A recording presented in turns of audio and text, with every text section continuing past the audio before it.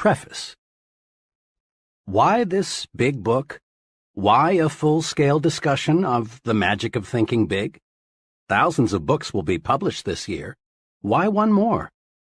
Permit me to give you just a little background. Several years ago, I witnessed an exceptionally impressive sales meeting. The vice president in charge of marketing for this company was tremendously excited.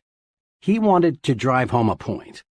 He had with him on the platform the leading representative in the organization, a very ordinary-looking fellow who earned in the year just ended just a little under $60,000. The earnings of other representatives averaged $12,000. The executive challenged the group. Here is what he said. "I want you to take a good look at Harry. Look at him. Now what's Harry got that the rest of you haven't? Harry earned 5 times the average, but is Harry 5 times smarter? No, not according to our personnel tests. I checked. They show he's about average in that department. And did Harry work 5 times harder than you fellows? No, not according to the reports. In fact, he took more time off than most of you. Did Harry have a better territory? Again, I've got to say no. The accounts averaged about the same. Did Harry have more education, better health? Again, no. Harry is about as average as an average guy could be, except for one thing. The difference between Harry and the rest of you, said the vice president, the difference is that Harry thought 5 times bigger. Then the executive proceeded to show that success is determined not so much by the size of one's brain as it is by the size of one's thinking. This was an intriguing thought, and it stayed with me. The more I observed, the more people I talked with, the deeper I dug into what's really behind success, the clearer was the answer. Case history after case history proved that the size of bank accounts, the size of happiness accounts, and the size of one's general satisfaction account is dependent on the size of one's thinking. There is magic in thinking big. If thinking big accomplishes so much, why doesn't everyone think that way? I've been asked that question many times. Here, I believe, is the answer. All of us, more than we recognize, are products of the thinking around us. And much of this thinking is little, not big. All around you is an environment that is trying to tug you, trying to pull you down second-class street. You are told almost daily that there are too many chiefs and not enough Indians. In other words, that opportunities to lead no longer exist, that there is a surplus of chiefs, so be content to be a little guy. But this too many chiefs idea simply doesn't square with the truth. Leading people in all occupations will tell you, as they've told me, that the trouble is, there are too many Indians and not nearly enough chiefs. This petty environment says other things, too. It tells you, whatever will be, that your destiny is outside your control, that fate is in complete control. So forget those dreams, forget that finer home, forget that special college for the children, forget the better life. Be resigned, lie down and wait to die. And who hasn't heard the statement that success isn't worth the price? As if you have to sell your soul, your family life, your conscience, your set of values to reach the top. But in truth, success doesn't demand a price. Every step forward pays a dividend. This environment also tells us there's too much competition for the top spots in life. But is there? A personnel selection executive told me that he receives 50 to 250 times as many applicants for jobs that pay $10,000 per year as for jobs that pay $50,000 a year. This is to say that there is at least 50 times as much competition for jobs on Second-Class Street as for jobs on First-Class Avenue. First-Class Avenue, USA, is a short, uncrowded street. There are countless vacancies waiting there for people like you who dare to think big. The basic principles and concepts supporting the magic of thinking big come from the highest pedigree sources, the very finest and biggest thinking minds yet to live on planet Earth. Minds like the prophet David, who wrote, "As one thinketh in his heart, so is he." Minds such as Emerson, who said, "Great men are those who see that thoughts rule the world." Minds like Milton, who in Paradise Lost wrote, "The mind is its own place, and in itself can make a heaven of hell or a hell of heaven." Amazingly perceptive minds like Shakespeare, who observed, "There is nothing either good or bad except that thinking makes it so." But where does the proof come from? How do we know the master thinkers were right? Fair questions. The proof comes from the lives of the select people around us who, through winning success, achievement, and happiness, prove that thinking big does work magic. The simple steps we have set down here are not untested theories. They are not one man's guesses and opinions. They are proven approaches to life's situations, and they are universally applicable steps that work, and work like magic. That you're listening to this proves you are interested in larger success. You want to fulfill your desires. You want to enjoy a fine standard of living. You want this life to deliver to you all the good things you deserve. Being interested in success is a wonderful quality. You have another admirable quality. The fact that you're listening to this program shows you have the intelligence to look for tools that will help take you where you want to go. In building anything, automobiles, bridges, missiles, we need tools. Many people, in their attempt to build a successful life, forget there are tools to help them. You have not forgotten. You have, then, the two basic qualities needed to realize real profit from this book: a desire for greater success and the intelligence to select a tool to help you realize that desire. Think big, and you'll live big. You'll live big in happiness. You'll live big in accomplishment, big in income, big in friends, big in respect. Enough for the promise. Start now, right now, to discover how to make your thinking make magic for you. Start out with this thought of the great philosopher Disraeli: life is too short to be little. What this book will do for you. In every chapter of this book, you will find dozens of hard-headed, practical ideas, techniques, and principles that will enable you to harness the tremendous power of thinking big, so as to gain for yourself the success, happiness, and satisfaction you want so much. Every technique is dramatically illustrated by a real-life case history. You discover not only what to do, but what is even more important, you see exactly how to apply each principle to actual situations and problems. Here, then, is what this book will do for you. It will show you how you can launch yourself to success with the power of belief, win success by believing you can succeed, defeat disbelief and the negative power it creates, get big results by believing big, make your mind produce positive thoughts, develop the power of belief, plan a concrete success-building program, vaccinate yourself against excusitis, the failure disease, learn the secret that lies in your attitude toward health, take 4 positive steps to lick health excusitis, discover why your thinking power is more important than mere intelligence, use your mind for thinking, not simply as a warehouse for facts. Master 3 easy ways to cure intelligence excusitis. Overcome the problem of age, being too young or too old.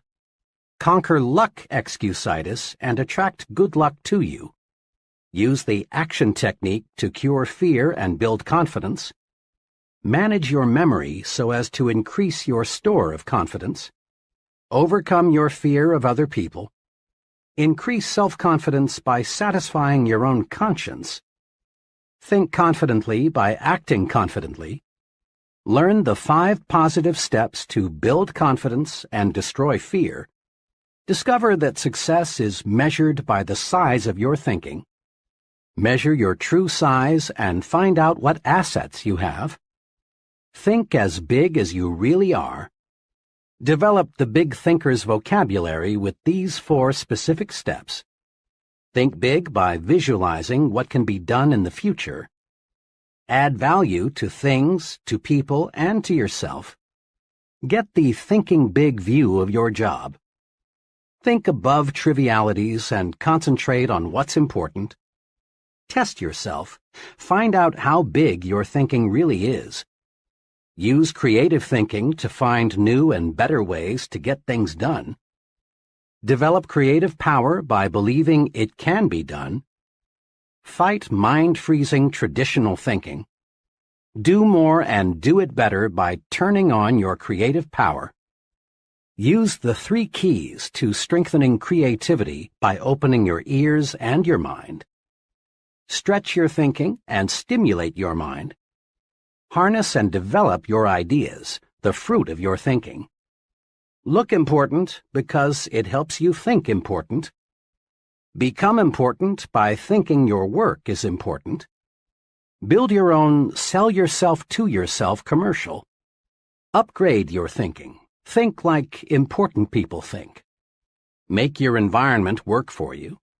Prevent small people from holding you back. Manage your work environment. Get plenty of psychological sunshine during leisure hours. Throw thought poison out of your environment. Go first class in everything you do. Grow the attitudes that will help you win what you want. Get activated, get enthusiastic. Develop the power of real enthusiasm. Grow the you are important attitude. Make more money by getting the put service first attitude. Win the support of other people by thinking right toward them. Become more likable by making yourself lighter to lift. Take the initiative in building friendships. Master the technique of thinking only good thoughts about people. Win friends by practicing conversation generosity. Think big, even when you lose or receive a setback. Get the action habit. You don't need to wait until conditions are perfect. Make up your mind to do something about your ideas. Use action to cure fear and gain confidence. Discover the secret of mind action. Capitalize on the magic of now. Strengthen yourself by getting the speak up habit. Develop initiative, a special kind of action. Discover that defeat is nothing more than a state of mind. Salvage something from every setback. Use the force of constructive self-criticism. Achieve positive results through persistence and experimentation. Whip discouragement by finding the good side to every situation. Multiply your energy by setting definite goals. Set goals that will help you get things done and live longer. Accomplish your goals with this 30-day improvement guide. Invest in yourself for future profit. Learn the 4 rules of leadership. Develop your power to trade minds with the people you want to influence. Put the be human approach to work for you. Think progress, believe in progress, push for progress. Test yourself to learn whether you are a progressive thinker. Tap your supreme thinking power. Use the magic of thinking big in life's most crucial situations. Chapter 1. Believe you can succeed and you will. Success means many wonderful, positive things. Success means personal prosperity, a fine home, vacations, travel, new things, financial security, giving your children maximum advantages. Success means winning admiration, leadership, being looked up to by people in your business and social life. Success means freedom, freedom from worries, fears, frustrations, and failure. Success means self-respect, continually finding more real happiness and satisfaction from life, being able to do more for those who depend on you. Success means winning. Success, achievement, is the goal of life. Every human being wants success. Everybody wants the best this life can deliver. Nobody enjoys crawling, living in mediocrity. No one likes feeling second class and feeling forced to go that way. Some of the most practical success-building wisdom is found in that biblical quotation stating that faith can move mountains. Believe, really believe you can move a mountain, and you can. Not many people believe that they can move mountains, so, as a result, not many people do. On some occasion, you've probably heard someone say something like, "It's nonsense to think you can make a mountain move away just by saying, 'Mountain, move away.' It's simply impossible." People who think this way have belief confused with wishful thinking. And true enough, you can't wish away a mountain. You can't wish yourself into an executive suite. Nor can you wish yourself into a 5-bedroom, 3-bath house or the high-income brackets. You can't wish yourself into a position of leadership. But you can move a mountain with belief. You can win success by believing you can succeed. There is nothing magical or mystical about the power of belief. Belief works this way. Belief, the "I'm positive I can" attitude, generates the power, skill, and energy needed to do. When you believe I can do it, the how to do it develops. Every day, all over the nation, young people start working in new jobs.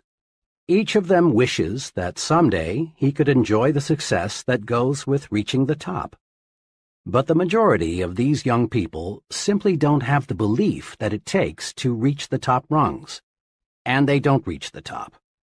Believing it's impossible to climb high, they do not discover the steps that lead to great heights. Their behavior remains that of the average person. But a small number of these young people really believe they will succeed. They approach their work with the "I'm going to the top" attitude, and with substantial belief they reach the top. Believing they will succeed, and that it's not impossible, these folks study and observe the behavior of senior executives. They learn how successful people approach problems and make decisions. They observe the attitudes of successful people. The how to do it always comes to the person who believes he can do it. A young woman I'm acquainted with decided 2 years ago that she was going to establish a sales agency to sell mobile homes. She was advised by many that she shouldn't and couldn't do it. She had less than $3,000 in savings and was advised that the minimum capital investment required was many times that. "Look how competitive it is," she was advised. "And besides, what practical experience have you had in selling mobile homes, let alone managing a business?" her advisors asked. But this young lady had belief in herself and her ability to succeed. She quickly admitted that she lacked capital, that the business was very competitive, and that she lacked experience. "But," she said, "all the evidence I can gather shows that the mobile home industry is going to expand. On top of that, I've studied my competition. I know I can do a better job of merchandising trailers than anybody else in this town. I expect to make some mistakes, but I'm going to be on top in a hurry." And she was. She had little trouble getting capital. Her absolutely unquestioned belief that she could succeed with this business won her the confidence of 2 investors. And armed with complete belief, she did the impossible. She got a trailer manufacturer to advance her a limited inventory with no money down. Last year, she sold over $1 million worth of trailers. Next year, she says, I expect to gross over $2 million. Belief, strong belief, triggers the mind to figure ways and means and how to. And believing you can succeed makes others place confidence in you. Most people do not put much stock in belief, but some, The residents of Successfulville, USA, do. Just a few weeks ago, a friend who is an official with a state highway department in a Midwestern state related a mountain-moving experience to me. "Last month," my friend began, "our department sent notices to a number of engineering companies that we were authorized to retain some firm to design 8 bridges as part of our highway building program. The bridges were to be built at a cost of $5 million. The engineering firm selected would get a 4% commission, or $200,000 for its design work. I talked with 21 engineering firms about this. The 4 largest decided right away to submit proposals. The other 17 companies were small, having only 3 to 7 engineers each. The size of the project scared off 16 of these 17. They went over the project, shook their heads, and said, in effect, 'It's too big for us. I wish I thought we could handle it, but it's no use even trying.' But one of these small firms, a company with only 3 engineers, studied the plans and said, 'We can do it. We'll submit a proposal.' They did, and they got the job. Those who believe they can move mountains do. Those who believe they can't, cannot. Belief triggers the power to do.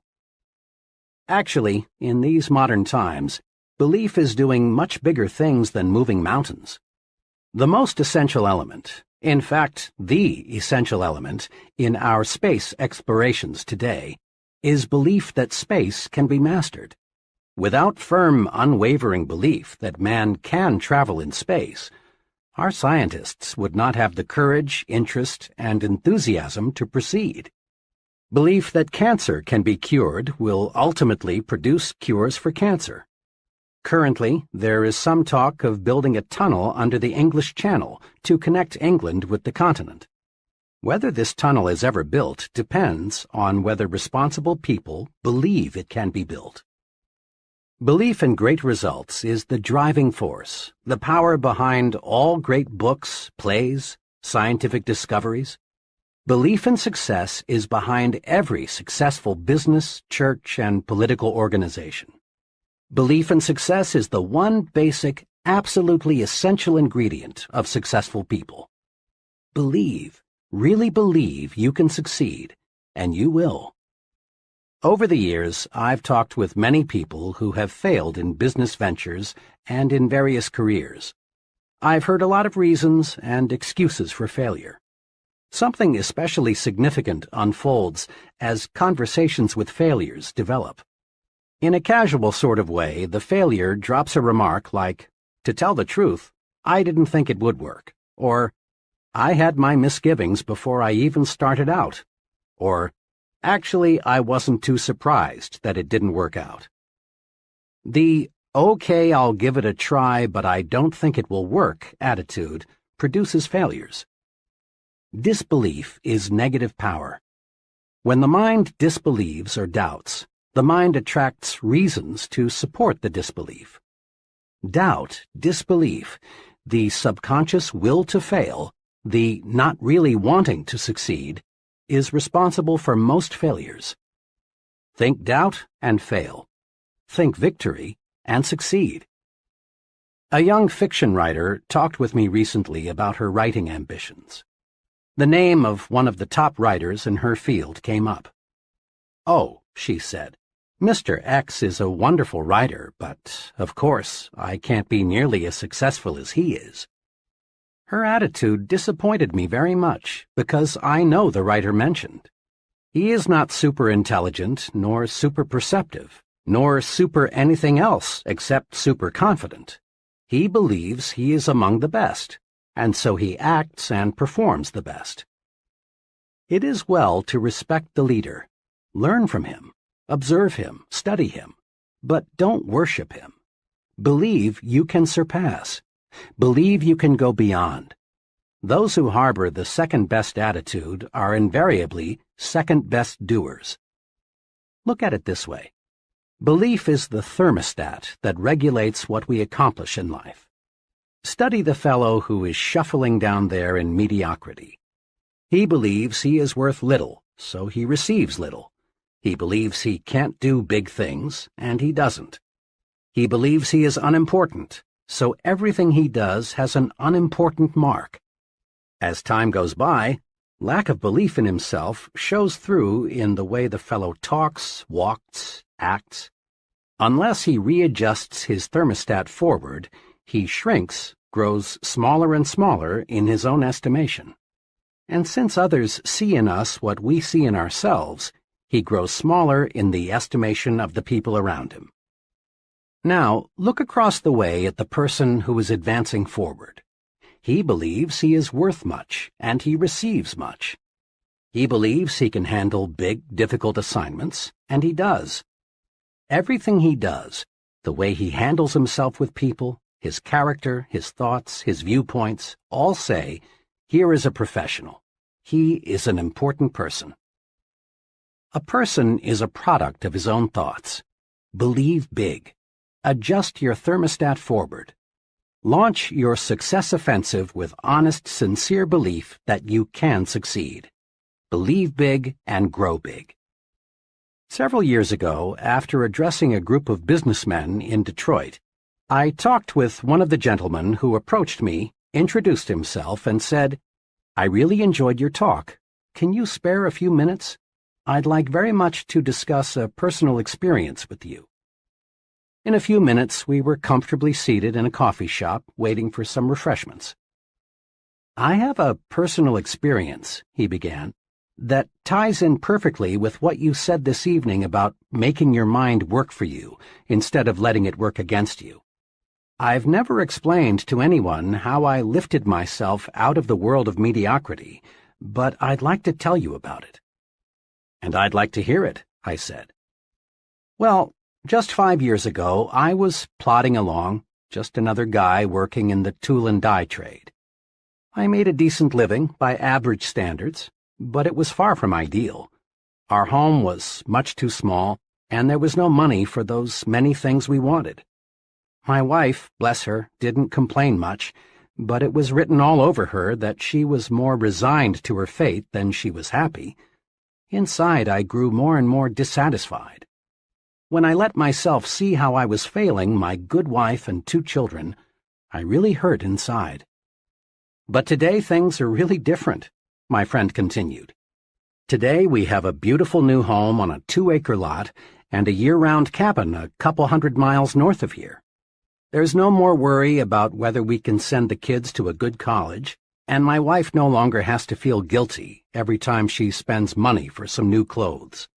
Next summer, the whole family is flying to Europe to spend a month's holiday. We're really living." "How did all this happen?" I asked. "It all happened," he continued, "when, to use the phrase you used tonight, I harnessed the power of belief. 5 years ago, I learned about a job with a tool and die company here in Detroit. We were living in Cleveland at the time.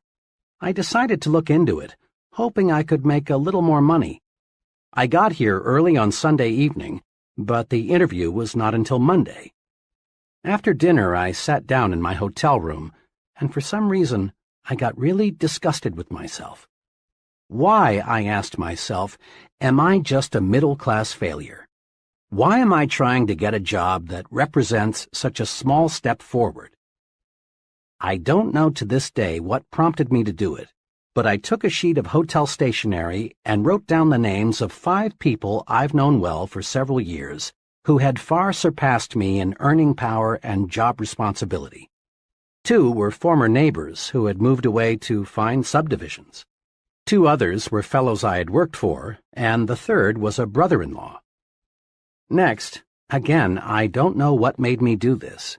I asked myself, what do my 5 friends have that I don't have, besides better jobs? I compared myself with them on intelligence, but I honestly couldn't see that they excelled in the brains department. Nor could I truthfully say they had me beat on education, integrity, or personal habits. Finally, I got down to another success quality one hears a lot about: initiative. Here I hated to admit it, but I had to. On this point, my record showed I was far below that of my successful friends. It was now about 3 a.m. but my mind was astonishingly clear. I was seeing my weak point for the first time. I discovered that I had held back.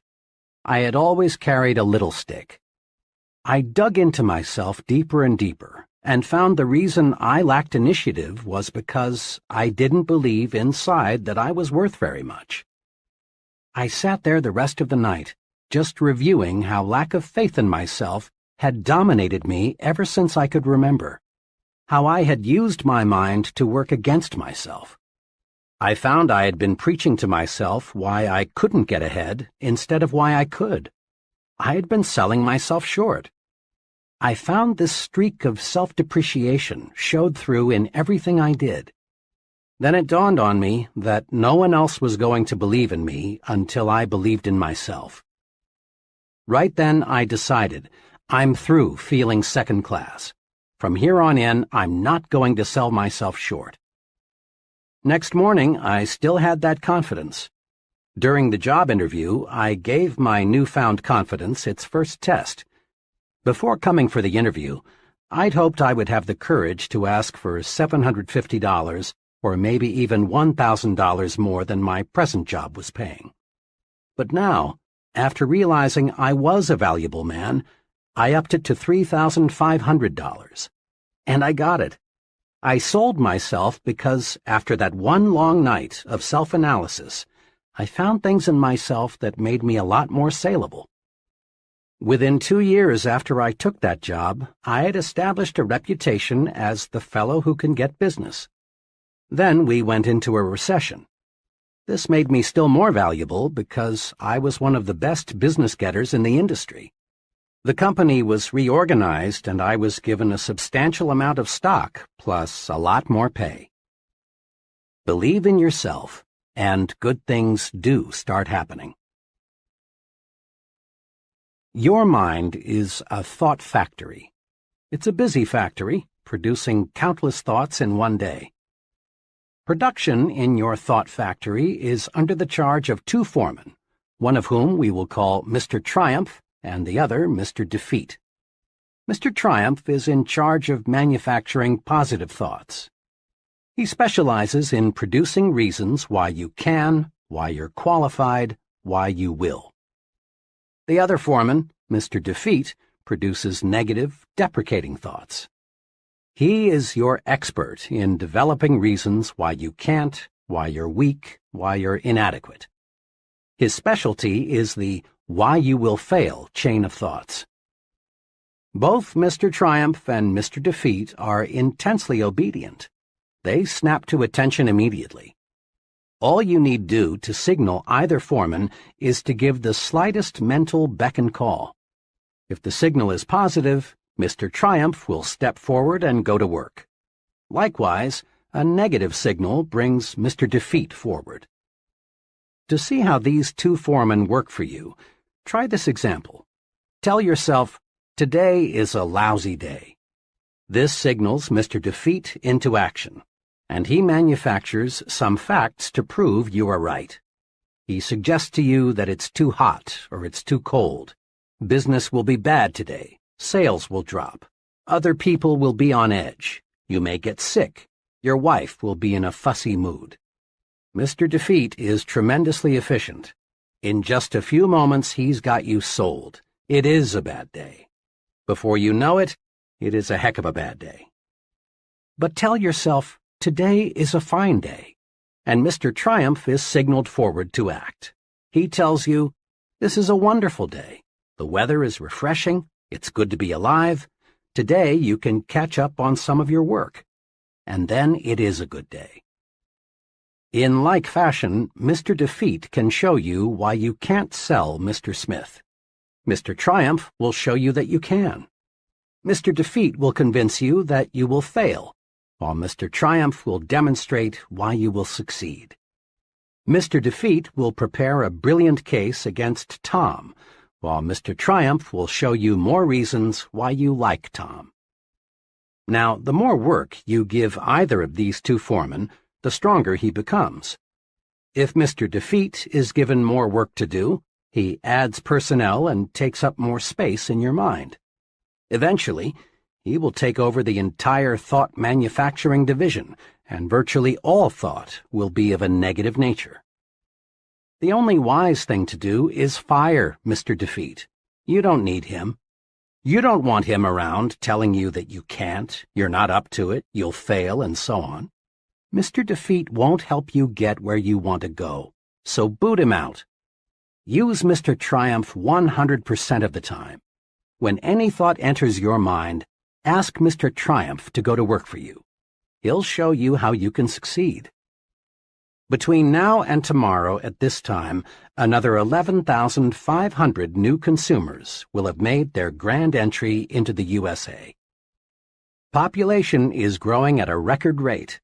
In the next 10 years, the increase is conservatively estimated at 35 million. That's equal to the present combined metropolitan population of our 5 biggest cities: New York, Chicago, Los Angeles, Detroit, and Philadelphia. Imagine. New industries, new scientific breakthroughs, expanding markets, all spell opportunity. This is good news. This is a most wonderful time to be alive. All signs point to a record demand for top-level people in every field. People who have superior ability to influence others, to direct their work, to serve them in a leadership capacity. And the people who will fill these leadership positions are all adults or near adults right now. One of them is you. The guarantee of a boom is not, of course, a guarantee of personal success. Over the long pull, the United States has always been booming. But just a fast glance shows that millions and millions of people, in fact, a majority of them, struggle but don't really succeed. The majority of folks still plug along in mediocrity despite the record opportunity of the last 2 decades. And in the boom period ahead, most people will continue to worry, to be afraid, to crawl through life feeling unimportant, unappreciated, not able to do what they want to do. As a result, their performance will earn them petty rewards, petty happiness.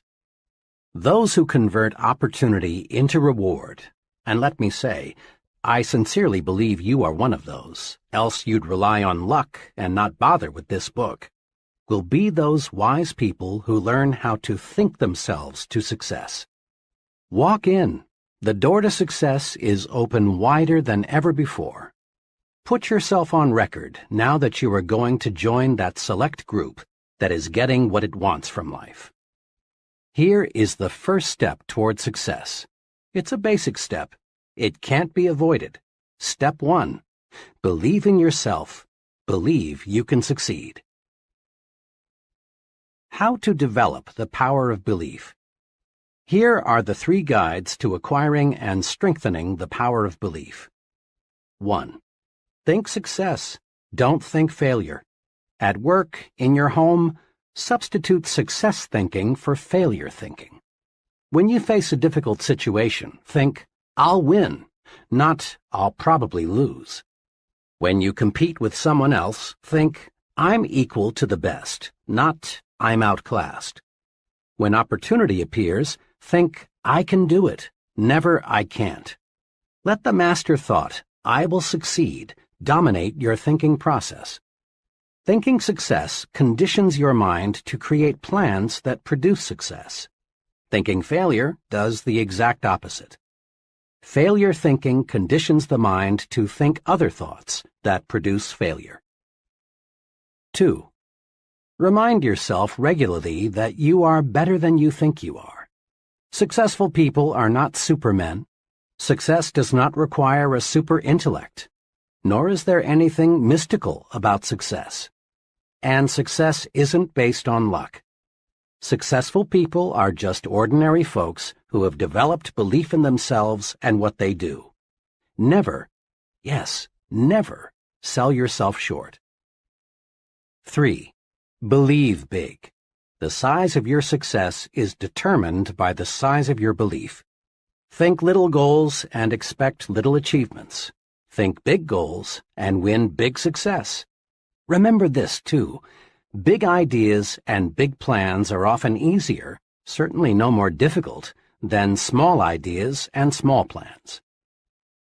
Mr. Ralph J. Cordiner, chairman of the board of the General Electric Company, said this to a leadership conference: "We need from every man who aspires to leadership, for himself and his company, a determination to undertake a personal program of self-development. Nobody is going to order a man to develop. Whether a man lags behind or moves ahead in his specialty is a matter of his own personal application. This is something which takes time, work, and sacrifice. Nobody can do it for you." Mr. Cordiner's advice is sound and practical. Live it. Persons who reach the top rungs in business management, selling, engineering, religious work, writing, acting, and in every other pursuit get there by following conscientiously and continuously a plan for self-development and growth. Any training program, and that's exactly what this book is, must do three things.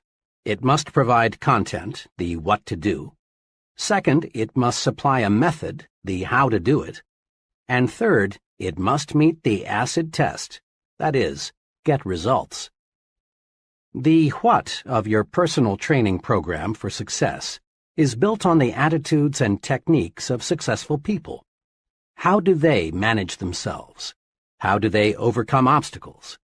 How do they earn the respect of others? What sets them apart from the ordinary? How do they think? The how of your plan for development and growth is a series of concrete guides for action. These are found in each chapter. These guides work. Apply them and see for yourself. What about the most important part of training? Results? Wrapped up briefly, conscientious application of the program presented here will bring you success, and on a scale that may now look impossible. Broken down into its components, your personal training program for success will bring you a series of rewards. The reward of deeper respect from your family, the reward of admiration from your friends and associates, the reward of feeling useful, of being someone, of having status, the reward of increased income and a higher standard of living. Your training is self-administered. There will be no one standing over your shoulder telling you what to do and how to do it. This book will be your guide, but only you can understand yourself. Only you can command yourself to apply this training. Only you can evaluate your progress. Only you can bring about corrective action should you slip a little. In short, you are going to train yourself to achieve bigger and bigger success. You already have a fully equipped laboratory in which you can work and study. Your laboratory is all around you. Your laboratory consists of human beings. This laboratory supplies you with every possible example of human action. And there is no limit to what you can learn once you see yourself as a scientist in your own lab. What's more, there is nothing to buy. There is no rent to pay. There are no fees of any kind. You can use this laboratory as much as you like for free. As director of your own laboratory, you will want to do what every scientist does: observe and experiment. Isn't it surprising to you that most people understand so little about why people act as they do, even though they are surrounded by people all their lives? Most people are not trained observers. One important purpose of this book is to help you train yourself to observe, to develop deep insight into human action. You'll want to ask yourself questions like, why is John so successful and Tom just getting by? Why do some people have many friends and other people have only few friends? Why will people gladly accept what one person tells them but ignore another person who tells them the same thing? Once trained, you will learn valuable lessons just through the very simple process of observing. Here are two special suggestions to help you make yourself a trained observer. Select for special study the most successful and the most unsuccessful person you know. Then, as the book unfolds, observe how closely your successful friend adheres to the success principles. Notice also how studying the two extremes will help you see the unmistakable wisdom of following the truths outlined in this book. Each contact you make with another person gives you a chance to see success development principles at work. Your objective is to make successful action habitual. The more we practice, the sooner it becomes second nature to act in the desired way. Most of us have friends who grow things for a hobby, and we've all heard them say something like, "It's exciting to watch those plants grow. Just look how they respond to plant food and water. See how much bigger they are today than they were last week." To be sure, it is thrilling to watch what can happen when men cooperate carefully with nature. But it is not 1/10 as fascinating as watching yourself respond to your own carefully administered thought management program. It's fun to feel yourself growing more confident, more effective, more successful, day by day, month by month. Nothing, absolutely nothing, in this life gives you more satisfaction than knowing you're on the road to success and achievement. And nothing stands as a bigger challenge than making the most of yourself. Chapter 2. Cure yourself of excusitis, the failure disease. People. As you think yourself to success, that's what you will study, people. You will study people very carefully to discover, then apply, success-rewarding principles to your life. And you want to begin right away. Go deep into your study of people, and you'll discover unsuccessful people suffer a mind-deadening thought disease. We call this disease excusitis.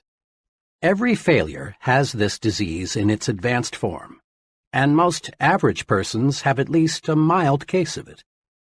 You will discover that excusitis explains the difference between the person who is going places and the fellow who is barely holding his own. You will find that the more successful the individual, the less inclined he is to make excuses.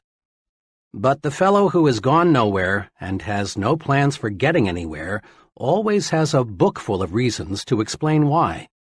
Persons with mediocre accomplishments are quick to explain why they haven't, why they don't, why they can't, and why they aren't. Study the lives of successful people and you'll discover this. All the excuses made by the mediocre fellow could be, but aren't, made by the successful person. I have never met nor heard of a highly successful business executive, military officer, salesman, professional person, or leader in any field who could not have found one or more major excuses to hide behind. Roosevelt could have hidden behind his lifeless legs. Truman could have used no college education. Kennedy could have said, "I'm too young to be president." Johnson and Eisenhower could have ducked behind heart attacks. Like any disease, excusitis gets worse if it isn't treated properly. A victim of this thought disease goes through this mental process.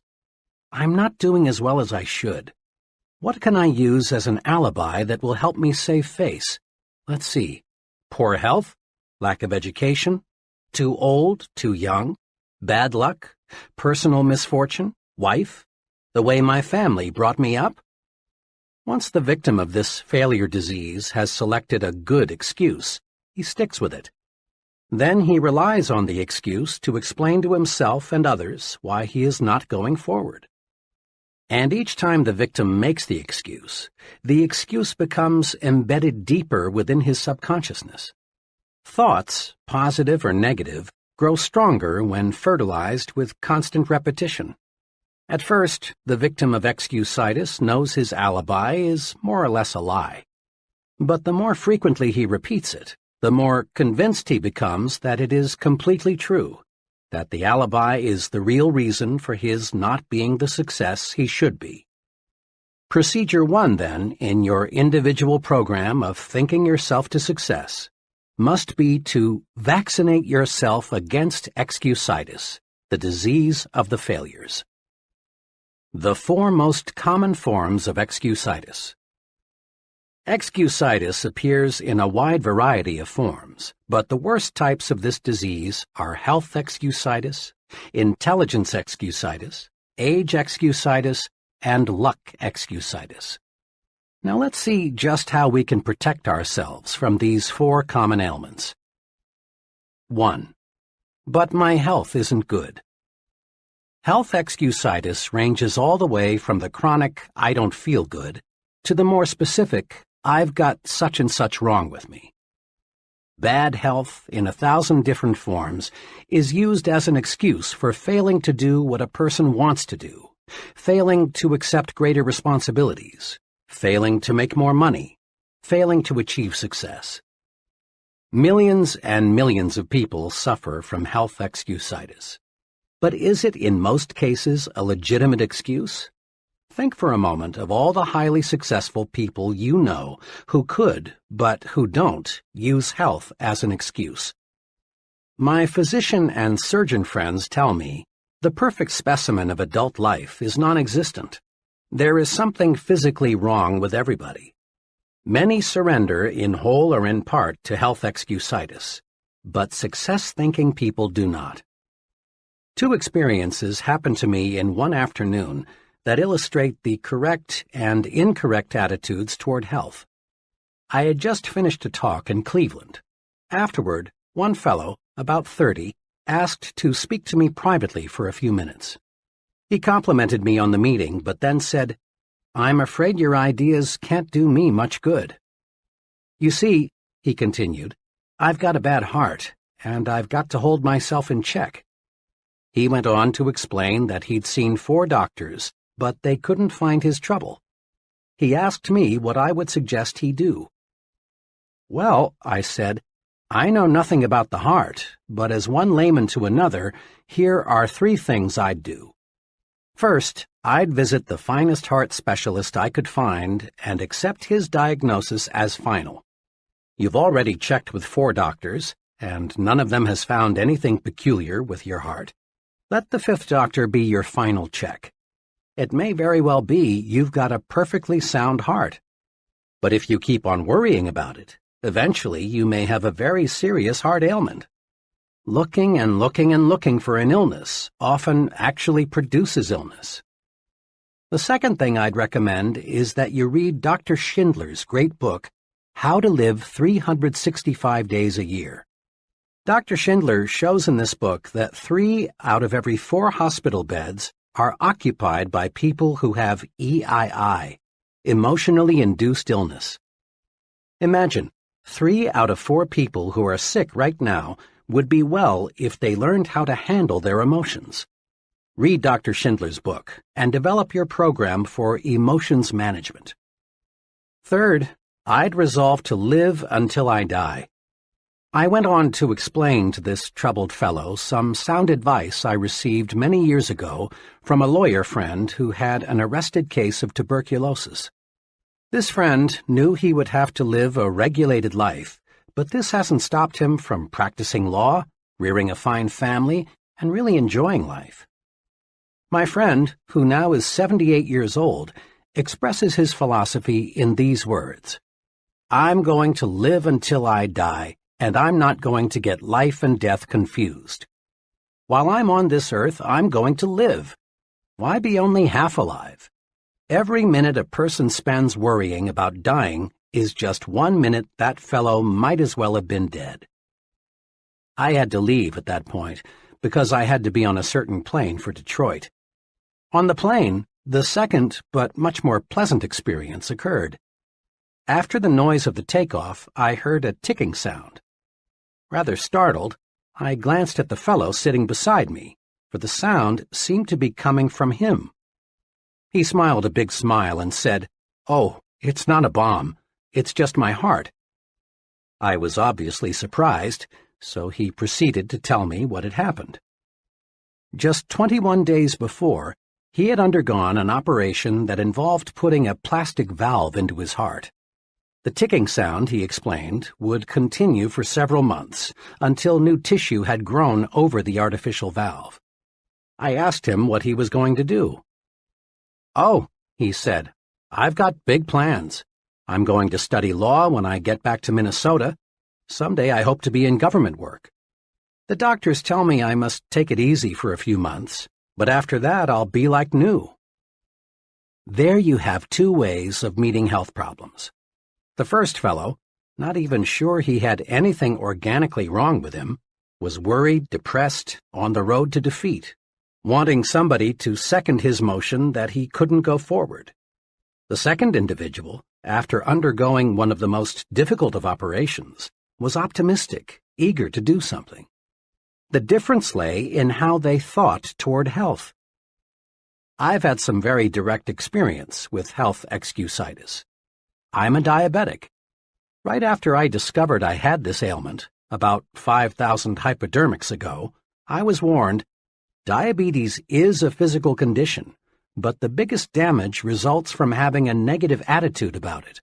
Worry about it, and you may have real trouble. Naturally, since the discovery of my own diabetes, I've gotten to know a great many other diabetics. Let me tell you about two extremes. One fellow who has a very mild case belongs to that fraternity of the living dead. Obsessed with a fear of the weather, he is usually ridiculously bundled up. He's afraid of infection, so he shuns anybody who has the slightest sniffle. He's afraid of overexertion, so he does almost nothing. He spends most of his mental energy worrying about what might happen. He bores other people telling them how awful his problem really is. His real ailment is not diabetes. Rather, he's a victim of health excusitis. He has pitied himself into being an invalid. The other extreme is a division manager for a large publishing company. He has a severe case. He takes about 30 times as much insulin as the fellow just mentioned. But he is not living to be sick. He is living to enjoy his work and have fun. One day he said to me, "Sure, it is an inconvenience, but so is shaving. But I'm not going to think myself to bed. When I take those shots, I just praise the guys who discovered insulin." A good friend of mine, a widely known college educator, came home from Europe in 1945 minus one arm. Despite his handicap, John is always smiling, always helping others. He's about as optimistic as anyone I know. One day, he and I had a long talk about his handicap. "It's just an arm," he said. "Sure, two are better than one, but they just cut off my arm. My spirit is 100% intact. I'm really grateful for that." Another amputee friend is an excellent golfer. One day, I asked him how he had been able to develop such a near-perfect style with just one arm. I mentioned that most golfers with two arms can't do nearly as well. His reply says a lot. "Well, it's my experience," he said, "that the right attitude and one arm will beat the wrong attitude and two arms every time." The right attitude and one arm will beat the wrong attitude and two arms every time. Think about that for a while. It holds true not only on the golf course, but in every facet of life. 4 things you can do to lick health excusitis. The best vaccine against health excusitis consists of these 4 doses. 1. Refuse to talk about your health. The more you talk about an ailment, even the common cold, the worse it seems to get. Talking about bad health is like putting fertilizer on weeds. Besides, talking about your health is a bad habit. It bores people. It makes one appear self-centered and old-maidish. Success-minded people defeat the natural tendency to talk about their bad health. One may, and let me emphasize the word may, get a little sympathy, but one doesn't get respect and loyalty by being a chronic complainer. 2. Refuse to worry about your health. Dr. Walter Alvarez, emeritus consultant to the world-famous Mayo Clinic, wrote recently, "I always beg worriers to exercise some self-control. For instance, when I saw this man, a fellow who was convinced he had a diseased gallbladder, although 8 separate X-ray examinations showed that the organ was perfectly normal, I begged him to quit getting his gallbladder X-rayed. I have begged hundreds of heart-conscious men to quit getting electrocardiograms made." 3. Be genuinely grateful that your health is as good as it is. There's an old saying worth repeating often. I felt sorry for myself because I had ragged shoes until I met a man who had no feet. Instead of complaining about not feeling good, it's far better to be glad you are as healthy as you are. Just being grateful for the health you have is powerful vaccination against developing new aches and pains and real illness. 4. Remind yourself often, it's better to wear out than rust out. Life is yours to enjoy. Don't waste it. Don't pass up living by thinking yourself into a hospital bed. 2. But you've got to have brains to succeed. Intelligence excusitis, or I lack brains, is common. In fact, it's so common that perhaps as many as 95% of the people around us have it in varying degrees. Unlike most other types of excusitis, people suffering from this particular type of the malady suffer in silence. Not many people will admit openly that they think they lack adequate intelligence. Rather, they feel it deep down inside. Most of us make two basic errors with respect to intelligence. 1. We underestimate our own brain power. 2. We overestimate the other fellow's brain power. Because of these errors, many people sell themselves short. They fail to tackle challenging situations because it takes a brain. But along comes the fellow who isn't concerned about intelligence, and he gets the job. What really matters is not how much intelligence you have, but how you use what you do have. The thinking that guides your intelligence is much more important than the quantity of your brain power. Let me repeat, for this is vitally important. The thinking that guides your intelligence is much more important than how much intelligence you may have. In answering the question, should your child be a scientist, Dr. Edward Teller, one of the nation's foremost physicists, said, "A child does not need a lightning-fast mind to be a scientist, nor does he need a miraculous memory, nor is it necessary that he get very high grades in school. The only point that counts is that the child have a high degree of interest in science." Interest, enthusiasm, is the critical factor even in science. With a positive, optimistic, and cooperative attitude, a person with an IQ of 100 will earn more money, win more respect, and achieve more success than a negative, pessimistic, uncooperative individual with an IQ of 120. Just enough sense to stick with something, a chore, task, project, until it's completed, pays off much better than idle intelligence, even if idle intelligence be of genius caliber. For stickability is 95% of ability. At a homecoming celebration last year, I met a college friend whom I had not seen for 10 years. Chuck was a very bright student and was graduated with honors. His goal when I last saw him was to own his own business in western Nebraska. I asked Chuck what kind of business he finally established. "Well," he confessed, "I didn't go into business for myself. I wouldn't have said this to anyone 5 years ago or even 1 year ago, but now I'm ready to talk about it. As I look back at my college education now, I see that I became an expert in why a business idea won't work out. I learned every conceivable pitfall, every reason why a small business will fail. You've got to have ample capital. Be sure the business cycle is right. Is there a big demand for what you will offer? Is local industry stabilized?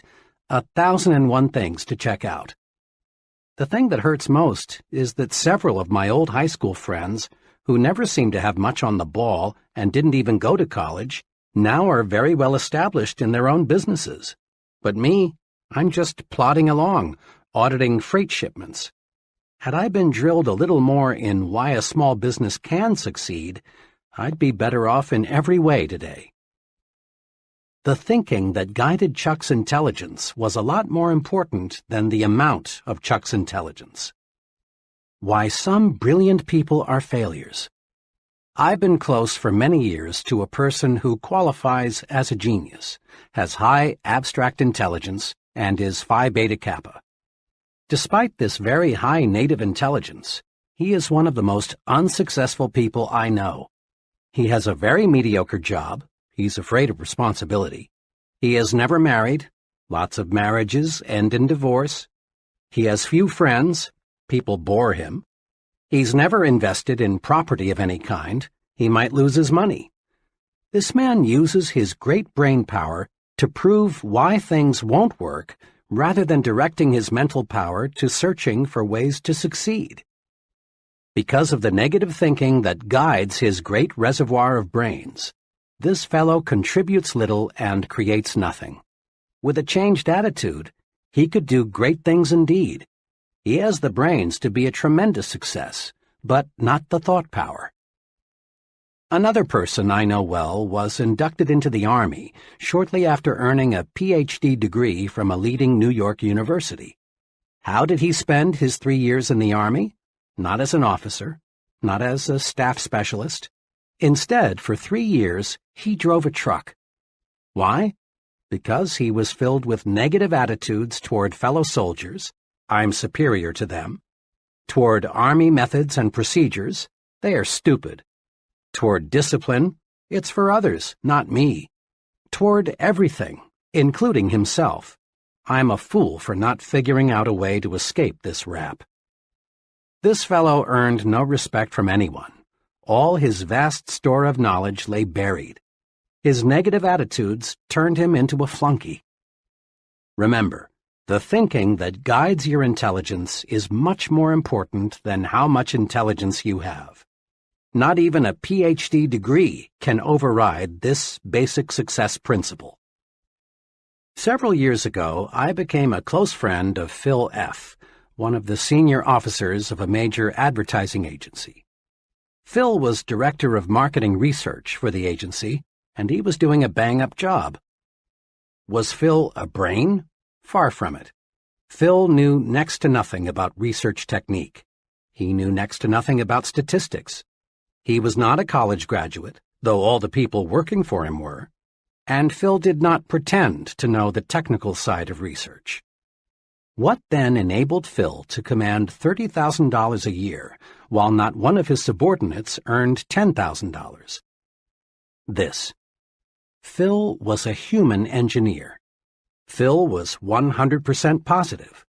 Phil could inspire others when they felt low. Phil was enthusiastic. He generated enthusiasm. Phil understood people, and because he could really see what made them tick, he liked them. Not Phil's brains, but how he managed those brains made him 3 times more valuable to his company than men who rated higher on the IQ scale. Out of every 100 persons who enroll in college, fewer than 50 will graduate. I was curious about this, so I asked a director of admissions at a large university for his explanation. It's not insufficient intelligence, he said. We don't admit them if they don't have sufficient ability. And it's not money. Anyone who wants to support himself in college today can do so. The real reason is attitudes. You would be surprised, he said, how many young people leave because they don't like their professors, the subjects they must take, and their fellow students. The same reason, negative thinking, explains why the door to top-flight executive positions is closed to many young junior executives. Sour, negative, pessimistic, depreciating attitudes, rather than insufficient intelligence, hold back thousands of young executives. As one executive told me, it's a rare case when we pass up a young fellow because he lacks brains. Nearly always, it's attitude. Once, I was retained by an insurance company to learn why the top 25% of the agents were selling over 75% of the insurance, while the bottom 25% of the agents sold only 5% of total volume. Thousands of personnel files were carefully checked. The search proved beyond any question that no significant difference existed in native intelligence. What's more, differences in education did not explain the difference in selling success. the difference in the very successful and the very unsuccessful finally reduced to differences in attitudes, or difference in thought management. The top group worried less, was more enthusiastic, had a sincere liking for people. We can't do much to change the amount of native ability, but we can certainly change the way we use what we have. Knowledge is power, when you use it constructively. Closely allied to intelligence excusitis is some incorrect thinking about knowledge. We often hear that knowledge is power, but this statement is only a half-truth. Knowledge is only potential power. Knowledge is power only when put to use, and then only when the use made of it is constructive. The story is told that the great scientist Einstein was once asked how many feet are in a mile. Einstein's reply was, "I don't know. Why should I fill my brain with facts I can find in 2 minutes in any standard reference book?" Einstein taught us a big lesson. He felt it was more important to use your mind to think than to use it as a warehouse for facts. One time, Henry Ford was involved in a libel suit with the Chicago Tribune. The Tribune had called Ford an ignoramus, and Ford said, in effect, "Prove it." The Tribune asked him scores of simple questions, such as, who was Benedict Arnold? When was the Revolutionary War fought? And others, most of which Ford, who had little formal education, could not answer.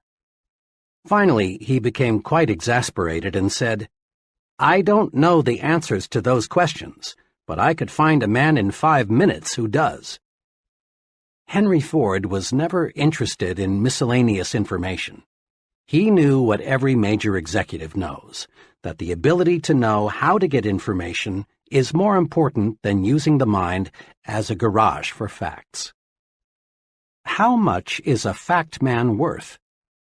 I spent a very interesting evening recently with a friend who is the president of a young but rapidly growing manufacturing concern. The TV set happened to be turned to one of the most popular quiz programs. The fellow being quizzed had been on the show for several weeks. He could answer questions on all sorts of subjects, many of which seemed nonsensical. After the fellow answered a particularly odd question, something about a mountain in Argentina, my host looked at me and said, "How much do you think I'd pay that guy to work for me?" "How much?" I asked. "Not a cent over $300, not per week, not per month, but for life. I've sized him up. That expert can't think. He can only memorize. He's just a human encyclopedia, and I figure for $300 I can buy a pretty good set of encyclopedias. In fact, maybe that's too much. 90% of what that guy knows I can find in a $2 almanac. What I want around me," he continued, "are people who can solve problems, who can think up ideas, people who can dream and then develop the dream into a practical application. An idea man can make money with me. A fact man can't." 3 easy ways to cure intelligence excusitis are: Number 1, never underestimate your own intelligence, and never overestimate the intelligence of others. Don't sell yourself short. Concentrate on your assets. Discover your superior talents. Remember, it's not how many brains you've got that matters. Rather, it's how you use your brains that counts. Manage your brains instead of worrying about how much IQ you've got. Number 2, remind yourself several times daily, my attitudes are more important than my intelligence. At work and at home, practice positive attitudes. See the reasons why you can do it, not the reasons why you can't. Develop an I'm winning attitude. Put your intelligence to creative, positive use. Use it to find ways to win, not to prove you will lose. Number 3, remember that the ability to think is of much greater value than the ability to memorize facts. Use your mind to create and develop ideas, to find new and better ways to do things. Ask yourself, Am I using my mental ability to make history, or am I using it merely to record history made by others? 3. It's no use. I'm too old or too young. Age excusitis, the failure disease of never being the right age, comes in two easily identifiable forms, the I'm too old variety and the I'm too young brand. You've heard hundreds of people of all ages explain their mediocre performance in life something like this. I'm too old, or too young, to break in now. I can't do what I want to do or am capable of doing because of my age handicap. Really, it's surprising how few people feel they are just right, age-wise, and it's unfortunate. This excuse has closed the door of real opportunity to thousands of individuals. They think their age is wrong, so they don't even bother to try. The I'm too old variety is the most common form of age excusitis. This disease is spread in subtle ways. TV fiction is produced about the big executive who lost his job because of a merger and can't find another because he's too old. Mr. Executive looks for months to find another job, but he can't, and in the end, after contemplating suicide for a while, he decides to rationalize that it's nice to be on the shelf. Plays and magazine articles on the topic, Why You Are Washed Up at 40, are popular, not because they represent true facts, but because they appeal to many worried minds looking for an excuse.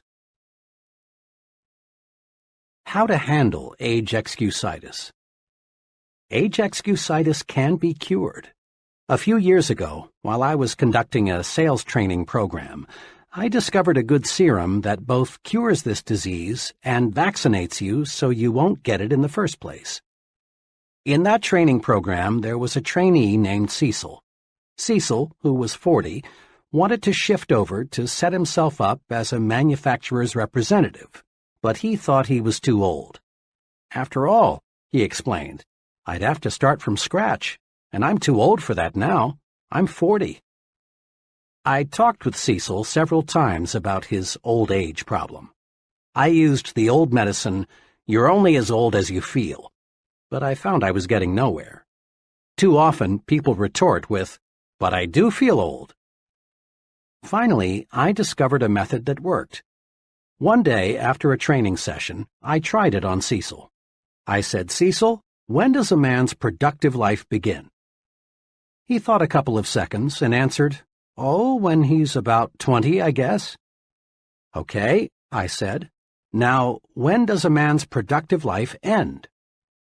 Cecil answered, Well, if he stays in good shape and likes his work, I guess a man is still pretty useful when he's 70 or so. All right, I said. A lot of folks are highly productive after they reach 70, but let's agree with what you've just said. A man's productive years stretch from 20 to 70. That's 50 years in between, or half a century. Cecil, I said, you're 40. How many years of productive life have you spent? 20, he answered. And how many have you left? 30, he replied. In other words, Cecil, you haven't even reached the halfway point. You've used up only 40% of your productive years. I looked at Cecil and realized he'd gotten the point. He was cured of age excusitis. Cecil saw he still had many opportunity-filled years left. He switched from thinking, I'm already old, to I'm still young. Cecil now realized that how old we are is not important. It's one's attitude toward age that makes it a blessing or a barricade. Curing yourself of age excusitis often opens doors to opportunities that you thought were locked tight. A relative of mine spent years doing many different things, selling, operating his own business, working in a bank, but he never quite found what he really wanted to do most. Finally, he concluded that the one thing he wanted more than anything else was to be a minister. But when he thought about it, he found he was too old. After all, he was 45, had 3 young children and little money. But fortunately, He mustered all of his strength and told himself, 45 or not, I'm going to be a minister. With tons of faith but little else, he enrolled in a 5-year ministerial training program in Wisconsin. 5 years later, he was ordained as a minister and settled down with a fine congregation in Illinois. Old? Of course not. He still has 20 years of productive life ahead of him. I talked with this man not long ago, and he said to me, "You know, if I had not made that great decision when I was 45, I would have spent the rest of my life growing old and bitter. Now I feel every bit as young as I did 25 years ago." And he almost looked it, too. When you lick age excusitis, the natural result is to gain the optimism of youth and feel of youth. When you beat down your fears of age limitations, you add years to your life as well as success.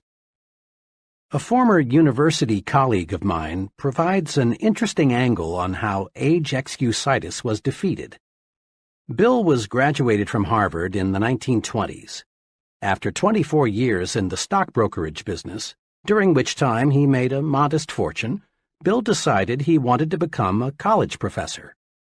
Bill's friends warned him that he would overtax himself in the rugged learning program ahead. But Bill was determined to reach his goal and enrolled in the University of Illinois at the age of 51. At 55, he had earned his degree. Today, Bill is chairman of the Department of Economics at a fine liberal arts college.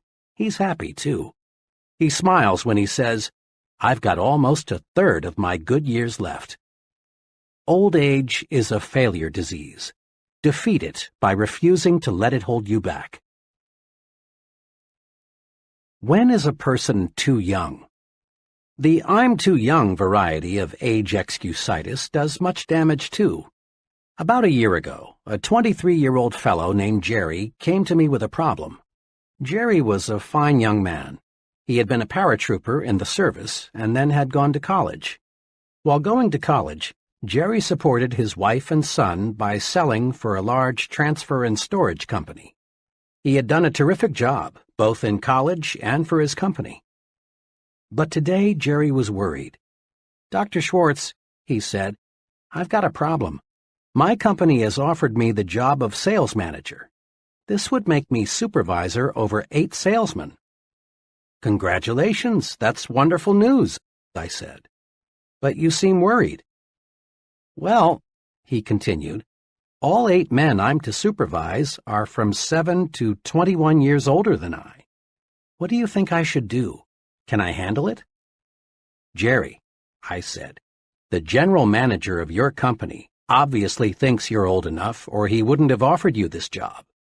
Just remember these 3 points and everything will work out just fine. First, don't be age conscious. Back on the farm, a boy became a man when he proved he could do the work of a man. His number of birthdays had nothing to do with it, and this applies to you. When you prove you are able to handle the job of sales manager, you're automatically old enough. Second, don't take advantage of your new gold bars. Show respect for the salesman. Ask them for their suggestions. Make them feel they are working for a team captain, not a dictator. Do this, and the men will work with you, not against you. Third, get used to having older persons working for you. Leaders in all fields soon find they are younger than many of the people they supervise. So get used to having older men work for you. It will help you a lot in the coming years, when even bigger opportunities develop. And remember, Jerry, your age won't be a handicap unless you make it one. Today, Jerry's doing fine. He loves the transportation business, and now he's planning to organize his own company in a few years. Youth is a liability only when the youth thinks it is. You often hear that certain jobs require considerable physical maturity, jobs like selling securities and insurance. That you've got to have either gray hair or no hair at all in order to gain an investor's confidence is plain nonsense. What really matters is how well you know your job. If you know your job and understand people, you're sufficiently mature to handle it. Age has no real relation to ability, unless you convince yourself that years alone will give you the stuff you need to make your mark. Many young people feel that they are being held back because of their youth. Now, it is true that another person in an organization who is insecure and job-scared may try to block your way forward, using age or some other reason. But the people who really count in the company will not. They will give you as much responsibility as they feel you can handle well. Demonstrate that you have ability and positive attitudes, and your youthfulness will be considered an advantage. In quick recap, the cure for age excusitis is: Number 1. Look at your present age positively. Think, I'm still young, not I'm already old. Practice looking forward to new horizons and gain the enthusiasm and the feel of youth. Number 2. Compute how much productive time you have left. Remember, a person age 30 still has 80% of his productive life ahead of him. And the 50-year-old still has a big 40%, the best 40% of his opportunity years left. Life is actually longer than most people think. 3. Invest future time in doing what you really want to do. It's too late only when you let your mind go negative and think it's too late. Stop thinking, I should have started years ago. That's failure thinking. Instead think, I'm going to start now. My best years are ahead of me. That's the way successful people think. 4. But my case is different. I attract bad luck. Recently, I heard a traffic engineer discuss highway safety. He pointed out that upward of 40,000 persons are killed each year in so-called traffic accidents. The main point of his talk was that there is no such thing as a true accident. What we call an accident is the result of human or mechanical failure, or a combination of both. What this traffic expert was saying substantiates what wise men throughout the ages have said. There is a cause for everything. Nothing happens without a cause. There is nothing accidental about the weather outside today. It is the result of specific causes. And there is no reason to believe that human affairs are an exception. Yet hardly a day passes that you do not hear someone blame his problems on bad luck. And it's a rare day that you do not hear someone attribute another person's success to good luck. Let me illustrate how people succumb to luck excusitis. I lunched recently with 3 young junior executives. The topic of conversation that day was George C., who just yesterday had been picked from among their group for a major promotion. Why did George get the position? These 3 fellows dug up all sorts of reasons: luck, pull, bootlicking, George's wife and how she flattered the boss, everything but the truth. The facts were that George was simply better qualified. He had been doing a better job. He was working harder. He had a more effective personality. I also knew that the senior officers in the company had spent much time considering which one of the 4 would be promoted. My 3 disillusioned friends should have realized that top executives don't select major executives by drawing names from a hat. I was talking about the seriousness of luck excusitis not long ago with a sales executive of a machine tool manufacturing company. He became excited about the problem and began to talk about his own experience with it. I've never heard it called that before, he said, but it is one of the most difficult problems every sales executive has to wrestle with. Just yesterday, a perfect example of what you're talking about happened in my company. One of the salesmen walked in about 4 o'clock with a $112,000 order for machine tools. Another salesman, whose volume is so low he's a problem, was in the office at the time. Hearing John tell the good news, he rather enviously congratulated him and then said, "Well, John, you're lucky again." Now, what the weak salesman won't accept is that luck had nothing to do with John's big order. John had been working on that customer for months. He had talked repeatedly to a half-dozen people out there. John had stayed up nights figuring out exactly what was best for them. Then he got our engineers to make preliminary designs of the equipment. John wasn't lucky, unless you can call carefully planned work and patiently executed plans luck. Suppose luck were used to reorganize General Motors. If luck determined who does what and who goes where, every business in the nation would fall apart. Assume for a moment that General Motors were to be completely reorganized on the basis of luck.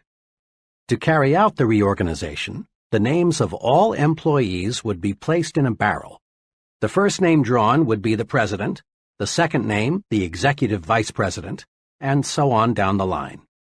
Sounds stupid, doesn't it? Well, that's how luck would work. People who rise to the top in any occupation, business management, selling, law, engineering, acting, or what have you, get there because they have superior attitudes and use their good sense in applied hard work. Conquer luck excusitis in 2 ways. Number 1. Accept the law of cause and effect. Take a second look at what appears to be someone's good luck. You'll find that not luck, but preparation, planning, and success-producing thinking preceded his good fortune.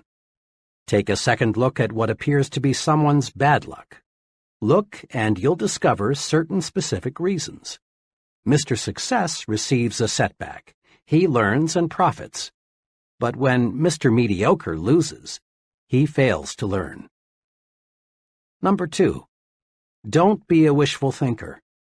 Don't waste your mental muscles dreaming of an effortless way to win success. We don't become successful simply through luck.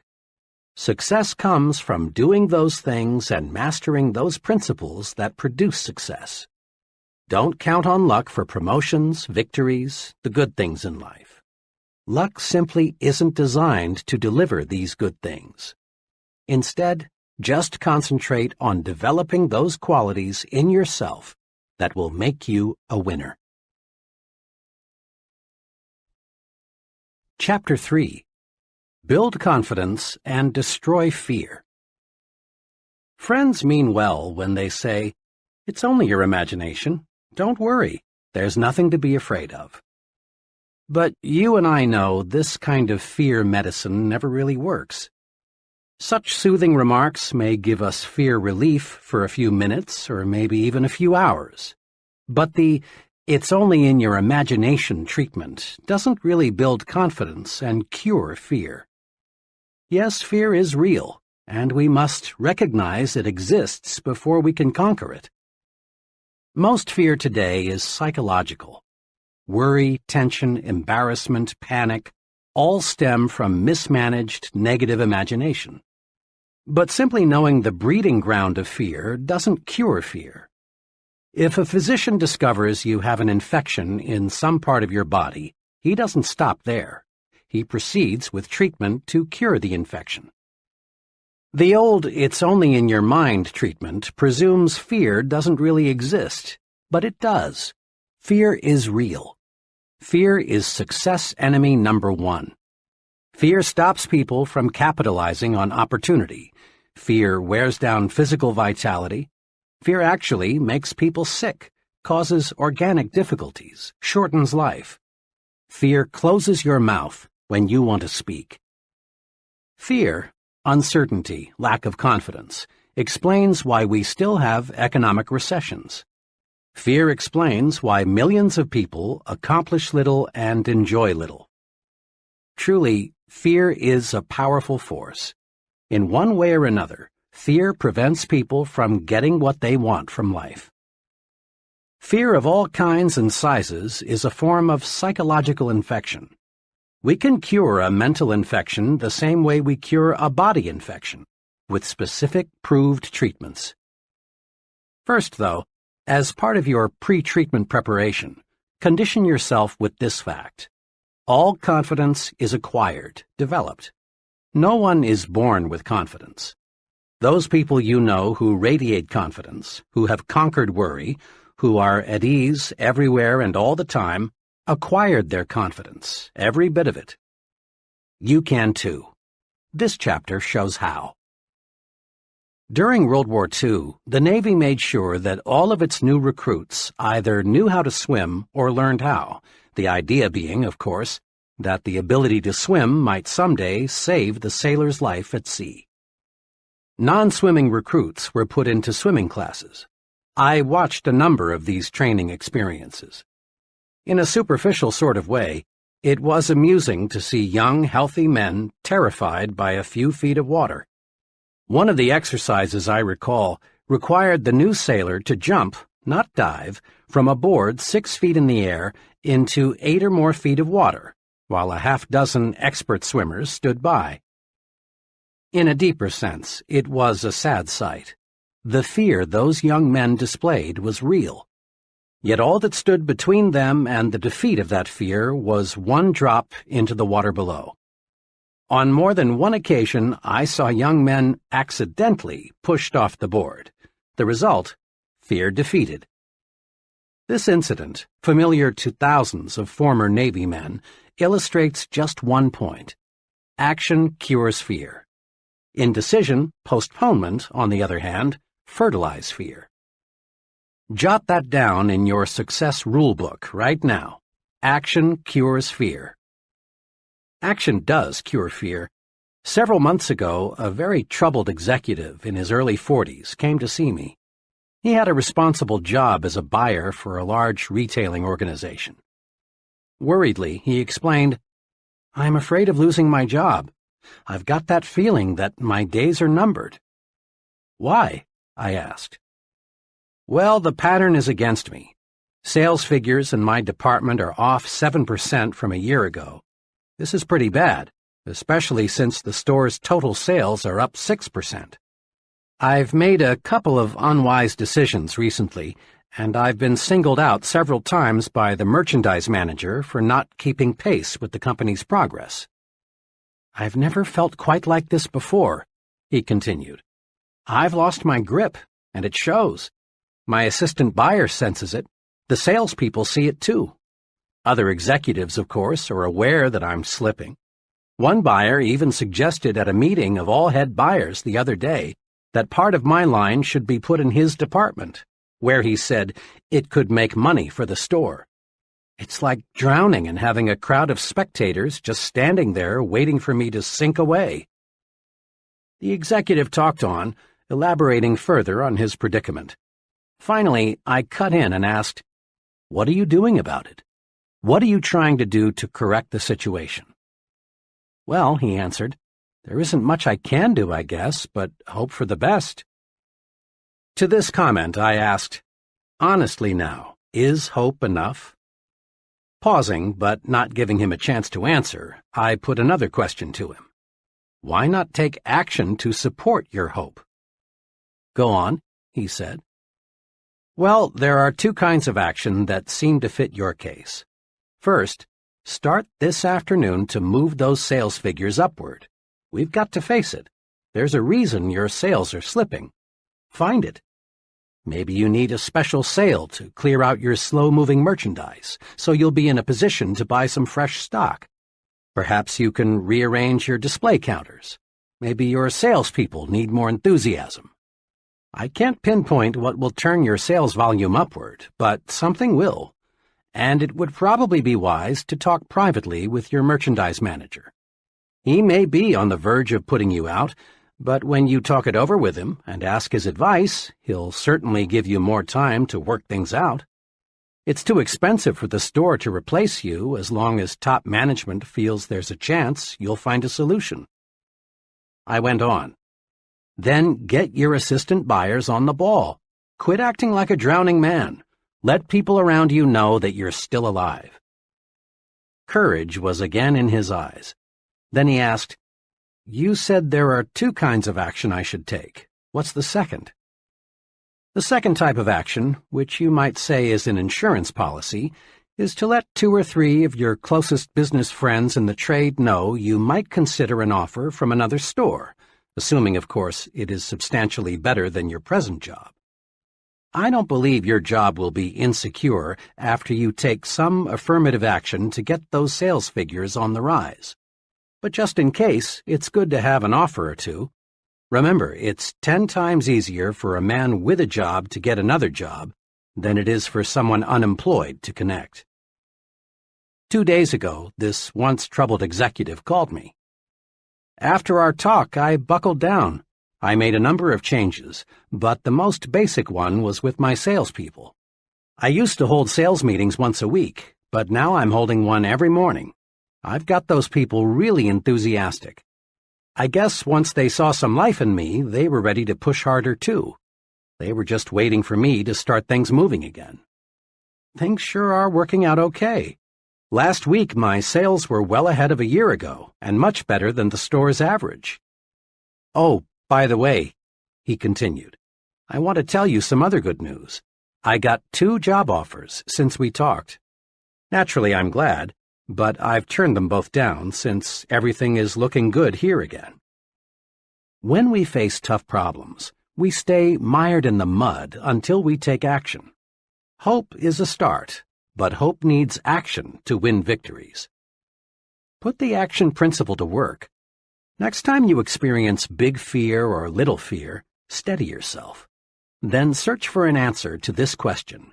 What kind of action can I take to conquer my fear? Isolate your fear. Then take appropriate action. Here are some examples of fear and some possible action cures. Type of fear. 1. Embarrassment because of personal appearance. Action. Improve it. Go to a barber shop or beauty salon. Shine your shoes. Get your clothes cleaned and pressed. In general, practice better grooming. It doesn't always take new clothes. 2. Fear of losing an important customer. Work doubly hard to give better service.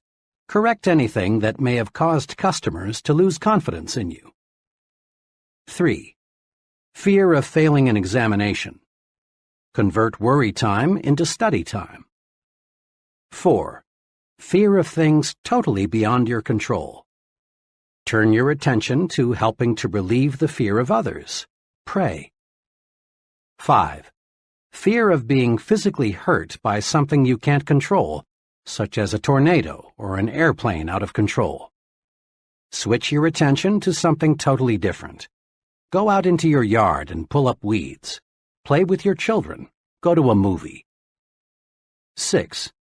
Fear of what other people may think and say. Make sure that what you plan to do is right, then do it. No one ever does anything worthwhile for which he is not criticized. 7. Fear of making an investment or purchasing a home. Analyze all factors, then be decisive. Make a decision and stick with it. Trust your own judgment. 8. Fear of people. Put them in proper perspective. Remember, the other person is just another human being pretty much like yourself. Use this 2-step procedure to cure fear and win confidence. 1.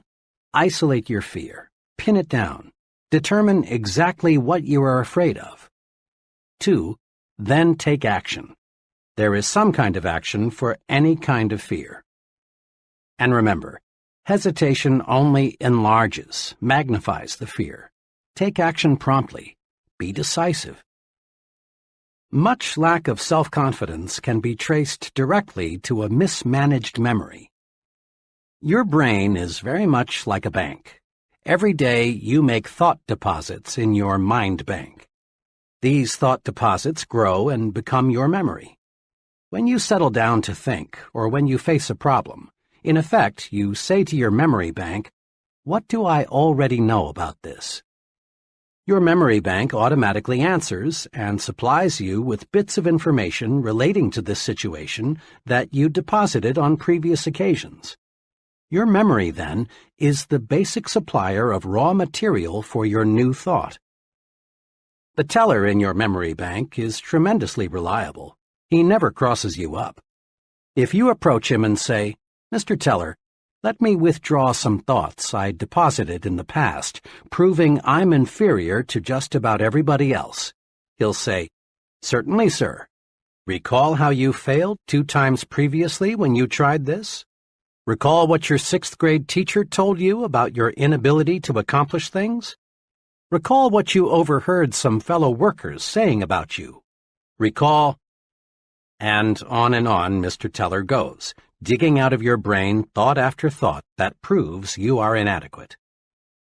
But suppose you visit your memory teller with this request. "Mr. Teller, I face a difficult decision. Can you supply me with any thoughts which will give me reassurance?" And again, Mr. Teller says, "Certainly, sir." But this time, he delivers thoughts you deposited earlier that say you can succeed. Recall the excellent job you did in a similar situation before? Recall how much confidence Mr. Smith placed in you. Recall what your good friends said about you.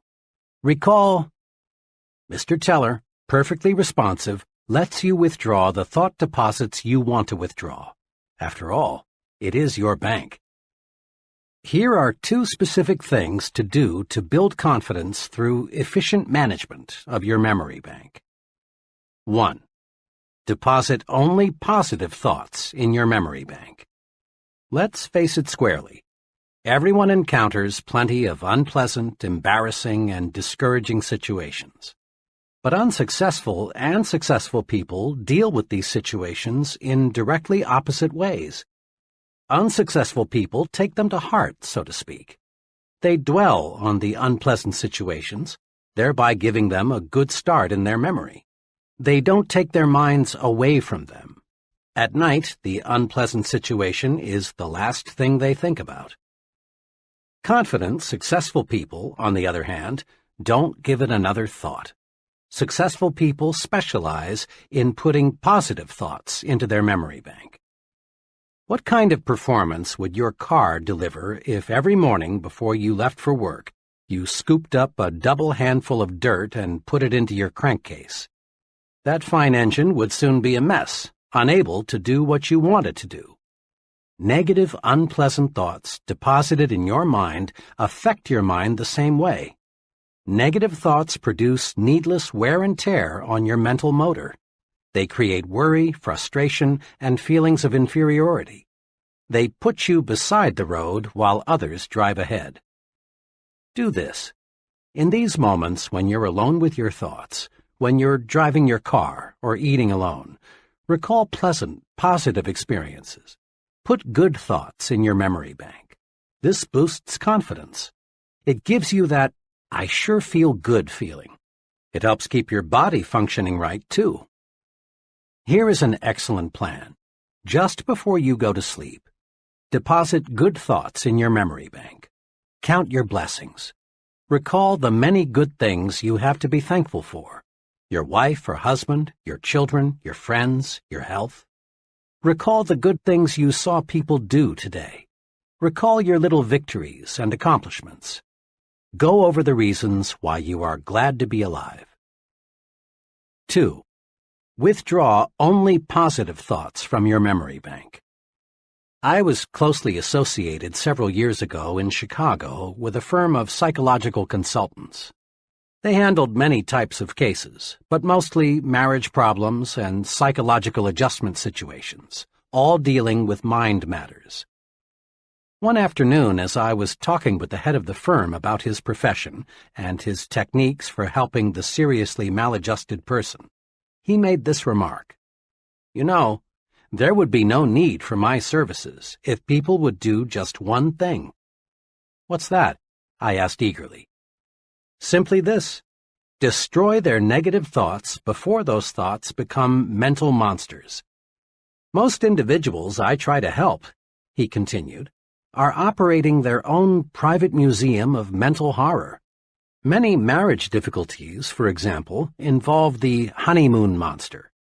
The honeymoon wasn't as satisfactory as one or both of the marriage partners had hoped, but instead of burying the memory, they reflected on it hundreds of times until it was a giant obstacle to successful marital relationships. They come to me as much as 5 or 10 years later. Usually, of course, my clients don't see where their trouble lies. It's my job to uncover and explain the source of their difficulty to them and help them to see what a triviality it really is. A person can make a mental monster out of almost any unpleasant happening, my psychologist friend went on. A job failure, a jilted romance, a bad investment, disappointment in the behavior of a teenage child. These are common monsters I have to help troubled people destroy.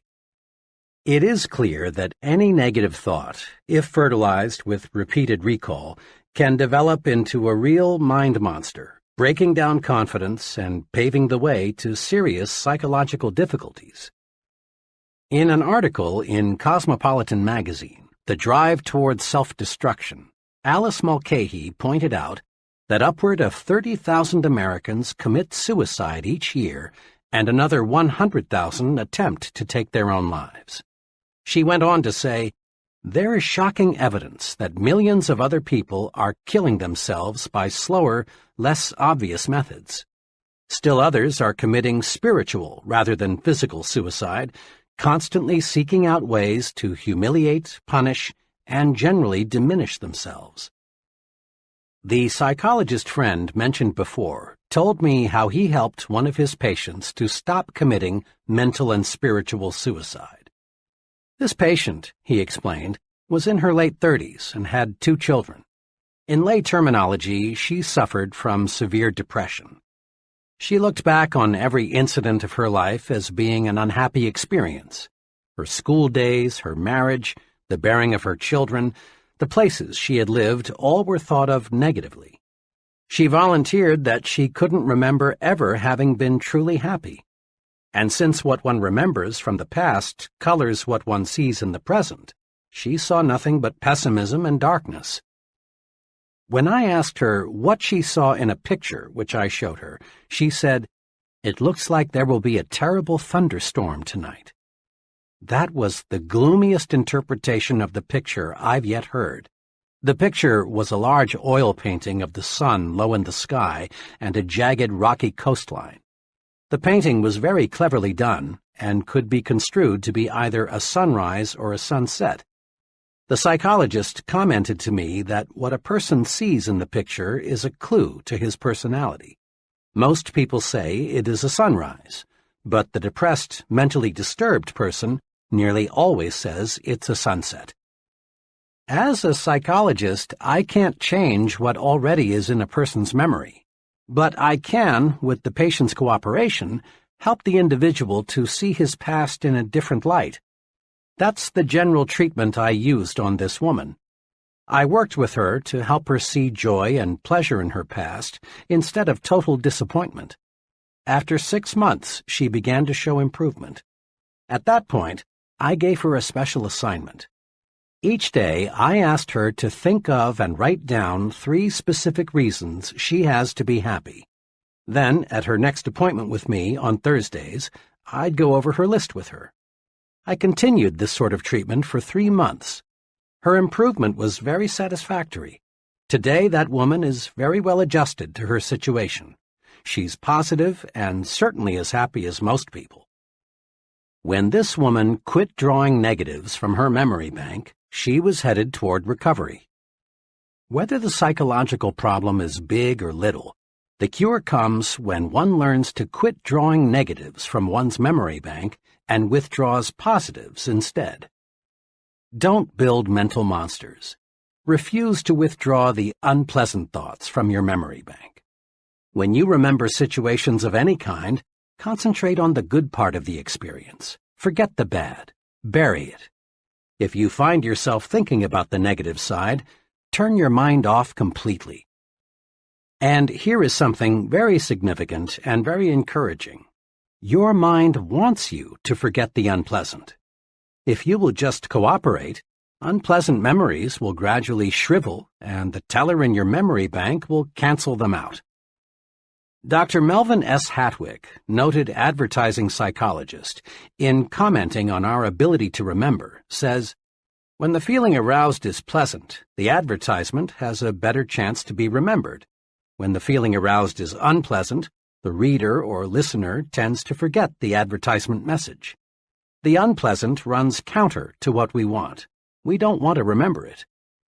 In brief, it really is easy to forget the unpleasant if we simply refuse to recall it.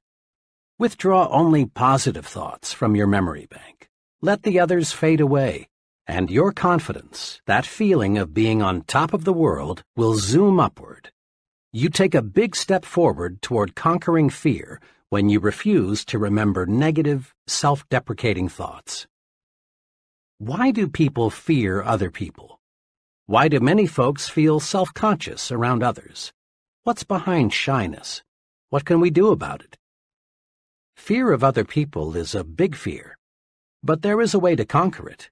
You can conquer fear of people if you will learn to put them into proper perspective.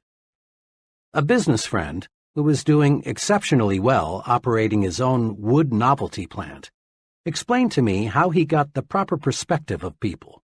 His example is interesting. Before I went into the Army in World War II, I was scared of just about everybody. You just wouldn't believe how shy and timid I was. I felt everyone else was a lot smarter. I worried about my physical and mental inadequacies. I thought I was born to fail. Then, by some fortunate quirk of fate, I lost my fear of people in the Army. During part of 1942 and 1943, when the Army was inducting men at a terrific clip, I was stationed as a medic at one of the big induction centers. Day after day, I assisted in examining those men. The more I looked at these recruits, the less afraid of people I became. All those men lined up by the hundreds, naked as jaybirds, looked so much alike. Oh, sure, there were fat ones and skinny ones, tall ones and short ones, but they all were confused, all were lonesome.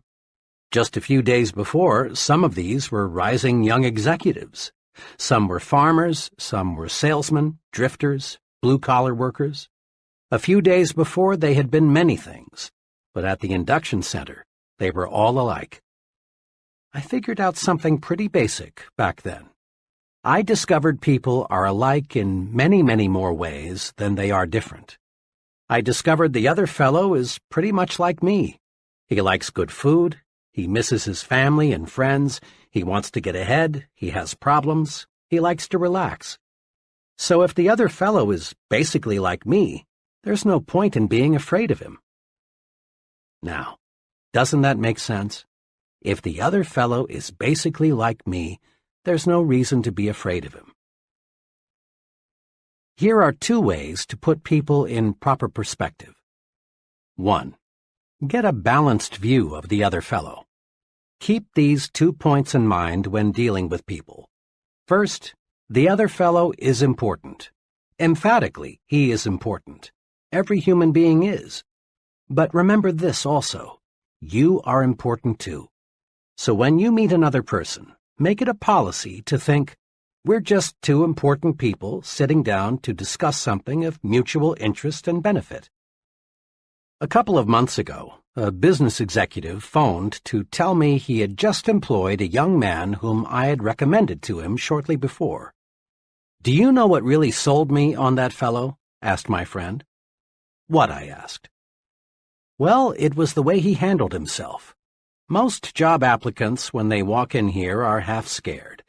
They give me all the answers they think I want to hear.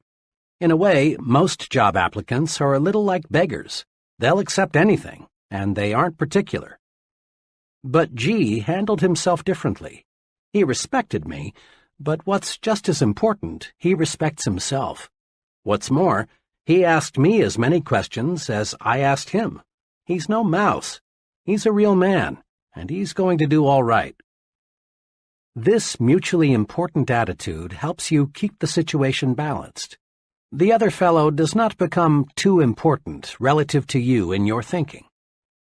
The other fellow might look frightfully big, frightfully important, but remember, he is still a human being with essentially the same interests, desires, and problems as you. 2. Develop an understanding attitude. People who want figuratively to bite you, growl at you, pick on you, and otherwise chop you down are not rare. If you're not prepared for people like that, they can punch big holes in your confidence and make you feel completely defeated. You need a defense against the adult bully, the fellow who likes to throw his meager weight around. A few months ago, at the reservations desk of a Memphis hotel, I saw an excellent demonstration of the right way to handle folks like this. It was shortly after 5 p.m., and the hotel was busy registering new guests. The fellow ahead of me gave his name to the clerk in a commanding way. The clerk said, "Yes, sir, Mr. R., we have a fine single for you." "Single?" shouted the fellow. "I ordered a double." The clerk said, very politely, "Let me check, sir." He pulled the guest's reservation from the file and said, "I'm sorry, sir, your telegram specified a single. I'd be happy to put you in a double room, sir, if we had any available, but we simply do not." Then the irate customer said, "I don't care what the H that piece of paper says, I want a double." Then he started in with that "do you know who I am" bit, followed with, "I'll have you fired. You'll see. I'll have you fired." As best he could, under the verbal tornado, the young clerk injected, "Sir, we're terribly sorry, but we acted on your instructions." Finally, the customer, really furious now, said, "I wouldn't stay in the best suite in this blank hotel now that I know how badly managed it is," and stormed out. I stepped up to the desk, thinking the clerk, who had taken one of the worst public tongue-lashings I'd seen in some time, would be upset. Instead, he greeted me with one of the finest "good evening, sirs" I'd ever heard. As he went through the routine of processing my room, I said to him, "I certainly admire the way you handled yourself just a moment ago. You have tremendous temper control." "Well, sir," he said, "I really can't get mad at a fellow like that. You see, he really isn't mad at me. I was just the scapegoat. The poor fellow may be in bad trouble with his wife, or his business may be off, or maybe he feels inferior and this was his golden chance to feel like a wheel. I'm just the guy who gave him a chance to get something out of his system." The clerk added, "Underneath, he's probably a very nice guy. Most folks are." Walking toward the elevators, I caught myself repeating aloud, "Underneath, he's probably a very nice guy. Most folks are." Remember those two short sentences next time someone declares war on you. Hold your fire. The way to win in situations like this is to let the other fellow blow his stack and then forget it.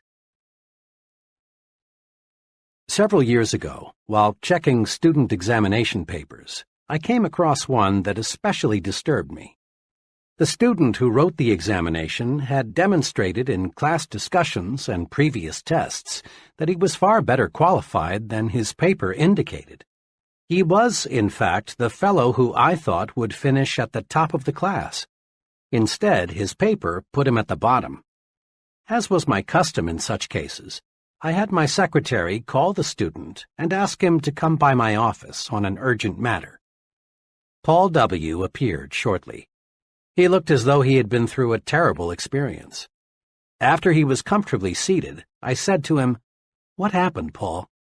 This just isn't the quality paper I expected you to write." Paul struggled with himself, looked in the direction of his feet, and replied, "Sir, after I saw that you had spotted me cheating, I just went to pieces. I couldn't concentrate on anything. Honest, this is the first time I've ever cheated at the university. I desperately wanted an A, so I worked up a little pony to use." He was terribly upset, but now that he was talking, he wouldn't stop. "I suppose you'll have to recommend me for dismissal. The university rule says any student found cheating in any manner is subject to permanent dismissal." Here Paul started bringing up the shame this incident would bring to his family, how it would wreck his life, and all sorts of repercussions. Finally, I said, "Hold it now. Slow down. Let me explain something. I didn't see you cheat. Until you walked in and told me, I hadn't the faintest idea that was the trouble. I am sorry, Paul, that you did." Then I continued, "Paul, tell me, just what do you want to gain from your university experience?" He was a little calmer now, and after a short pause he said, "Well, Doctor, I think my overall aim is to learn how to live, but I guess I'm failing pretty badly." "We learn in different ways," I said. "I think you can learn a real success lesson from this experience. When you used your pony in there, your conscience bothered you terribly. This gave you a guilt complex that in turn broke your confidence. As you expressed it, you went to pieces. Most of the time, Paul, this matter of right and wrong is approached from a moral or religious standpoint. Now understand, I'm not here to preach to you, give you a sermon about right and wrong. But let's look at the practical side. When you do anything that goes contrary to your conscience, you feel guilty, and this guilty feeling jams your thought processes. You can't think straight because your mind is asking, "Will I get caught? Will I get caught?" "Paul," I continued, "you wanted an A so badly you did something you knew was wrong. There are many times in life when you'll want to make an A so badly you'll be tempted to do something that is contrary to your conscience. For example, someday you may want to make a sale so badly you'll think of deliberately misleading the customer to buy, and you may succeed. But here's what will happen. Your guilty feeling will grab hold of you, and the next time you see your customer, you'll be self-conscious, ill at ease. You'll be wondering, has he discovered that I put something over? Your presentation will be ineffective because you can't concentrate. Chances are you'll never make the second, third, fourth, and the many repeat sales. In the long run, making that sale using tactics that hurt your conscience will cost you a lot of income." I went on and pointed out to Paul how an occasional business or professional man loses his grip because of an intense fear that his wife will learn about a secret love affair he is having with another woman. Will she find out? Will she find out? Eats away the man's confidence until he can't do a good job at work or in the home. I reminded Paul that many criminals are captured not because any clues point to them, but because they act guilty and self-conscious. Their guilt feeling puts them on the suspect list. There is within each of us a desire to be right, think right, and act right.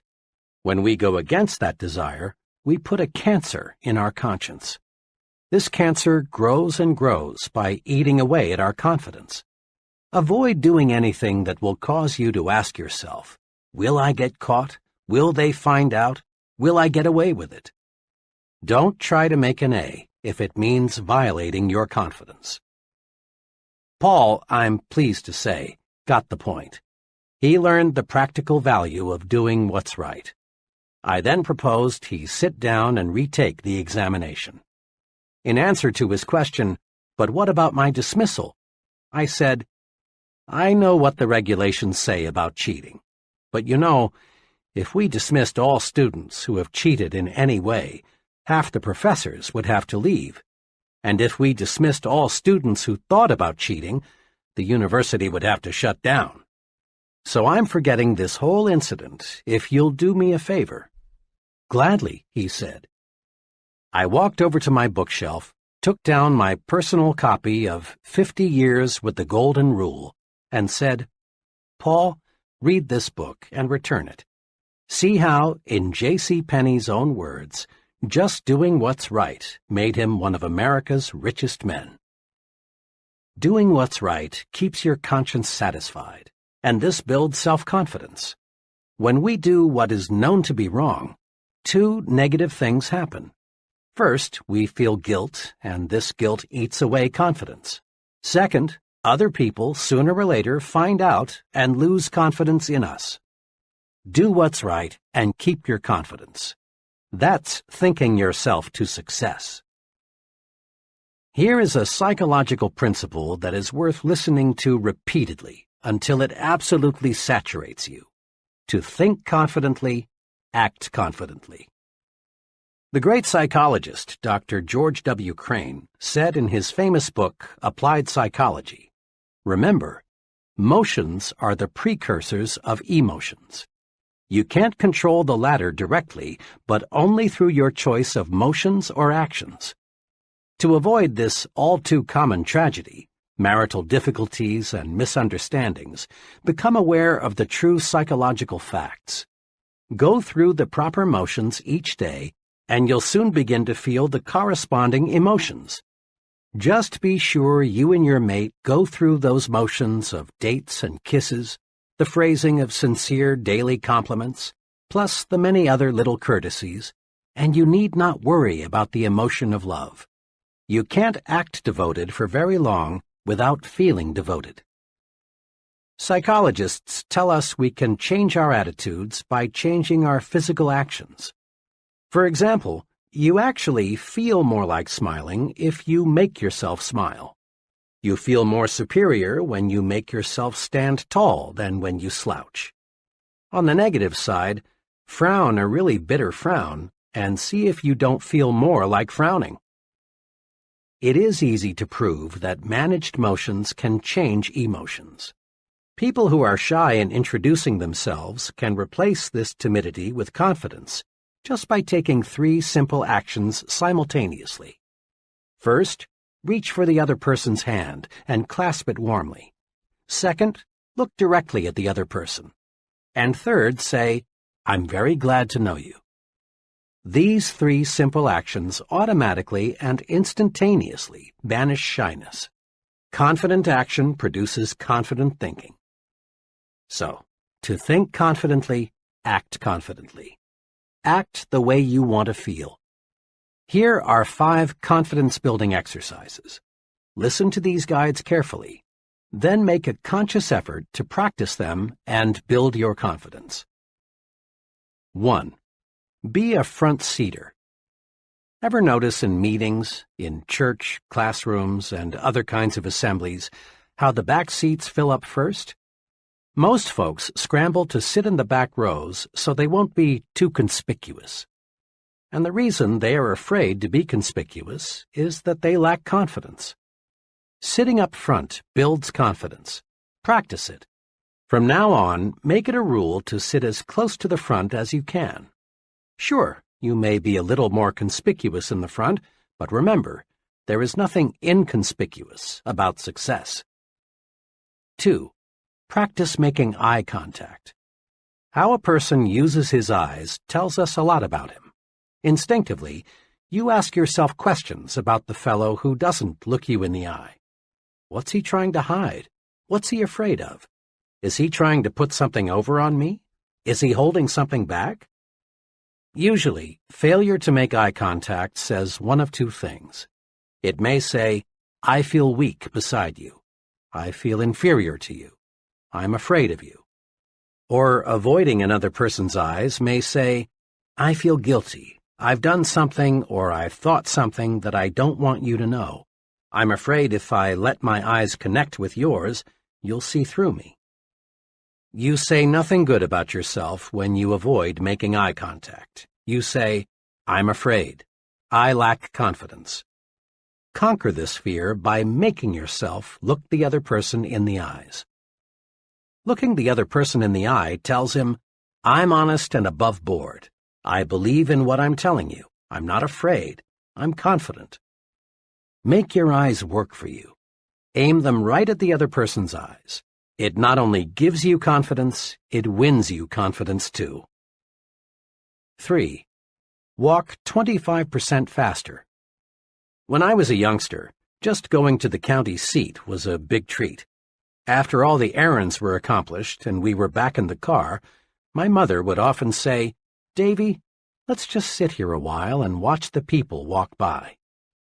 Mother was an excellent game player. She'd say, "See that fellow? What do you suppose is troubling him?" Or, "What do you think that lady there is going to do?" Or, "Look at that person. He just seems to be in a fog." Watching people walk and move about became real fun.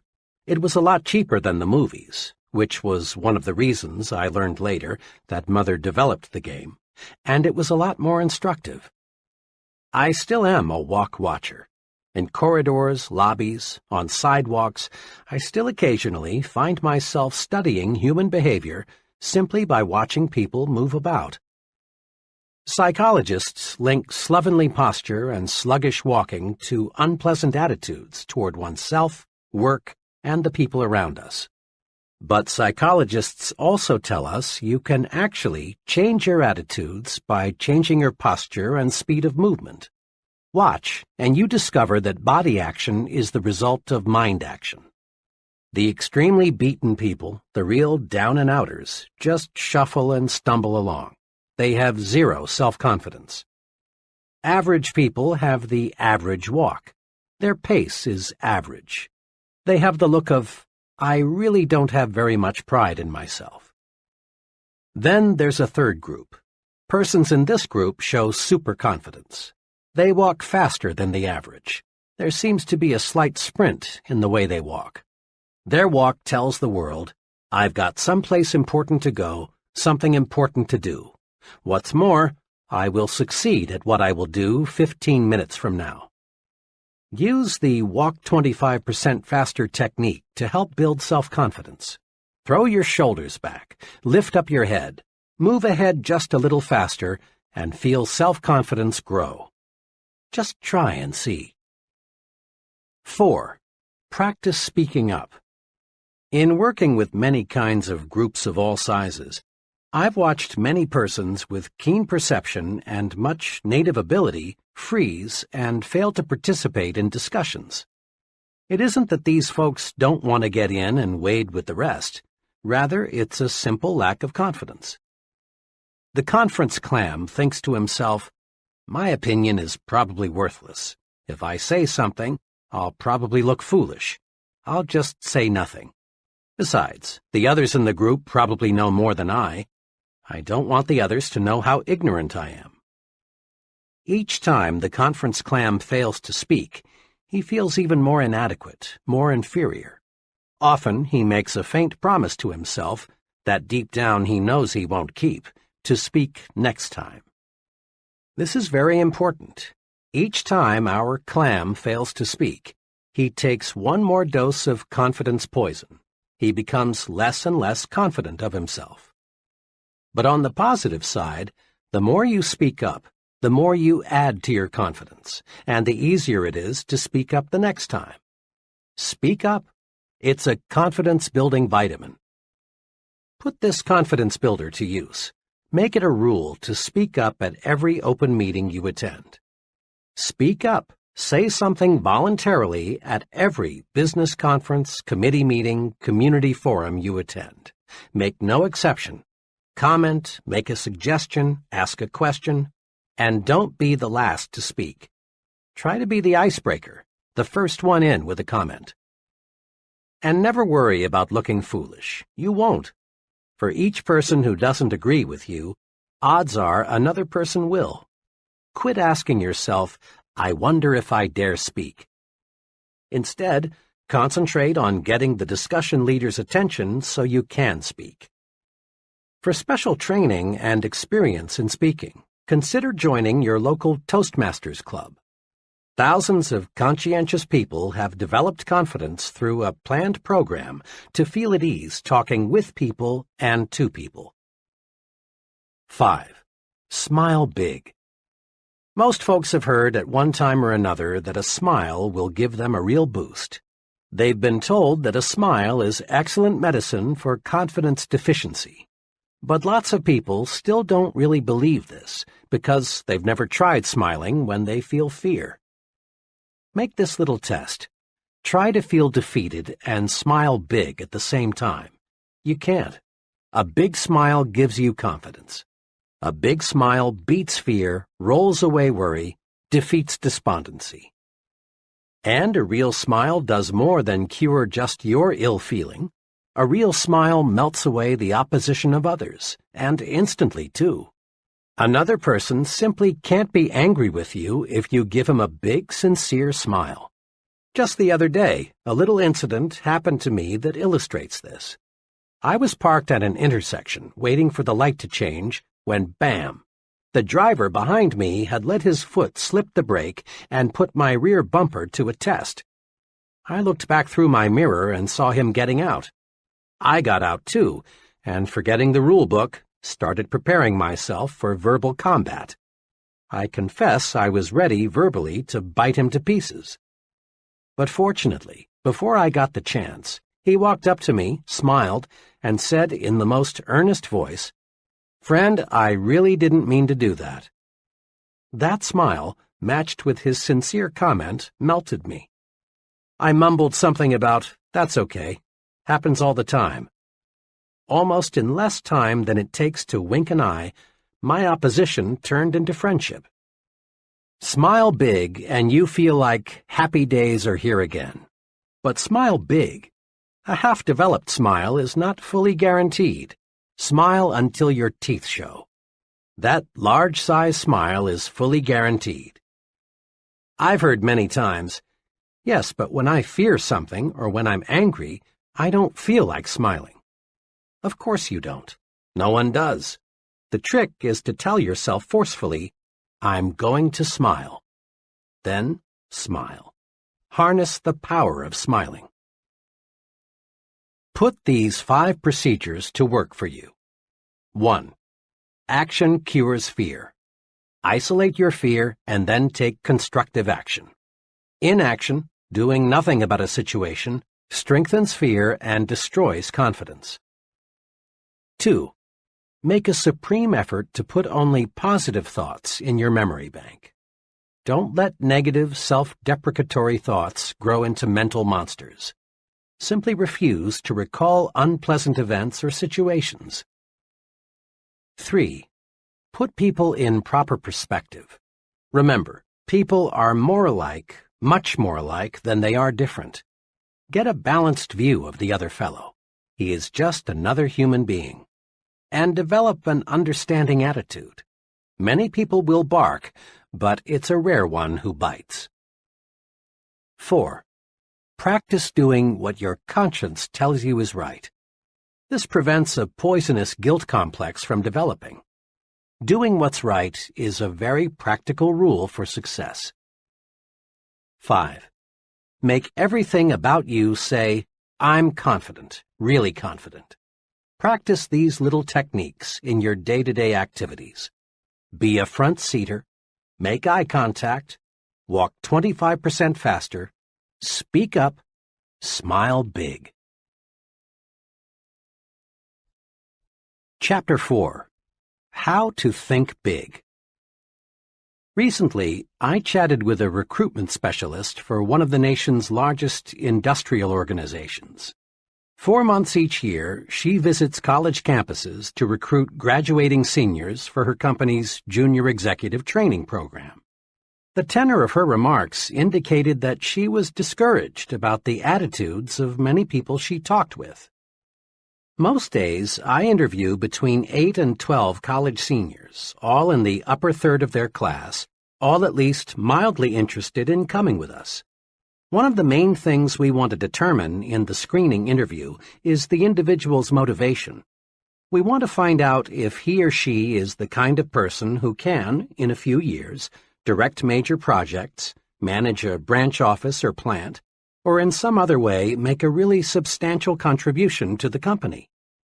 I must say I'm not too pleased with the personal objectives of most of those I talk with.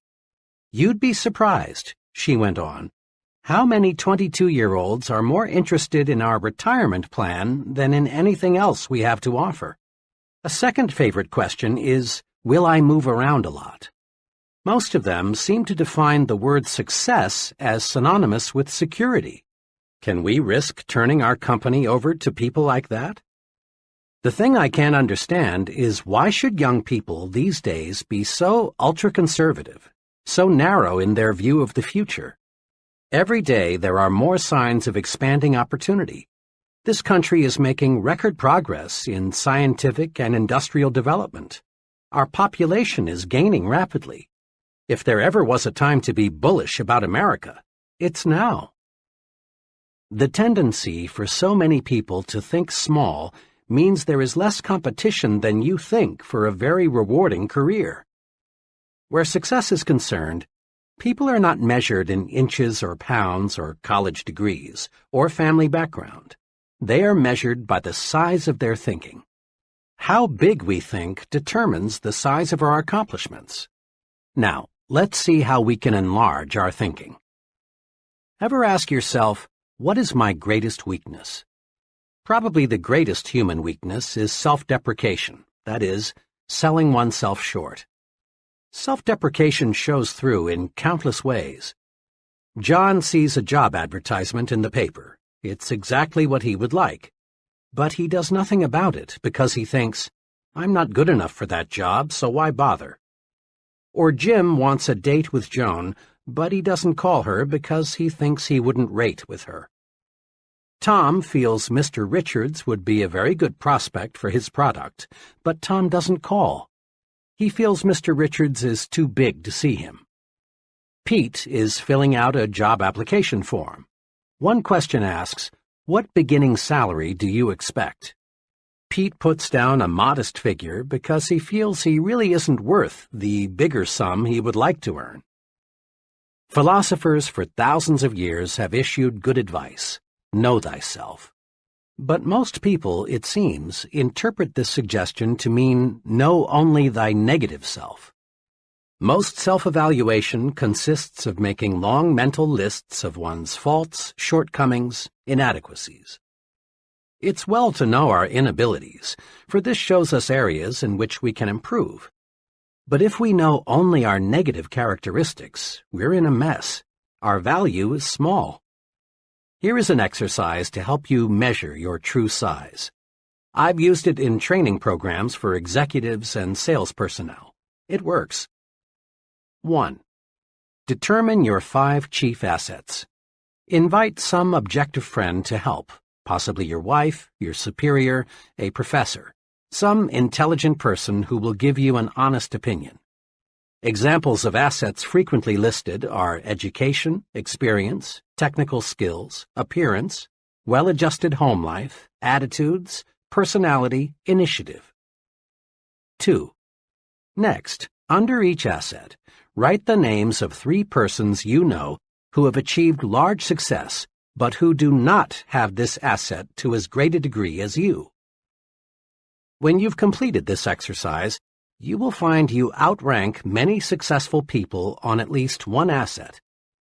There is only one conclusion you can honestly reach. You're bigger than you think. So fit your thinking to your true size. Think as big as you really are. Never, never, never sell yourself short. The person who says adamantine when in plain talk he means immovable, or says coquette when we would understand him better if he said flirt, may have a big vocabulary. But does he have a big thinker's vocabulary? Probably not. People who use difficult, high-sounding words and phrases that most folks have to strain themselves to understand are inclined to be overbearing and stuffed shirts. And stuffed shirts are usually small thinkers. The important measure of a person's vocabulary is not the size or the number of words he uses. Rather, the thing that counts, the only thing that counts about one's vocabulary, is the effect his words and phrases have on his own and others' thinking. Here is something very basic. We do not think in words and phrases. We think only in pictures and/or images. Words are the raw materials of thought. When spoken or read, that amazing instrument, the mind, automatically converts words and phrases into mind pictures. Each word, each phrase, creates a slightly different mind picture. If someone tells you, Jim bought a new split level, you see one picture. But if you're told, Jim bought a new ranch house, you see another picture. The mind pictures we see are modified by the kinds of words we use to name things and describe things. Look at it this way. When you speak or write, you are, in a sense, a projector showing movies in the minds of others, and the pictures you create determine how you and others react. Suppose you tell a group of people, I'm sorry to report we've failed. What do these people see? They see defeat and all the disappointment and grief the word failed conveys. Now suppose you said instead, here's a new approach that I think will work. They would feel encouraged, ready to try again. Suppose you say, we face a problem. You have created a picture in the minds of others of something difficult, unpleasant to solve. Instead say, we face a challenge, and you create a mind picture of fun, sport, something pleasant to do. Or tell a group, we incurred a big expense, and people see money spent that will never return. Indeed, this is unpleasant. Instead say, we made a big investment, and people see a picture of something that will return profits later on, a very pleasant sight. The point is this. Big thinkers are specialists in creating positive, forward-looking, optimistic pictures in their own minds and in the minds of others. To think big, we must use words and phrases that produce big, positive mental images. Here are examples of phrases that create small, negative, depressing thoughts. And then, the same situation is discussed, but in a big, positive way. As you listen to these, ask yourself, what mind pictures do I see? Phrases that create small, negative mind images. 1. It's no use, we're whipped. Or, phrases that create big, positive mind images. We're not whipped yet, let's keep trying. Here's a new angle. 2. I was in that business once and failed, never again. Or, I went broke, but it was my own fault. I'm going to try again. 3. I've tried, but the product won't sell. People don't want it. Or, so far I've not been able to sell this product, but I know it is good, and I'm going to find the formula that will put it over. 4. The market is saturated. Imagine, 75% of the potential has already been sold. Better get out. Or, imagine, 25% of the market is still not sold. Count me in. This looks big. 5. Their orders have been small. Cut them off. Or, their orders have been small. Let's map out a plan for selling them more of their needs. 6. 5 years is too long a time to spend before I'll get into the top ranks in your company. Count me out. Or, 5 years is not really a long time. Just think. That leaves me 30 years to serve at a high level. 7. The competition has all the advantage. How do you expect me to sell against them? Or, competition is strong, there's no denying that, but no one ever has all the advantages. Let's put our heads together and figure out a way to beat them at their own game. 8. Nobody will ever want that product. Or, in its present form, it may not be saleable, but let's consider some modifications. 9. Let's wait until a recession comes along, then buy stocks. Or, let's invest now. Bet on prosperity, not depression. 10. I'm too young, old, for the job. Or, being young, old, is a distinct advantage. 11. It won't work. Let me prove it. The image, dark, gloom, disappointment, grief, failure. Or, it will work. Let me prove it.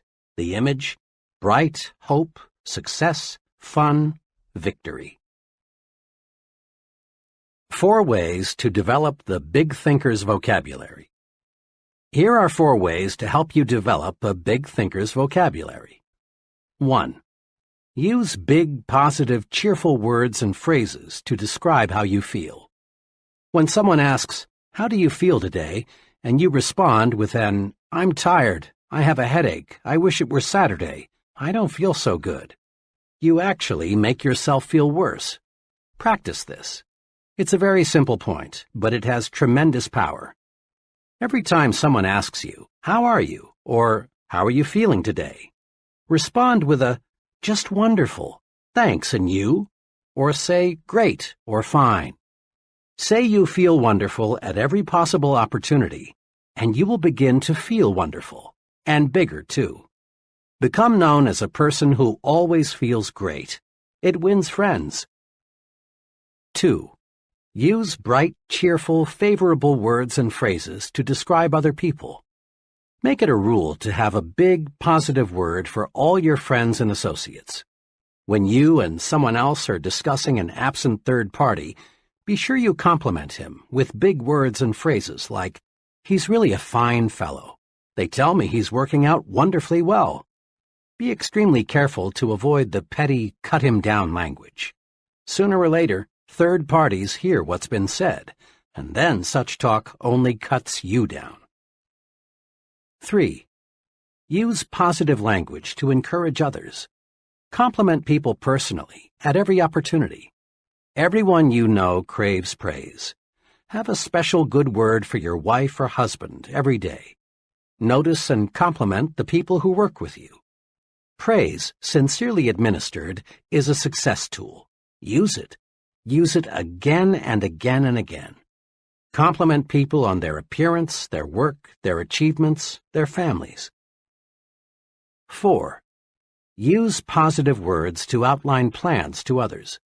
When people hear something like this, "Here is some good news. We face a genuine opportunity," their minds start to sparkle. But when they hear something like, "Whether we like it or not, we've got a job to do," the mind movie is dull and boring, and they react accordingly. Promise victory and watch eyes light up. Promise victory and win support. Build castles. Don't dig graves. See what can be, not just what is. Big thinkers train themselves to see not just what is, but what can be. Here are 4 examples to illustrate this point. 1. What gives real estate value? A highly successful realtor who specializes in rural property shows what can be done if we train ourselves to see something where little or nothing presently exists. "Most of the rural property around here," my friend began, "is run down and not very attractive. I'm successful because I don't try to sell my prospects a farm as it is. I develop my entire sales plan around what the farm can be. Simply telling the prospect, 'The farm has XX acres of bottom land and XX acres of woods and is XX miles from town,' doesn't stir him up and make him want to buy it. But when you show him a concrete plan for doing something with the farm, he's just about sold. Here, let me show you what I mean." He opened his briefcase and pulled out a file. "This farm," he said, "is a new listing with us. It's like a lot of them. It's 43 miles from the center of the metropolitan area. The house is run down, and the place hasn't been farmed in 5 years. Now here's what I've done. I spent 2 full days on the place last week, just studying it. I walked over the place several times. I looked at neighboring farms. I studied the location of the farm with respect to existing and planned highways. I asked myself, what's this farm good for? I came up with 3 possibilities. Here they are. He showed them to me. Each plan was neatly typed and looked quite comprehensive. One plan suggested converting the farm into a riding stable. The plan showed why the idea was sound: a growing city, more love for the outdoors, more money for recreation, good roads. The plan also showed how the farm could support a sizable number of horses so that the revenue from the rides would be largely clear. The whole riding stable idea was very thorough, very convincing. The plan was so clear and convincing, I could see a dozen couples riding horseback through the trees. In similar fashion, this enterprising salesman developed a second thorough plan for a tree farm and a third plan for a combination tree and poultry farm. Now, when I talk with my prospects, I won't have to convince them that the farm is a good buy as it is. I help them to see a picture of the farm changed into a money-making proposition. Besides selling more farms and selling them faster, my method of selling the property for what it can be pays off in another way. I can sell a farm at a higher price than my competitors. People naturally pay more for acreage and an idea than they do for just acreage. Because of this, more people want to list their farms with me, and my commission on each sale is larger. The moral is this: look at things not as they are, but as they can be. Visualization adds value to everything. A big thinker always visualizes what can be done in the future. He isn't stuck with the present. 2. How much is a customer worth? A department store executive was addressing a conference of merchandise managers. She was saying, "I may be a little old-fashioned, but I belong to the school that believes the best way to get customers to come back is to give them friendly, courteous service."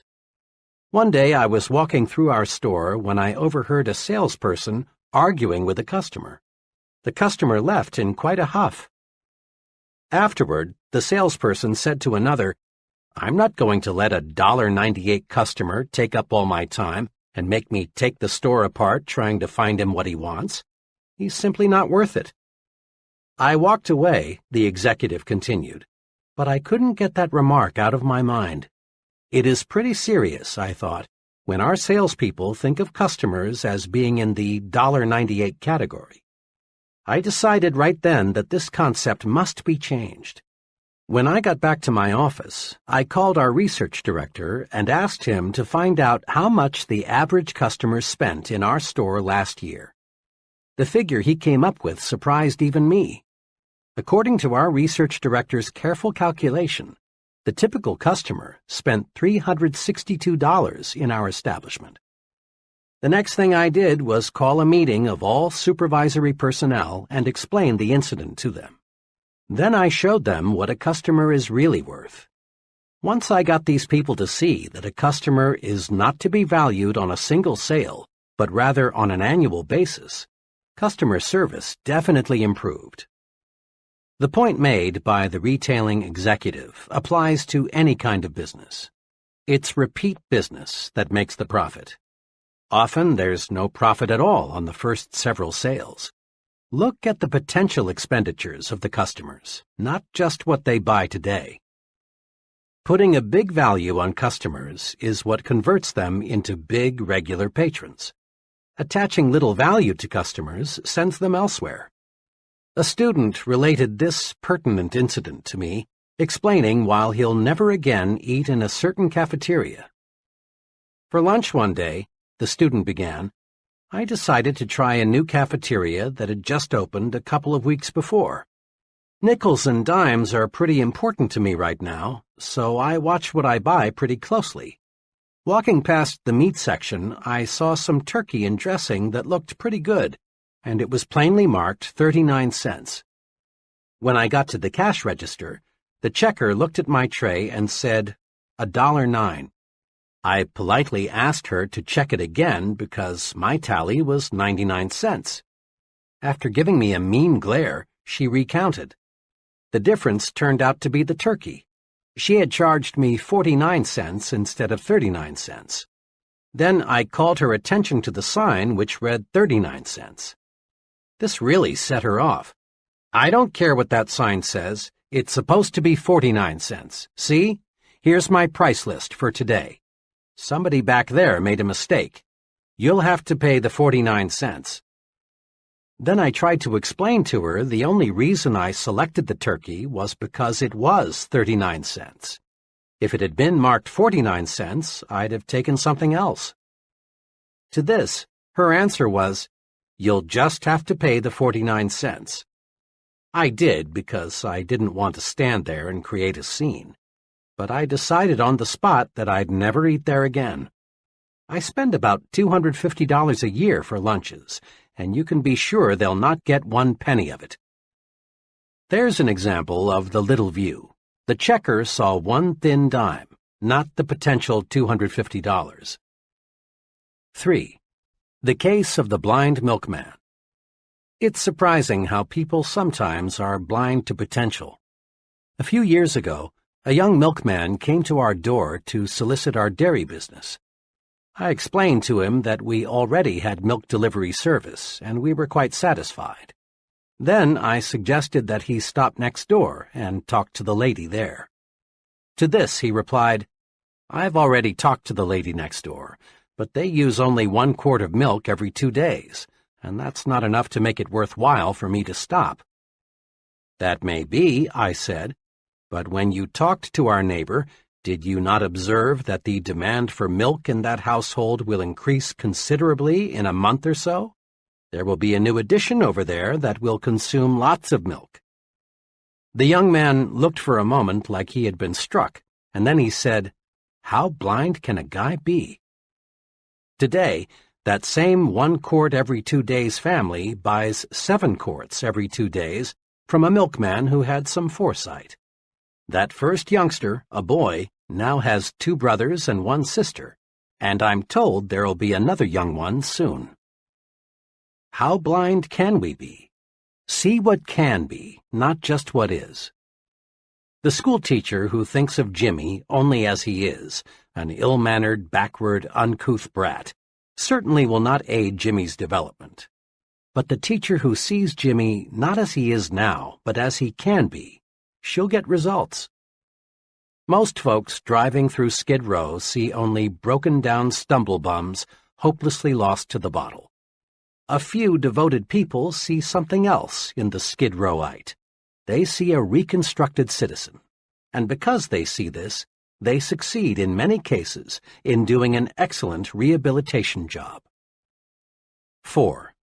What determines how much you're worth? After a training session a few weeks ago, a young man came to see me and asked if he could talk with me for a few minutes.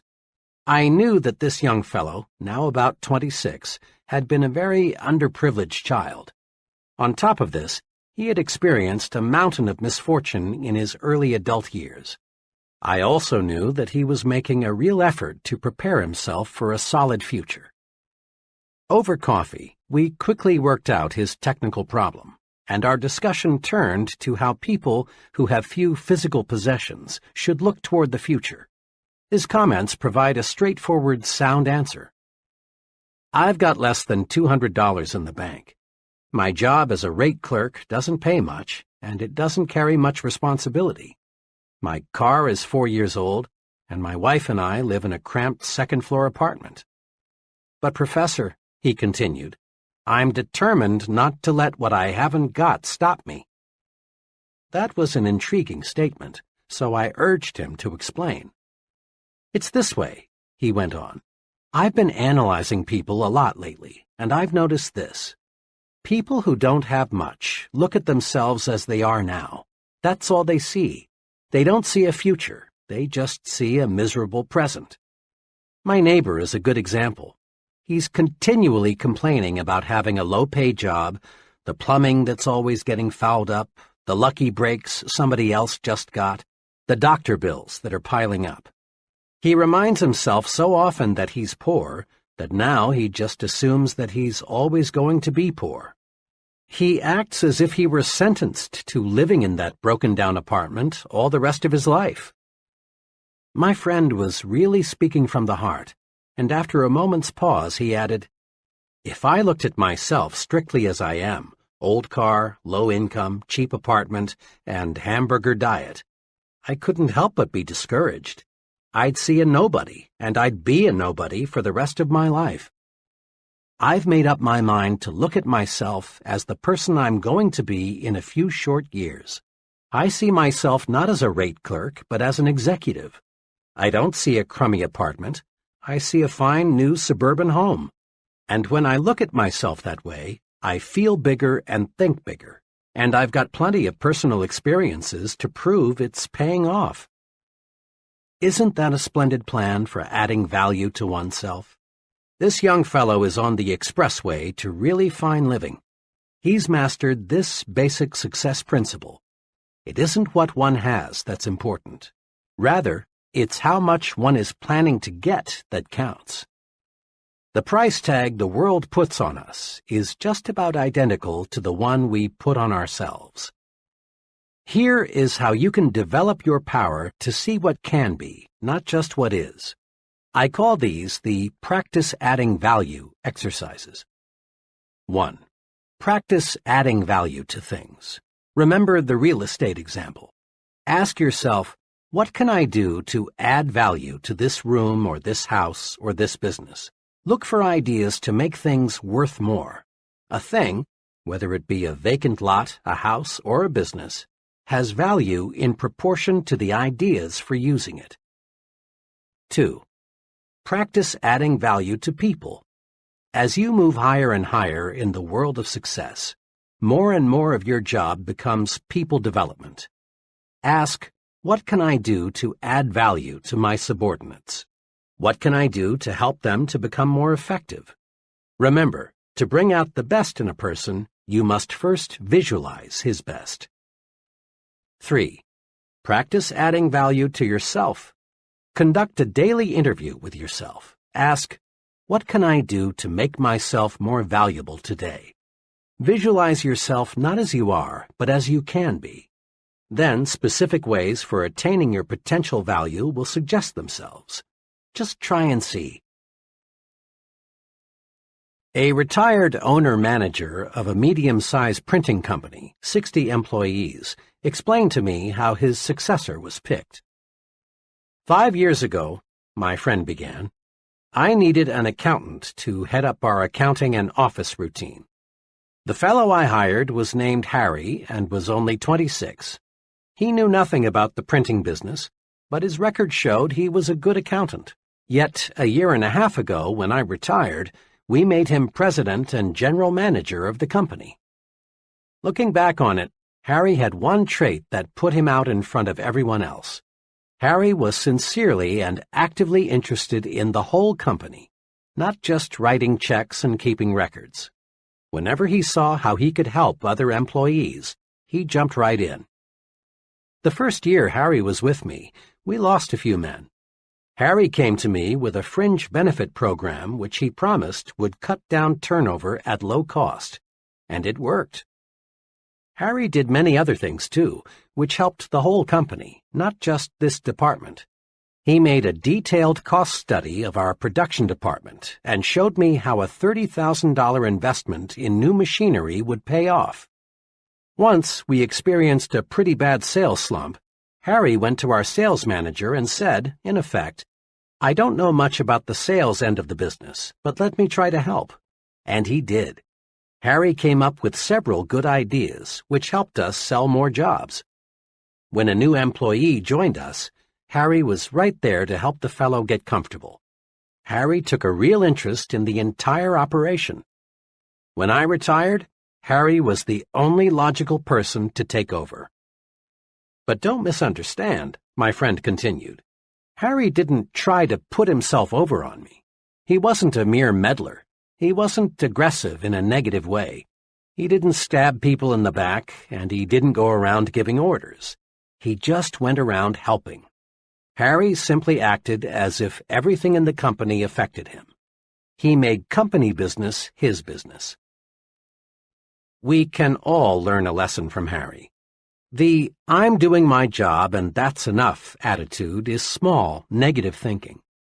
Big thinkers see themselves as members of a team effort, as winning or losing with the team, not by themselves. They help in every way they can, even when there is no direct and immediate compensation or other reward. The fellow who shrugs off a problem outside his own department with the comment, well, that's no concern of mine, let them worry about it, hasn't got the attitude it takes for top leadership. Practice this. Practice being a big thinker. See the company's interest as identical with your own. Probably only a very few persons working in large companies have a sincere, unselfish interest in their company. But after all, only a relatively few persons qualify as big thinkers, and these few are the ones eventually rewarded with the most responsible, best-paying jobs. Many potentially powerful people let petty, small, insignificant things block their way to achievement. Let's look at 4 examples.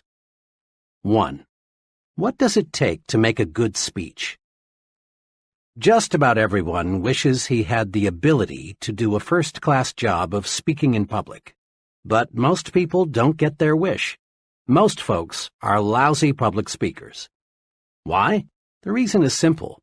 Most people concentrate on the small, trivial things of speaking at the expense of the big, important things. In preparing to give a talk, most people give themselves a host of mental instructions, like, I've got to remember to stand straight. Don't move around and don't use your hands. Don't let the audience see you use your notes. Remember, don't make mistakes in grammar. Especially don't say, for he and I. Say, for him and me. Be sure your tie is straight. Speak loud, but not too loud, and so on and so on. Now, what happens when the speaker gets up to speak? He's scared because he's given himself a terrific list of things not to do. He gets confused in his talk and finds himself silently asking, have I made a mistake? He is, in brief, a flop. He's a flop because he concentrated on the petty, trivial, relatively unimportant qualities of a good speaker and failed to concentrate on the big things that make a good speaker. Knowledge of what he's going to talk about and an intense desire to tell it to other people. The real test of a speaker is not did he stand straight or did he make any mistakes in grammar, but rather did the audience get the points he wanted to put across. Most of our top speakers have petty defects. Some of them even have unpleasant voices. Some of the most sought-after speakers in America would flunk a speech course taught by the old negative, don't do this and don't do that method. Yet all these successful public speakers have one thing in common. They have something to say, and they feel a burning desire for other people to hear it. Don't let concern with trivia keep you from speaking successfully in public. 2. What causes quarrels? Ever stop to ask yourself just what causes quarrels? At least 99% of the time, quarrels start over petty, unimportant matters like this. John comes home a little tired, a little on edge. Dinner doesn't exactly please him, so he turns up his nose and complains. Joan's day wasn't perfect either, so she rallies to her own defense with, well, what do you expect on my food budget? Or, maybe I could cook better if I had a new stove like everybody else. This insults John's pride, so he attacks with, now, Joan, it's not lack of money. It's simply that you don't know how to manage. And away they go. Before a truce is finally declared, all sorts of accusations are made by each party. In-laws, sex, money, premarital and postmarital promises, and other issues will be introduced. Both parties leave the battle nervous, tense. Nothing has been settled, and both parties have new ammunition to make the next quarrel more vicious. Little things, petty thinking, causes arguments. So, to eliminate quarrels, eliminate petty thinking. Here's a technique that works. Before complaining or accusing or reprimanding someone or launching a counterattack in self-defense, ask yourself, is it really important? In most cases, it isn't, and you avoid conflict. Ask yourself, is it really important if he or she is messy with cigarettes or forgets to put the cap on the toothpaste or is late coming home? Is it really important if he or she squandered a little money or invited some people in I don't like? When you feel like taking negative action, ask yourself, is it really important? That question works magic in building a finer home situation. It works at the office, too. It works in homegoing traffic when another driver cuts in ahead of you. It works in any situation in life that is apt to produce quarrels. 3. John got the smallest office and fizzled out. Several years ago, I observed small thinking about an office assignment destroy a young fellow's chances for a profitable career in advertising. 4 young executives, all on the same status level, were moved into new offices. 3 of the offices were identical in size and decoration. The 4th was smaller and less elaborate. J.M. was assigned the 4th office. This turned out to be a real blow to his pride. Immediately, he felt discriminated against. Negative thinking, resentment, bitterness, jealousy built up. J.M. began to feel inadequate. The result was that J.M. grew hostile toward his fellow executives. Rather than cooperate, he did his best to undermine their efforts. Things got worse. 3 months later, J.M. slipped so badly that management had no choice but to issue him a pink slip. Small thinking over a very small matter stopped J.M. In his haste to feel he was discriminated against, J.M. failed to observe that the company was expanding rapidly and office space was at a premium. He didn't stop to consider the possibility that the executive who made the office assignments didn't even know which one was the smallest. No one in the organization, except J.M., regarded his office as an index of his value. Small thinking about unimportant things, like seeing your name last on the department route sheet or getting the fourth carbon of an office memo, can hurt you. Think big, and none of these little things can hold you back. 4. Even stuttering is a detail.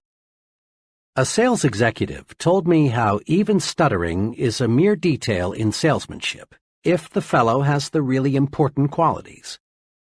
I have a friend, also a sales executive, who loves to play practical jokes, though sometimes these jokes aren't jokes at all. A few months ago, a young fellow called on my practical joking friend and asked for a sales job. The fellow had a terrible stutter, though, and my friend decided right here was a chance to play a joke on me.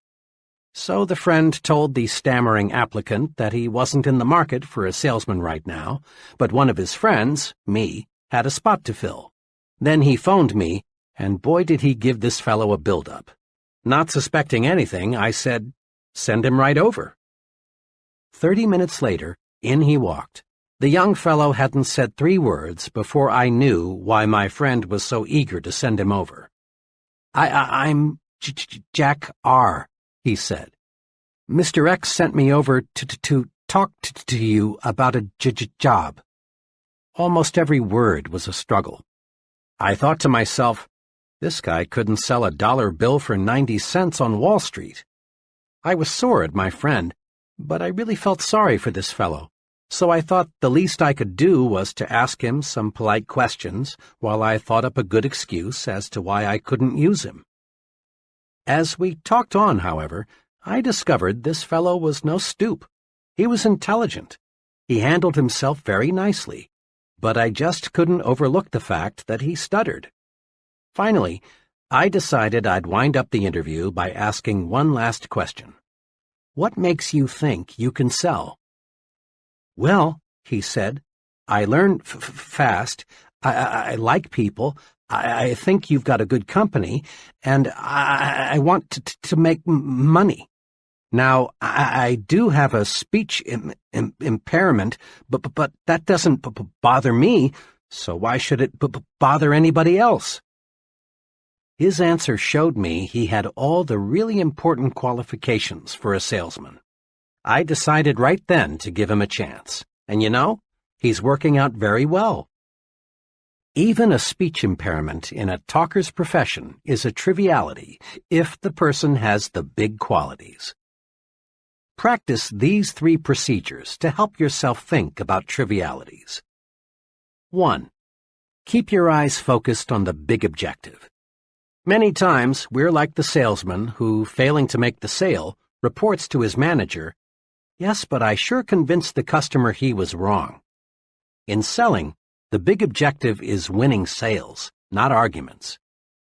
In marriage, the big objective is peace, happiness, tranquility, not winning quarrels or saying, "I could have told you so." In working with employees, the big objective is developing their full potential, not making issues out of their minor errors.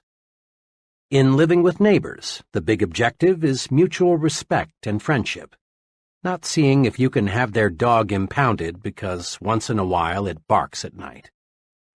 Paraphrasing some military lingo, it is much better to lose a battle and win the war than to win a battle and lose the war. Resolve to keep your eyes on the big ball.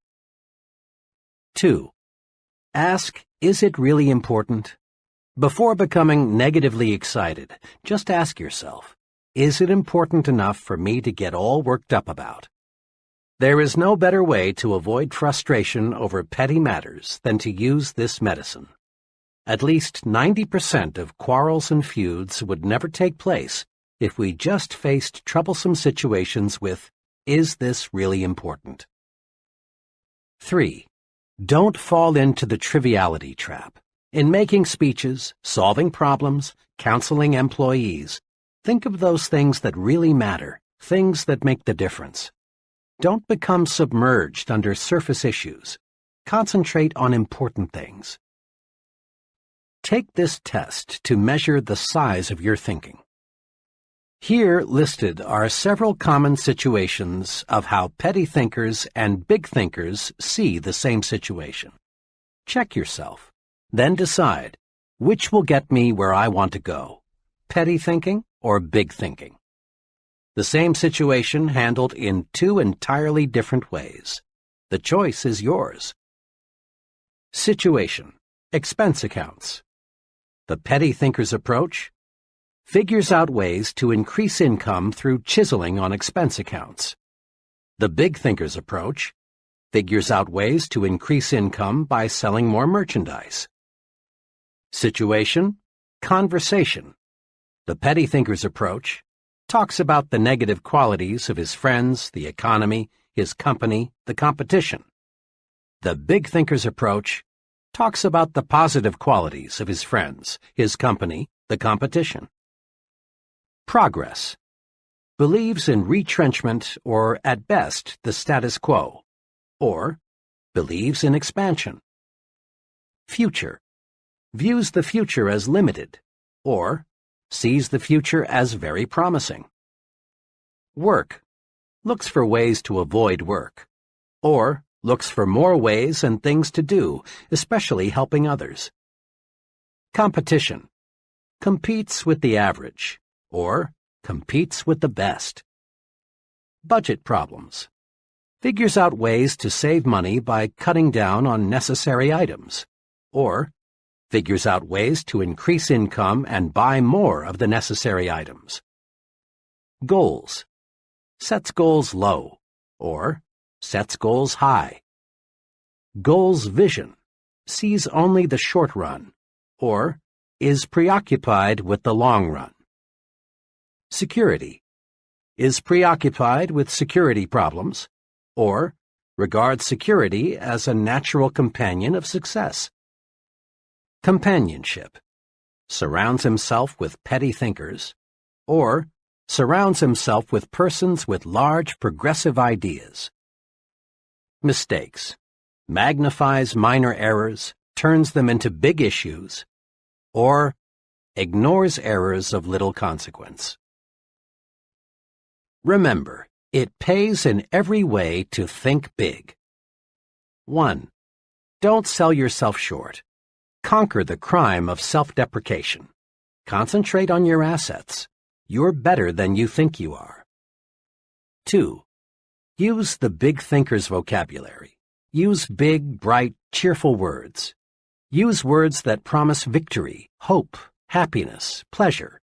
Avoid words that create unpleasant images of failure, defeat, grief. 3. Stretch your vision.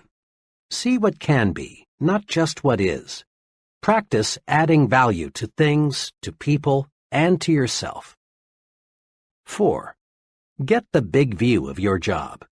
Think, really think, your present job is important. That next promotion depends mostly on how you think toward your present job. 5. Think above trivial things. Focus your attention on big objectives. Before getting involved in a petty matter, ask yourself, is it really important? Grow big by thinking big. Chapter 5. How to Think and Dream Creatively. First, let's clear up a common fallacy about the meaning of creative thinking. For some illogical reason, Science, engineering, art, and writing got tabbed as about the only truly creative pursuits. Most people associate creative thinking with things like the discovery of electricity or a polio vaccine, or the writing of a novel, or the development of color television. Certainly, accomplishments like these are evidence of creative thinking. Each forward step made in the conquest of space is the result of creative thinking, lots of it. But creative thinking is not reserved for certain occupations, nor is it restricted to super-intelligent people. Well then, what is creative thinking? A low-income family devises a plan to send their son to a leading university. That's creative thinking. A family turns the street's most undesirable lot into the neighborhood beauty spot. That's creative thinking. A minister develops a plan that doubles his Sunday evening attendance. That's creative thinking. Figuring out ways to simplify record-keeping, selling the impossible customer, keeping the children occupied constructively, making employees really like their work, or preventing a certain quarrel. All of these are examples of practical, everyday creative thinking. Creative thinking is simply finding new improved ways to do anything. The rewards of all types of success in the home, at work, in the community, hinge on finding ways to do things better. Now, let's see what we can do to develop and strengthen our creative thinking ability. Step 1. Believe it can be done. Here is a basic truth. To do anything, we must first believe it can be done. Believing something can be done sets the mind in motion to find a way to do it. To illustrate this point of creative thinking in training sessions, I often use this example. I ask the group, how many of you feel it is possible to eliminate jails within the next 30 years? Invariably, the group looks bewildered, not quite sure they heard right, and thinking they are listening to a real fuzzbrain. So, after a pause, I repeat, how many of you feel it is possible to eliminate jails within the next 30 years? Once they're sure I'm not joking, someone always blasts me with something like, "You mean to say you want to turn all those murderers, thieves, and rapists loose? Don't you realize what this would mean? Why, none of us would be safe. We have to have jails." Then the others cut loose.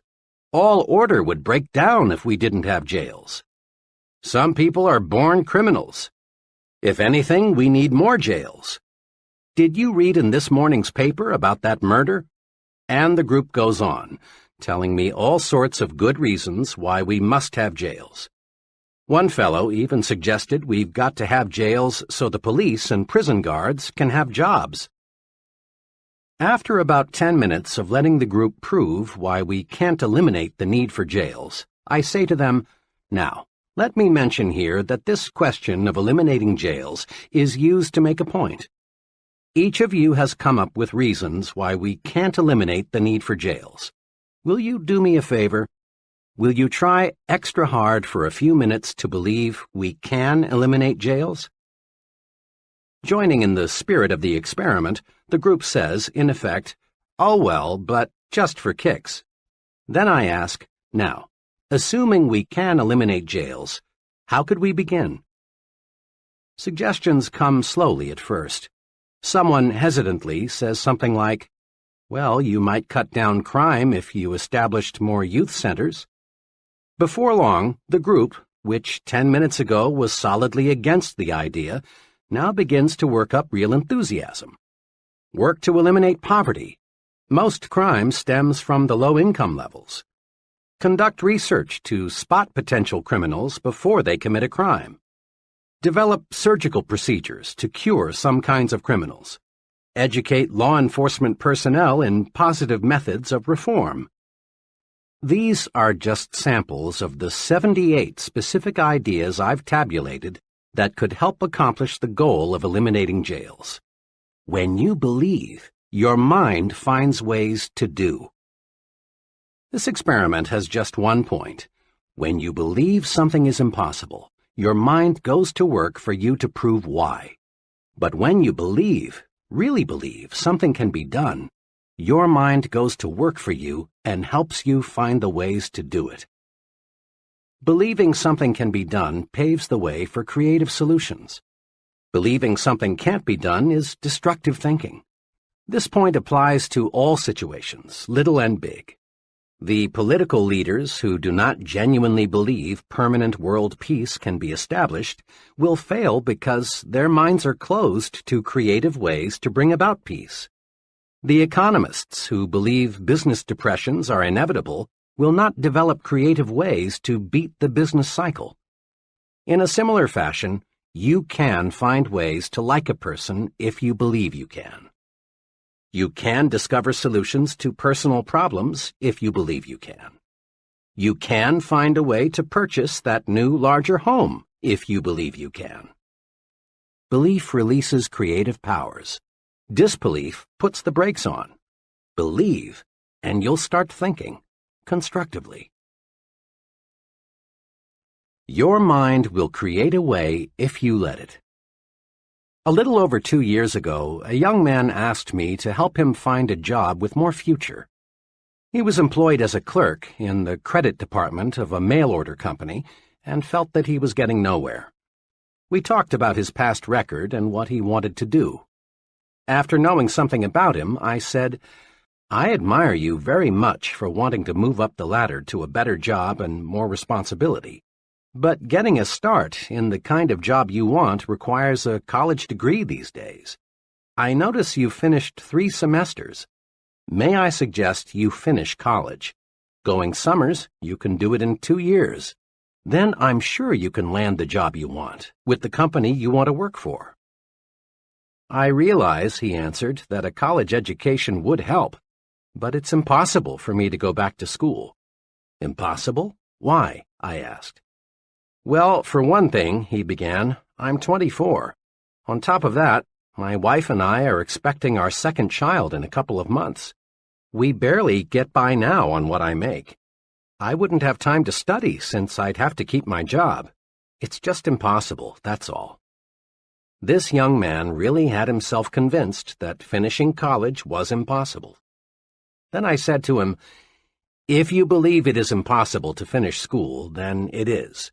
But by the same token, if you'll just believe it is possible to return to the university, a solution will come.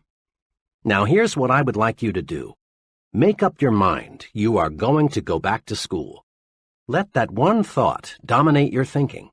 Then think, really think, about how you can do it and still support your family. Come back in a couple of weeks and let me know what ideas you've come up with." My young friend returned 2 weeks later.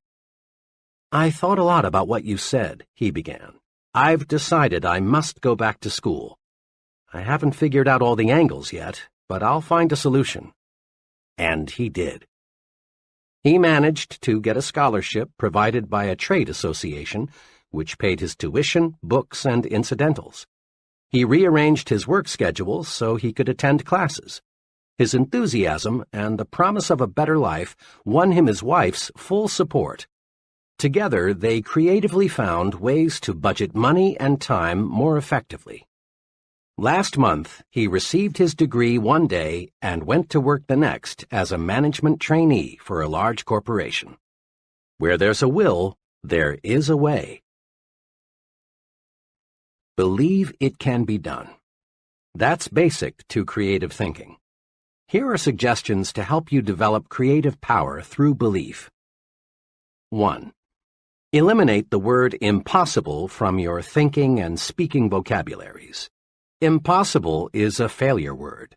The thought, "it's impossible," sets off a chain reaction of other thoughts to prove you're right. 2. Think of something you've been wanting to do but felt you couldn't. Now, make a list of reasons why you can do it. Many of us whip and defeat our desires simply because we concentrate on why we can't, when the only thing worthy of our mental concentration is why we can. Recently, I read a newspaper item that said there are too many counties in most states. The article pointed out that most county boundaries were established decades before the first automobile was built, and while the horse and buggy was the chief mode of travel. But today, with fast automobiles and good roads, there is no reason why 3 or 4 counties could not be combined. This would cut down greatly on duplicated services so that taxpayers would actually get better service for less money. The writer of this article said he thought he had stumbled across a really live idea, so he interviewed 30 people at random to get their reactions. The result? Not one person thought the idea had merit, even though it would provide them with better local government at less cost. That's an example of traditional thinking. The traditional thinker's mind is paralyzed. He reasons, it's been this way for 100 years. Therefore, it must be good and must stay this way. Why risk a change? Average people have always resented progress. Many voiced a protest toward the automobile on the grounds that nature meant for us to walk or use horses. The airplane seemed drastic to many.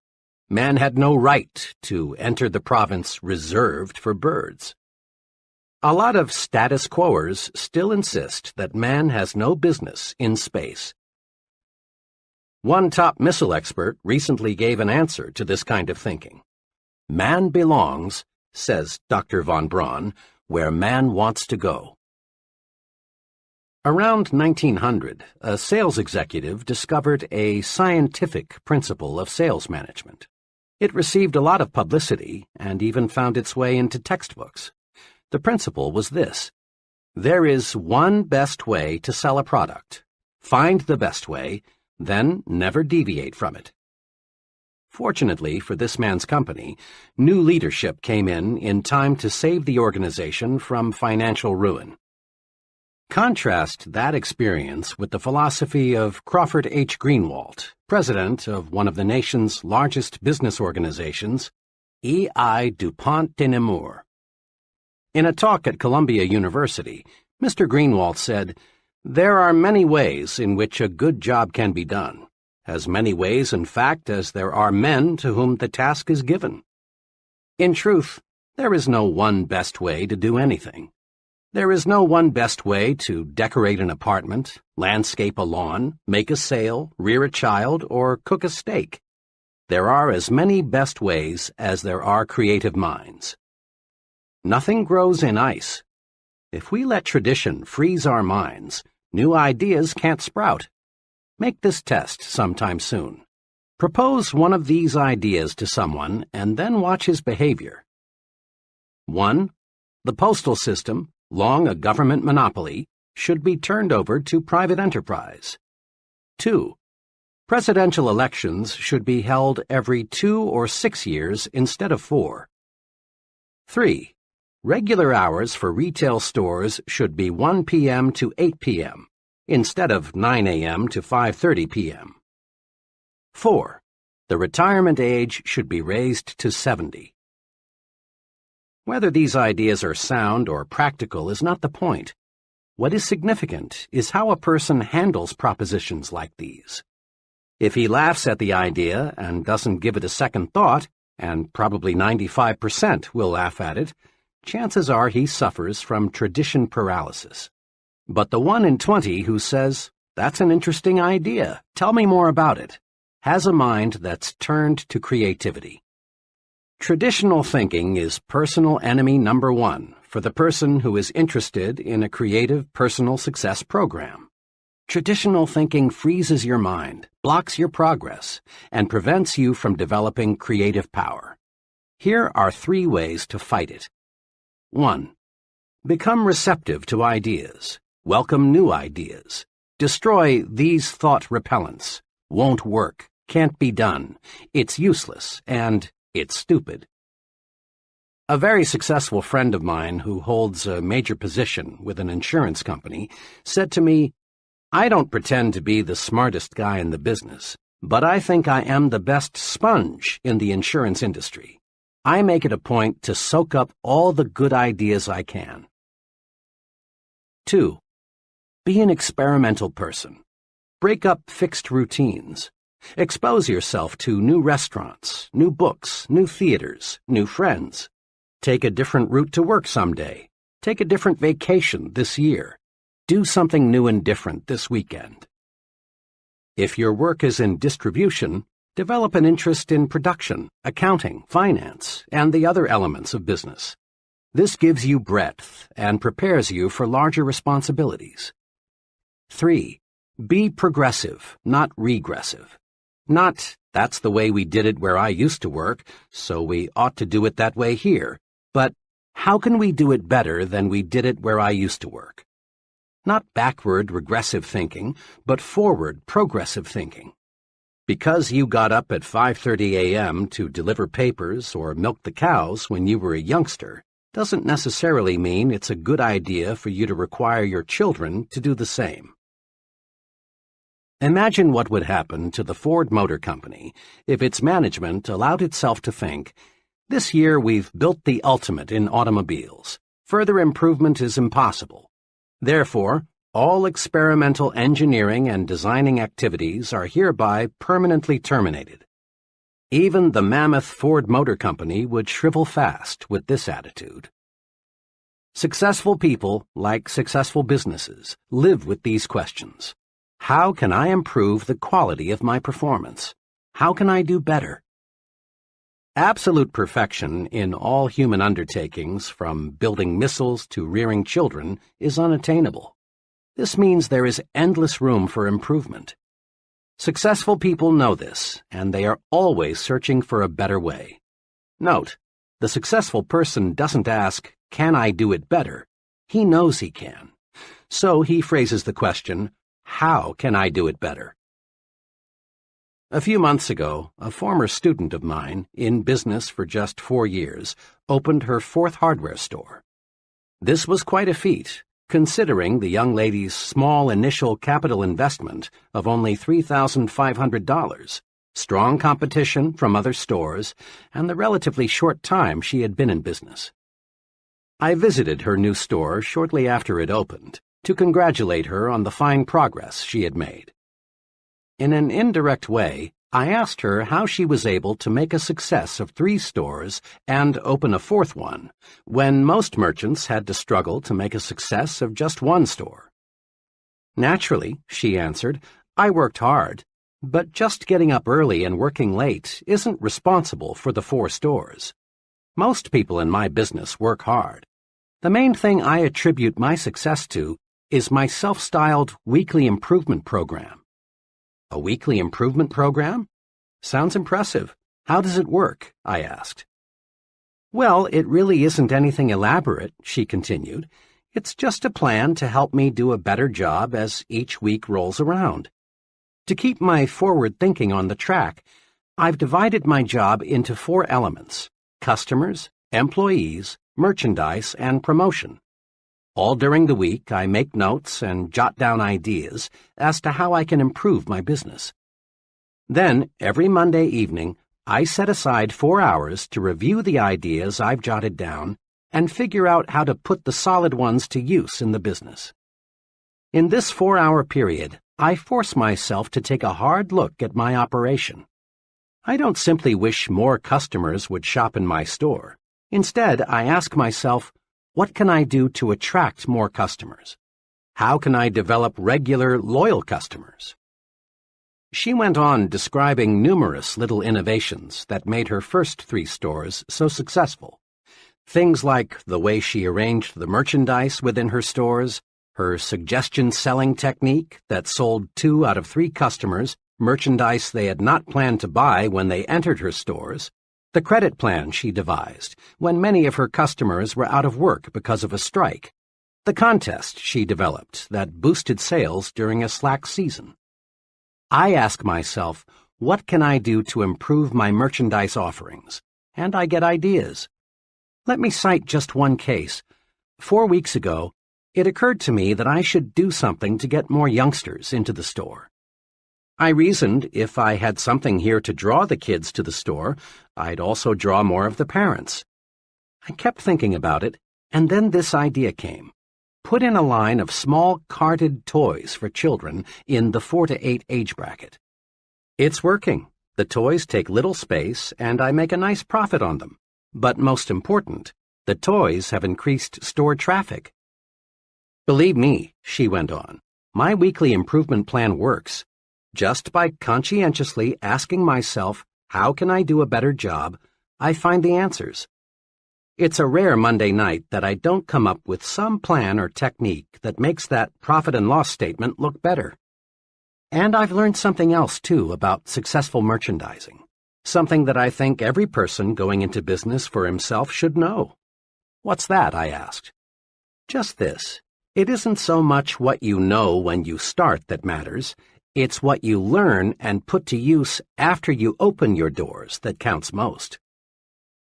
Big success calls for persons who continually set higher standards for themselves and others. Persons who are searching for ways to increase efficiency, to get more output at lower cost, do more with less effort. Top success is reserved for the I can do it better kind of person.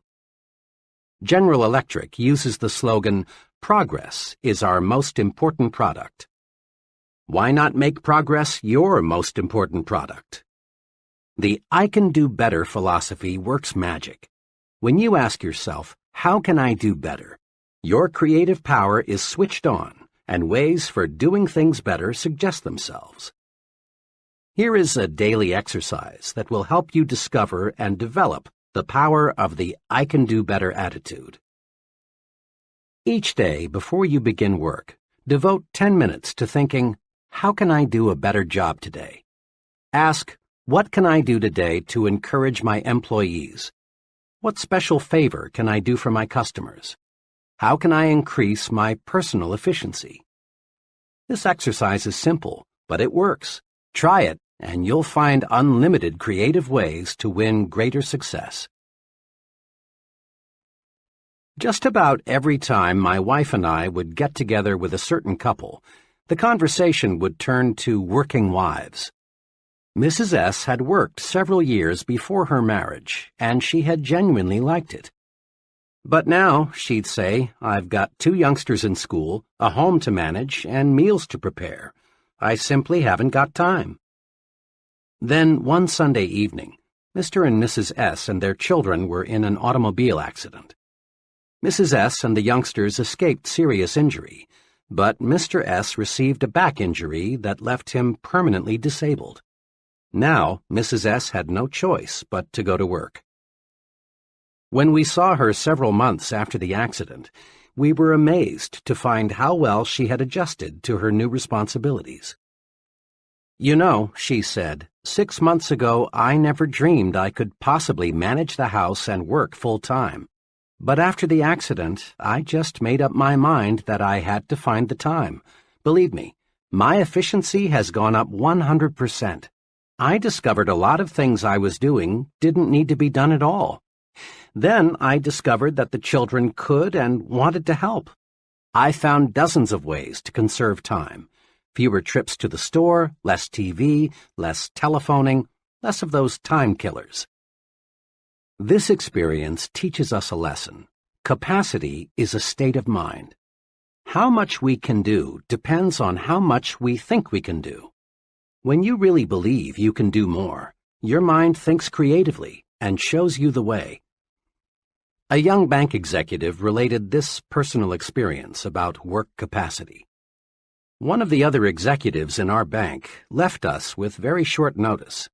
This put our department on the spot. The fellow leaving had filled an important job, and his work couldn't be postponed or left undone. The day after he left, the vice president in charge of my department called me in. He explained to me that he had already talked individually to the 2 others in my group, asking them if they could divide the work of the man who had just left until a replacement could be found. Neither of them flatly refused, said the vice president, but each stated that he is up to his neck now with his own pressing work. I'm wondering if you could handle some of the overload temporarily? Throughout my working career, I've learned that it never pays to turn down what looks like an opportunity. So I agreed and promised to do my very best to handle all the vacated job as well as keep up with my own work. The vice president was pleased at this. I walked out of his office knowing I had taken on a big job. I was just as busy as the two others in my department who had wiggled out of this extra duty, but I was determined to find a way to handle both jobs. I finished up my work that afternoon, and when the offices were closed, I sat down to figure out how I could increase my personal efficiency. I got a pencil and started writing down every idea I could think of. And I came up with some good ones, like working out an arrangement with my secretary to channel all routine telephone calls to me during a certain hour each day, placing all outgoing calls during a certain hour, cutting my usual conference periods from 15 minutes to 10, giving all my dictation at one time each day. I also discovered my secretary could and was eager to take over a number of little time-consuming details for me. I had been handling my present job for over 2 years, and frankly, I was amazed to discover how much inefficiency I had let creep in. Within a week's time, I was dictating twice as many letters, handling 50% more phone calls, attending half again as many meetings, all with no strain. A couple more weeks passed. The vice president called me in. He complimented me on doing a fine job. He went on to say that he had looked over a number of people from both inside and outside the bank, but he had not yet found the right man. Then he confessed that he had already cleared with the bank's executive committee, and they had authorized him to combine the two jobs, put them both in my charge, and give me a substantial increase in salary. I proved to myself that how much I can do depends on how much I think I can do. Capacity is indeed a state of mind. Every day, it seems, this takes place in the fast-moving world of business. The boss calls in an employee and explains that a special task must be accomplished. Then he says, "I know you got a lot of work to do, but can you handle this?" Too often the employee replies, "I'm awfully sorry, but I'm all loaded down now. I wish I could take it on, but I'm just too busy." Under the circumstances, the boss doesn't hold it against the employee because it is extra duty, so to speak. But the boss realizes the task must be done, and he'll keep on looking until he finds an employee who is just as busy as the rest, but who feels he can take on more. And this employee is the fellow who will forge ahead. In business, in the home, in the community, the success combination is do what you do better, improve the quality of your output, and do more of what you do, increase the quantity of your output. Convinced it pays to do more and better? Then try this two-step procedure. 1. Eagerly accept the opportunity to do more. It's a compliment to be asked to take on a new responsibility. Accepting greater responsibility on the job makes you stand out and shows that you're more valuable. When your neighbors ask you to represent them on a civic matter, accept. It helps you to become a community leader. 2. Next, concentrate on how can I do more. Creative answers will come. Some of these answers may be better planning and organization of your present work, or taking intelligent shortcuts in your routine activities, or possibly dropping non-essential activities altogether. But, let me repeat, the solution for doing more will appear. As a personal policy, I have accepted fully the concept, if you want it done, give it to a busy man. I refuse to work on important projects with persons who have lots of free time. I have learned from painful, expensive experience that the fellow who has plenty of time makes an ineffective work partner. All the successful, competent people I know are busy. When I start something, some project with them, I know it will be satisfactorily completed. I have learned in dozens of instances that I can count on a busy man to deliver, but I have often been disappointed in working with people who have all the time in the world. Progressive business management constantly asks, what can we do to expand output? Why not ask yourself, what can I do to expand my output? Your mind will creatively show you how. In hundreds of interviews with people at all levels, I've made this discovery. The bigger the person, the more apt he is to encourage you to talk. The smaller the person, the more apt he is to preach to you. Big people monopolize the listening. Small people monopolize the talking. Note this also. Top-level leaders in all walks of life spend much more time requesting advice than they do in giving it. Before a top man makes a decision, he asks, "How do you feel about it? What do you recommend? What would you do under these circumstances? How does this sound to you?" Look at it this way. A leader is a decision-making human machine. Now, to manufacture anything, you've got to have raw material. In reaching creative decisions, the raw materials are the ideas and suggestions of others. Don't, of course, expect other people to give you ready-made solutions. That's not the primary reason for asking and listening. Ideas of others help to spark your own ideas, so your mind is more creative. Recently, I participated as a staff instructor in an executive management seminar. The seminar consisted of 12 sessions.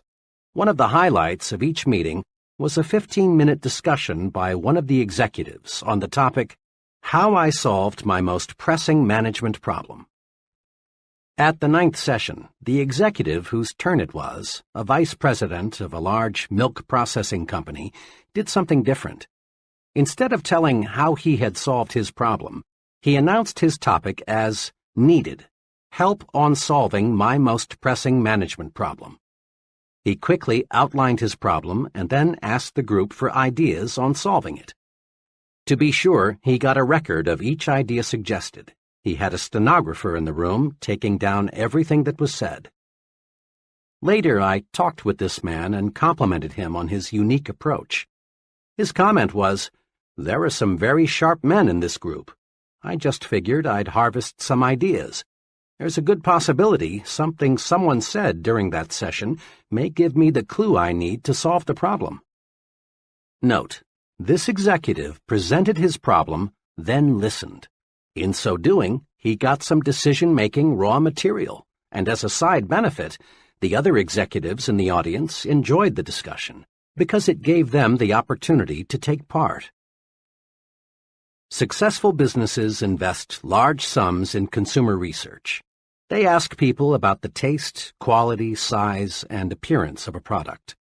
Listening to people provides definite ideas for making the product more saleable. It also suggests to the manufacturer what he should tell consumers about the product in his advertising.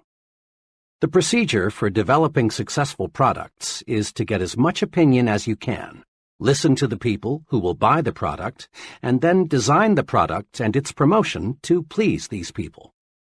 In an office recently, I noticed a sign that said, "To sell John Brown what John Brown buys, you've got to see things through John Brown's eyes." And the way to get John Brown's vision is to listen to what John Brown has to say. Your ears are your intake valves. They feed your mind raw materials that can be converted into creative power. We learn nothing from telling, but there is no limit to what we can learn by asking and listening. Try this 3-stage program to strengthen your creativity through asking and listening. 1. Encourage others to talk. In personal conversation or in group meetings, draw out people with little urges, such as, "Tell me about your experience," or "What do you think should be done about," or "What do you think is the key point?" Encourage others to talk, and you win a double-barreled victory. Your mind soaks up raw material that you can use to produce creative thought, and you win friends. There is no surer way to get people to like you than to encourage them to talk to you. 2. Test your own views in the form of questions. Let other people help you smooth and polish your ideas. Use the "What do you think of this suggestion" approach. Don't be dogmatic. Don't announce a fresh idea as if it were handed down on a gold tablet. Do a little informal research first. See how your associates react to it. If you do, chances are you'll end up with a better idea. 3. Concentrate on what the other person says. Listening is more than just keeping your own mouth shut. Listening means letting what's said penetrate your mind. So often, people pretend to listen when they aren't listening at all. They're just waiting for the other person to pause so they can take over with the talking. Concentrate on what the other person says. Evaluate it. That's how you collect mind food. More and more leading universities are offering advanced management training programs for senior business executives. According to the sponsors, the big benefit of these programs is not that the executives get ready-made formulae that they can use to operate their business more efficiently. Rather, they benefit most from the opportunity to exchange and discuss new ideas. Many of these programs require the executives to live together in college dormitories, thus encouraging bull sessions. Boiled down to one word, the executives benefit most from the stimulation received. A year ago, I directed 2 sessions in a 1-week sales management school in Atlanta, sponsored by the National Sales Executives Incorporated. A few weeks later, I met a salesman friend who worked for one of the sales executives who'd attended the school. "You people at the school sure gave my sales manager a lot of things to do to run our company better," my young friend said. Curious, I asked him specifically what changes he'd noticed. He reeled off a number of things: a revision in the compensation plan, sales meetings twice a month instead of once a month, new business cards and stationery, a revision in sales territories, not one of which was specifically recommended in the training program. The sales manager didn't get a bunch of canned techniques. Instead, he got something much more valuable: the stimulation to think of ideas directly beneficial to his own particular organization. A young accountant for a paint manufacturer told me about a very successful venture of his that was sparked by the ideas of others. "I never had more than a casual interest in real estate," he told me. "I've been a professional accountant for several years now, and I've stuck pretty close to my profession. One day, a realtor friend invited me to be his guest at a luncheon of one of the city's real estate groups. The speaker that day was an older man who had seen the city grow. His talk was about the next 20 years. He predicted that the metropolitan area would continue to grow far out into the surrounding farmland. He also predicted that there would be a record demand for what he called gentleman-size farms, 2 to 5 acres, big enough so the businessman or professional person could have a pool, horses, a garden, and other hobbies that require space. This man's talk really stimulated me. What he described was exactly what I wanted. The next few days, I asked several friends what they thought about the idea of someday owning a 5-acre estate. Everyone I talked to said, in effect, "I'd love that." I continued to think about it and to figure how I could turn the idea into profit. Then one day, as I was driving to work, the answer came out of nowhere. Why not buy a farm and divide it into estates? I figured the land might be worth more in relatively small pieces than in one big piece. 22 miles from the center of the city, I found a worn-out 50-acre farm priced at $8,500. I bought it, paying only 1/3 down and working out a mortgage with the owner for the balance. Next, I planted pine seedlings where there were no trees. I did this because a real estate man whom I feel knows his business told me, "People want trees these days, lots of trees."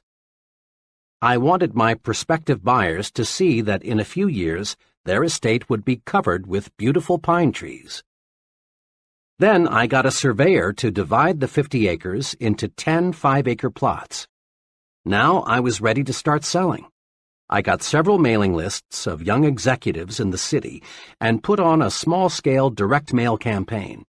I pointed out how for only $3,000, the price of a small city lot, they could buy an estate. I also described the potentials for recreation and wholesome living. In 6 weeks' time, working only evenings and on weekends, I sold all 10 plots. Total income, $30,000. Total costs, including the land, advertising, surveying, and legal expenses, $10,400. Profit, $19,600. I made a nice profit because I let myself be exposed to ideas of other intelligent people. Had I not accepted that invitation to attend a luncheon with a group completely foreign to my occupational interests, my brain would have never worked out this successful plan for making a profit. There are many ways to get mental stimulation, but here are 2 that you can incorporate into your pattern of life.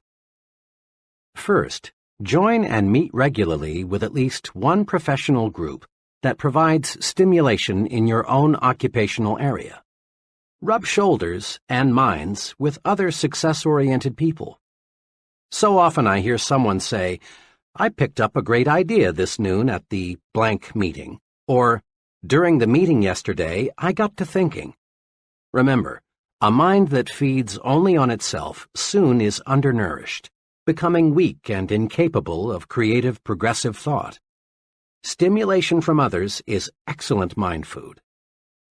Second, join and participate in at least one group outside your occupational interests.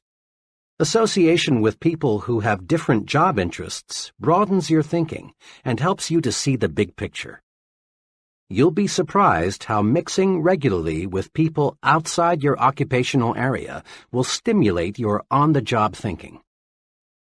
Ideas are fruits of your thinking, but they've got to be harnessed and put to work to have value. Each year, an oak tree produces enough acorns to populate a good-sized forest. Yet from these bushels of seeds, perhaps only 1 or 2 acorns will become a tree. The squirrels destroy most of them, and the hard ground beneath the tree doesn't give the few remaining seeds much chance for a start. So it is with ideas. Very few bear fruit. Ideas are highly perishable. If we're not on guard, the squirrels, negative-thinking people, will destroy most of them. Ideas require special handling from the time they are born until they're transformed into practical ways for doing things better. Use these 3 ways to harness and develop your ideas. 1. Don't let ideas escape. Write them down. Every day, lots of good ideas are born only to die quickly because they aren't nailed to paper. Memory is a weak slave when it comes to preserving and nurturing brand new ideas. Carry a notebook or some small cards with you. When you get an idea, write it down. A friend who travels a lot keeps a clipboard beside him so that he can write down an idea the instant it occurs to him.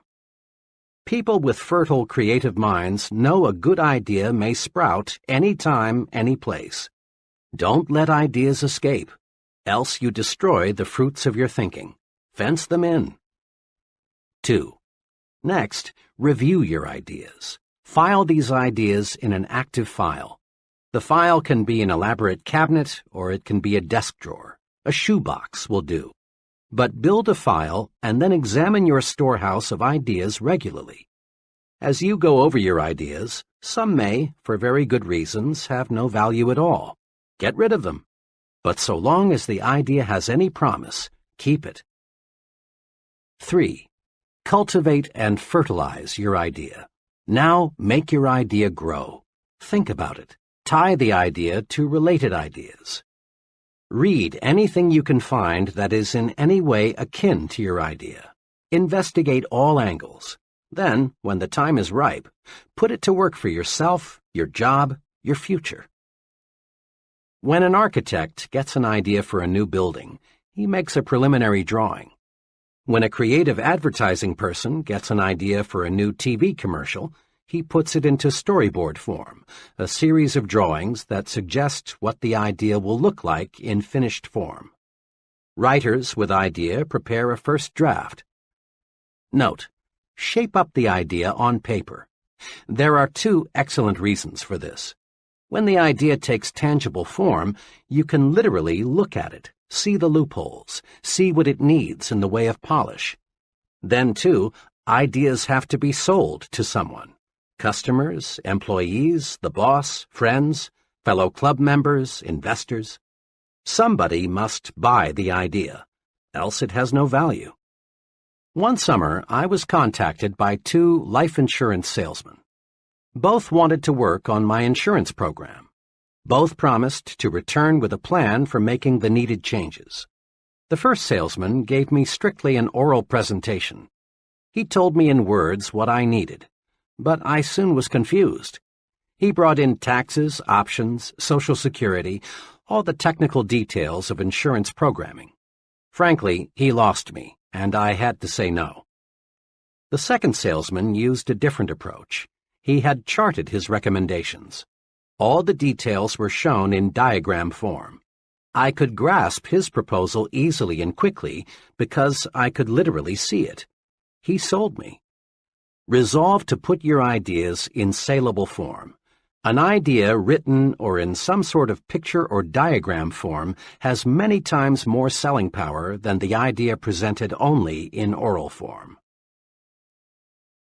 Use these tools and think creatively. 1. Believe it can be done. When you believe something can be done, your mind will find the ways to do it.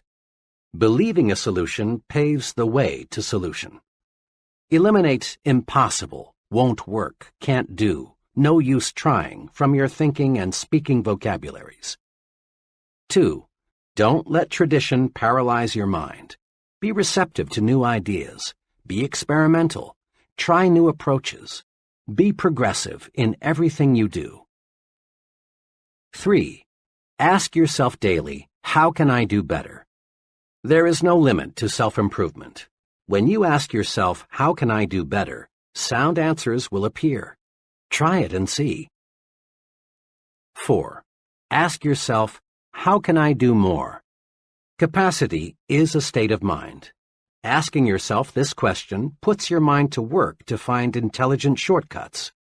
The success combination in business is do what you do better, improve the quality of your output, and do more of what you do, increase the quantity of your output. 5. Practice asking and listening. Ask and listen, and you'll obtain raw material for reaching sound decisions. Remember, big people monopolize the listening. Small people monopolize the talking. 6. Stretch your mind. Get stimulated. Associate with people who can help you think of new ideas, new ways of doing things. Mix with people of different occupational and social interests. Chapter 6. You are what you think you are. It's obvious. Much human behavior is puzzling. Have you ever wondered why a salesperson will greet one customer with an alert, "Yes, sir, may I serve you?" but virtually ignore another? Or why a man will open a door for one woman but not for another? Or why an employee will consistently carry out the instructions of one superior but only grudgingly do what another superior requests? Or why we will pay close attention to what one person says but not to another? Look around you. You'll observe some people receiving the "Hey, Mac" or "Hey, buddy" treatment, while others receive the sincere and important "Yes, sir" treatment. Watch. You'll observe that some people command confidence, loyalty, and admiration, while others do not. Look closer still, and you'll also observe that those persons who command the most respect are also the most successful. What is the explanation? It can be distilled into one word: thinking. Thinking does make it so. Others see in us what we see in ourselves. We receive the kind of treatment we think we deserve. Thinking does make it so. The fellow who thinks he is inferior, regardless of what his real qualifications may be, is inferior. For thinking regulates actions. If a man feels inferior, he acts that way, and no veneer of cover-up or bluff will hide this basic feeling for long. The person who feels he isn't important isn't. On the other side, A fellow who really thinks he is equal to the task is. To be important, we must think we are important, really think so. Then others will think so too. Here again is the logic. How you think determines how you act. How you act, in turn, determines how others react to you. Like other phases of your personal program for success, winning respect is fundamentally simple. To gain the respect of others, you must first think you deserve respect. And the more respect you have for yourself, the more respect others will have for you. Test this principle. Do you have much respect for the fellow on Skid Row? Of course not. Why? Because the poor fellow doesn't respect himself. He's letting himself rot away from lack of self-respect. Self-respect shows through in everything we do. Let's focus our attention now on some of the specific ways we can increase self-respect and thereby earn more respect from others. Look important. It helps you think important. Rule. Remember, your appearance talks. Be sure it says positive things about you.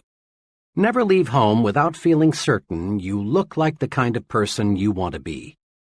The most honest advertisement ever appearing in print is the "Dress Right, You Can't Afford Not to" slogan, sponsored by the American Institute of Men's and Boys' Wear. This slogan deserves to be framed in every office, restroom, bedroom, and schoolroom in America.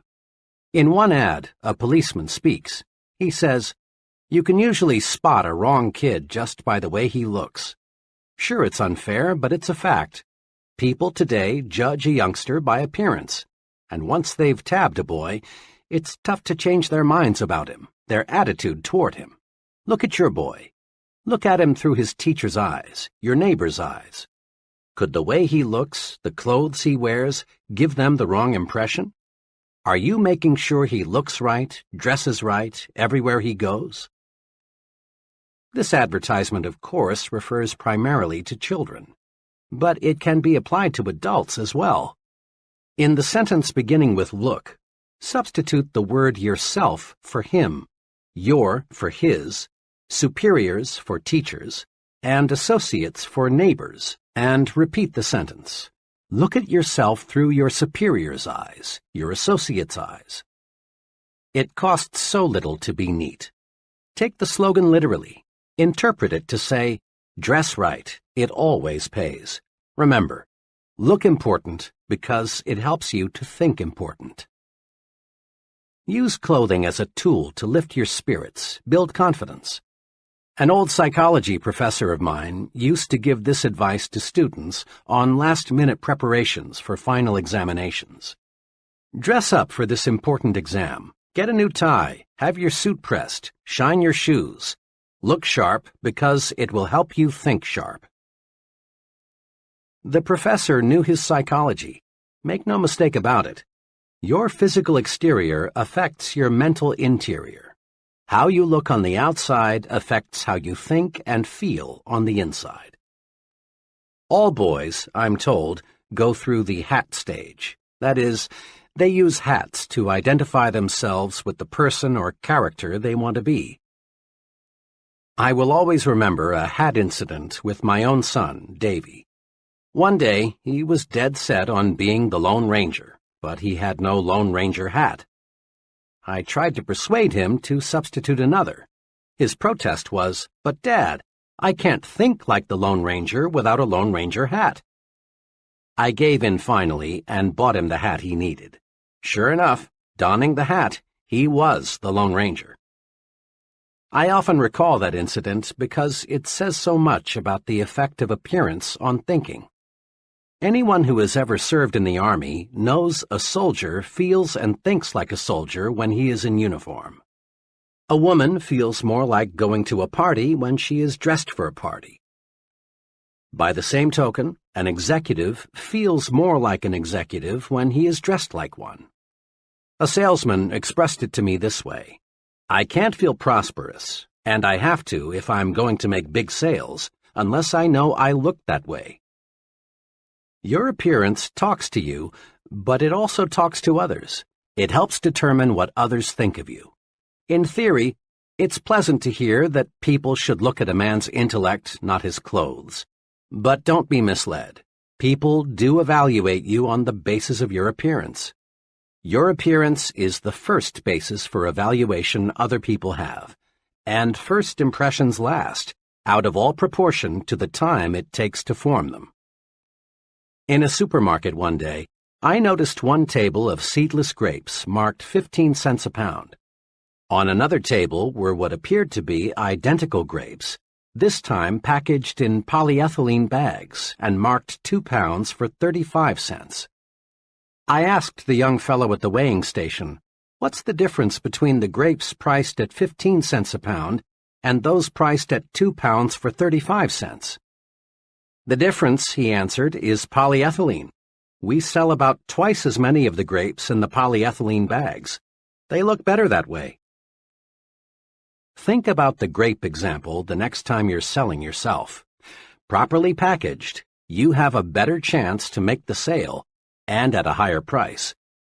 The point is, the better you are packaged, the more public acceptance you will receive. Tomorrow, watch who is shown the most respect and courtesy in restaurants, on buses, in crowded lobbies, in stores, and at work. People look at another person, make a quick and often subconscious appraisal, and then treat them accordingly. We look at some people and respond with the "Hey, Mac" attitude. We look at others and respond with the "Yes, sir" feeling. Yes, a person's appearance definitely talks. The well-dressed person's appearance says positive things. It tells people, here is an important person, intelligent, prosperous, and dependable. This man can be looked up to, admired, trusted. He respects himself, and I respect him. The shabby-looking fellow's appearance says negative things. It says, here is a person who isn't doing well. He's careless, inefficient, unimportant. He's just an average person. He deserves no special consideration. He's used to being pushed around. When I stress respect your appearance in training programs, almost always I am asked the question, I'm sold, appearance is important, but how do you expect me to afford the kind of clothing that really makes me feel right and that causes others to look up to me? That question puzzles many people. It plagued me for a long time. But the answer is really a simple one. Pay twice as much and buy half as many. Commit this answer to memory, then practice it. Apply it to hats, suits, shoes, socks, coats, everything you wear. Insofar as appearance is concerned, quality is far more important than quantity. When you practice this principle, you'll find that both your respect for yourself and the respect of others for you will zoom upward, and you'll find you're actually ahead money-wise when you pay twice as much and buy half as many, because 1.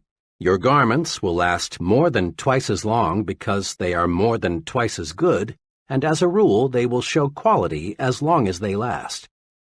2. What you buy will stay in style longer. Better clothing always does. 3. You'll get better advice. Merchants selling $200 suits are usually much more interested in helping you find the garment that is just right for you than are merchants selling $100 suits. Remember, your appearance talks to you and it talks to others.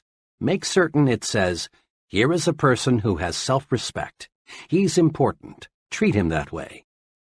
You owe it to others, but more important, you owe it to yourself to look your best. You are what you think you are. If your appearance makes you think you're inferior, you are inferior. If it makes you think small, you are small. Look your best, and you will think and act your best. Think your work is important. There's a story often told about the job attitudes of 3 bricklayers. It's a classic, so let's go over it again. When asked, what are you doing? The first bricklayer replied, laying brick. The second answered, making $9.30 an hour. And the third said, me? Why, I'm building the world's greatest cathedral. Now, the story doesn't tell us what happened to these bricklayers in later years, but what do you think happened? Chances are that the first two bricklayers remained just that, bricklayers. They lacked vision. They lacked job respect. There was nothing behind them to propel them forward to greater success. But you can wager every cent you have the bricklayer who visualized himself as building a great cathedral did not remain a bricklayer. Perhaps he became a foreman, or perhaps a contractor, or possibly an architect. He moved forward and upward. Why? Because thinking does make it so. Bricklayer number 3 was tuned to thought channels that pointed the way to self-development in his work. Job thinking tells a lot about a person and his potential for larger responsibility. A friend who operates a personnel selection firm said this to me recently. One thing we always look for in appraising a job applicant for a client is how the applicant thinks about his present job. We are always favorably impressed when we find that an applicant thinks his present job is important, even though there may be something about it he doesn't like. Why? Simply this.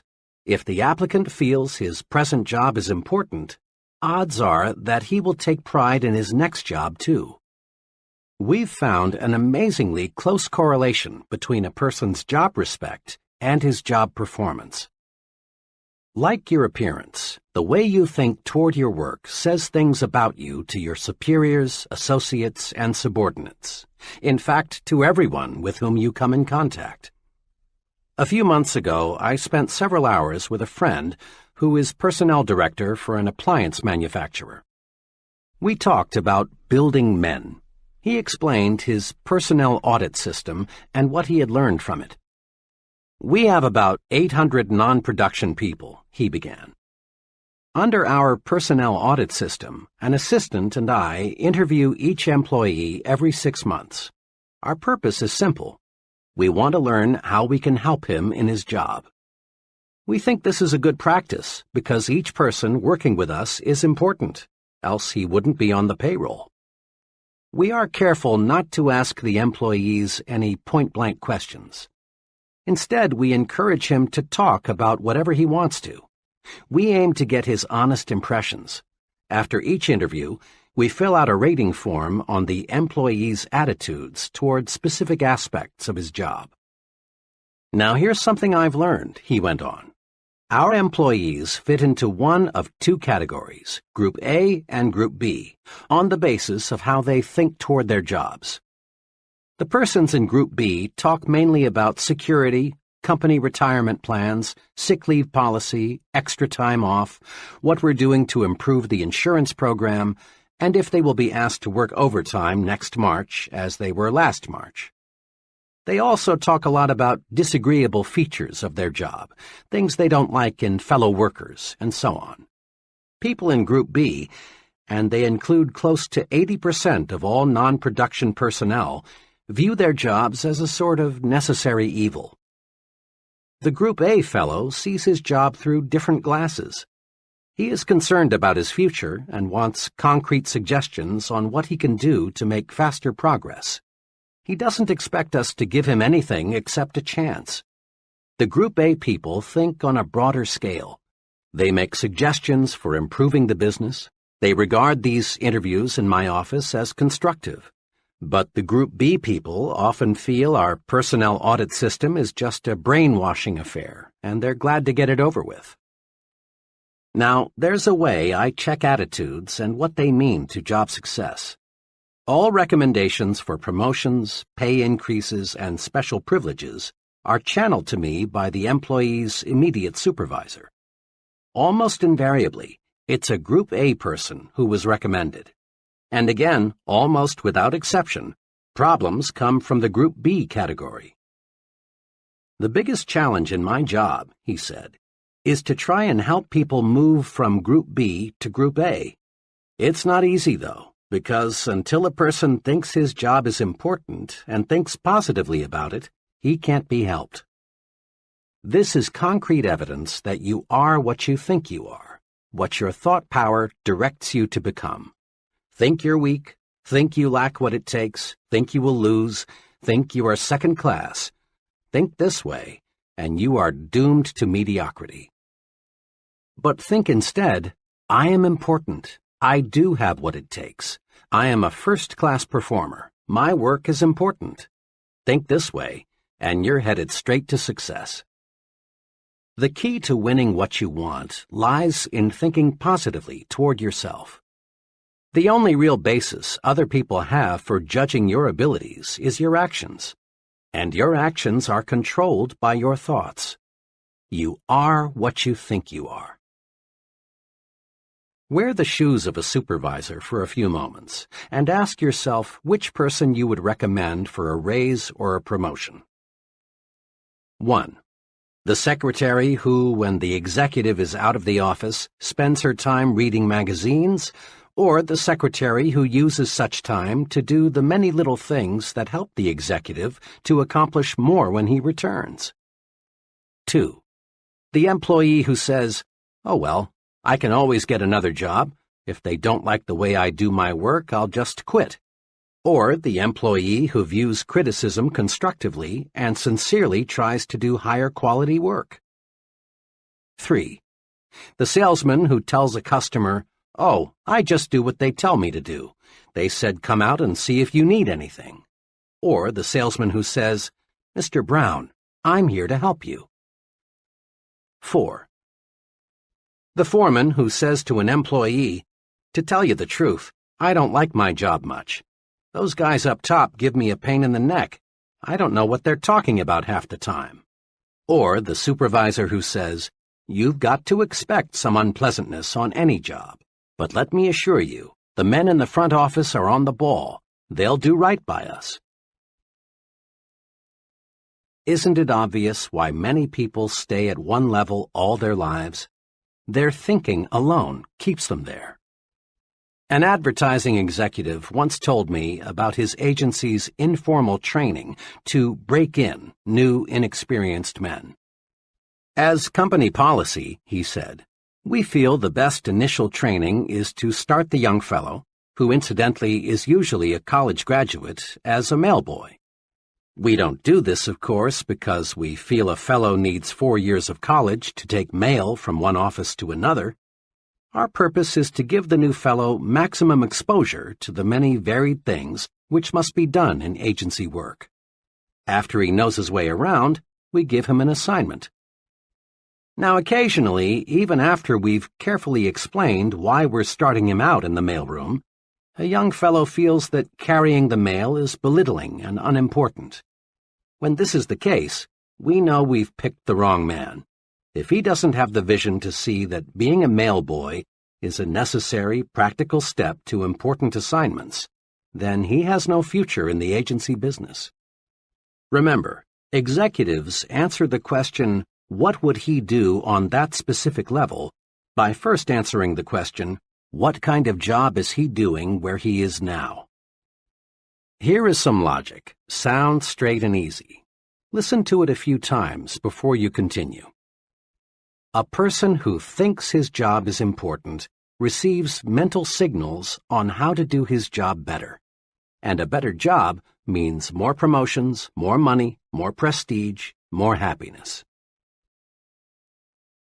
We've all noticed how children quickly pick up the attitudes, habits, fears, and preferences of their parents. Whether it be food preferences, mannerisms, religious and political views, or any other type of behavior, the child is a living reflection of how his parents or guardians think, for he learns through imitation. And so do adults. People continue to imitate others throughout life, and they imitate their leaders and supervisors.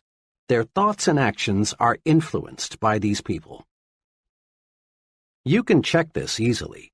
Study one of your friends and the person he works for, and note the similarities in thinking and action.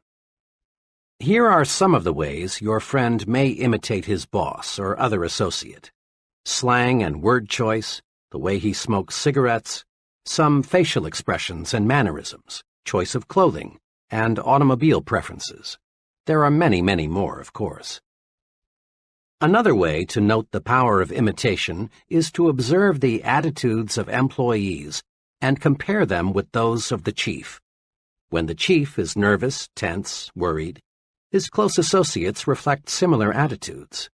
But when Mr. Chief is on top, feeling good, so are his employees. The point is this: the way we think toward our jobs determines how our subordinates think toward their jobs. The job attitudes of our subordinates are direct reflections of our own job attitudes. It's well to remember that our points of superiority and weakness show up in the behavior of those who report to us, just as a child reflects the attitudes of his parents. Consider just one characteristic of successful people: enthusiasm. Ever notice how an enthusiastic salesperson in a department store gets you, the customer, more excited about the merchandise? Or have you observed how an enthusiastic minister or other speaker has a wide-awake, alert, enthusiastic audience? If you have enthusiasm, those around you will have it too. But how does one develop enthusiasm? The basic step is simple. Think enthusiastically. Build in yourself an optimistic, progressive glow, a feeling that this is great and I'm 100% for it. You are what you think. Think enthusiasm and you'll be enthusiastic. To get high-quality work, be enthusiastic about the job you want done. Others will catch the enthusiasm you generate, and you'll get first-class performance. But if in negative fashion you cheat that company on expense money, supplies, and time, and in other little ways, then what can you expect your subordinates to do? Habitually arrive late and leave early, and what do you think the troops will do? And there is a major incentive for us to think right about our jobs so that our subordinates will think right about their jobs. Our superiors evaluate us by measuring the quality and quantity of output we get from those reporting to us. Look at it this way. Whom would you elevate to division sales manager? The branch sales manager whose salesmen are doing superior work, or the branch sales manager whose salesmen deliver only average performance? Or whom would you recommend for promotion to production manager? The supervisor whose department meets its quota, or the supervisor whose department lags behind? Here are 2 suggestions for getting others to do more for you. 1. Always show positive attitudes toward your job so that your subordinates will pick up right thinking. 2. As you approach your job each day, ask yourself, am I worthy in every respect of being imitated?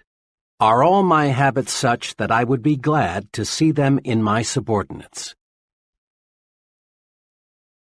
Give yourself a pep talk several times daily. Several months ago, an automobile salesman told me about the success-producing technique he's developed. It makes sense. Listen to it. A big part of my job, for 2 hours a day, the salesman explained, is telephoning prospects to arrange demonstration appointments. When I first started selling cars 3 years ago, this was my big problem. I was shy and afraid, and I know my voice sounded that way on the phone. It was easy for people I called to say, "I'm not interested," and hang up. Every Monday morning back then, our sales manager held a sales meeting. It was a pretty inspirational affair, and it made me feel good. And what's more, I always seemed to arrange more demonstrations on Monday than on any other day. But the trouble was that little of Monday's inspiration carried over to Tuesday and the rest of the week. Then I got an idea. If the sales manager can pep me up, why can't I pep myself up? Why not give myself a pep talk just before I start making those phone calls? That day, I decided to try it. Without telling anyone, I walked out on the lot and found a vacant car.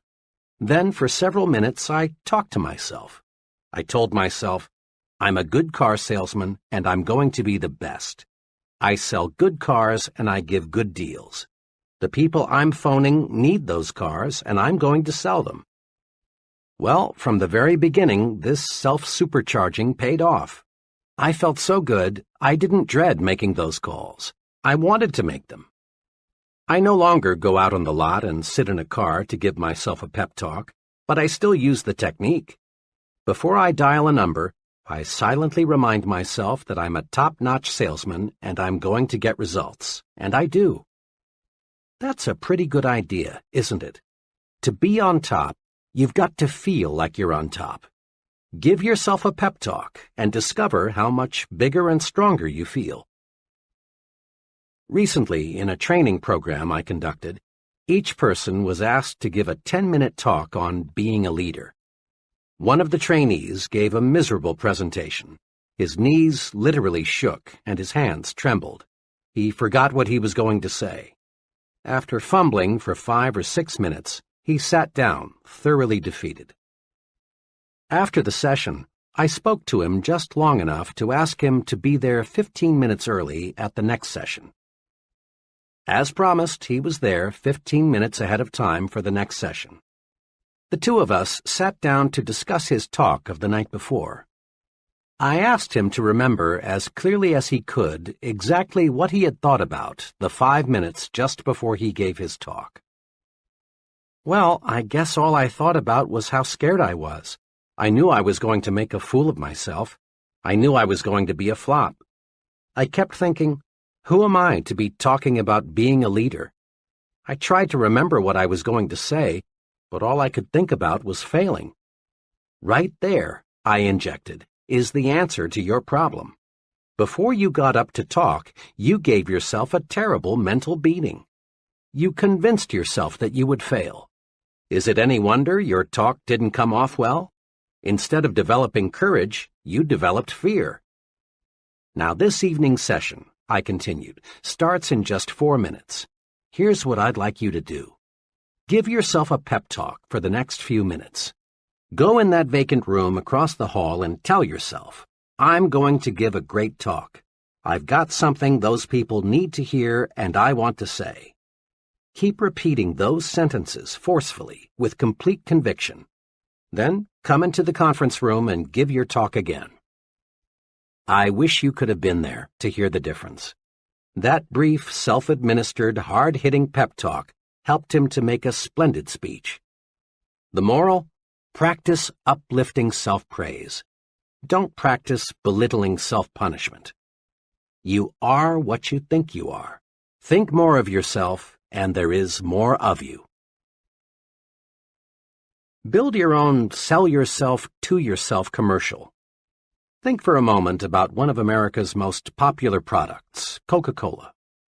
Every day, your eyes or ears come in contact many times with the good news about Coke. The people who make Coca-Cola are continually reselling you on Coke, and for a good reason.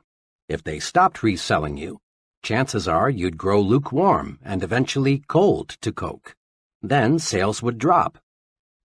But the Coca-Cola Company isn't going to let this happen. They resell you and resell you and resell you on Coke. Every day, you and I see half-alive people who are no longer sold on themselves. They lack self-respect for their most important product, themselves. These folks are indifferent. They feel small. They feel like nobodies, and because they feel that way, that's what they are. The half-alive person needs to be resold on himself. He needs to realize that he's a first-class person. He needs honest, sincere belief in himself. Tom Staley is a young fellow who is going places, and fast. Tom regularly resells himself on himself 3 times every day, with what he calls Tom Staley's 60-second commercial. He carries his personalized commercial in his billfold at all times. Here is exactly what it says. Tom Staley, meet Tom Staley, a really important person. Tom, you're a big thinker, so think big. Think big about everything. You've got plenty of ability to do a first-class job, so do a first-class job. Tom, you believe in happiness, progress, and prosperity. So, talk only happiness. Talk only progress. Talk only prosperity. You have lots of drive, Tom. Lots of drive. So put that drive to work. Nothing can stop you, Tom. Nothing. Tom, you're enthusiastic. Let your enthusiasm show through. You look good, Tom, and you feel good. Stay that way. Tom Staley, you were a great fellow yesterday, and you're going to be an even greater fellow today. Now go to it, Tom. Go forward. Tom credits his commercial with helping him become a more successful, dynamic person. Before I started selling myself to myself, says Tom, I thought I was inferior to just about anybody and everybody. Now I realize that I've got what it takes to win, and I'm winning, and I'm always going to win.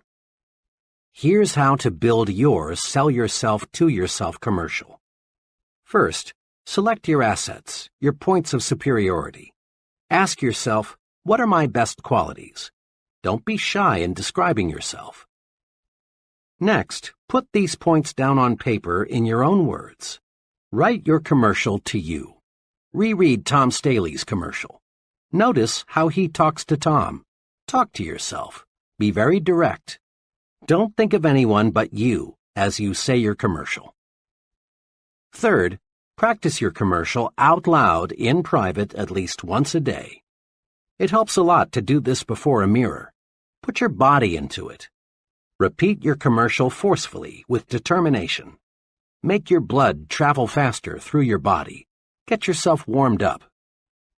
Fourth, read your commercial silently several times every day. Read it before you tackle anything that demands courage. Read it every time you feel let down. Keep your commercial handy at all times, then use it. Just one thing more. A lot of people, maybe even a majority, may laugh at this success-rewarding technique. That's because they refuse to believe that success comes from managed thinking. But please, don't accept the judgment of average people. You are not average. If you have any doubts as to the basic soundness of the sell yourself to yourself principle, ask the most successful person you know what he thinks about it. Ask him, and then start selling yourself to yourself. Upgrade your thinking. Think like important people think. Upgrading your thinking upgrades your actions, and this produces success. Here is an easy way to help you make more of yourself by thinking like important people think. Use the following form as a guide. How am I thinking checklist. Situation, when I worry. Ask yourself, would an important person worry about this? Would the most successful person I know be disturbed about this? Situation, an idea. Ask yourself, what would an important person do if he had this idea? Situation, my appearance. Ask yourself, do I look like someone who has maximum self-respect? Situation, my language. Ask yourself, am I using the language of successful people? Situation, what I read. Ask yourself, would an important person read this? Situation, conversation. Ask yourself, is this something successful people would discuss? Situation, when I lose my temper. Ask yourself, would an important person get mad at what I'm mad at? Situation, my jokes. Ask yourself, is this the kind of joke an important person would tell? Situation, my job. Ask yourself, how does an important person describe his job to others? Cement in your mind the question, is this the way an important person does it? Use this question to make you a bigger, more successful person. In a nutshell, remember. 1. Look important. It helps you think important. Your appearance talks to you. Be sure it lifts your spirits and builds your confidence. Your appearance talks to others. Make certain it says, here is an important person, intelligent, prosperous, and dependable. 2. Think your work is important. Think this way, and you will receive mental signals on how to do your job better. Think your work is important, and your subordinates will think their work is important too. 3. Give yourself a pep talk several times daily. Build a sell yourself to yourself commercial. Remind yourself at every opportunity that you're a first-class person. 4. In all of life's situations, ask yourself, is this the way an important person thinks? Then, obey the answer. Chapter 7. Manage your environment. Go first class. Your mind is an amazing mechanism. When your mind works one way, it can carry you forward to outstanding success. But the same mind operating in a different manner can produce a total failure. The mind is the most delicate, most sensitive instrument in all creation. Let's look now and see what makes the mind think the way it does. Millions of people are diet conscious. We're a calorie-counting nation. We spend millions of dollars on vitamins, minerals, and other dietary supplements. And we all know why. Through nutritional research, we've learned that the body reflects the diet fed the body. Physical stamina, resistance to disease, body size, even how long we live are all closely related to what we eat. The body is what the body is fed. By the same token, the mind is what the mind is fed. Mind food, of course, doesn't come in packages, and you can't buy it at the store. Mind food is your environment, all the countless things that influence your conscious and subconscious thought. The kind of mind food we consume determines our habits, attitudes, personality. Each of us inherited a certain capacity to develop. But how much of that capacity we have developed, and the way we have developed that capacity, depends on the kind of mind food we feed it.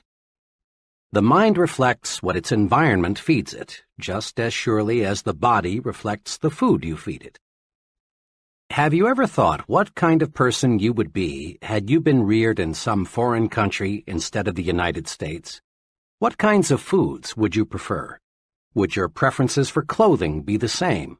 What sort of entertainment would you like the most? What kind of work would you be doing? What would your religion be? You can't, of course, be sure of the answers to these questions, but chances are you would be a materially different person had you grown up in a different country. Why? Because you would have been influenced by a different environment. As the saying goes, you are a product of your environment. Mark it well. Environment shapes us, makes us think the way we do. Try to name just one habit or one mannerism you have that you did not pick up from other people. Relatively minor things, like the way we walk, cough, hold a cup. Our preferences for music, literature, entertainment, clothing, all stem in very large part from environment. More important, the size of your thinking, your goals, your attitudes, your very personality is formed by your environment. Prolonged association with negative people makes us think negatively. Close contact with petty individuals develops petty habits in us. On the bright side, companionship with people with big ideas raises the level of our thinking. Close contact with ambitious people gives us ambition.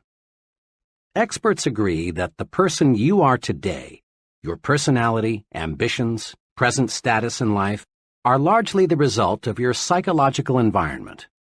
And experts agree also that the person you will be 1, 5, 10, 20 years from now depends almost entirely on your future environment. You will change over the months and years, this we know.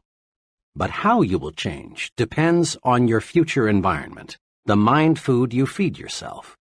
Let's look now at what we can do to make our future environment pay off in satisfaction and prosperity. Recondition yourself for success. The number one obstacle on the road to high-level success is the feeling that major accomplishment is beyond reach. This attitude stems from many, many suppressive forces, that direct our thinking toward mediocre levels. To understand these suppressive forces, let's go back to the time we were children. As children, all of us set high goals.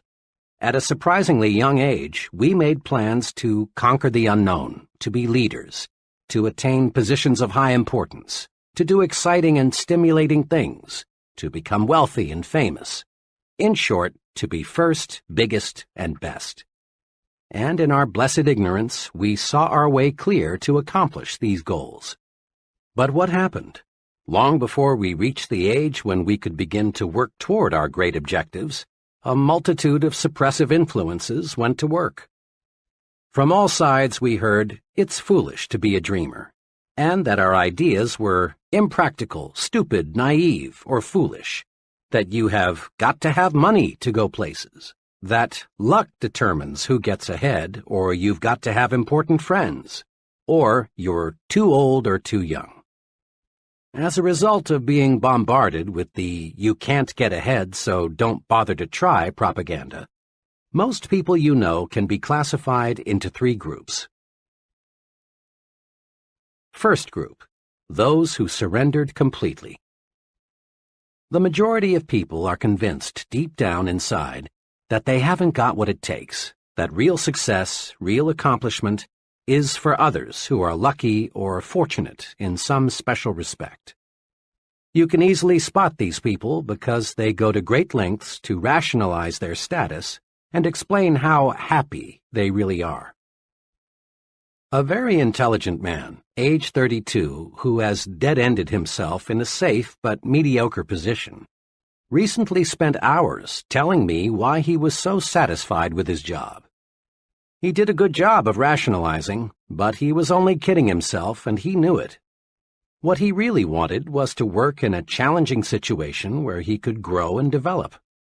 But that multitude of suppressive influences had convinced him that he was inadequate for big things. This group is, in reality, just the other extreme of the discontented job switcher searching for opportunity. Rationalizing yourself into a rut, which, incidentally, has been described as a grave with both ends open, can be as bad as wandering aimlessly, hoping opportunity will somehow, someday, hit you in the face. Second group, those who surrendered partially. A second but much smaller group enters adult life with considerable hope for success. These people prepare themselves, they work, they plan. But after a decade or so, resistance begins to build up. Competition for top-level jobs looks rugged. This group then decides that greater success is not worth the effort. They rationalize, we're earning more than the average, and we live better than the average. Why should we knock ourselves out? Actually, this group has developed a set of fears: fear of failure, fear of social disapproval, fear of insecurity, fear of losing what they already have. These people aren't satisfied because deep down they know they have surrendered. This group includes many talented, intelligent people who elect to crawl through life because they are afraid to stand up and run. Third group, those who never surrender. This group, maybe 2 or 3% of the total, doesn't let pessimism dictate, doesn't believe in surrendering to suppressive forces, doesn't believe in crawling. Instead, these people live and breathe success. This group is the happiest because it accomplishes the most. These people become top salesmen, top executives, top leaders in their respective fields. These people find life stimulating, rewarding, worthwhile. These people look forward to each new day, each new encounter with other people, as adventures to be lived fully. Let's be honest. All of us would like to be in the third group, the one that finds greater success each year, the one that does things and gets results.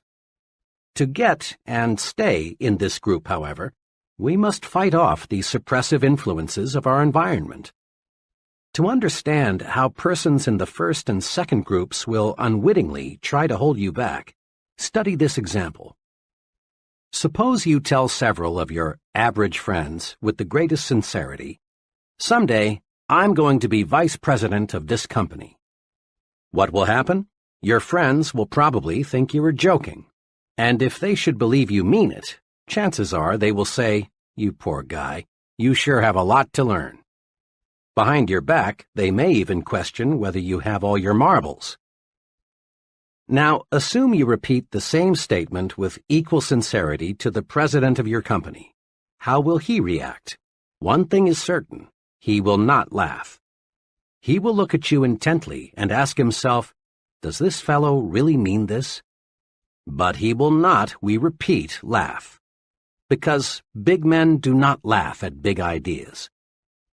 Or suppose you tell some average people you plan to own an expensive home, and they may laugh at you because they think it's impossible. But tell your plan to a person already living in an expensive home, and he won't be surprised. He knows it isn't impossible because he's already done it. Remember, people who tell you it cannot be done almost always are unsuccessful people, are strictly average or mediocre at best in terms of accomplishment. The opinions of these people can be poison. Develop a defense against people who want to convince you that you can't do it. Accept negative advice only as a challenge to prove that you can do it. Be extra cautious about this. Don't let negative thinking people, negators, destroy your plan to think yourself to success. Negators are everywhere, and they seem to delight in sabotaging the positive progress of others. During college, I buddied for a couple of semesters with W.W. He was a fine friend, the kind of fellow who would loan you a little money when you were short, or help you in many little ways. Despite this fine loyalty, W.W. was just about 100% sour and bitter toward life, the future, opportunity. He was a real negator. During that period, I was an enthusiastic reader of a certain newspaper columnist who stressed hope, the positive approach, opportunity. When W.W. would find me reading this columnist, or when her column was mentioned, he'd swing verbally and say, "Oh, for Pete's sake, Dave, read the front page. That's where you learn about life. You ought to know that columnist is just making a quick buck, dishing out sweet sauce for the weak."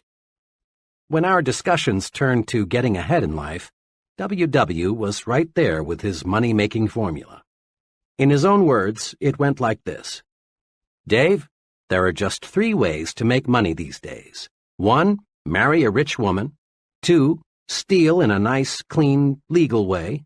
Or 3, get to know the right people, somebody with plenty of pull." W.W. was always prepared to defend his formula with examples. Sticking to the front page, he was quick to cite that one labor leader in 1,000 who had siphoned off a pile of money from the union till and got away with it. He kept his eyes open for that rare marriage of the fruit picker to Miss Millionaire.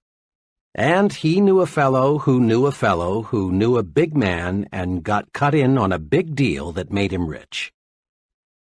W.W. was several years older than I, and he made excellent grades in his engineering classes. I looked up to him in a younger brother sort of way.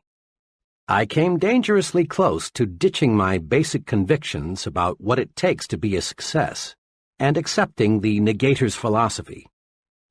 Fortunately, one evening, after a long discussion with W.W., I grabbed hold of myself. It dawned on me that I was listening to the voice of failure. It seemed to me W.W. was talking more to convince himself than he was to convert me to his way of thinking.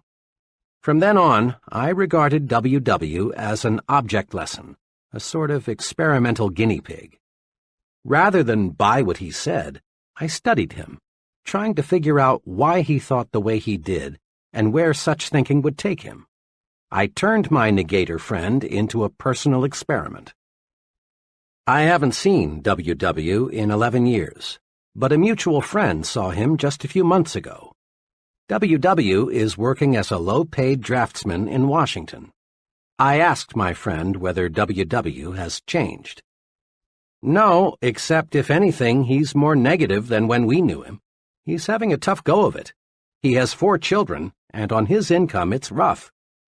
Old W.W. has the brains to be making 5 times what he is, if he just knew how to use those brains. Negators are everywhere. Some negators, like the one who almost tripped me, are well-meaning folks, but others are jealous people who, not moving ahead themselves, want you to stumble too. They feel inadequate themselves, so they want to make a mediocre person out of you. Be extra careful. Study negators. Don't let them destroy your plans for success.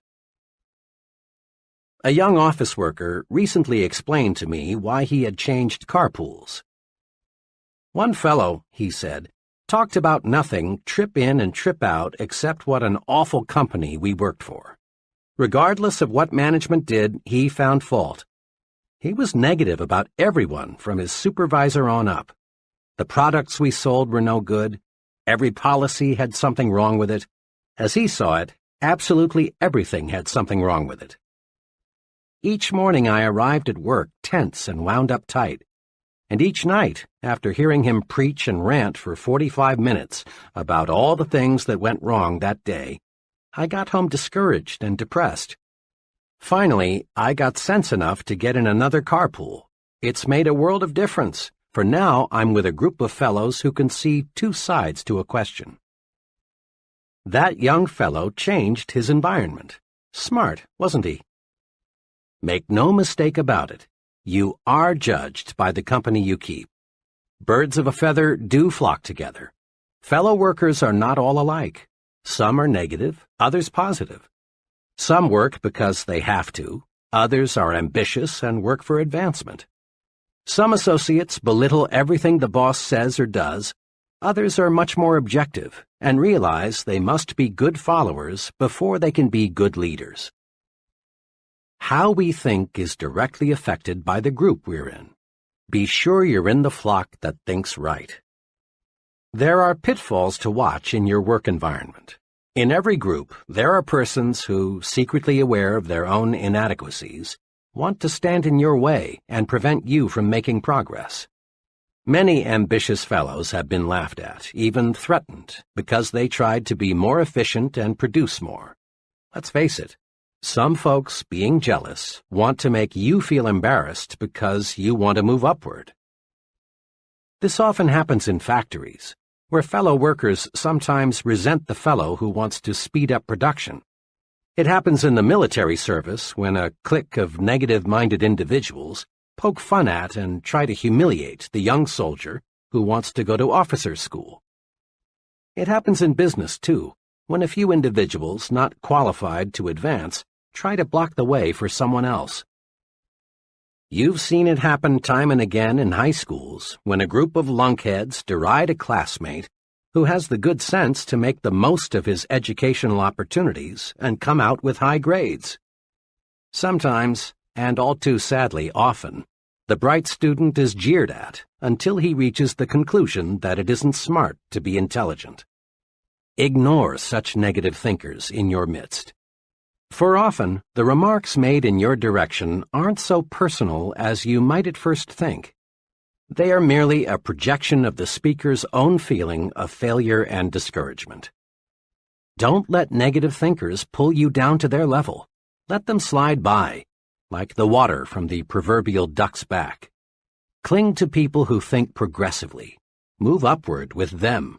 You can do it simply by thinking right. A special word of caution. Be careful about your source of advice. In most organizations, you will encounter freelance advisors who know the ropes and are tremendously eager to clue you in. One time, I overheard a freelance advisor explaining the facts of office life to a bright young man just starting in. Said the advisor, "The best way to get along here is just stay out of everybody's way.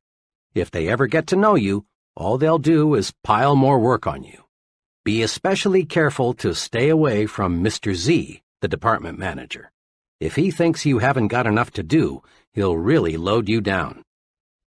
This freelance advisor had been with the company for almost 30 years and was still bottom man on the totem pole. What a consultant for a young man who wants to move upward in the business. Make it a rule to seek advice from people who know. There's a lot of incorrect thinking that successful people are inaccessible. The plain truth is that they are not. As a rule, it's the more successful people who are the most humble and ready to help. Since they are sincerely interested in their work and success, they are eager to see that the work lives on and that somebody capable succeeds them when they retire. It's the would-be big people who are most often the most abrupt and hard to get to know. An executive made this clear.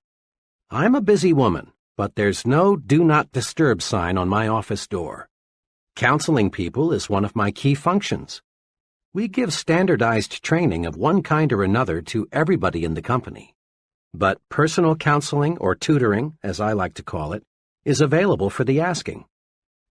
I stand ready to help the fellow who comes in here with either a company or a personal problem. The fellow who displays curiosity and exhibits a real desire to know more about his job and how it relates to other jobs is the individual I like most to help.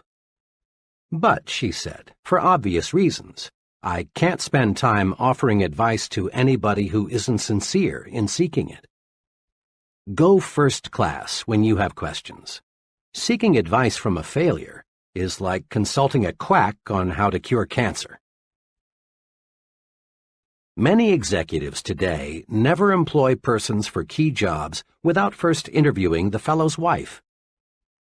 One sales executive explained to me, "I want to be sure the prospective salesman has his family behind him, a cooperative family that won't object to travel, irregular hours, and other inconveniences which are part of selling. A family that will help the salesman over those inevitable rough spots." Executives today realize that what happens on weekends and between 6 p.m. and 9 a.m. directly affects a person's performance from 9 a.m. to 6 p.m. The person with a constructive off-the-job life nearly always is more successful than the person who lives in a dull, dreary home situation. Let's look in on the traditional way two co-workers, John and Milton, spend their weekends. Let's look, too, at the ultimate results. John's psychological diet on weekends is something like this. Usually, one evening is spent with some carefully selected, interesting friends. Another evening is generally spent out, perhaps at a movie, a civic or community project, or some friend's house. John devotes Saturday morning to Boy Scout work. Saturday afternoon he does errands and chores around the house. Often he works on some special project. Currently, it's building a patio in the backyard. On Sundays, John and his family do something special. One Sunday recently they climbed a mountain. Another Sunday they visited a museum. Occasionally they drive into the nearby countryside, for John wants to buy some country property in the not-too-distant future. Sunday evening is spent quietly. John usually reads a book and catches up on the news. Wrapped up, John's weekends are planned. His many refreshing activities keep boredom locked out. John gets plenty of psychological sunshine. Milton's psychological diet is much less well-balanced than John's. His weekends are unplanned. Milton is usually pretty tired on Friday night, but he goes through the motions of asking his wife, "Want to do anything tonight?" But the plan dies there. Rarely do Milton and his wife entertain, and rarely are they invited out. Milton sleeps late on Saturday morning, and the rest of the day is taken up with chores of one kind or another. Saturday night, Milton and his family usually go to a movie or watch TV. What else is there to do? Milton spends most of Sunday morning in bed. Sunday afternoon, they drive over to Bill and Mary's, or Bill and Mary drive over to see them. Bill and Mary are the only couple Milton and his wife visit regularly. Milton's entire weekend is marked by boredom.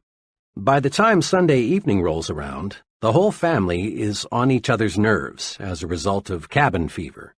There are no knockdown, drag-out fights, but there are hours of psychological warfare. Milton's weekend is dull, dreary, boring. Milton gets no psychological sunshine. Now, What's the effect of these two home environments on John and Milton? Over a period of a week or two, there probably is no perceptible effect. But over a period of months and years, the effect is tremendous. John's environmental pattern leaves him refreshed, gives him ideas, tunes up his thinking. He's like an athlete being fed steak. Milton's environmental pattern leaves him psychologically starved. His thinking mechanism is impaired. He's like an athlete being fed candy and beer. John and Milton may be on the same level today, but there will gradually be a wide gap between them in the months ahead, with John in the lead position. Casual observers will say, well, I guess John has more on the ball than Milton. But those of us who know will explain that much of the difference in job performance is the result of the difference in the mind food consumed by the two fellows. Every farmer in the Corn Belt knows that if he puts plenty of fertilizer with his corn, he's going to get a bigger yield. Thinking, too, must be given additional nourishment if we want to get better results. My wife and I, along with 5 other couples, spent a wonderful evening last month as guests of a department store executive and his wife. My wife and I lingered just a little longer than the others, so I had a chance to ask our host, whom I know well, a question that had been in my mind all evening. This was really a wonderful evening, I said, but I'm puzzled about one thing. I'd expected to meet mainly other retailing executives here tonight, but your guests all represented different fields. There was a writer, a doctor, an engineer, an accountant, and a teacher. He smiled and said, well, we often do entertain retailing people, but Helen and I find it's very refreshing to mix with people who do something else for a living. I'm afraid if we confined our entertaining to people who have only interests similar to our own, we'd find ourselves in the old well-known rut. Besides, he went on, people are my business. Every day, thousands of people of every occupational group imaginable visit our store. The more I can learn about other people, their ideas, interests, viewpoints, the better job I can do in giving them the merchandise and service they want and will buy.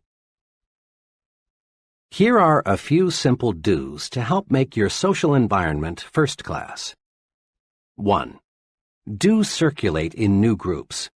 Restricting your social environment to the same small group produces boredom, dullness, dissatisfaction. Equally important, remember that your success-building program requires that you become an expert in understanding people. Trying to learn all there is to know about people by studying one small group is like trying to master mathematics by reading one short book. Make new friends, join new organizations, enlarge your social orbit. Then, too, variety in people, like variety in anything else, adds spice to life and gives it a broader dimension. It's good mind food. 2. Do select friends who have views different from your own. In this modern age, the narrow individual hasn't much future. Responsibility and positions of importance gravitate to the person who is able to see both sides. If you're a Republican, make sure you have some friends who are Democrats, and vice versa. Get to know people of different religious faiths. Associate with opposites, but just be sure they are persons with real potential. 3. Do select friends who stand above petty, unimportant things. Folks who are more concerned with the square footage of your home or the appliances you have or don't have than with your ideas and your conversation are inclined to be petty. Guard your psychological environment. Select friends who are interested in positive things, friends who really do want to see you succeed. Find friends who breathe encouragement into your plans and ideals. If you don't, if you select petty thinkers as your close friends, you'll gradually develop into a petty thinker yourself. We're a poison-conscious nation. Body poison, that is. Every restaurateur is on guard against food poisoning. Just a couple of cases of it, and his patrons won't come near his place. We've got tons of laws to protect the public against hundreds of body poisons. We put, or should put, poisons on the top shelves so the kids can't reach them. We go to any extreme to avoid body poison, and it's good that we do. But there's another type of poison, perhaps a little more insidious, thought poison, commonly called gossip. Thought poison differs from body poison in two ways. It affects the mind, not the body, and is more subtle. The person being poisoned usually doesn't know it. Thought poison is subtle, but it accomplishes big things. It reduces the size of our thinking by forcing us to concentrate on petty, unimportant things. It warps and twists our thinking about people because it is based on a distortion of facts, and it creates a guilt feeling in us that shows through when we meet the person we've gossiped about. Thought poison is 0% right thinking. It is 100% wrong thinking. And contrary to lots of opinion, women have no exclusive franchise on gossip. Every day, many men, too, live in a partially poisoned environment. Every day, thousands of gossip fests staged by men take place on such topics as the boss's marital or financial problems, Bill's politicking to get ahead in business, the probability of John being transferred, the reasons for special favors being awarded Tom, and why they brought in that new man. Gossiping goes something like this. Say, I just heard. No, why? Well, it doesn't surprise me. He had it coming to him. Of course, this is confidential. Conversation is a big part of our psychological environment. Some conversation is healthy. It encourages you. It makes you feel like you're taking a walk in the warm sunshine of a spring day. Some conversation makes you feel like a winner. But other conversation is more like walking through a poisonous, radioactive cloud. It chokes you. It makes you feel ill. It turns you into a loser. Gossip is just negative conversation about people, and the victim of thought poison begins to think he enjoys it. He seems to get a form of poisoned joy from talking negatively about others, not knowing that to successful people, he is becoming increasingly unlikable and unreliable. One of these thought poison addicts walked into a conversation some friends and I were having about Benjamin Franklin. As soon as Mr. Killjoy learned the topic of our chat, he came through with choice bits about Franklin's personal life in a negative way. Perhaps it's true that Franklin was a character in some ways, and he might have made the scandal magazines had they been around in the 18th century. But the point is, Benjamin Franklin's personal life had no bearing on the discussion at hand, and I couldn't help being glad that we weren't discussing somebody whom we knew intimately. Talk about people? Yes, but stay on the positive side. Let's make one point clear. Not all conversation is gossip. Bull sessions, shop talk, and just batting the breeze are necessary at times. They serve a good purpose when they are constructive.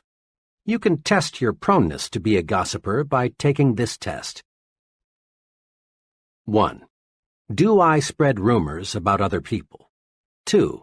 Do I always have good things to say about others? 3.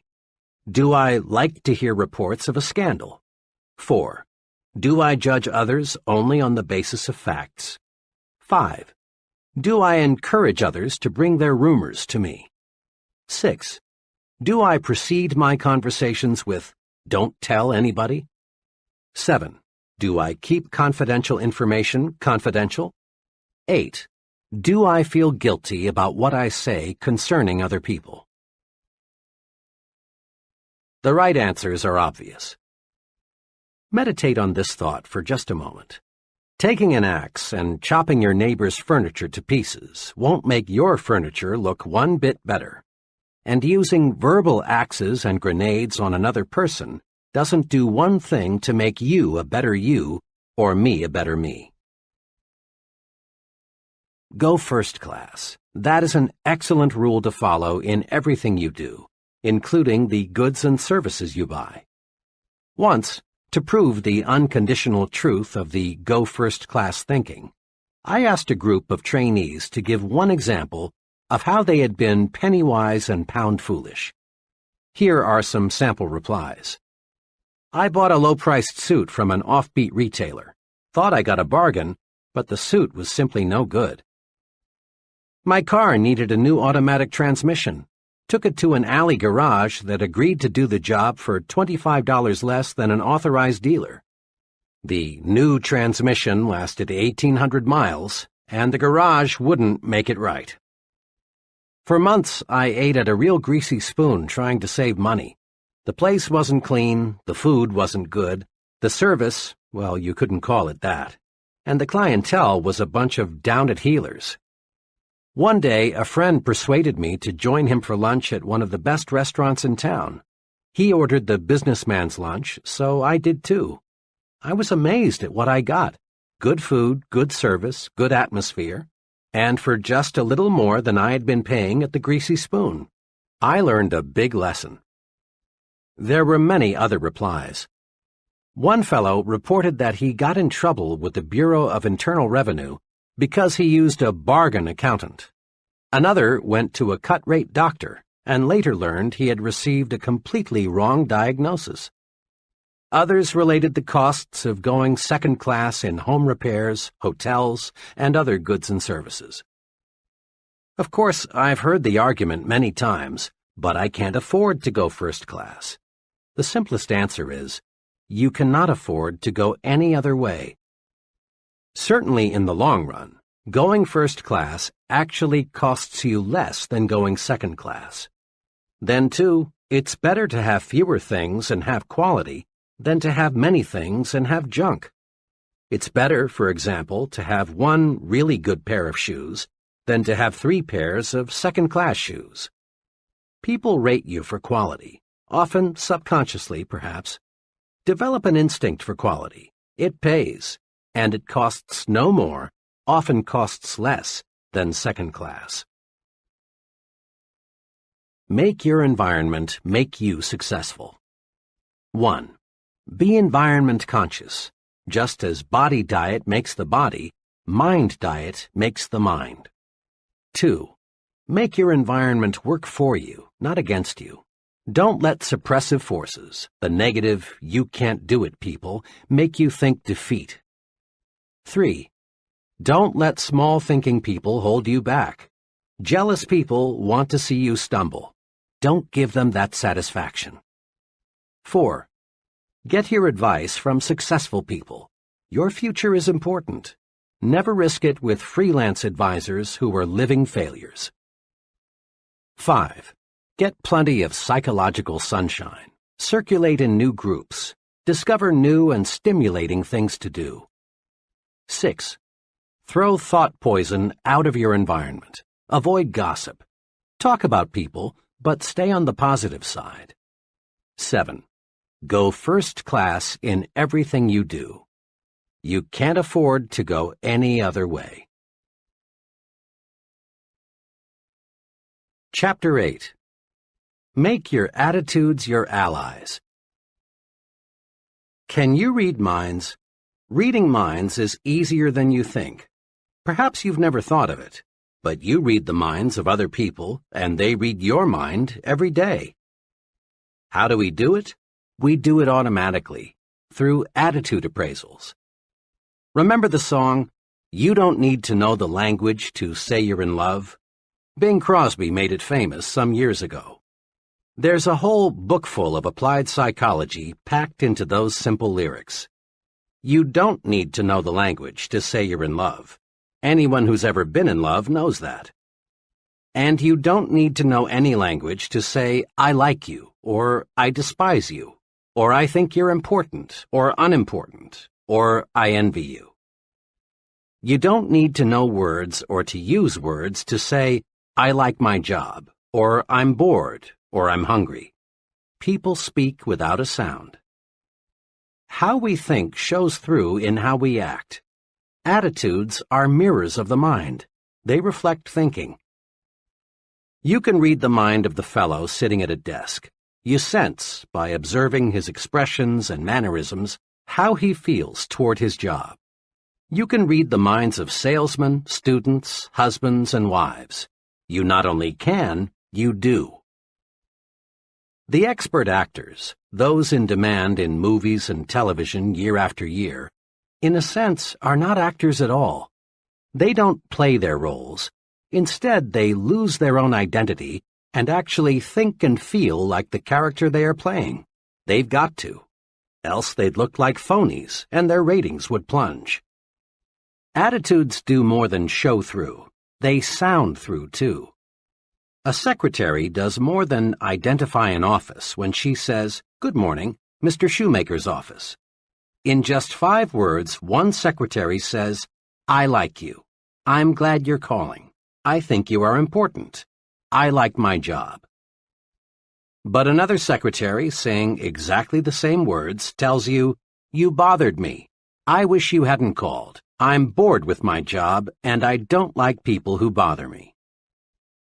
We read attitudes through expressions and voice tones and inflections. Here's why. In the long, long history of humankind, a speaking language, even remotely resembling what we use today, is a very recent invention.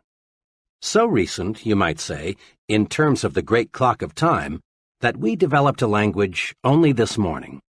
For millions and millions of years, people got by with little more than moans and groans and grunts and growls.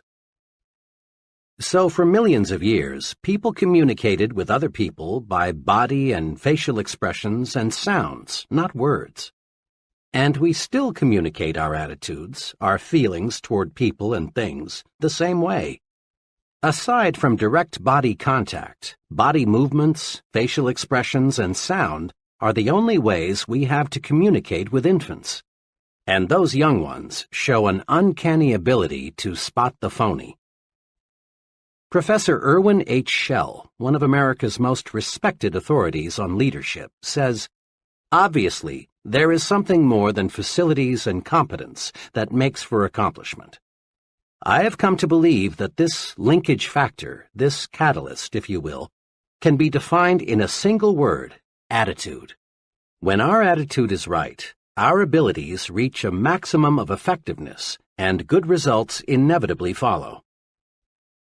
Attitudes do make the difference. Salesmen with the right attitude beat their quotas. Students with the right attitude make A's. Right attitudes pave the way to really happy married life. Right attitudes make you effective in dealing with people, enable you to develop as a leader. Right attitudes win for you in every situation. Grow these 3 attitudes. Make them your allies in everything you do. 1. Grow the attitude of, "I'm activated." 2. Grow the attitude of, "You are important." 3. Grow the attitude of, "Service first." Now, let's see how. Years ago, when I was a college sophomore, I enrolled in an American history class.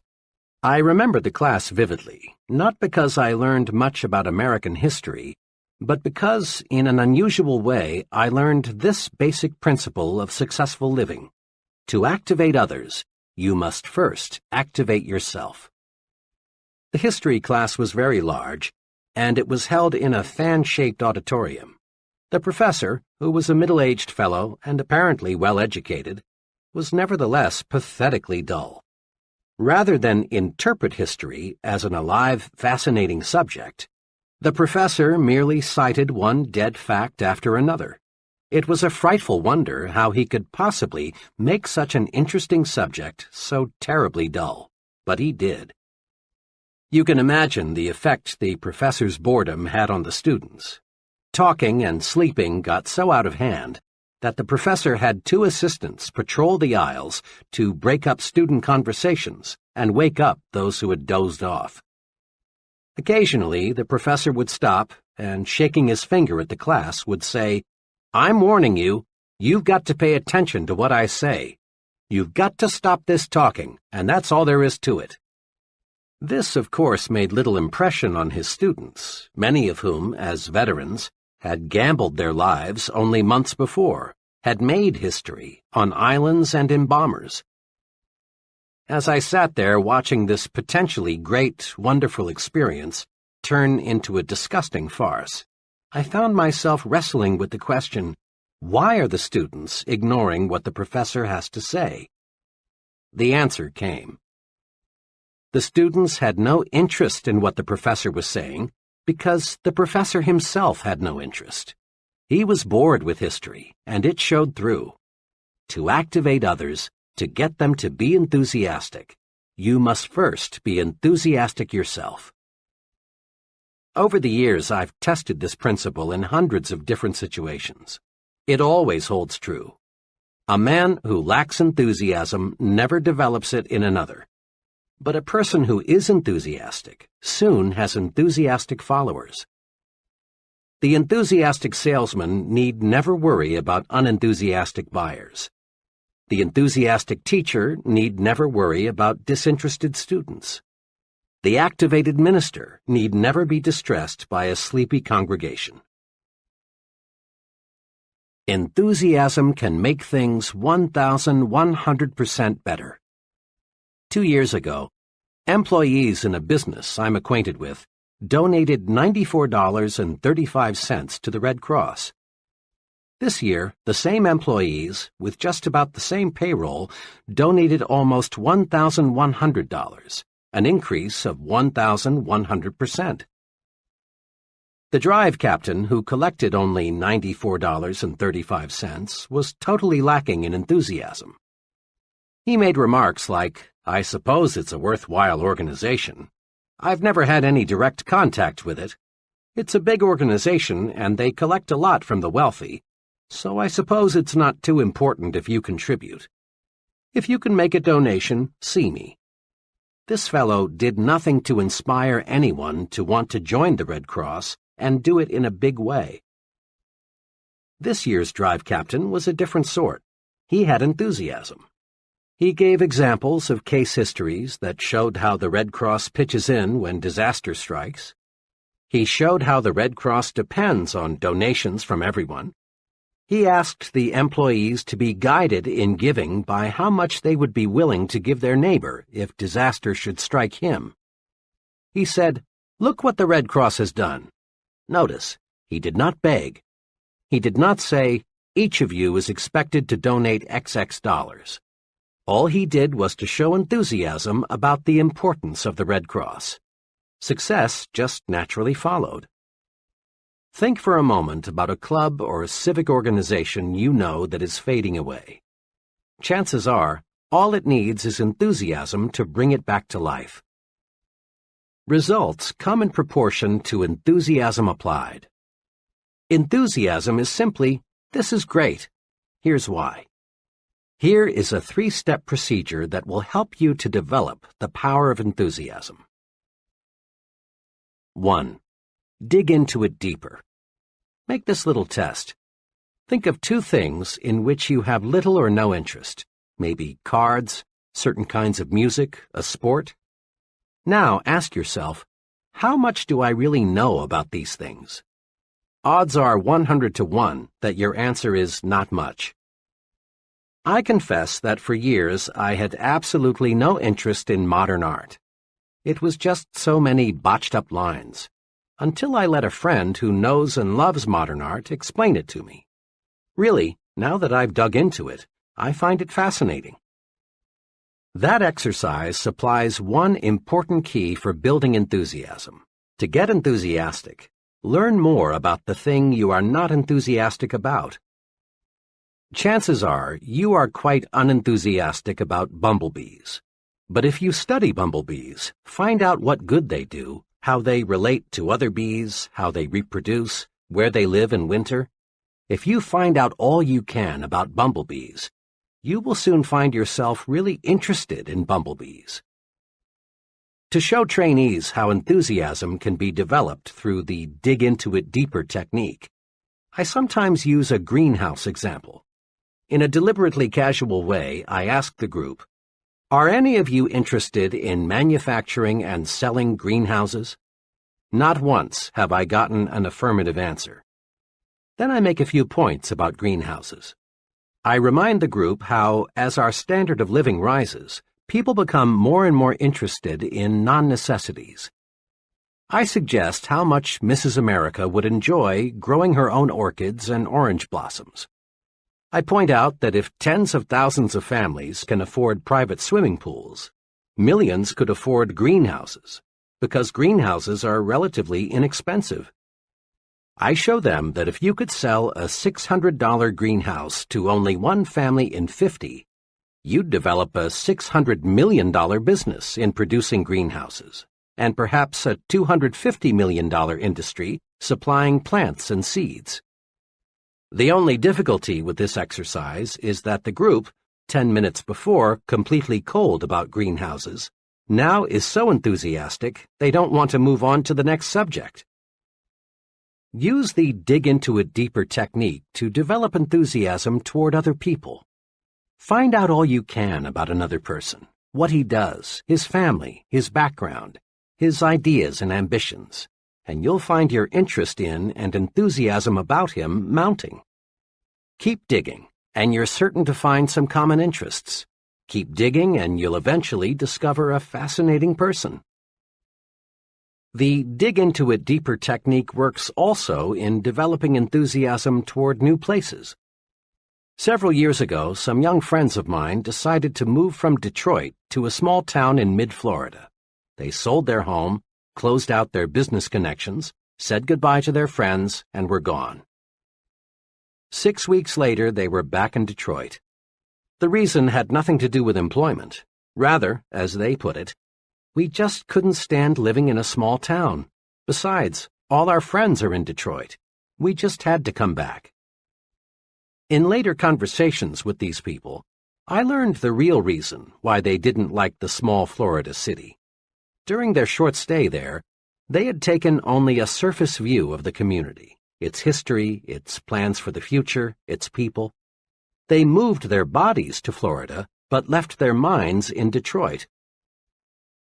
I've talked with dozens of executives, engineers, and salesmen who have developed career trouble because their companies want to move them to another location, but they don't want to go. I just can't see moving to Chicago, or San Francisco, or Atlanta, or New York, or Miami, is a remark spoken many times a day. There's one way to build enthusiasm toward a new location. Simply resolve to dig into the new community. Learn all you can about it. Mix with the people. Make yourself feel and think like a community citizen from the very first day. Do this, and you'll be enthusiastic about your new environment. Today, millions of Americans invest in corporate securities. But there are many millions more who have no interest at all in the stock market. That's because they are people who have not familiarized themselves with what the securities market is, how it operates, the day-to-day romance of American business. To get enthusiasm about anything, people, places, things, dig into it deeper. Dig into it deeper, and you'll develop enthusiasm. Put this principle to work next time you must do something you don't want to do. Put this principle to work next time you find yourself becoming bored. Just dig in deeper, and you dig up interest. 2. In everything you do, life it up. Enthusiasm, or lack of it, shows through in everything you do and say. Life up your handshaking. When you shake hands, shake. Make your hand clasp say, "I'm glad to know you. I am glad to see you again." A conservative, mouse-like handshake is worse than no handshake at all. It makes people think, this guy is more dead than alive. Try to find a highly successful person with a conservative handshake. You'll have to look a long, long time. Life up your smiles. Smile with your eyes. Nobody likes an artificial, pasted-on, rubbery smile. When you smile, smile. Show a few teeth. Maybe your teeth aren't attractive, but that's really unimportant. For when you smile, people don't see your teeth. They see a warm, enthusiastic personality, someone they like. Life up your thank yous. A routine, automatic thank you is almost like saying gleep gleep. It's just an expression. It says nothing. It doesn't accomplish results. Make your thank you mean thank you very much. Life up your talk. Dr. James F. Bender, the noted speech authority, in his excellent book, How to Talk Well, says, "Is your good morning really good? Are your congratulations enthusiastic? Does your how are you sound interested? When you make a habit of coloring your words with sincere feelings, you'll notice a great uptake in your ability to hold attention." People go along with the fellow who believes what he says. Say it with life. Put vitality into your speaking. Whether you are talking to a garden club, a prospect, or your children, put enthusiasm behind what you say. A sermon delivered enthusiastically may be remembered for months, even years. But a sermon delivered without enthusiasm will be mostly forgotten 167 hours before next Sunday rolls around. And when you put life in your talk, you automatically put more life in you. Just try this right now. Say out loud with force and vigor, "I feel great today." Now, don't you actually feel better than you did before you said it? Make yourself alive all over. Life it up. Be sure everything you do and say tells people, "That fellow is alive. He means it. He's going places." 3. Broadcast good news. You and I have been in many situations when someone burst in and said, "I've got good news." Immediately, this person gets 100% attention from everyone present. Good news does more than get attention. Good news pleases people. Good news develops enthusiasm. Good news even promotes good digestion. Just because there are more broadcasters of bad news than there are broadcasters of good news, don't be misled. No one ever won a friend, no one ever made money, no one ever accomplished anything by broadcasting bad news.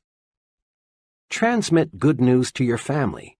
Tell them the good that happened today. Recall the amusing, pleasant things you experienced, and let the unpleasant things stay buried. Spread good news. It's pointless to pass on the bad. It only makes your family worry, makes them nervous. Bring home some sunlight every day. Ever notice how seldom children complain about the weather? They take hot weather in stride until the negative news corps educate them to be conscious of unpleasant temperatures. Make it a habit always to speak favorably about the weather, regardless of what the weather actually is. Complaining about the weather makes you more miserable, and it spreads misery to others. Broadcast good news about how you feel. Be an "I feel great" person. Just say, "I feel great" at every possible opportunity, and you will feel better. By the same token, tell people, "I feel awful, just awful," and you will feel worse. How we feel is in large part determined by how we think we feel. Remember, too, that other people want to be around alive, enthusiastic people. Being around complainers and half-dead people is uncomfortable. Transmit good news to the people you work with. Give them encouragement. Compliment them at every opportunity. Tell them about the positive things the company is doing. Listen to their problems. Be helpful. Encourage people and win their support. Pat them on the back for the job they're doing. Give them hope. Let them know you believe they can succeed, that you have faith in them. Practice relieving worriers. Make this little test regularly to keep you on the right track. Whenever you leave a person, ask yourself, does that person honestly feel better because he has talked with me? This self-training device works. Apply it when talking with employees, associates, your family, customers, even with casual acquaintances. A salesman friend is a real good news broadcaster. He calls on his customers every month and always makes it a rule to have some good news to pass along. Examples. I met one of your good friends last week. He said to tell you hello. Since I was here last, big things have happened. Over 350,000 new babies were born last month, and more babies means more business for both of us. Usually, we think of bank presidents as overly reserved, unemotional people who never really warm up. Not so with one bank president. His favorite way to answer the phone is to say, "Good morning, it's a wonderful world. May I sell you some money?" Improper for a banker? Some might say so, but let me point out that the banker who uses this greeting is Mills Lane, Jr., president of the Citizens and Southern Bank, the largest in the entire Southeast. Good news gets good results. Broadcast it. The president of a brush manufacturing company I visited recently had this maxim neatly framed on his desk facing the visitor's chair. "Give me a good word or none at all." I complimented him, saying that I thought the maxim was a clever way to encourage people to be optimistic. He smiled and said, "It is an effective reminder, but from where I sit, this is even more important." He turned the frame around so I could see it from his side of the desk. It said, "Give them a good word or none at all." Broadcasting good news activates you, makes you feel better. Broadcasting good news makes other people feel better too. Grow the "you are important" attitude.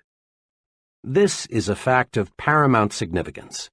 Each human being, whether he lives in India or Indianapolis, whether he's ignorant or brilliant, civilized or uncivilized, young or old, has this desire. He wants to feel important. Ponder on that. Everyone, yes, everyone, your neighbor, you, your wife, your boss, has a natural desire to feel he is somebody. The desire to be important is man's strongest, most compelling non-biological hunger. Successful advertisers know that people crave prestige, distinction, recognition.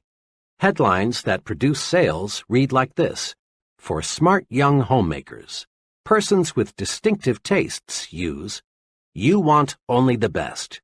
Be the envy of everyone. For women who want to be envied by women and admired by men."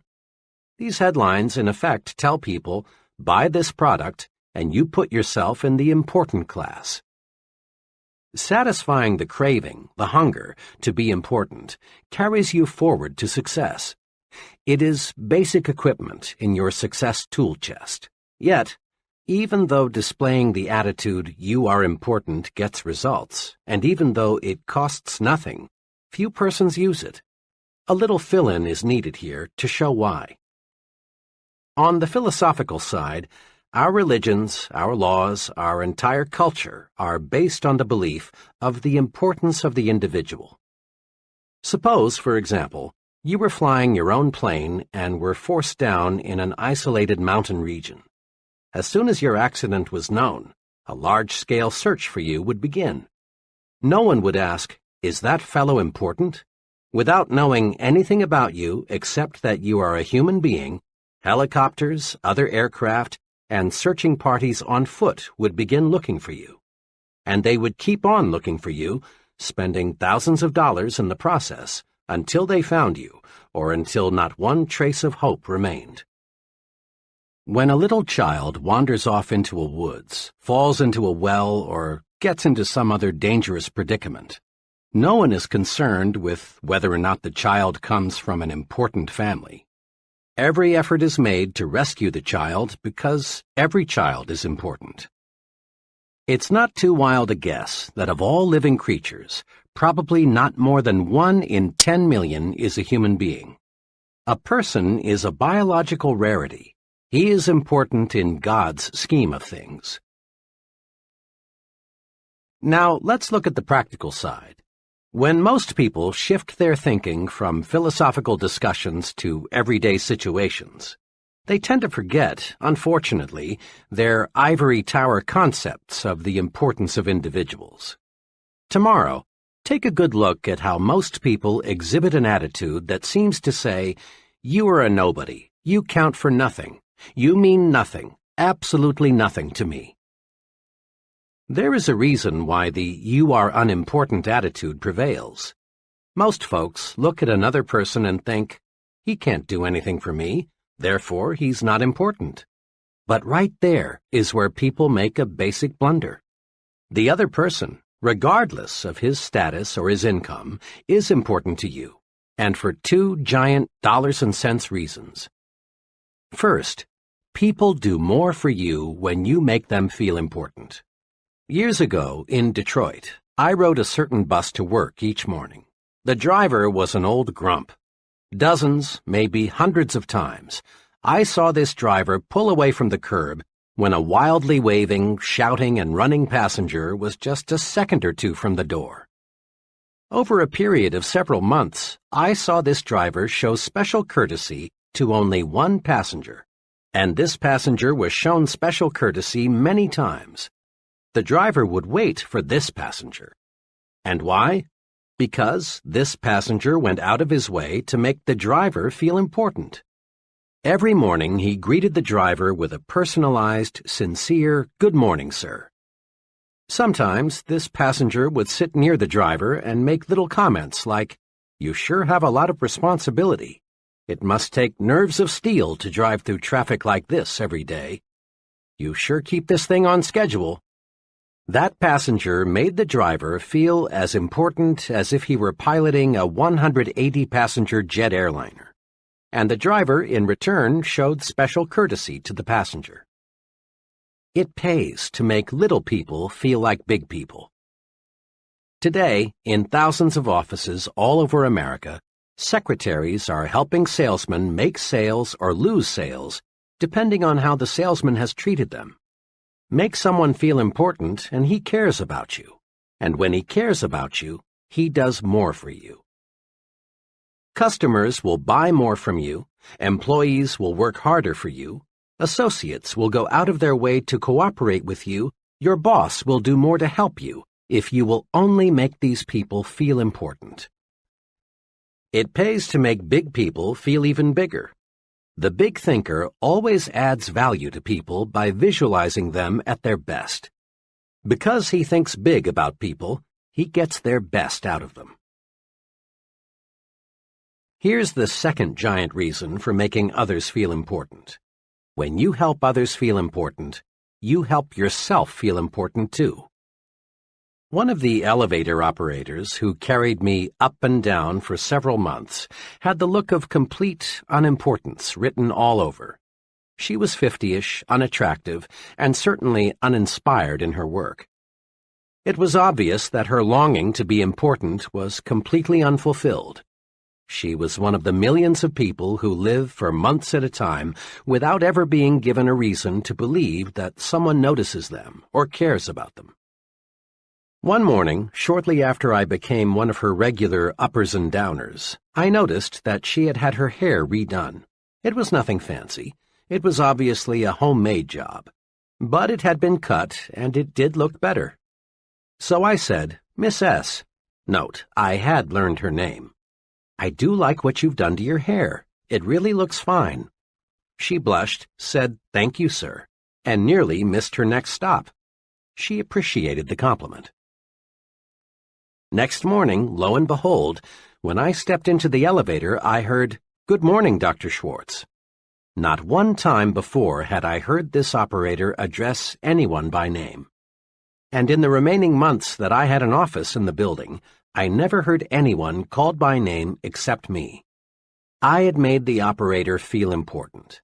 I had sincerely complimented her and called her by name. I had made her feel important. Now she was repaying me by making me feel important. Let's not kid ourselves. People who do not have a deep-down feeling of self-importance are slated for mediocrity. Again and again, this point must be driven home. You must feel important to succeed. Helping others to feel important rewards you because it makes you feel more important. Try it and see. Here's how to do it. 1. Practice appreciation. Make it a rule to let others know you appreciate what they do for you. Never, never let anyone feel he is taken for granted. Practice appreciation with a warm, sincere smile. A smile lets others know you notice them and feel kindly toward them. Practice appreciation by letting others know how you depend on them. An earnest, "Jim, "I don't know what we'd do without you" type of remark makes people feel necessary, and when they feel necessary, they do increasingly better work. Practice appreciation with honest, personalized compliments. People thrive on compliments, whether 2 or 20, 9 or 90. A person craves praise. He wants to be assured that he's doing a good job, that he is important. Don't feel that you should hand out praise only for big accomplishments. Compliment people on little things: their appearance, the way they do their routine work, their ideas, their loyal efforts. Praise by writing personal notes, complimenting people you know on their achievements. Make a special phone call or a special trip to see them.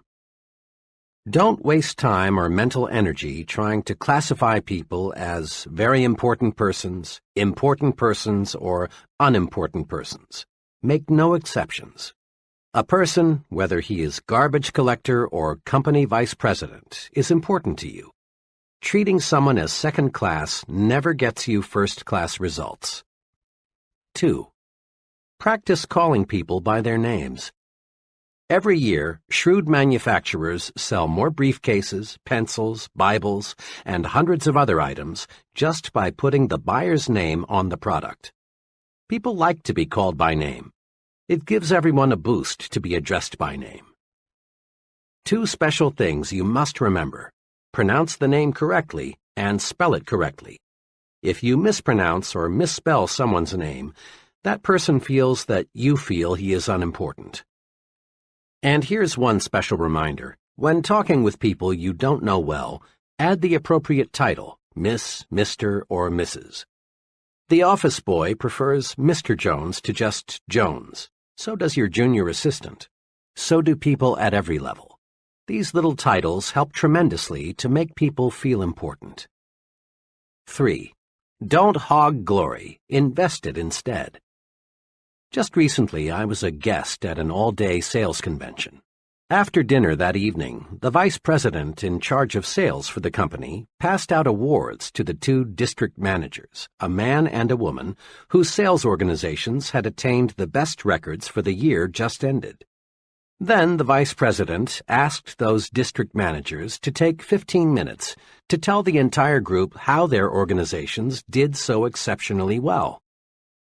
The first district manager, who I later learned had been appointed a manager only 3 months before and was therefore only partially responsible for his organization's record, got up and explained how he did it.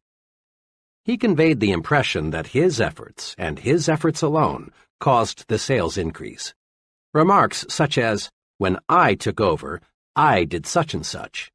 Things were in a mess, but I cleared them up. It wasn't easy, but I just grabbed hold of the situation and wouldn't let go," characterized his talk. As he talked, I could see the increasing resentment gathering in the faces of his salesmen. They were being ignored for the sake of the district manager's personal glory. Their hard work, which was responsible for the sales increase, was completely unrecognized. Then the second district manager got up to make her short talk. But this lady used an entirely different approach. First, she explained that the reason for her organization's success was the wholehearted effort of her sales force. Then she asked each one to stand and paid a sincere personal compliment to each for his or her efforts. Note this difference. The first manager squandered the vice president's praise entirely on himself. In doing so, he offended his own people. His sales force was demoralized. The second passed the praise on to her sales force, where it could do more good. This manager knew that praise, like money, can be invested to pay dividends. She knew that passing the credit on to her salespeople would make them work even harder next year. Remember, praise is power. Invest the praise you receive from your superior. Pass praise on down to your subordinates, where it will encourage still greater performance. When you share praise, your subordinates know you sincerely appreciate their value. Here's a daily exercise that pays off surprisingly well. Ask yourself every day, what can I do today to make my wife and family happy? This may seem almost too simple, but it is amazingly effective.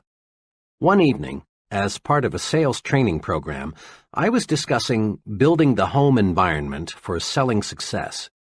To illustrate a point, I asked the salesmen, who were all married, when was the last time, aside from Christmas, your wedding anniversary, or her birthday, that you surprised your wife with a special gift? Even I was shocked at the answers.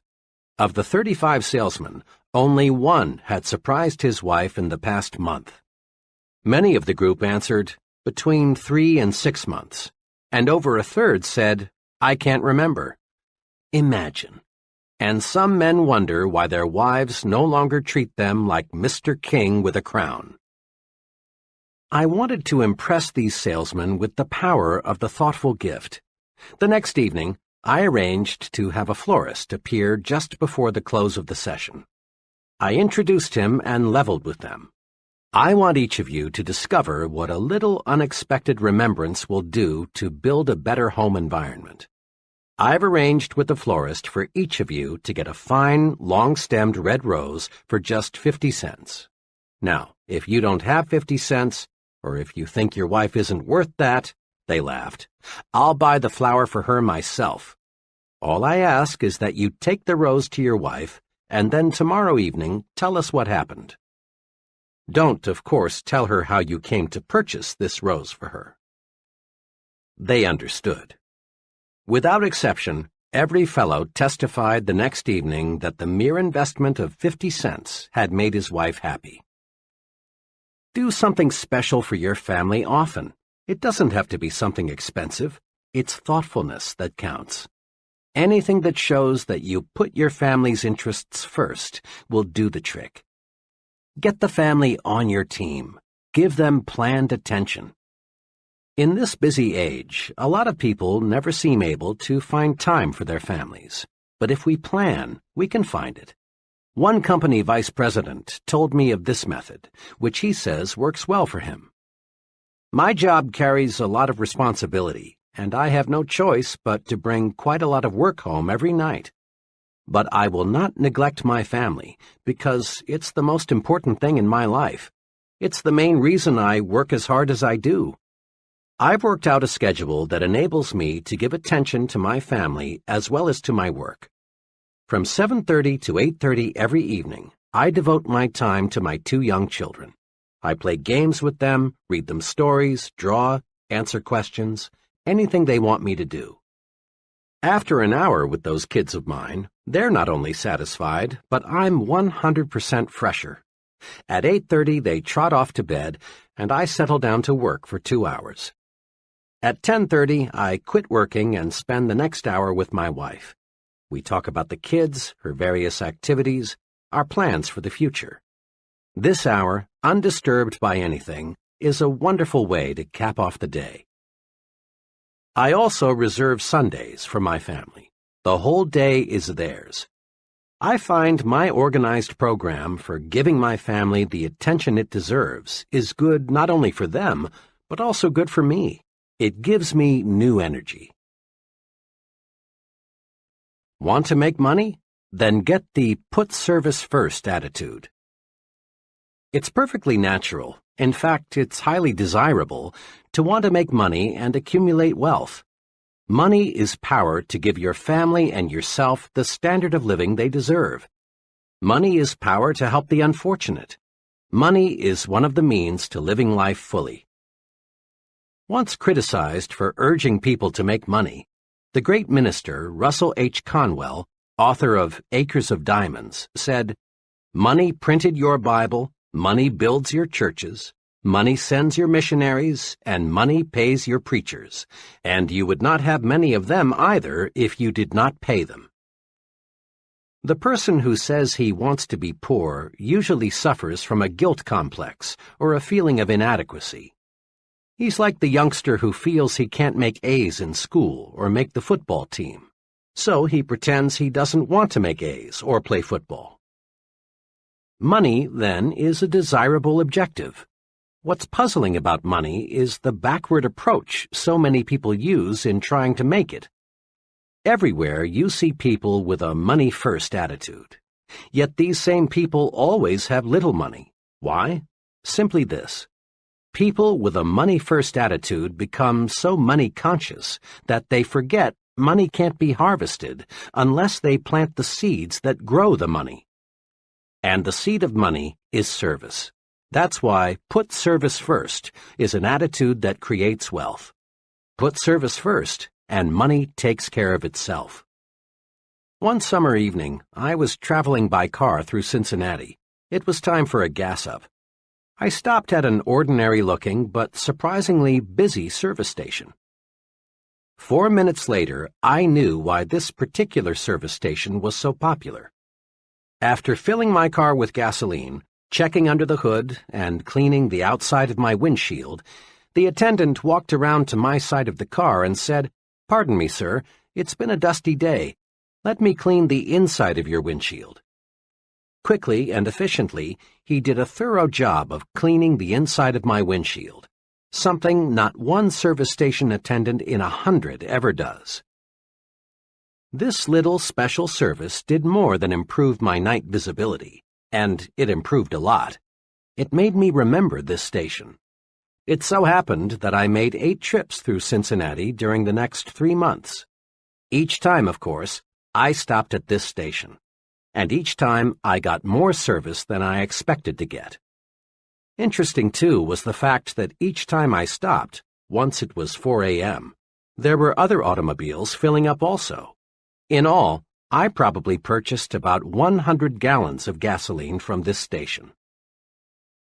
The first time I stopped, the attendant could have thought to himself, "This guy is from out of state. Odds are 20 to 1 that he'll never be back. Why do more than give him the routine treatment? He's only a one-time customer." But the attendants in that station didn't think that way. They put service first, and that's why they were busy pumping gasoline while other stations looked almost deserted. If the gasoline was any better than a dozen other brands, I didn't notice it, and the price was competitive. The difference was service, and it was obvious that service was paying off in profits. When the attendant on my first visit cleaned the inside of my windshield, he planted a money seed. Put service first, and money takes care of itself, always. The put service first attitude pays off in all situations. In one of my first jobs, I worked closely with another young fellow, whom I'll call F.H. F.H. was like many persons you know. He was preoccupied with why he needed more money instead of being preoccupied with ways to make money. Each week, F.H. spent hours of company time working on his personal budget problems. His favorite topic of conversation was, "I'm the most underpaid man here. Let me tell you why." F.H. had the not uncommon attitude of, "This is a big company, it's netting millions, it's paying a lot of people big salaries, so it ought to pay me more too." F.H. had been passed over several times for pay increases. Finally, one day he decided that it was high time he went in there and demanded more money. About 30 minutes later, F.H. was back, all heated up.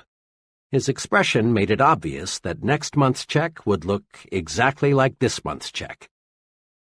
Immediately, F.H. began to let go. Boy, am I mad. What do you suppose the old man said when I told him I wanted more money? He had the gall to ask me, "Why do you believe you are justified in asking for an increase?" I gave him plenty of reasons, F.H. went on. I told him I'd been passed over when others around here were getting pay raises. I told him my bills are getting larger and my paycheck isn't. And I told him that I do everything around here they ask me to do. Can you beat that? I need a raise, but instead of paying me more, they give out raises to other guys around here who don't need it half as much as I do. Why, the way he acted, F.H. continued, you'd think I was asking for charity.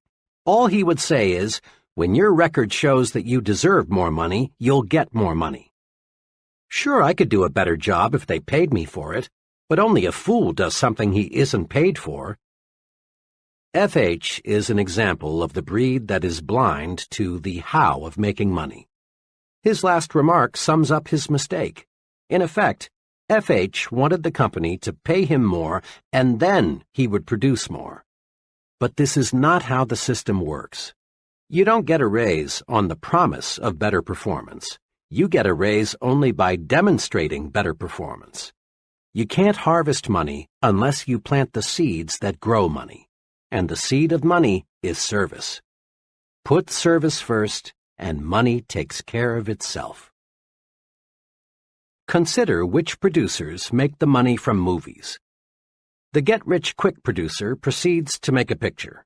Putting money ahead of entertainment, service, he cuts corners everywhere. He buys a poorly written script and employs second-rate writers to adapt it. In employing actors, arranging sets, even recording sound, he puts money first. This producer thinks the moviegoer is a sucker, someone who can't tell good from bad.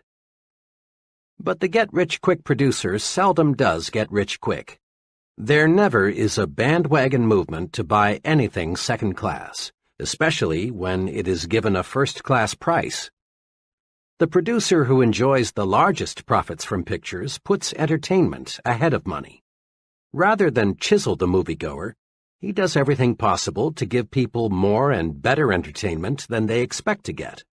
The result? People like the movie. It gets talked about, it gets good reviews, and it makes money. Again, put service first, and money takes care of itself. The waitress who concentrates on giving the best possible service needn't worry about tips. They'll be there. But her counterpart who overlooks the empty coffee cups, why refill them? They don't look like tippers, won't find any gratuities. The secretary who resolves to make those letters look better than the boss expects will do all right on future paychecks. But the secretary who thinks, why worry about a few smudges? What do they expect for $65 a week? She is stuck at $65 a week. The salesman who gives full service to an account need harbor no fears he'll lose the account. Here is a simple but powerful rule that will help you to develop the put service first attitude. Always give people more than they expect to get. Each little extra something you do for others is a money seed. Volunteering to work late and get the department out of a tight spot is a money seed. Giving customers extra service is a money seed because it brings customers back. Advancing a new idea that will increase efficiency is a money seed. Money seeds, of course, grow money. Plant service and harvest money. Spend some time each day answering this question. How can I give more than is expected of me? Then apply the answers. Put service first, and money takes care of itself. In quick recap, grow attitudes that will carry you forward to success. 1. Grow the I'm activated attitude. Results come in proportion to the enthusiasm invested. 3 things to do to activate yourself are: dig into it deeper. When you find yourself uninterested in something, dig in and learn more about it. This sets off enthusiasm. Life up everything about you. Your smile, your handshake, your talk, even your walk. Act alive. Broadcast good news. No one ever accomplished anything positive telling bad news. 2. Grow the you are important attitude. People do more for you when you make them feel important. Remember to do these things. Show appreciation at every opportunity. Make people feel important. Call people by name. 3. Grow the service-first attitude and watch money take care of itself. Make it a rule in everything you do. Give people more than they expect to get. Chapter 9. Think right toward people. Here is a basic rule for winning success. Let's mark it and remember it. The rule is, success depends on the support of other people. The only hurdle between you and what you want to be is the support of others. Look at it this way. An executive depends on people to carry out his instructions. If they don't, the company president will fire the executive, not the employees. A salesman depends on people to buy his product. If they don't, the salesman fails. Likewise, a college dean depends on professors to carry forward his educational program. A politician depends on voters to elect him. A writer depends on people to read what he writes. A chain store magnate got to be a chain store magnate because employees accepted his leadership and consumers accepted his merchandising program. There were times in history when a person could gain a position of authority through force and hold it with force and/or threats of force. In those days, a man either cooperated with the leader or risked literally losing his head. But today, remember, a person either supports you willingly or he doesn't support you at all. Now it's time to ask, granted, I depend on others in order to achieve the success I want. But what must I do to get these people to support me and accept my leadership? The answer, wrapped up in one phrase, is think right toward people. Think right toward people, and they will like and support you. This chapter shows how. Thousands of times daily, a scene like this takes place. A committee or group is in session. The purpose, to consider names for a promotion, a new job, a club membership, an honor, someone to be the new company president, the new supervisor, the new sales manager. A name is placed before the group. The chairman asks, "What is your feeling about so-and-so?" Comments come forth. For some names, there are positive remarks, such as, "He's a good fellow. People there speak highly of him. He has a good technical background, too." Mr. F. "Oh, he's a personable sort of man, very human. I believe he would fit in well with our group." Some names draw negative, lukewarm statements. "I think we should investigate that fellow carefully. He doesn't seem to get along too well with people. I know he has a good academic and technical background. I don't question his competence, but I am concerned about the acceptance he would receive. He doesn't command much respect from people." Now, here is an exceptionally important observation. In at least 9 cases out of 10, the likability factor is the first thing mentioned. And in an overwhelmingly large number of cases, the likability factor is given far more weight than the technical factor. This holds true even in selecting scholars for university professorships. In my own academic experience, I've sat in on a considerable number of occasions when names for new faculty personnel were under question. When a name came up, the group would weigh most carefully thoughts such as, will he fit in? Will students like him? Will he cooperate with others on the staff? Unfair? Unacademic? No. If the fellow isn't likable, he can't be expected to get through to his students with maximum effectiveness. Mark this point well. A person is not pulled up to a higher-level job, rather he is lifted up. In this day and age, nobody has time or patience to pull another up the job ladder, degree by painful degree. The individual is chosen whose record makes him stand higher than the rest. We are lifted to higher levels by those who know us as likable, personable individuals. Every friend you make lifts you just one notch higher, and being likable makes you lighter to lift. Successful people follow a plan for liking people. Do you? People who reach the top don't discuss much their techniques for thinking right toward people. But you would be surprised how many really big people have a clear, definite, even written plan for liking people. Consider the case of President Lyndon Johnson. Long before he became president, Johnson, in the process of developing his amazing power of personal persuasion, developed his own 10-point formula for success. His rules, which even a casual observer of the president can see are practiced in everything he does, are quoted directly. 1. Learn to remember names. Inefficiency at this point may indicate that your interest is not sufficiently outgoing. 2. Be a comfortable person, so there is no strain in being with you. Be an old shoe kind of individual. 3. Acquire the quality of relaxed easygoing so that things do not ruffle you. 4. Don't be egotistical. Guard against the impression that you know it all. 5. Cultivate the quality of being interesting so people will get something of value from their association with you. 6. Study to get the scratchy elements out of your personality, even those of which you may be unconscious. 7. Sincerely attempt to heal on an honest basis every misunderstanding you have had or now have. Drain off your grievances. 8. Practice liking people until you learn to do so genuinely. 9. Never miss an opportunity to say a word of congratulation upon anyone's achievement, or express sympathy in sorrow or disappointment. 10. Give spiritual strength to people, and they will give genuine affection to you.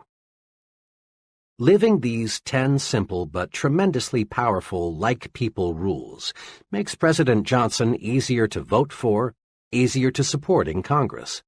Living these 10 rules makes President Johnson easier to lift. Listen to these rules again. Notice that there's no get-even philosophy here. There's no let the other fellow come to me to patch up differences. There's no I know it all, other people are stupid. Big people, those on top in industry, the arts, sciences, and politics, are human, warm. They specialize in being likable. But don't try to buy friendship. It's not for sale.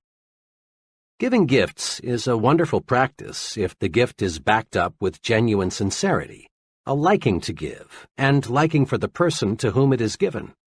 But without real sincerity, the gift is often regarded as nothing more than a payoff or a bribe. Last year, just a few days before Christmas, I was in the office of the president of a medium-sized trucking firm. Just as I was about to leave, in marched a delivery man with a gift of liquid refreshment from a local tire recapping firm. My friend was obviously provoked, and with a certain amount of chill in his voice, asked the delivery man to return the gift to its sender. After the delivery man left, my friend hastened to explain to me, "Don't misunderstand. I like to give gifts, and I like to get them." Then he named a number of gifts he had already received from business friends that Christmas. "But," he went on, "when the gift is just an attempt to get my business, an obvious bribe, I don't want it. I quit doing business with that firm 3 months ago, because their work isn't what it should be, and I don't like the employees. But their salesman keeps on calling. What burns me," he continued, "is that last week that same blank salesman was in here and had the gall to say, 'I sure would like to get your business back. I'm going to tell Santa to be real good to you this year.' If I hadn't sent their booze back, the first thing that so-and-so would have said to me next time he's in is, 'I'll bet you enjoyed our gift, didn't you?' Friendship can't be bought, and when we try, we lose in 2 ways. 1, we waste money. 2, we create contempt. Take the initiative in building friendships. Leaders always do. It's easy and natural for us to tell ourselves, let him make the first move. Let them call us. Let her speak first. It's easy, too, virtually, to ignore other people. Yes, it's easy and natural, but it isn't right thinking toward people. If you follow the rule of letting the other person build the foundation for friendship, you may not have many friends. Actually, it's a mark of real leadership to take the lead in getting to know people. Next time you are in a large group, observe something very significant. The most important person present is the one person most active in introducing himself. It's always a big person who walks up to you, offers his hand, and says, "Hello, I'm Jack R." Digest this observation for a moment, and you'll discover the reason the fellow is important is that he works at building friendships. Think right toward people. As a friend of mine expresses it, I may not be very important to him, but he's important to me. That's why I've got to get to know him. Have you ever noticed how people freeze while waiting for elevators? Unless they are with someone they know, most folks never say anything to the person standing beside them. One day, I resolved to do a little experimenting. I resolved to say something to the stranger who was waiting as I was. I kept track of his reaction 25 consecutive times, and 25 times I got back a positive, friendly response. Now, talking to strangers may not be very urbane, but most people like it nevertheless. And here is the big payoff. When you make a pleasant remark to a stranger, you make him feel 1 degree better. This makes you feel better and helps you relax. Every time you say something pleasant to another person, you compensate yourself. It's like warming up your automobile on a cold morning. Here are 6 ways to win friends by exercising just a little initiative. 1. Introduce yourself to others at every possible opportunity, at parties, meetings, on airplanes, at work, everywhere. 2. Be sure the other person gets your name straight. 3. Be sure you can pronounce the other person's name the way he pronounces it. 4. Write down the other person's name, and be mighty sure you have it spelled correctly. People have a fetish about the correct spelling of their own names. If possible, get his address and phone number also. 5. Drop a personal note or make a phone call to the new friends you feel you want to know better. This is an important point. Most successful people follow through on new friends with a letter or a phone call. 6. And last but not least, say pleasant things to strangers. It warms you up and gets you ready for the task ahead. Putting these 6 rules to work is really thinking right about people. To be sure, it is not the way the average person thinks. Mr. Average never takes the initiative in making introductions. He waits for the other person to introduce himself first. Take the initiative. Be like the successful. Go out of your way to meet people. And don't be timid. Don't be afraid to be unusual. Find out who the other person is and be sure he knows who you are. Recently, an associate and I were retained to do a preliminary screening of an applicant for an industrial sales job. We found the applicant, whom we'll call Ted, to have some good qualifications. He was exceptionally intelligent, made a fine appearance, and seemed to have a lot of ambition. But we found something that forced us to disqualify him, at least temporarily. Ted's big limitation was this: he expected perfection in other people. Ted was annoyed by many little things, like mistakes in grammar, people who were messy with cigarettes, people who had bad taste in clothes, and so on. Ted was surprised to learn this fact about himself, but he was eager to get into higher-paying work, and he asked whether there was anything we could tell him to help overcome his weakness. We made 3 suggestions. 1. Recognize the fact that no person is perfect. Some people are more nearly perfect than others, but no man is absolutely perfect. The most human quality about human beings is that they make mistakes, all kinds of them. 2. Recognize the fact that the other fellow has a right to be different. Never play God about anything. Never dislike people because their habits are different from your own, or because they prefer different clothes, religion, parties, or automobiles. You don't have to approve of what another fellow does, but you must not dislike him for doing it. 3. Don't be a reformer. Put a little more live and let live into your philosophy. Most people intensely dislike being told you're wrong. You have a right to your own opinion, but sometimes it's better to keep it to yourself.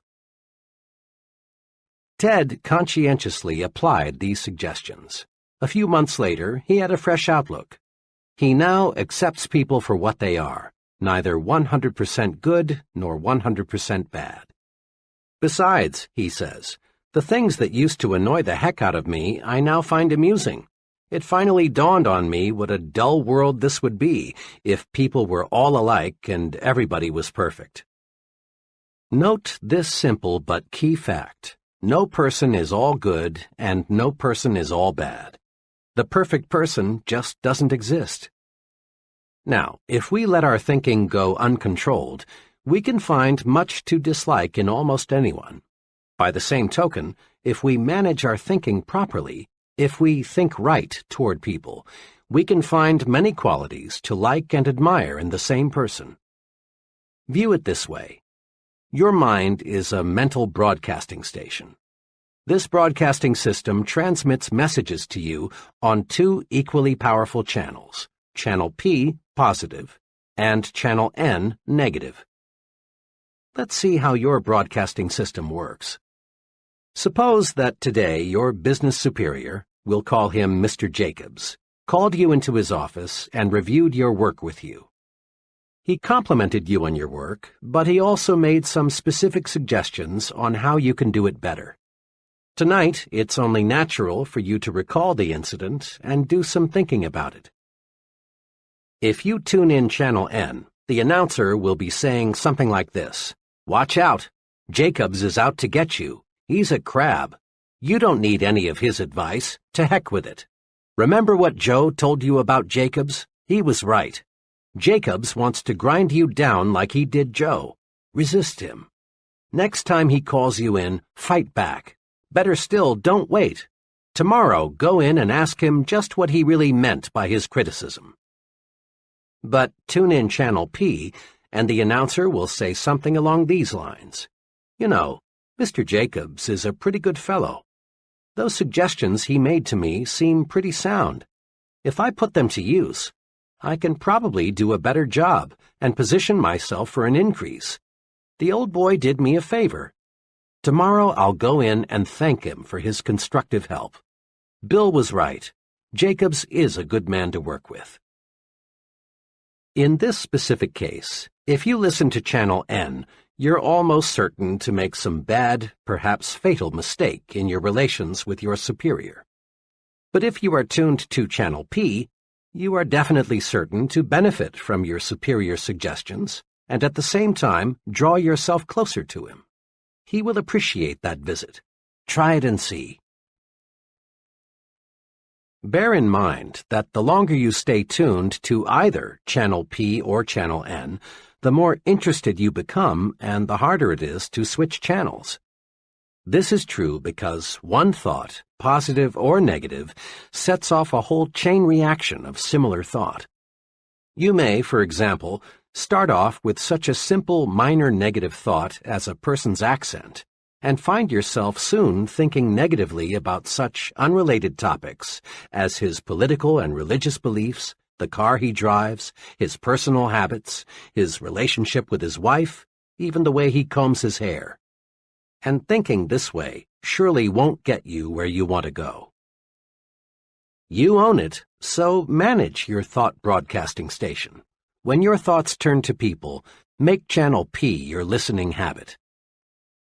If Channel N cuts in, say stop, then switch channels. To make the switch, all you must do is think of one positive quality about the individual. In true chain reaction style, this one thought will lead to another and another, and you will be glad. When you are alone, you and only you can decide whether you will listen to Channel P or Channel N. But when you are talking with someone else, that person has a measure of control over how you think. We must remember that most people do not understand the concepts of thinking right toward people. So it's a very common experience for people to come rushing to you, just aching to say something negative about a person you both know. A coworker wants to tell you about the objectionable qualities of another employee. A neighbor wants to let you know the domestic problems of another neighbor. Or a customer wants to itemize the faults of his competitor, whom you will call on next. Thoughts breed like thoughts. There is real danger that if you listen to negative comments about another person, you too will go negative toward that person. In fact, if you are not on guard, you may actually find yourself adding fuel to the fire with, "Yes, and that's not all. Did you hear?" type of comment. These things backfire, boomerang. There are two ways to prevent others from switching us from Channel P to Channel N. One way is to switch topics as quickly and quietly as possible with some remark like, "Pardon me, John, but while I think of it, I've been meaning to ask you." A second way is to excuse yourself with a, "Sorry, John, I'm late now," or, "I've a deadline to meet. Will you excuse me?" Make a forceful promise to yourself. Refuse to let others prejudice your thinking. Stay tuned to Channel P. Once you've mastered the technique of thinking only good thoughts about people, greater success is guaranteed. Let me tell you what an unusually successful insurance salesman told me about how thinking good thoughts about people pays off for him. "When I first got in the insurance business," he began, "the going was tough, believe me. At first, it seemed there were about as many competing agents as there were prospects. And I soon learned what all insurance men know, that 9 prospects out of 10 firmly believe they don't need any more insurance. I'm doing well, but let me tell you, it's not because I know a lot about the technical side of insurance. That's important, don't misunderstand me. But there are men trying to sell insurance who know policies and contracts better than I. In fact, I know one man who wrote a book about insurance, but he couldn't sell a policy to a man who knew he had only 5 days to live. My success," he continued, "is based on one thing. I really like the guy I'm selling. Let me say again, I really like him. Some of my fellow salesmen try to pretend they like the other fellow, but this won't work. You can't even fool a dog. Your mannerisms, eyes, facial expressions, all spell PHONY when you pretend. Now, when I'm gathering information about a prospect, I do what every other agent does. I get his age, where he works, how much he makes, how many kids he's got, and so on. But I also get something else, which most salesmen never search for. That is, some sound reasons why I can like the prospect. Maybe the job he's doing will supply the reason, or perhaps I can find it someplace in his past record.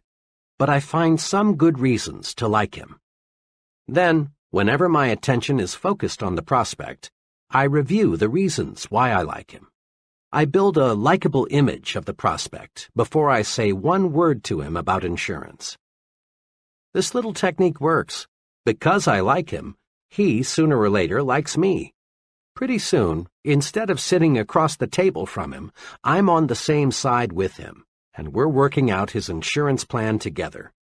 He trusts and believes in my judgment because I am a friend. Now, people don't always accept me right off the bat, but I've found that so long as I continue to like a fellow, he'll come around and we can get down to business. Just last week, my friend went on, I was making the 3rd call on a difficult prospect. He met me at the door, and before I could even say good evening, he proceeded to give me hell. He went on, not even stopping for a breath until he had run down and finished with, "And don't ever come back here again."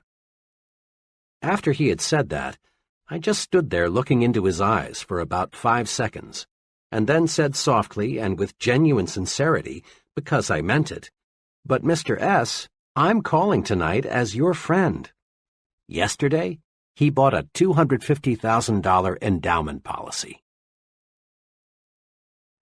Saul Polk is popularly called the appliance king of Chicago. Starting with nothing, Saul Polk now sells millions of dollars worth of appliances in a year in metropolitan Chicago. Saul Polk credits a lot of his success to his attitude toward shoppers. "Customers," says Mr. Polk, "should be treated like they are guests in my home." Isn't that thinking toward people? And isn't it about the simplest success formula one can put to work? Just treat customers like guests in your home. This technique works outside the store, too. Substitute the word employees for customers so that it reads, "Employees should be treated like guests in my home." Give first-class treatment to your employees, and you get first-class cooperation, first-class output. Think first-class about everyone around you, and you'll receive first-class results in return. One of the reviewers of an early version of this book is a close personal friend who owns his own business management consulting firm. When he read the above illustration, he commented, "That's the positive result of liking and respecting people. Let me give you a personal experience of a friend of mine which shows what happens if you don't like and admire people." His experience has a big point. Here it is. My firm obtained a contract to provide consulting services to a relatively small soft drink bottling concern. The contract was substantial. The client had little formal education. His business was in bad shape, and in recent years he had made some very costly mistakes. 3 days after we had got the contract, an associate and I were driving out to his plant, which was about 45 minutes from our offices. To this day, I don't know how it started, but somehow we began talking about the negative qualities of our client. Before we realized it, we were talking about how his own stupidity had brought about the mess he was in, instead of discussing how we could best approach solving his problems. I remember one remark I made which I thought particularly clever. "The only thing holding up Mr. F is fat." My associate laughed and came up with an equally choice observation. "And that son of his, Junior, must be all of 35, but the only qualification he has for the job he's holding is he speaks English." The whole drive out, we talked about nothing else but what a weak-minded numbskull we had as a client. Well, the conference that afternoon was cold. Looking back, I think our client sensed somehow the way we felt toward him. He must have thought, "These fellows think I'm stupid or something, and all they're going to do for my money is give me some smooth-sounding talk." 2 days later, I got a 2-sentence letter from this client. It said, "I've decided to cancel our contract for your consulting services. If there is a charge for your services to date, please bill me."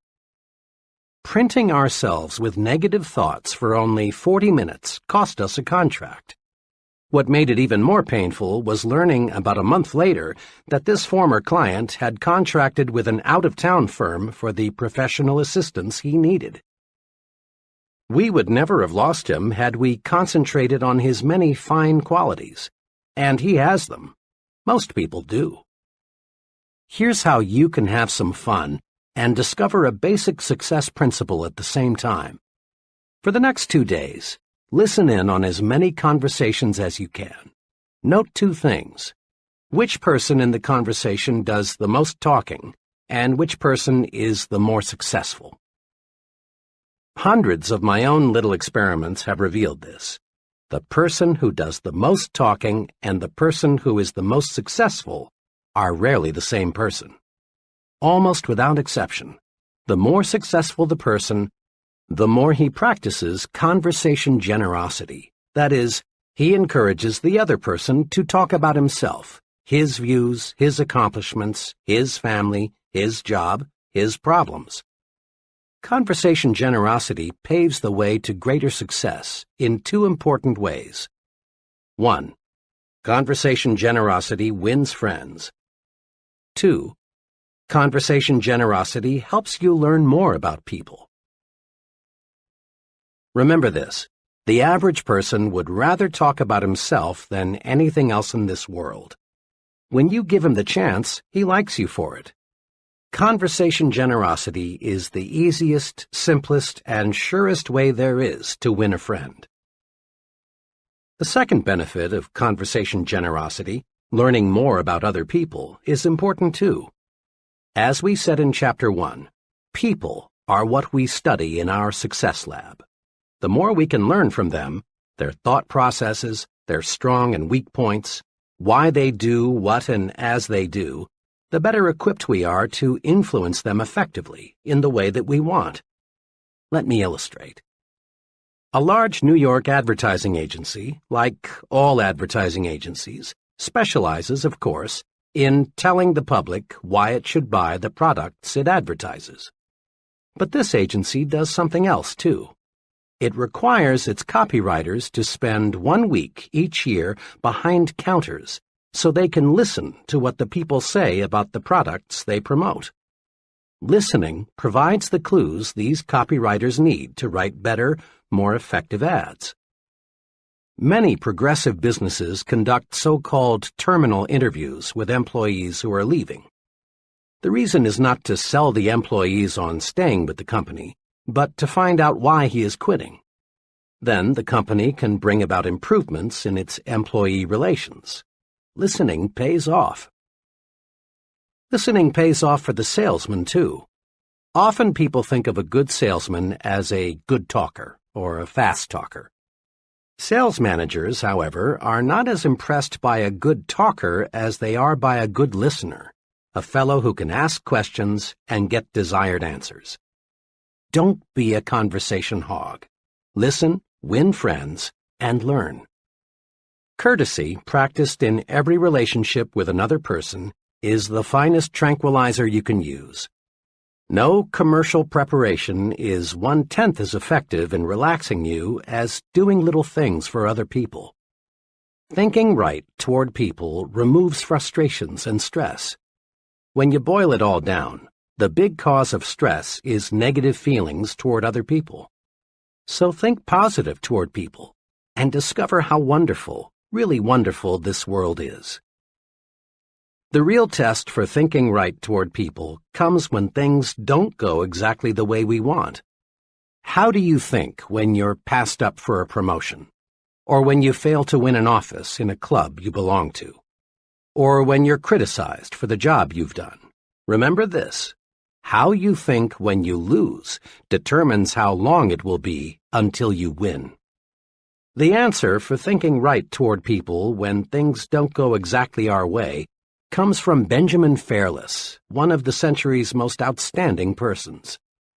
Mr. Fairless, who rose from very modest circumstances to become chief executive of the United States Steel Corporation, said this, quoted in Life magazine, October 15, 1956.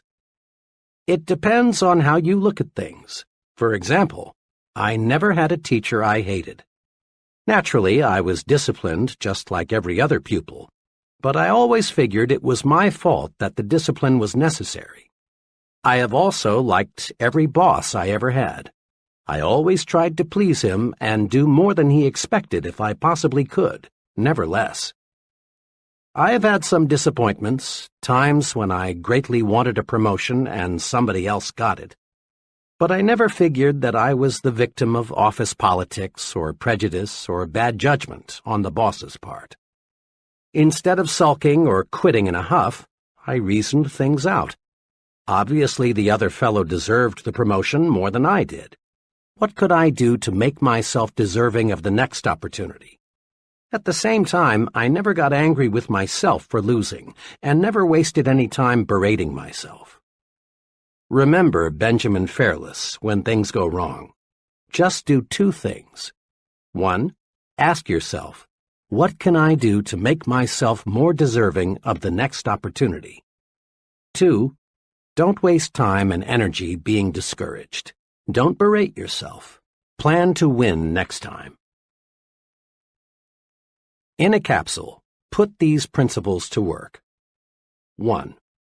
Make yourself lighter to lift. Be likable. Practice being the kind of person people like. This wins their support and puts fuel in your success-building program. 2. Take the initiative in building friendships. Introduce yourself to others at every opportunity. Make sure you get the other person's name straight, and make certain he gets your name straight, too. Drop a personal note to your new friends you want to get to know better. 3. Accept human differences and limitations. Don't expect anyone to be perfect. Remember, the other person has a right to be different. And don't be a reformer. 4. Tune in to Channel P, the Good Thought Station. Find qualities to like and admire in a person, not things to dislike. And don't let others prejudice your thinking about a third person. Think positive thoughts toward people and get positive results. 5. Practice conversation generosity. Be like successful people. Encourage others to talk. Let the other person talk to you about his views, his opinions, his accomplishments. 6. Practice courtesy all the time. It makes other people feel better. It makes you feel better, too. 7. Don't blame others when you receive a setback. Remember, how you think when you lose determines how long it will be until you win. Chapter 10. Get the action habit. Here's something leaders in every field agree on. There is a shortage of top-flight, expertly qualified persons to fill key positions. There really is, as the saying goes, plenty of room at the top. As one executive explained, there are many almost qualified people, but there is one success ingredient often missing. That is, the ability to get things done, to get results. Every big job, whether it be operating a business, high-level selling, in science, the military, or the government, requires a man who thinks action. Principal executives, looking for a key person, demand answers to questions like, will he do the job? Will he follow through? Is he a self-starter? Can he get results, or is he just a talker? All these questions have one aim, to find out if the fellow is a man of action. Excellent ideas are not enough. An only fair idea acted upon and developed is 100% better than a terrific idea that dies because it isn't followed up. The great self-made merchant John Wanamaker often said, "Nothing comes merely by thinking about it." Think of it. Everything we have in this world, from satellites to skyscrapers to baby food, is just an idea acted upon. As you study people, both the successful and the just average, you find they fall into two classes. The successful are active. We'll call them activationists.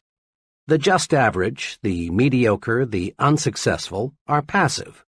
We'll call them passivationists. We can discover a success principle by studying both groups. Mr. Activationist is a doer. He takes action, gets things done, follows through on ideas and plans. Mr. Passivationist is a don'ter. He postpones doing things until he has proved he shouldn't or can't do them, or until it's too late. The difference between Mr. Activationist and Mr. Passivationist shows through in countless little ways. Mr. Activationist plans a vacation. He takes it. Mr. Passivationist plans a vacation, but he postpones it until next year. Mr. A decides he should attend church regularly. He does. Mr. P thinks it's a good idea to go to church regularly too, but he finds ways to postpone acquiring this new habit. Mr. A feels that he should drop a note to someone he knows to congratulate him on some achievement. He writes the note. Under the same circumstances, Mr. P finds a good reason to put off writing the note, and it never gets written. The difference shows up in big things, too. Mr. A wants to go into business for himself. He does. Mr. P also wants to go into business for himself, but he discovers just in the nick of time a good reason why he had better not. Mr. A, age 40, decides he wants to take up a new line of work. He does. The same idea occurs to Mr. P, but he debates himself out of doing anything about it. The difference between Messrs. Activationist and Passivationist shows through in all forms of behavior. Mr. A gets the things done he wants done, and as byproducts he gains confidence, a feeling of inner security, self-reliance, and more income. Mr. P doesn't get the things done he wants done because he won't act. As byproducts, he loses confidence in himself, destroys his self-reliance, lives in mediocrity. Mr. Activationist does. Mr. Passivationist is going to do but doesn't. Everyone wants to be an activationist, so let's get the action habit. A lot of passivationists got that way because they insisted on waiting until everything was 100% favorable before they took action. Perfection is highly desirable, but nothing man-made or man-designed is or can be absolutely perfect. So to wait for the perfect set of conditions is to wait forever. Here are 3 case histories that show how 3 persons reacted to conditions. Case number 1. Why G.N. hasn't married. Mr. G.N. is now in his late 30s, is well-educated, works as an accountant, and lives alone in Chicago. G.N.'s big desire is to get married. He wants love, companionship, a home, children, the works. G.N. has been close to marriage. Once he was only 1 day away. But each time he has been near marriage, he discovers something wrong with the girl he's about to marry. Just in time before I made an awful mistake. One instance stands out. 2 years ago, G.N. thought he finally had met just the right girl. She was attractive, pleasant, intelligent. But G.N. had to be absolutely sure that marriage was the right thing. As they were discussing marriage plans one evening, the future Mrs. G.N. made a few remarks that bothered G.N. So, to make certain he was marrying the right girl, G.N. drew up a 4-page document of stipulations she was to agree to before they got married.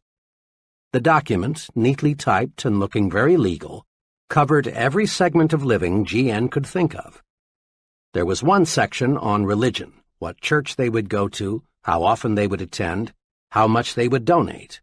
Another section covered children, how many and when. In detail, G.N. outlined the kind of friends they would have, his future wife's employment status, where they would live, how their income would be spent. To finish the document, G.N. devoted half a page to listing specific habits the girl must break or must acquire. This covered such habits as smoking, drinking, makeup, entertainment, and so on. When G.N.'s prospective bride reviewed his ultimatum, she did what you would expect. She sent it back with a note saying, "The usual marriage clause, for better or for worse, is good enough for everyone else, and it's good enough for me. The whole thing is off."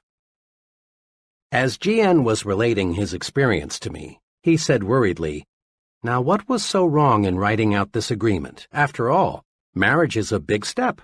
You can't be too careful." But G.N. was wrong. You can be too careful, too cautious, not only in planning a marriage, but in planning anything in the world where things get done. The standards can be too high. G.N.'s approach to marriage was very much like his approach to his work, his savings, his friendships, everything else. The test of a successful person is not an ability to eliminate all problems before they arise, but to meet and work out difficulties when they do arise. We must be willing to make an intelligent compromise with perfection, lest we wait forever before taking action. It's still good advice to cross bridges as we come to them. Case number 2. Why J.M. lives in a new home. In every big decision, the mind battles with itself, to act or not to act, to do or not to do. Here's how one young fellow elected to act and reaped big rewards. J.M.'s situation is similar to that of a million other young men. He is in his 20s, has a wife and child, and still has only a modest income. Mr. and Mrs. J.M. lived in a small apartment. Both wanted a new home. They wanted the advantage of more space, cleaner surroundings, a place for the youngster to play, and a chance to build up equity in their own property. But there was a hitch to buying a new home, the down payment. One day, as J.M. was writing next month's rent check, he became very disgusted with himself. He observed that the rent payment was as much as monthly payments on a new home. J.M. called his wife and said, "How would you like to buy a new home next week?" "What's got into you?" she asked. "Why make jokes? You know we can't. We haven't even got the money for the down payment." But J.M. was determined. There are hundreds of thousands of couples like us who are going to buy a new home someday, but only about half of them ever do. Something always comes up to stop them. We're going to buy a home. I don't know yet how we'll raise the down payment, but we will. Well, the next week they found a house they both liked, quite unpretentious but nice, for $1,200 down. Now, the obstacle was to find a way to raise $1,200. J.M. knew he couldn't borrow it through the usual channels, for this would encumber his credit so that he couldn't get a mortgage for the sale price. Where there's a will, there's always a way. Suddenly, J.M. got a brainstorm. Why not contact the builder and work out a private loan arrangement for $1,200? This J.M. did. At first, the builder was cold to the idea, but J.M. persisted. Finally, it was agreed. The builder would, in effect, advance J.M. the $1,200 to be repaid at $100 a month plus interest. Now, all J.M. had to do was to find $100 a month. Mr. and Mrs. J.M. sharpened their pencils and figured out a way to cut expenditures $25 a month. But that still left $75, which J.M. would have to raise each month. Then J.M. got another idea. The next morning he went in to see his boss. He explained to his employer what he was doing. His boss was glad to learn that J.M. was going to buy a new home. Then J.M. said, "Look, Mr. T, to work this deal out, I've got to earn at least $75 more each month. Now, I know," J.M. continued, "you'll give me a raise when you feel that I deserve it. What I want now is just a chance to earn more money. There are some things around here that could best be done on weekends. Will you make it possible for me to work then?" The employer was impressed with J.M.'s sincerity and ambition. He proposed a way for J.M. to work 10 extra hours each weekend, and Mr. and Mrs. J.M. moved into their new home. 1. The resolution to take action ignited J.M.'s mind to think of ways to accomplish his goal. 2. J.M. gained tremendously in new confidence. It will be much easier for him to take action in other major situations. 3. J.M. provided his wife and child the living standard they deserved. Had he waited, postponed buying the house until conditions were perfect, there is a real possibility they never would have owned a home of their own. Case number 3. C.D. wanted to start his own business, but Mr. C.D. represents another case of what happens to big ideas when one waits until conditions are perfect before taking action on those ideas. Shortly after World War II, C.D. got a job with the Customs Division of the U.S. Post Office Department. He liked his work, but after 5 years he became dissatisfied with the confinement, regular hours, low pay, and the seniority system with its relatively narrow chances for advancement. Then he got an idea. He had learned a great deal about what it takes to be a successful importer. Why not set himself up in the business of importing low-cost gift items and toys? C.D. knew many successful importers who didn't have his knowledge of the ins and outs of this business. It's been 10 years now since C.D. decided he wanted to go into business for himself, but today he's still working for the customs office. Why? Well, every time C.D. was just about ready to cut loose on his own, something happened that stopped him from taking action. Lack of money, economic recession, new baby, need for temporary security, trade restrictions, and more excuses all served as reasons for waiting, for postponing. The real truth is that C.D. let himself develop into a passivationist. He wanted conditions to be perfect before he took action. Since conditions were never perfect, C.D. never took action. Here are 2 things to do to help you avoid the costly mistake of waiting until conditions are perfect before you act. 1. Expect future obstacles and difficulties. Every venture presents risks, problems, and uncertainties. Let's suppose you wanted to drive your car from Chicago to Los Angeles, but you insisted on waiting until you had absolute assurance that there would be no detours, no motor trouble, no bad weather, no drunken drivers, no risk of any kind. When would you start? Never. In planning your trip to Los Angeles, it makes sense to map your route, check your car, in other ways to eliminate as much risk as possible before you start. But you can't eliminate all risks. 2. Meet problems and obstacles as they arise. The test of a successful person is not the ability to eliminate all problems before he takes action, but rather the ability to find solutions to difficulties when he encounters them. In business, marriage, or in any activity, cross bridges when you come to them. We can't buy an insurance policy against all problems. Make up your mind to do something about your ideas. 5 or 6 years ago, a very capable professor told me of his plans for writing a book, a biography of a controversial personality of a few decades ago. His ideas were more than interesting. They were alive, fascinating. The professor knew what he wanted to say, and he had the skill and energy to say it. The project was destined to reward him with much inner satisfaction, prestige, and money. Last spring I saw my friend again, and I innocently asked him whether the book was about finished. This was a blunder. It opened up an old wound. No, he hadn't written the book. He struggled with himself for a moment, as if he were debating with himself whether to explain why. Finally, he explained that he had been too busy. He had more responsibilities and just couldn't get to it. In reality, what the professor had done was to bury the idea deep in his mental graveyard. He let his mind grow negative thoughts. He visualized the tremendous work and sacrifices that would be involved. He saw all sorts of reasons why the project would fail. Ideas are important. Let's make no mistake about that. We must have ideas to create and improve anything. Success shuns the man who lacks ideas. But let's make no mistakes about this point either. Ideas in themselves are not enough.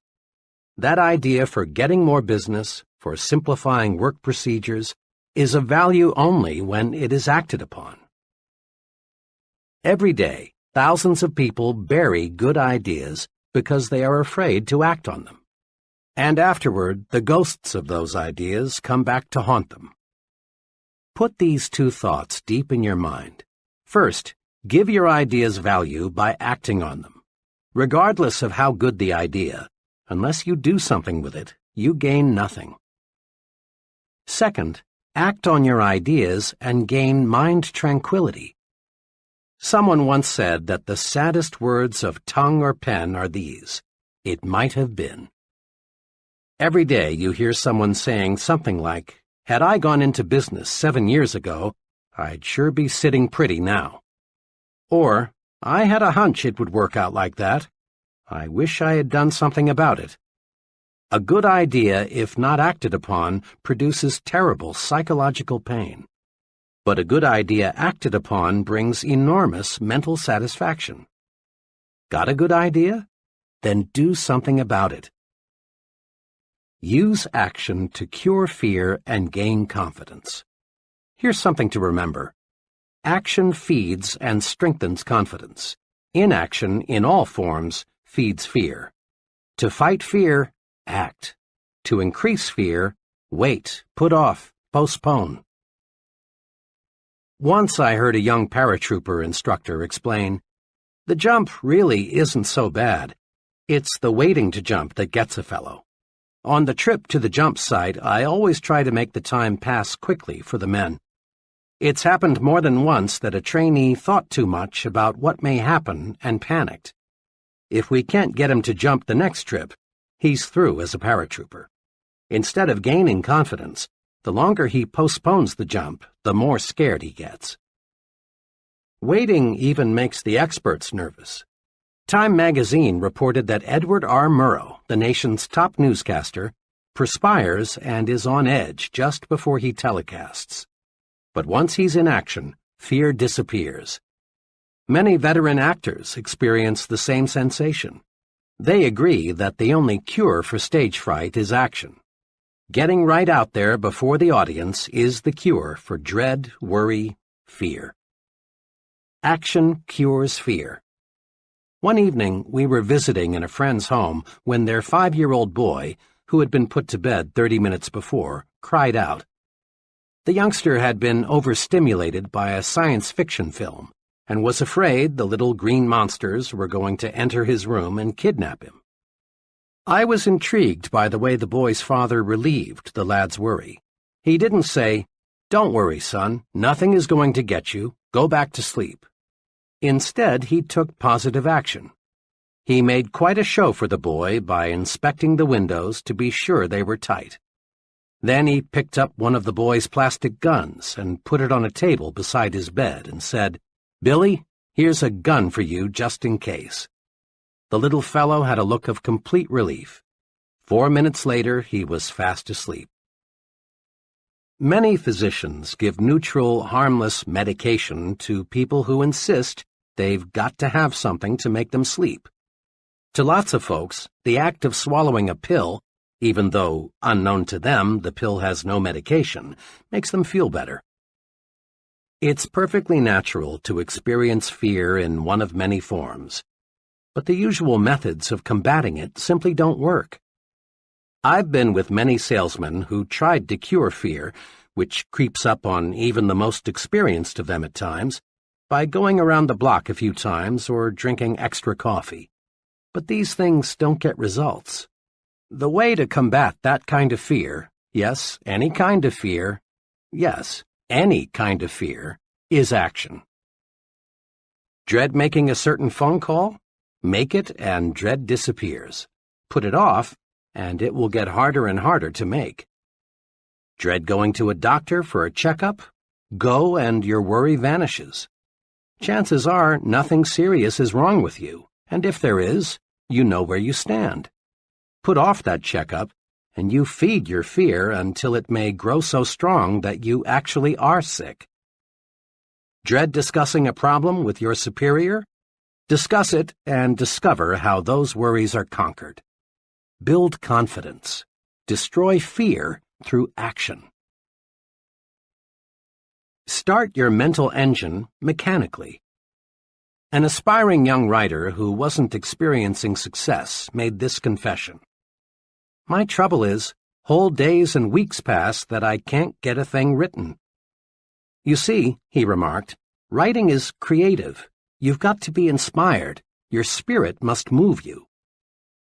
True, writing is creative, but here's how another creative man, also a writer, explained his secret for producing quantities of successful material.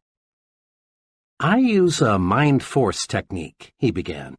I've got deadlines to meet, and I can't wait for my spirit to move me. I've got to move my spirit. Here's how my method works. I make myself sit down at my desk. Then I pick up a pencil and go through mechanical motions of writing. I put down anything. I doodle. I get my fingers and arm in motion, and sooner or later, without my being conscious of it, my mind gets on the right track. Sometimes, of course, I get ideas out of the blue when I'm not trying to write, he went on, but these are just bonuses. Most of the good ideas come from just getting to work. Action must precede action. That's a law of nature. Nothing starts itself, not even the dozens of mechanical gadgets we use daily. Your home is heated automatically, but you must select, take action, the temperature you want. Your car shifts gears automatically only after you have set the right lever. The same principle applies to mind action. You get your mind in gear to make it produce for you. A young branch sales manager for a door-to-door sales organization explained how he trained his sales force the mechanical way to start each day earlier and more successfully. There's a tremendous resistance to the door-to-door salesman, as anyone who has ever sold house-to-house knows, he commented. And it's hard, even for the veteran salesman, to make that first call in the morning.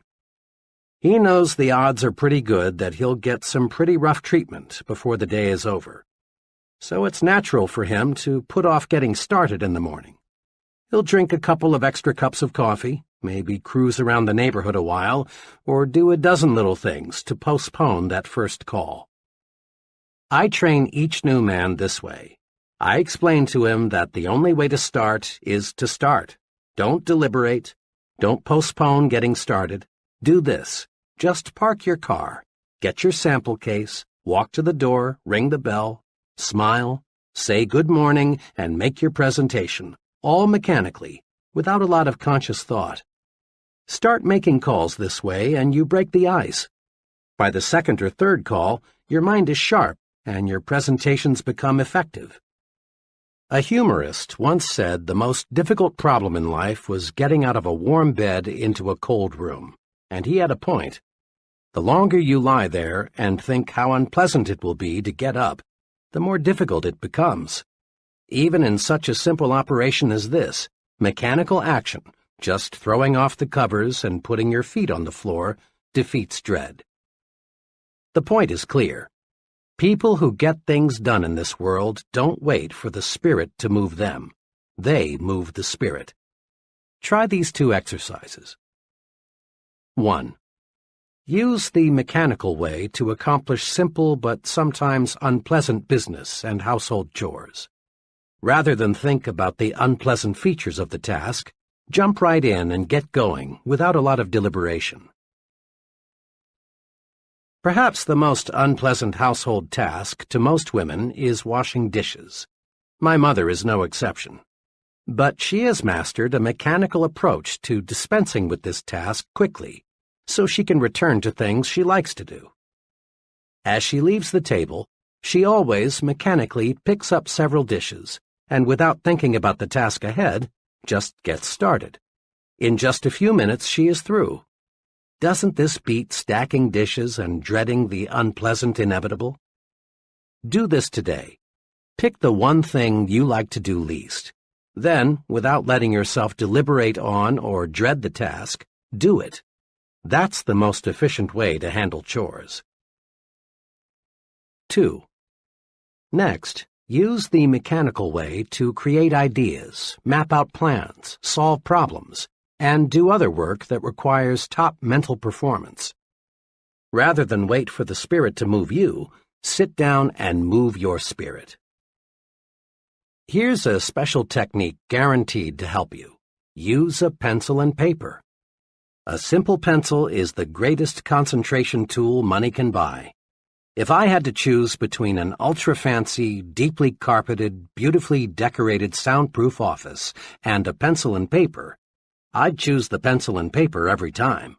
With a pencil and paper, you can tie your mind to a problem. When you write a thought on paper, your full attention is automatically focused on that thought.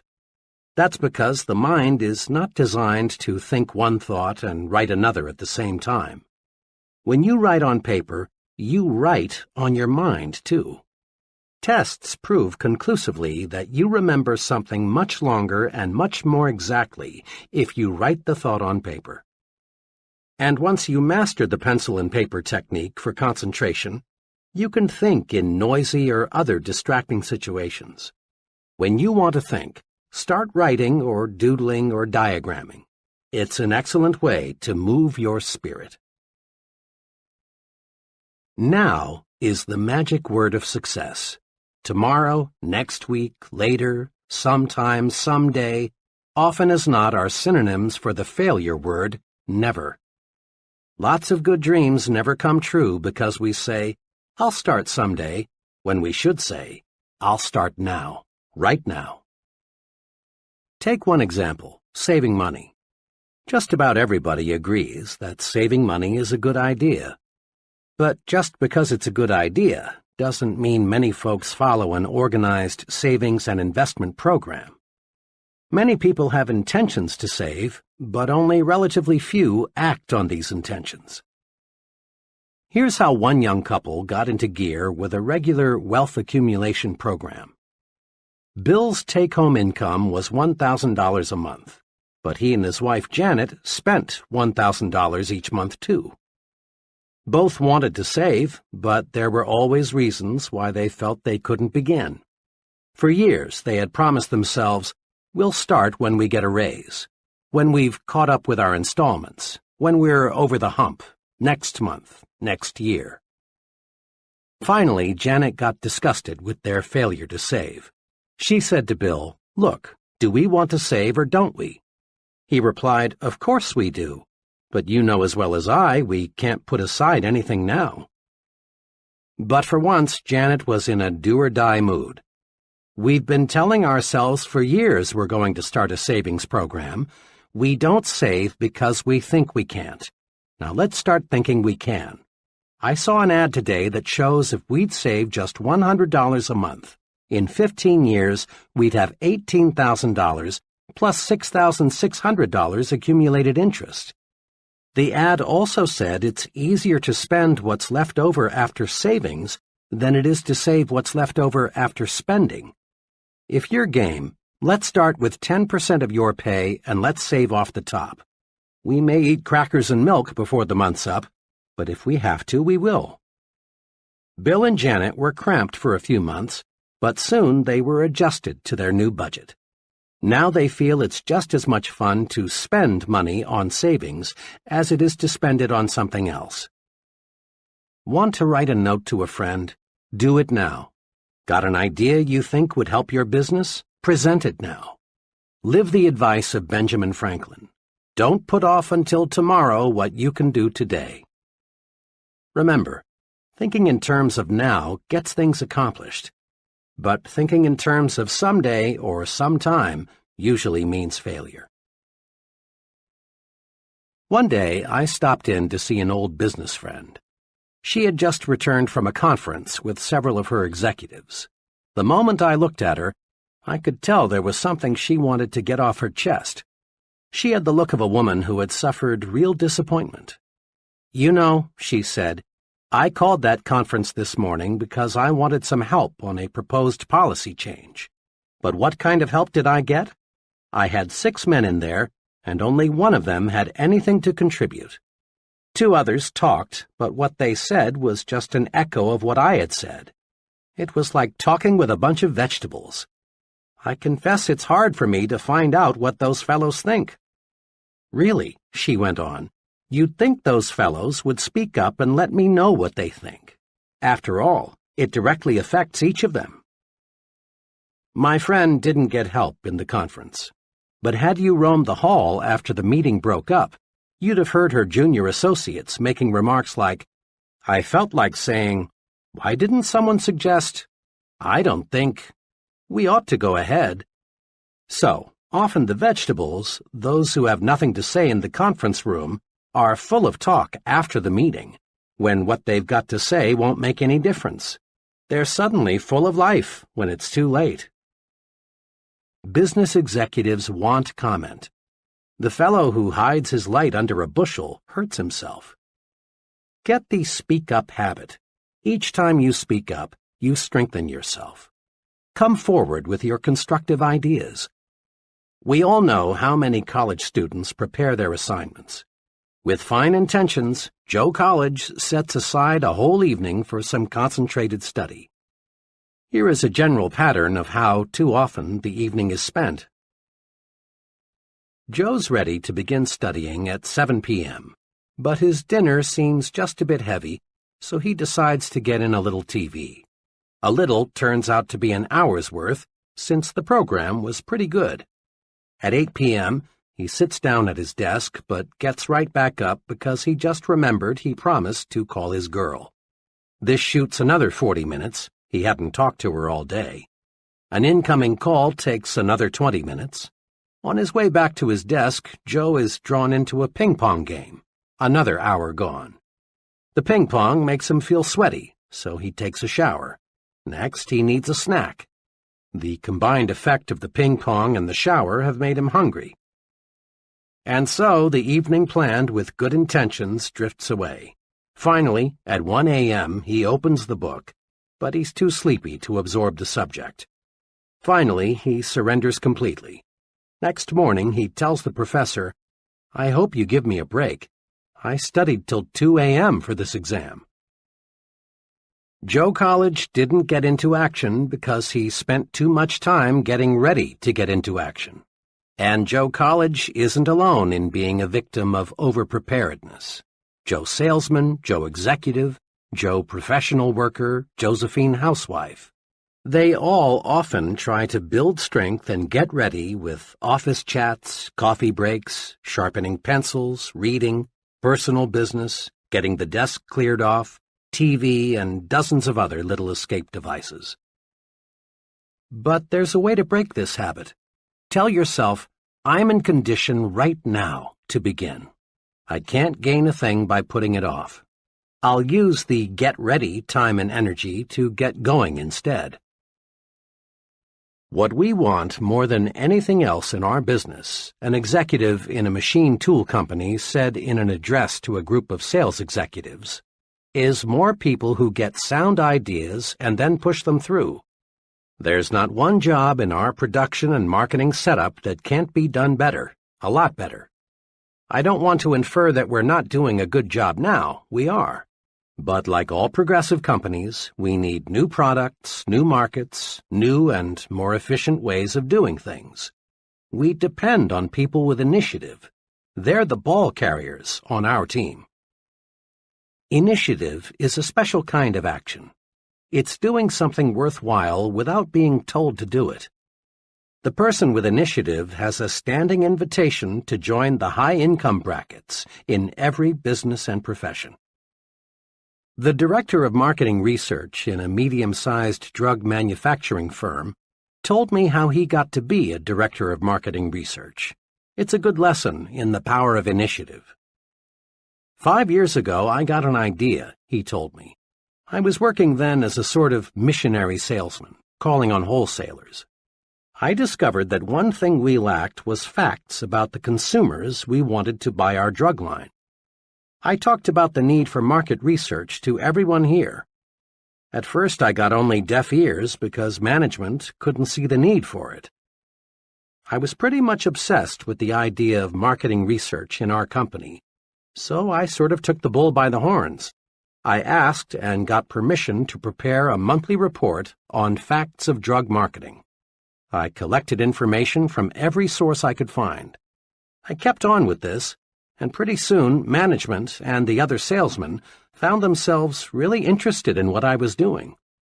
Just 1 year after I started crusading for research, I was relieved of my regular duties and asked to concentrate on developing my ideas. The rest, he continued, was just natural development. Now I've got 2 assistants, a secretary, and about 3 times the yearly income I had 5 years ago. Here are 2 special exercises for developing the initiative habit. 1. Be a crusader. When you see something that you believe ought to be done, pick up the ball and run. A new subdivision not far from where I live was about 2/3 built when expansion came almost to a standstill. A few families with a don't-care attitude had moved in. This prompted several of the finest families in the area to sell their homes at a loss and move on. As so often happens, the do-care families caught the don't-care attitude from their don't-care neighbors. Everyone, that is, except Harry L. Harry, did care, and he decided to crusade for a fine neighborhood. Harry began by calling together some friends. He pointed out that this subdivision had tremendous potential, but that something must be done now or the area would soon be a strictly second-class neighborhood. Harry's enthusiasm and initiative quickly won support. Soon there were clean-up-the-vacant lots projects. Garden clubs were organized. A massive tree-planting project was started. A playground was built for the youngsters. A community swimming pool was constructed. The don't-care families became eager supporters. The whole subdivision took on new life and new sparkle. It's really a pleasure now to drive through that community. It shows what a crusader can do. Do you feel your business should develop a new department, make a new product, or in some other way expand? Well then, crusade for it. Feel your church needs a new building? Crusade for it. Would you like your children's school to have better equipment? Crusade and get it for them. And you can bank on this. While crusades may start out as one-man crusades, if the idea behind the enterprise is good, soon you'll have lots of support. Be an activationist and crusade. 2. Be a volunteer. Each of us has been in situations in which we wanted to volunteer for some activity but didn't. Why? Because of fear. Not fear that we couldn't accomplish the task, but rather fear of what our associates would say. The fear of being laughed at, of being called an eager beaver, of being accused of bucking for a raise holds many people back. It's natural to want to belong, to be accepted, to have group approval. But ask yourself, which group do I want to have accept me? The group that laughs because it is secretly jealous, or the group that is making progress by doing things? The right choice is obvious. The volunteer stands out.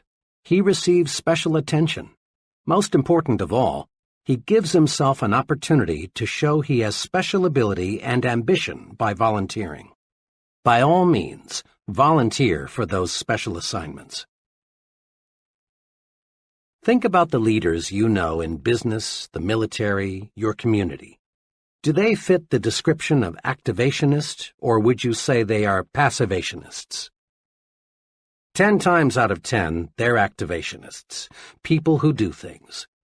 The fellow who stands on the sidelines, who holds off, who is passive, does not lead.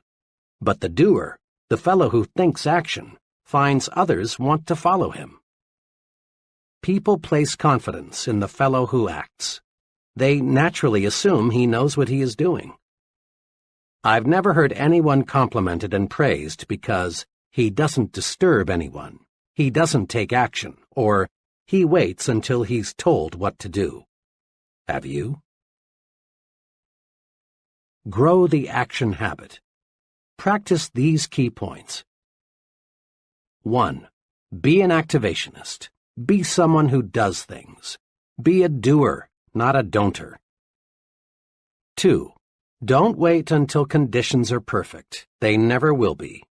Expect future obstacles and difficulties and solve them as they arise. 3. Remember, ideas alone won't bring success. Ideas have value only when you act upon them. 4. Use action to cure fear and gain confidence. Do what you fear, and fear disappears. Just try it and see. 5. Start your mental engine mechanically. Don't wait for the spirit to move you. Take action, dig in, and you move the spirit. 6. Think in terms of now. Tomorrow, next week, later, and similar words often are synonymous with the failure word never. Be an I'm starting right now kind of person. 7. Get down to business, pronto. Don't waste time getting ready to act. Start acting instead. 8. Seize the initiative. Be a crusader. Pick up the ball and run. Be a volunteer. Show that you have ability and ambition to do. Get in gear and go. Chapter 11. How to turn defeat into victory. Social workers and others who work on Skid Row find many differences in age, religious faith, education, and background among the tragic souls who have dropped into America's gutters. Some of these citizens are surprisingly young. Others are old. A sprinkling are college graduates. A few have essentially no formal education. Some are married, others are not. But the people on Skid Row do have something in common. Each one is defeated, whipped, beaten. Each one has encountered situations that conquered him. Each is eager, even anxious, to tell you about the situation that wrecked him, about his own private Waterloo. These situations cover the waterfront of human experience, from "my wife ran out on me," to "I lost everything I had and had no place else to go," to "I did a couple of things that made me a social outcast, so I came down here." When we move up from Skid Row into the dominion of Mr. and Mrs. Average American, we see obvious differences in living habits. But again, we discover that Mr. Mediocre gives essentially the same reasons to explain his mediocrity as Mr. Skid Row gave to explain his complete collapse. Inside, Mr. Mediocre feels defeated. He has unhealed wounds suffered in situations that beat him. Now he is super cautious. He plods along, ducking the thrill of living victoriously, discontented with himself. He feels beaten, but tries hard to endure the sentence of mediocrity that fate has handed him. He, too, has surrendered to defeat, but in a reasonably clean, socially accepted way. Now, when we climb upstairs into the uncrowded world of success, we again discover people from every possible background.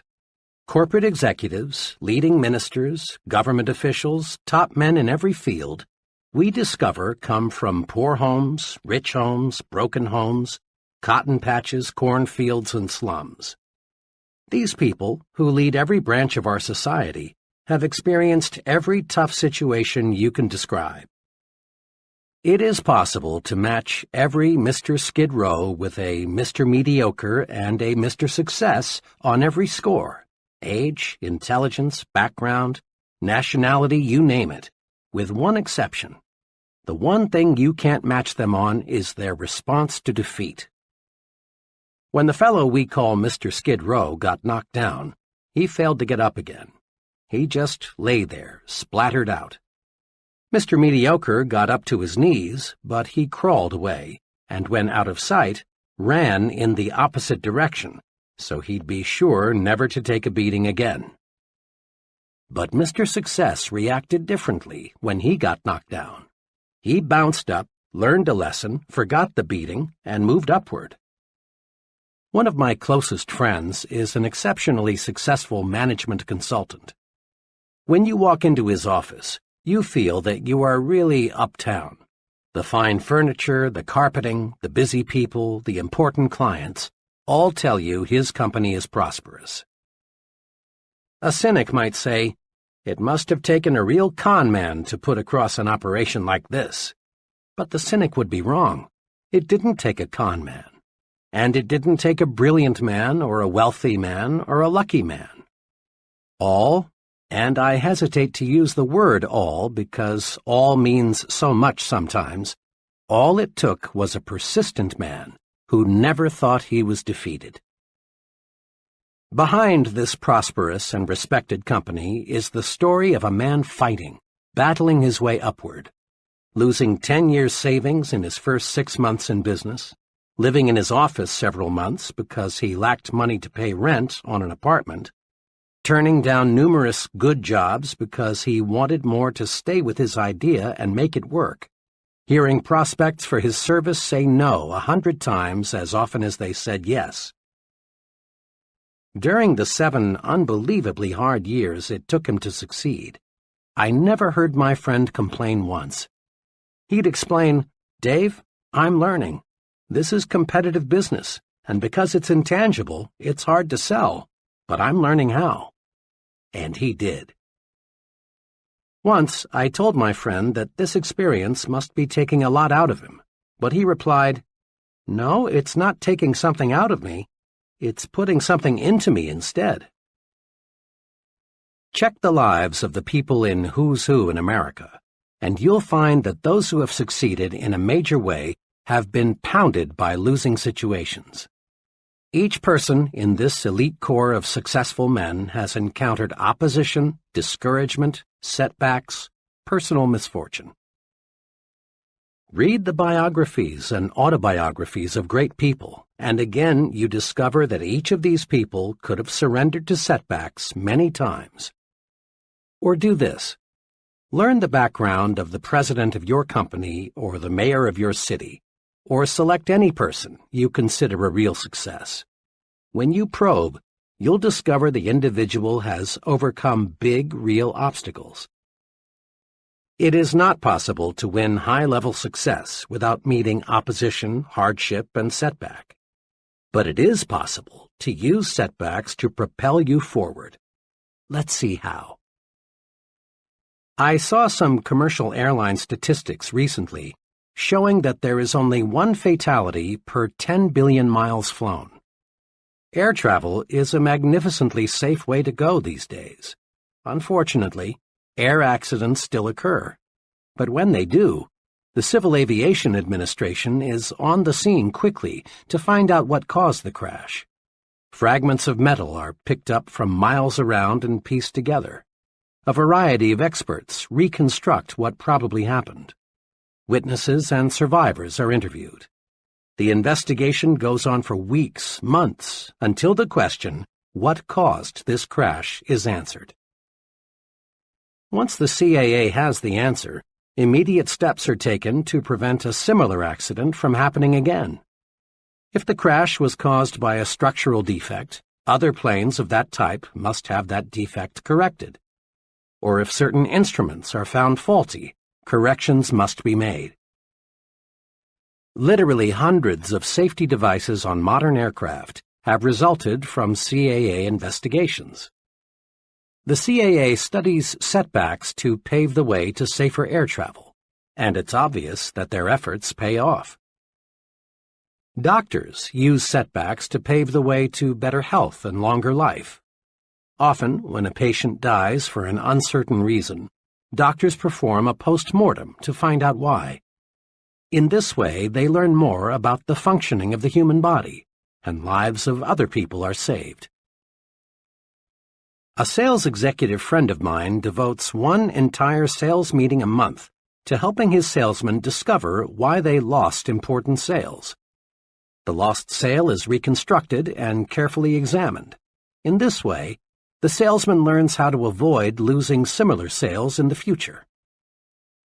The football coach who wins more games than he loses goes over the details of each game with his team to point out their mistakes. Some coaches have movies made of each game so the team can literally see its bad moves.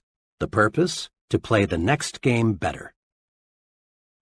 CAA officials, successful sales executives, physicians, football coaches, and professionals in every field follow this success principle.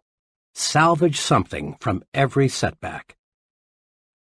When a setback hits us personally, our first impulse is often to become so emotionally upset that we fail to learn the lesson. Professors know that a student's reaction to a failing grade provides a clue to his success potential. When I was a professor at Wayne State University in Detroit some years ago, I had no choice but to turn in a failing grade for a graduating senior. This was a real blow to the student. He had already made graduation plans, and canceling was embarrassing. He was left with two alternatives: retake and pass the course and receive his degree at a later graduation, or quit school without earning a degree. I expected that the student would be disappointed, perhaps even somewhat belligerent, when he learned of his setback. I was right. After I explained that his work was far below passing standards, the student admitted that he hadn't put forth a serious effort in the course. "But," he continued, "my past record is at least average. Can't you consider that?" I pointed out that I could not, because we measure performance one course at a time. I added that rigid academic codes prohibited changing grades for any reason other than an honest mistake on the part of the professor. Then the student, realizing that all avenues toward a grade change were closed, became quite angry. "Professor," he said, "I could name 50 people in this city who've succeeded in a big way without taking this course or even knowing about it. What's so blasted important about this course? Why should a few bad marks in one course keep me from getting my degree? Thank God, he added, they don't look at things on the outside like you professors do. After that remark, I paused for about 45 seconds. I've learned that when you've been sniped at, one fine way to prevent a war of words is to take a long pause before answering. Then I said to my student friend, "Much of what you say is true. There are many, many highly successful people who know absolutely nothing about the subject matter in this course. And it is possible for you to win success without this knowledge. In the total scheme of life, this course content won't make or break you. But your attitude toward this course may." "What do you mean by that?" he asked. "Just this," I answered. "Outside, they grade you just as we grade you. What counts there, just as what counts here, is doing the job. Outside, they won't promote you or pay you more for doing second-class work." I paused again to make certain the point got through. Then I said, "May I make a suggestion? You're highly disappointed now. I can appreciate how you feel. And I don't think any less of you if you're a little sore at me. But look at this experience positively. There's a tremendously important lesson here. If you don't produce, you don't get where you want to go. Learn this lesson, and 5 years from now you'll regard it as one of the most profitable lessons you learned in all the time you invested here." I was glad when I learned a few days later that this student had re-enrolled for the course. This time he passed with flying colors. Afterward, he made a special call to see me to let me know how much he had appreciated our earlier discussion. "I learned something from flunking your course the first time," he said. "It may sound odd, but you know, Professor, now I'm glad I did not pass the first time." We can turn setbacks into victories, find the lesson, apply it, and then look back on defeat and smile. Moviegoers will never forget the great Lionel Barrymore. In 1936, Mr. Barrymore broke his hip. The fracture never healed. Most people thought Mr. Barrymore was finished, but not Mr. Barrymore. He used the setback to pave the way to even greater acting success. For the next 18 years, despite pain that never abated, he played dozens of successful roles in a wheelchair. On March 15, 1945, W. Colvin Williams was walking behind a tank in France. The tank hit a mine, exploded, and permanently blinded Mr. Williams. But this didn't stop Mr. Williams from pursuing his goal to be a minister and counselor.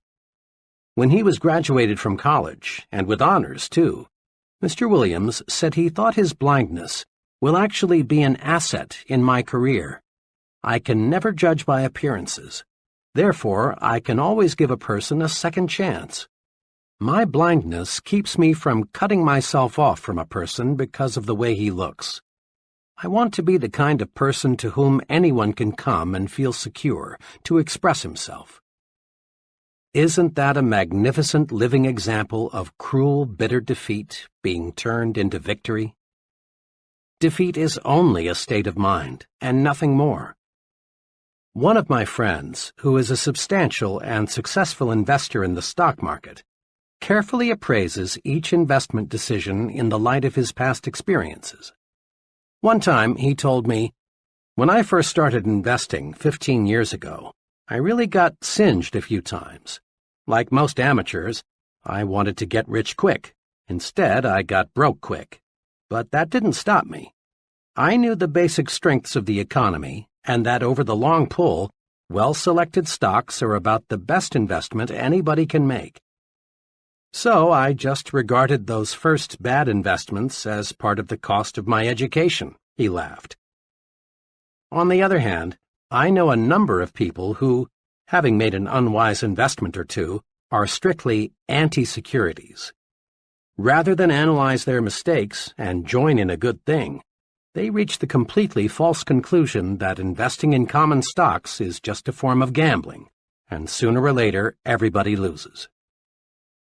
Decide right now to salvage something from every setback. Next time things seem to go wrong on the job or at home, calm down and find out what caused the trouble. This is the way to avoid making the same error twice.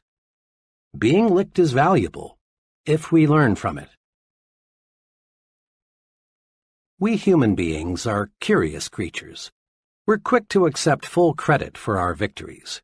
When we win, we want the world to know about it.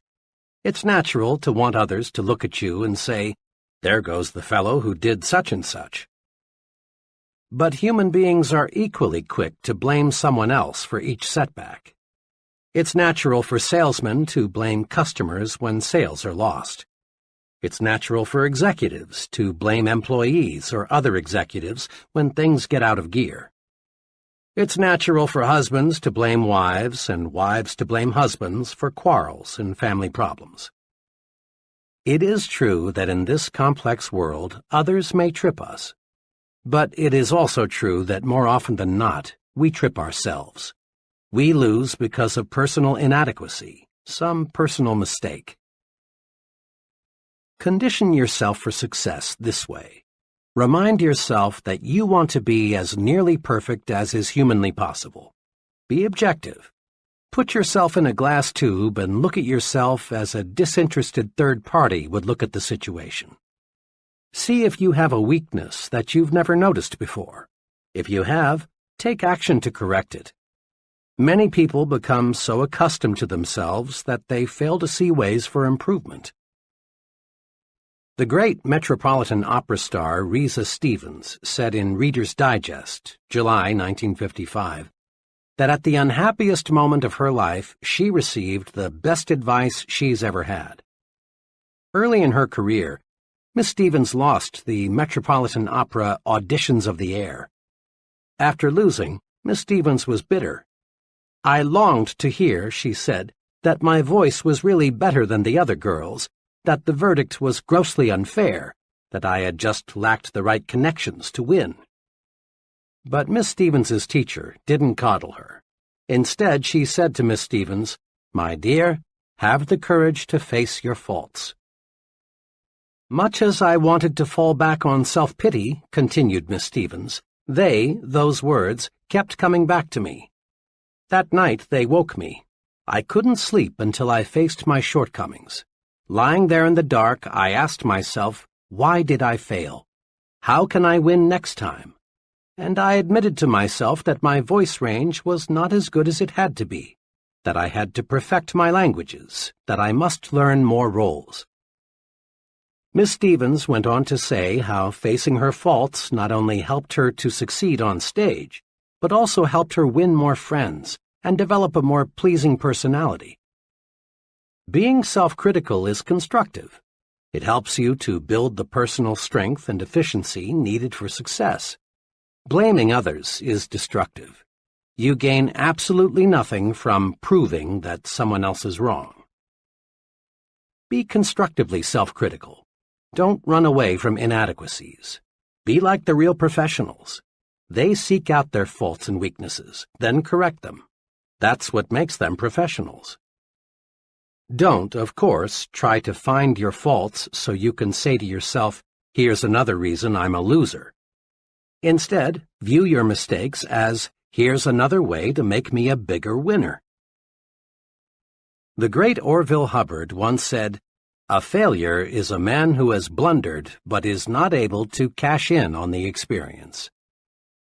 Often we blame luck for our setbacks. We say, "Well, that's the way the ball bounces," and let it go at that.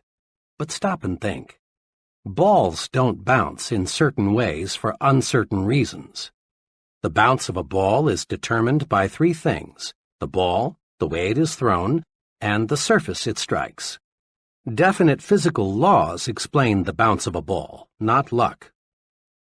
Suppose the CAA were to issue a report saying, "We're sorry the crash occurred, but folks, that's just the way the ball bounces." You'd say it's time to get a new CAA. Or suppose a doctor explained to a relative, "I'm awfully sorry, I don't know what happened. It's just one of those things." You'd switch doctors when you or another relative became ill.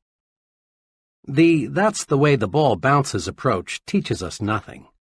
We're no better prepared to avoid a duplication of the mistake the next time we face a similar situation. The football coach who takes Saturday's loss with, "Well, boys, that's the way the ball bounces," isn't helping his team avoid the same mistakes the next Saturday.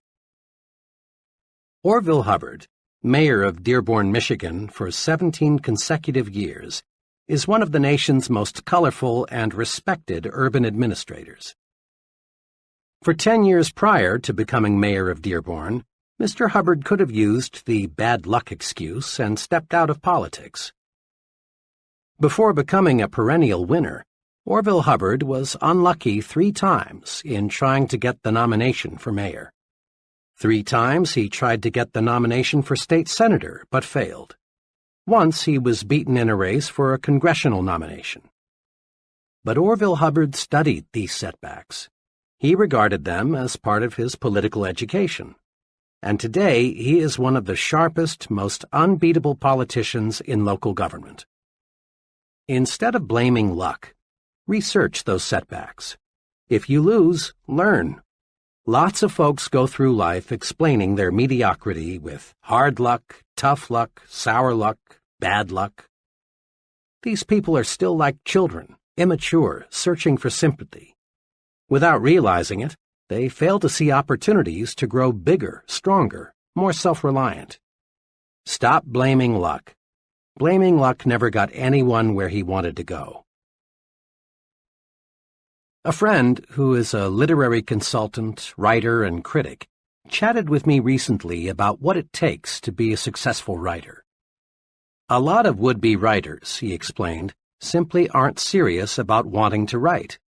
They try for a little while, but give it up when they discover there is real work involved.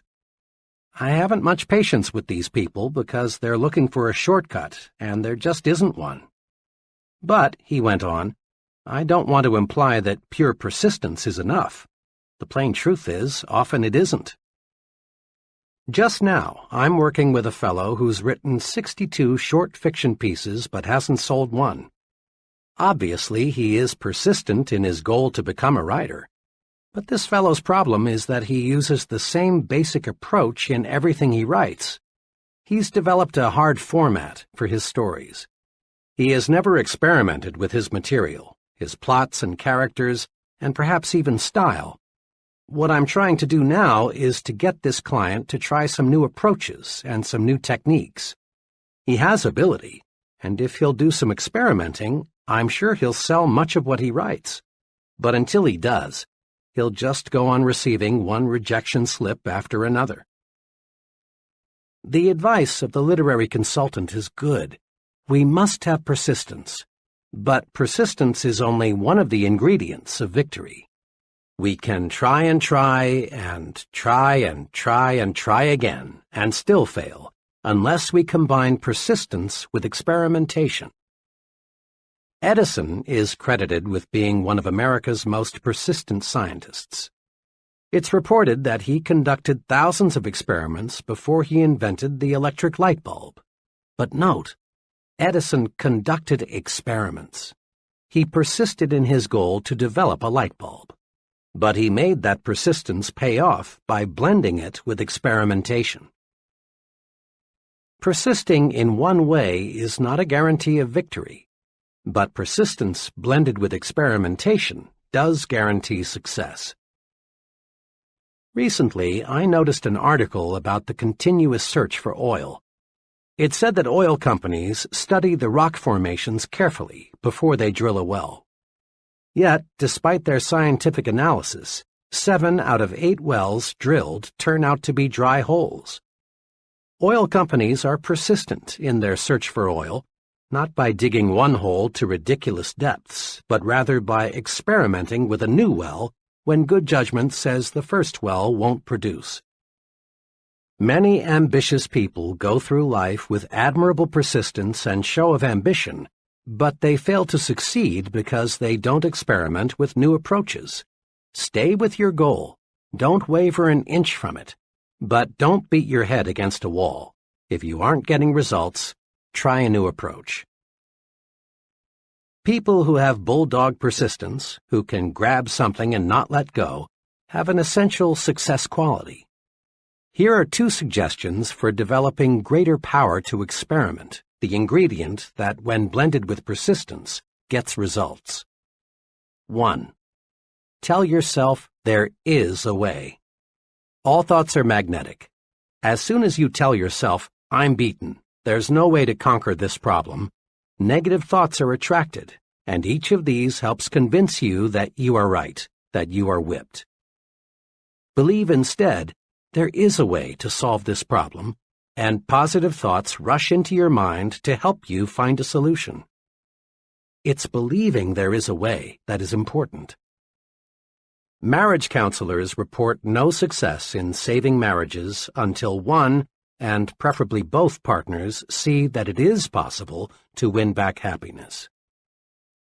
Psychologists and social workers say an alcoholic is doomed to alcoholism until he believes he can beat his thirst. This year, thousands of new businesses are being formed. 5 years from now, only a small portion will be still in operation. Most of those who fail will say, "Competition was just too much. We had no choice but to quit." The real problem is that when most people hit the tar, things are rough barrier, they think only defeat, and so they are defeated.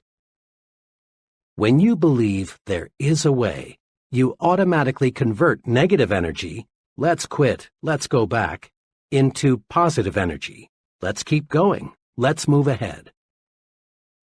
A problem, a difficulty, becomes unsolvable only when you think it is unsolvable. Attract solutions by believing solutions are possible. Refuse, simply refuse to even let yourself say or think that it's impossible. 2. Back off and start afresh.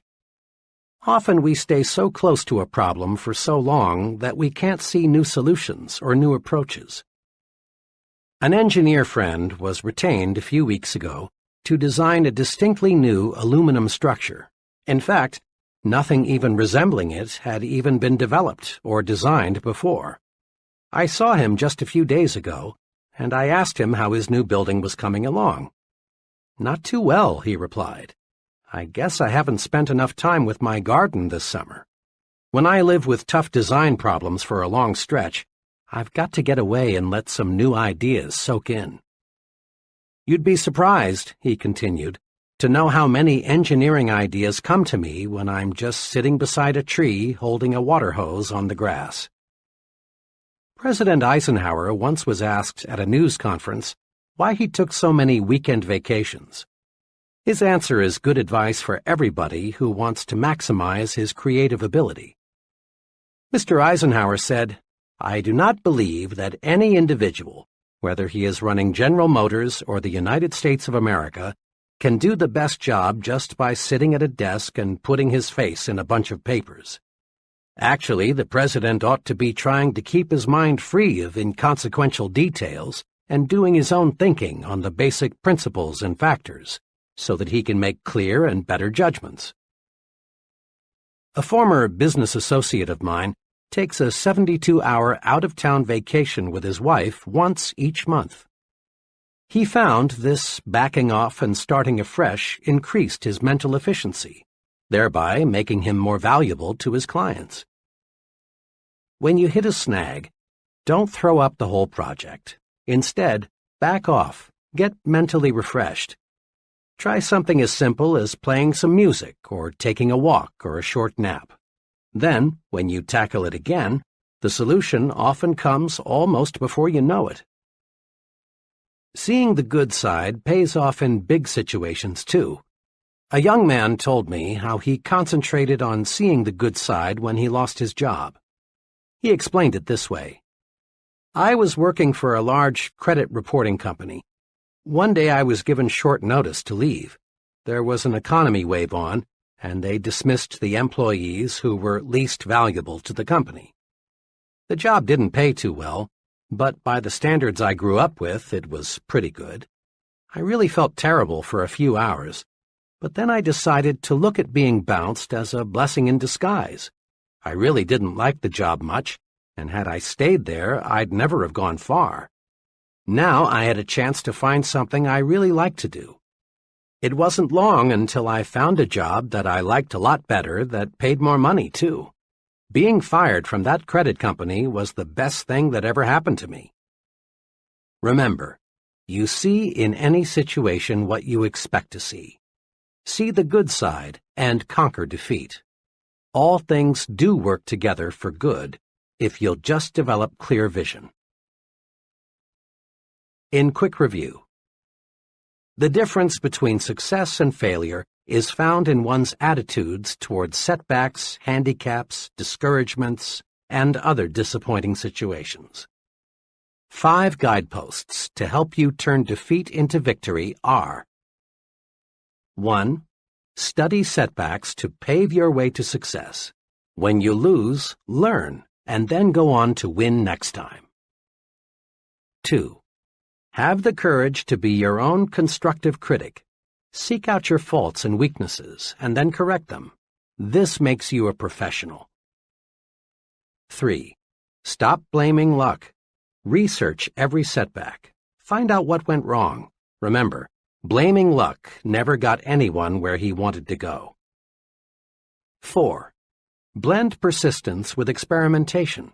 Stay with your goal, but don't beat your head against a stone wall. Try new approaches. Experiment. 5. Remember, there is a good side in every situation. Find it. See the good side and whip discouragement. Chapter 12. Use goals to help you grow. Every bit of human progress, our inventions, big and little, our medical discoveries, our engineering triumphs, our business successes, were first visualized before they became realities. Baby moons circle the Earth not because of accidental discoveries, but because scientists set conquer space as a goal. A goal is an objective, a purpose. A goal is more than a dream. It's a dream being acted upon. A goal is more than a hazy, "Oh, I wish I could." A goal is a clear, "This is what I'm working toward." Nothing happens, no forward steps are taken, until a goal is established. Without goals, individuals just wander through life. They stumble along, never knowing where they are going, so they never get anywhere. Goals are as essential to success as air is to life. No one ever stumbles into success without a goal. No one ever lives without air. Get a clear fix on where you want to go. Dave Mahoney rose from a low-paying job in the mailroom of an advertising agency to an agency vice president at 27 and president of the Good Humor Company at 33. This is what he says about goals. The important thing is not where you were or where you are, but where you want to get. The Progressive Corporation plans company goals 10 to 15 years ahead. Executives who manage leading businesses must ask, where do we want our company to be 10 years from now? Then they gauge their efforts accordingly. New plant capacity is built not for today's needs, but rather for needs 5 to 10 years in the future. Research is undertaken to develop products that won't appear for a decade or longer. The modern corporation does not leave its future to chance, should you? Each of us can learn a precious lesson from the forward-looking business. We can and should plan at least 10 years ahead. You must form an image now of the person you want to be 10 years from now, if you are to become that image. This is a critical thought. Just as the business that neglects to plan ahead will be just another business, if it even survives, the individual who fails to set long-range goals will most certainly be just another person lost in life's shuffle. Without goals, we cannot grow. Let me share with you an example of why we must have long-run goals to achieve real success. Just last week, a young man, let me call him FB, came to me with a career problem. FB looked well-mannered and intelligent. He was single and had finished college 4 years ago. We talked for a while about what he was doing now, his education, his aptitudes, and general background. Then I said to him, "You came to see me for help on making a job change. What kind of job are you looking for?" "Well," he said, "that's what I came to see you about. I don't know what I want to do." His problem, of course, was a very common one, but I realized that just to arrange for the young man to have interviews with several possible employers would not help him. Trial and error is a pretty poor way to select a career. With dozens of career possibilities, the odds of stumbling into the right choice are several dozen to 1. I knew I had to help FB see that before he starts going someplace career-wise, he's got to know where that someplace is. So I said, "Let's look at your career plan from this angle. Will you describe for me your image of yourself 10 years from now?" FB, obviously studying the question, finally said, "Well, I guess I want what just about everyone else wants, a good job that pays well and a nice home. Really, though," he continued, "I haven't given it too much thought." This, I assured him, was quite natural. I went on to explain that his approach to selecting a career was like going to an airline ticket counter and saying, "Give me a ticket." The people selling the tickets just can't help you unless you give them a destination. So I said, "And I can't help you find a job until I know what your destination is, and only you can tell me that." This jarred FB into thinking. We spent the next 2 hours not talking about the merits of different kinds of jobs, but rather discussing how to set goals. FB learned, I believe, the most important lesson in career planning. Before you start out, know where you want to go. Like the Progressive Corporation, plan ahead. You are, in a sense, a business unit. Your talent, skills, and abilities are your products. You want to develop your products so they command the highest possible price. Forward planning will do it. Here are 2 steps that will help. First, visualize your future in terms of 3 departments: work, home, and social. Dividing your life this way keeps you from becoming confused, prevents conflicts, helps you look at the whole picture. Second, demand of yourself clear, precise answers to these questions. What do I want to accomplish with my life? What do I want to be? And what does it take to satisfy me? Using this planning guide will help. An image of me 10 years from now. 10 years planning guide. A. Work department. 10 years from now. 1. What income level do I want to attain? 2. What level of responsibility do I seek? 3. How much authority do I want to command? 4. What prestige do I expect to gain from my work? B. Home department, 10 years from now. 1. What kind of standard of living do I want to provide for my family and myself? 2. What kind of house do I want to live in? 3. What kind of vacations do I want to take? 4. What financial support do I want to give my children in their early adult years? C. Social department, 10 years from now. 1. What kinds of friends do I want to have? 2. What social groups do I want to join? 3. What community leadership positions would I like to hold? 4. What worthwhile causes do I want to champion? A few years ago, my young son insisted the 2 of us build a doghouse for Peanut, an intelligent pup of dubious pedigree and my son's pride and joy. His persistence and enthusiasm won, so we proceeded to build a home Peanut could call her own. Our combined carpentry talent equaled 0, and the end product clearly reflected that fact. Shortly afterward, a good friend stopped by, and upon seeing what we had done, asked, "What's that you've stuck up there among the trees? That's not a doghouse, is it?" I replied that it was. Then he pointed out just a few of our mistakes and summed it all up with, "Why didn't you get a plan?" Nobody these days builds a doghouse without a blueprint. And please, as you visualize your future, don't be afraid to be blue sky. People these days are measured by the size of their dreams. No one accomplishes more than he sets out to accomplish. So visualize a big future. Here is a word-for-word excerpt from the life plan of one of my former trainees. Listen to it. Note how well this fellow visualized his home future.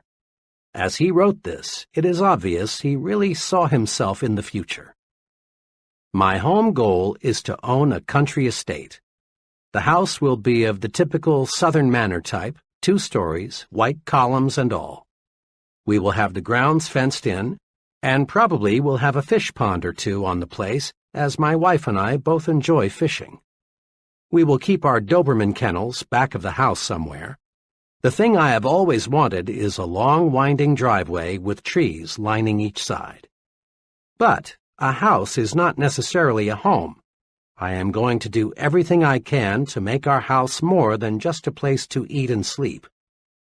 Of course, we do not intend to leave God out of our plans, and throughout the years we will spend a certain amount of time in church activities.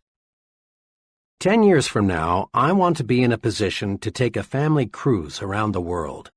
I would like very much to do this before the family gets scattered all over the world by marriages, etc.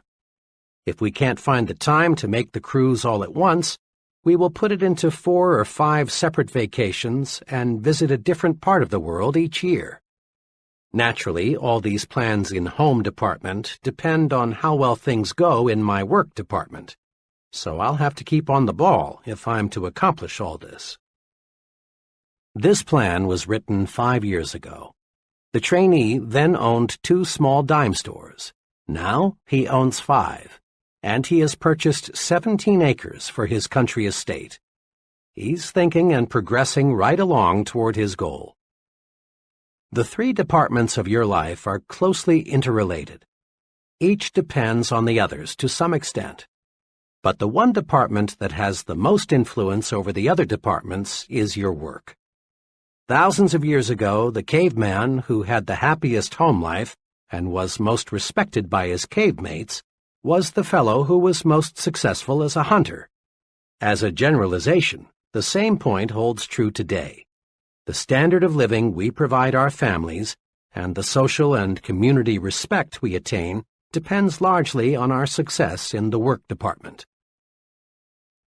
Not long ago, the McKinsey Foundation for Management Research conducted a large-scale study to determine what it takes to become an executive.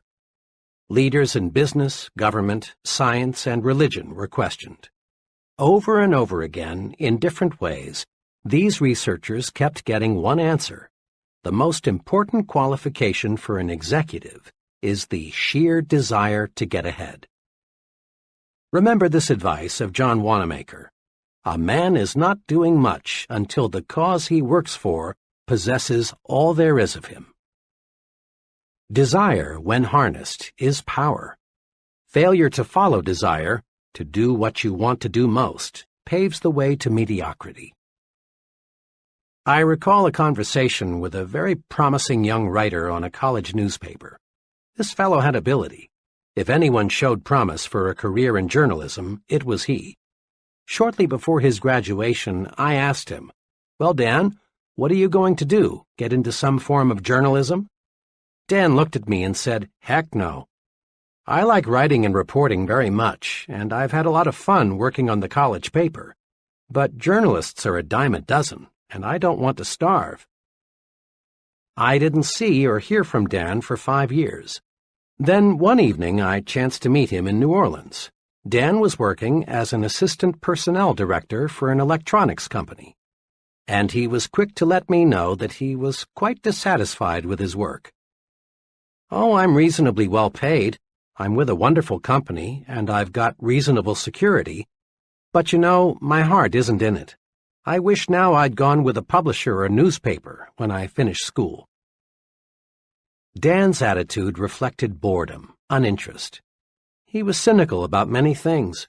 He will never achieve maximum success until he quits his present job and gets into journalism.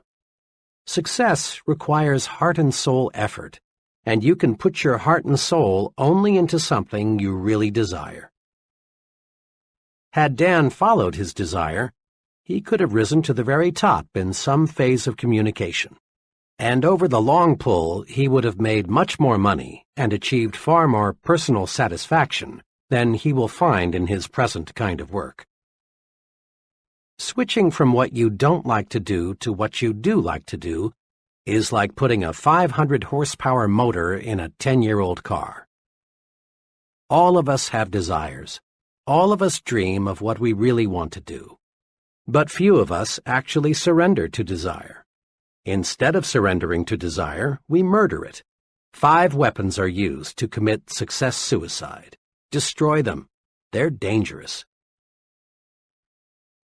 1. Self-depreciation. You have heard dozens of people say, "I would like to be a doctor, or an executive, or a commercial artist, or in business for myself, but I can't do it. I lack brains. I'd fail if I tried. I lack the education and/or experience." Many young folks destroy desire with the old negative self-depreciation. 2. Security-itis. Persons who say, "I've got security where I am," use the security weapons to murder their dreams. 3. Competition. The field is already overcrowded. People in that field are standing on top of each other, are remarks which kill desire fast. 4. Parental dictation. I've heard hundreds of young people explain their career choice with, "I'd really like to prepare for something else, but my parents want me to do this, so I must." Most parents, I believe, do not intentionally dictate to their children what they must do. What all intelligent parents want is to see their children live successfully. If the young person will patiently explain why he or she prefers a different career, and if the parent will listen, there will be no friction. The objectives of both the parent and the young person for the young person's career are identical: success. 5. Family responsibility. The attitude of, "It would have been wise for me to change over 5 years ago, but now I've got a family and I can't change," illustrates this kind of desire murder weapon. Throw away those murder weapons. Remember, the only way to get full power, to develop full go force, is to do what you want to do. Surrender to desire and gain energy, enthusiasm, mental zip, and even better health. And it's never too late to let desire take over. The overwhelming majority of really successful people work much longer than 40 hours a week, and you don't hear them complain of overwork. Successful people have their eyes focused on a goal, and this provides energy. The point is this: energy increases, multiplies, when you set a desired goal and resolve to work toward that goal. Many people, millions of them, can find new energy by selecting a goal and giving all they've got to accomplish that goal. Goals cure boredom. Goals even cure many chronic ailments. Let's probe a little deeper into the power of goals. When you surrender yourself to your desires, when you let yourself become obsessed with a goal, you receive the physical power, energy, and enthusiasm needed to accomplish your goal. But you receive something else, something equally valuable. You receive the automatic instrumentation needed to keep you going straight to your objective. The most amazing thing about a deeply entrenched goal is that it keeps you on course to reach your target. This isn't double talk. What happens is this: when you surrender to your goal, the goal works itself into your subconscious mind. Your subconscious mind is always in balance. Your conscious mind is not, unless it is in tune with what your subconscious mind is thinking. Without full cooperation from the subconscious mind, a person is hesitant, confused, indecisive. Now, with your goal absorbed into your subconscious mind, you react the right way automatically. The conscious mind is free for clear, straight thinking. Let's illustrate this with two hypothetical persons. As you listen, you'll recognize these characters among the real people you know. We'll call them Tom and Jack. These fellows are comparable in all respects except one. Tom has a firmly entrenched goal. Jack does not. Tom has a crystal-clear image of what he wants to be. He pictures himself as a corporation vice president 10 years hence. Because Tom has surrendered to his goal through his subconscious mind signals to him saying, "Do this," or "Don't do that. It won't help get you where you want to go." The goal constantly speaks, "I am the image you want to make real. Here is what you must do to make me real." Tom's goal does not pilot him in vague generalities. It gives him specific directions in all his activities. When Tom buys a suit, the goal speaks and shows Tom the wise choice. The goal helps to show Tom what steps to take to move up to the next job, what to say in the business conference, what to do when conflict develops, what to read, what stand to take.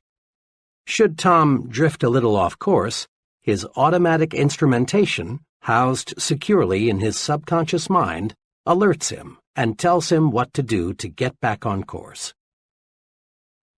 Tom's goal has made him supersensitive to all the many forces at work that affect him. Jack, on the other hand, lacking a goal, also lacks the automatic instrumentation to guide him. He is easily confused. His actions reflect no personal policy. Jack wavers, shifts, guesses at what to do. Lacking consistency of purpose, Jack flounders on the ruddy road to mediocrity. May I suggest you listen to this section again, right now. Let this concept soak in. Then look around you.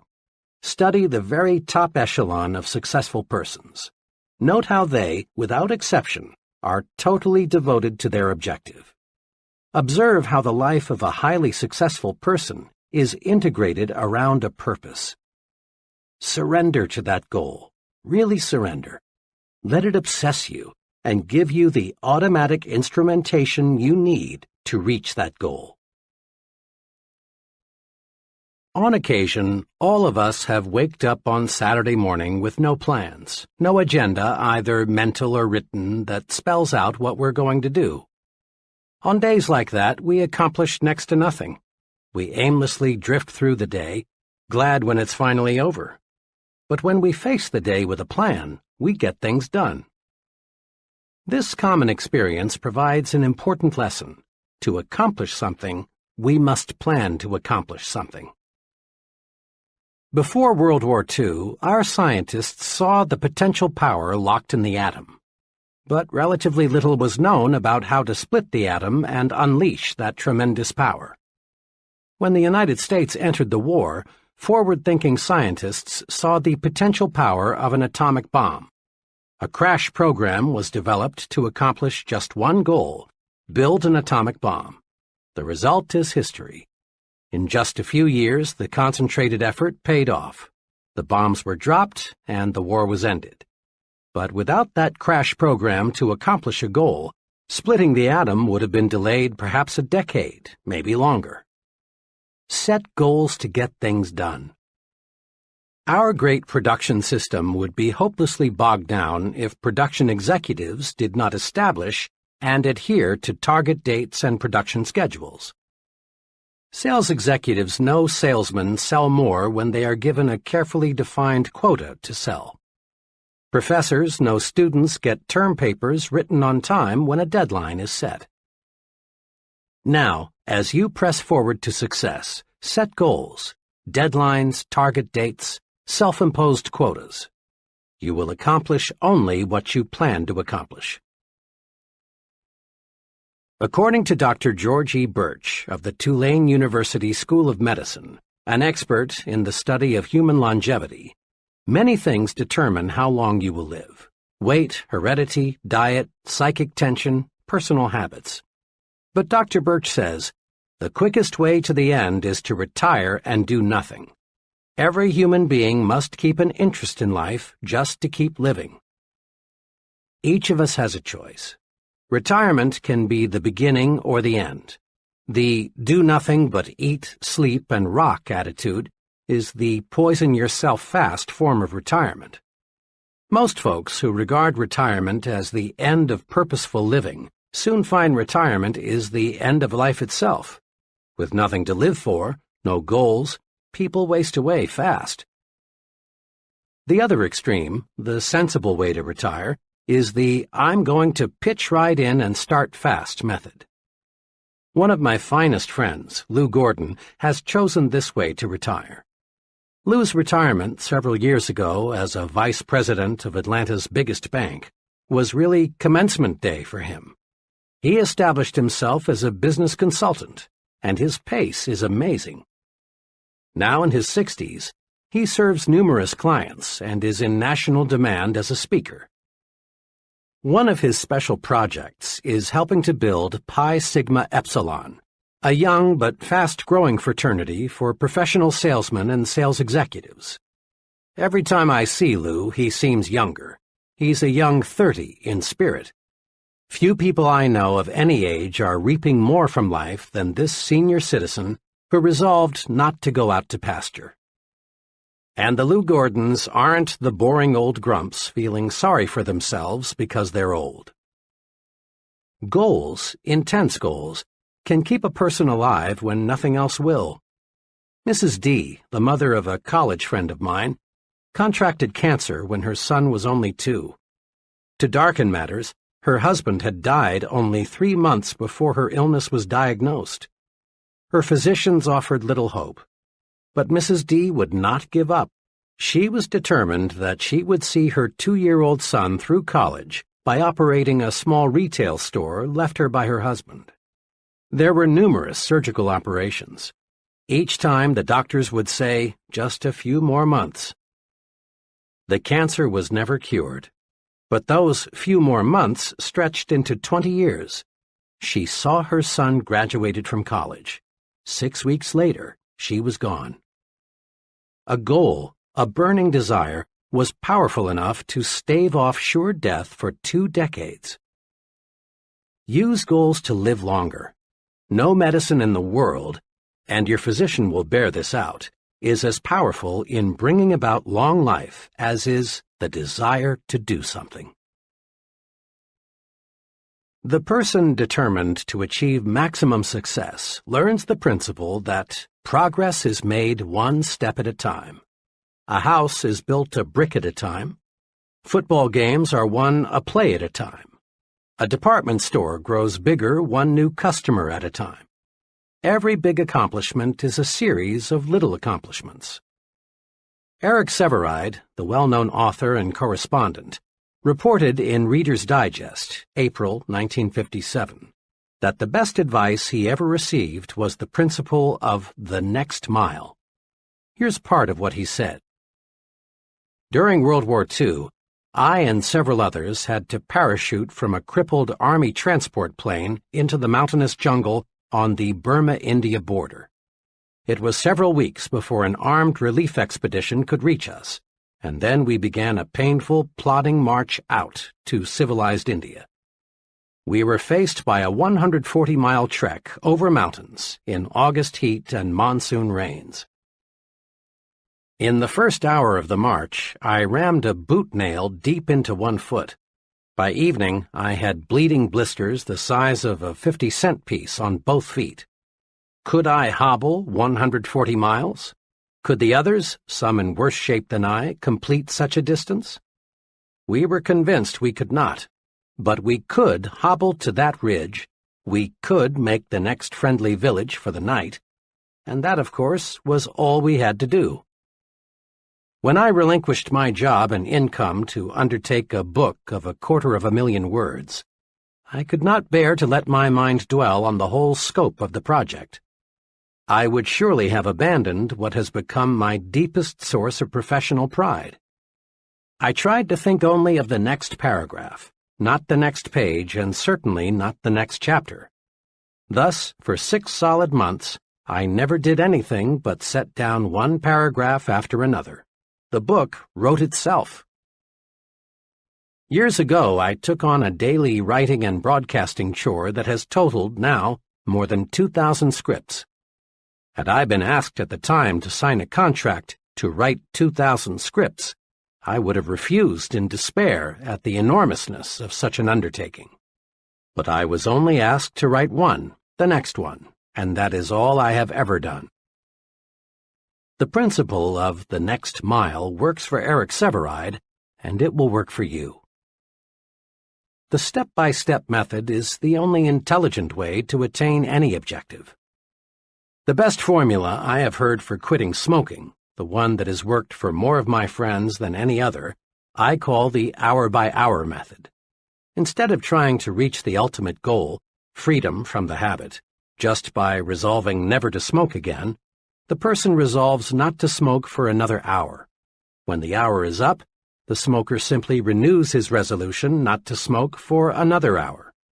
Later, as desire diminishes, the period is extended to 2 hours, later to a day. Eventually, the goal is won. The person who wants freedom from the habit all at once fails because the psychological pain is more than he can stand. An hour is easy. Forever is difficult. Winning any objective requires a step-by-step method. To the junior executive, each assignment, however insignificant it may appear, should be viewed as an opportunity to take one step forward. A salesman qualifies for management responsibilities one sale at a time. To the minister, each sermon; to the professor, each lecture; to the scientist, each experiment; to the business executive, each conference is an opportunity to take one step forward toward the large goal. Sometimes it appears that someone achieves success all at once. But if you check the past histories of people who seemed to arrive at the top suddenly, you'll discover a lot of solid groundwork was previously laid. And those successful people who lose fame as fast as they found it simply were phonies who had not built a solid foundation. Just as a beautiful building is created from pieces of stone, each of which in itself appears insignificant, in like manner the successful life is constructed. Do this. Start marching toward your ultimate goal by making the next task you perform, regardless of how unimportant it may seem, a step in the right direction. Commit this question to memory and use it to evaluate everything you do. Will this help take me where I want to go? If the answer is no, back off. If yes, press ahead. It's clear we do not make one big jump to success. We get there one step at a time. An excellent plan is to set monthly quotas for accomplishment. Here is a guide to help achieve these goals. Examine yourself. Decide what specific things you should do to make yourself more effective. Then, when the 30-day period is up, check your progress and build a new 30-day goal. Always keep working on the little things to get you in shape for the big things. 30-Day Improvement Guide. Between now and the next 30 days, I will A. Break these habits. Suggestions. 1. Putting off things. 2. Negative language. 3.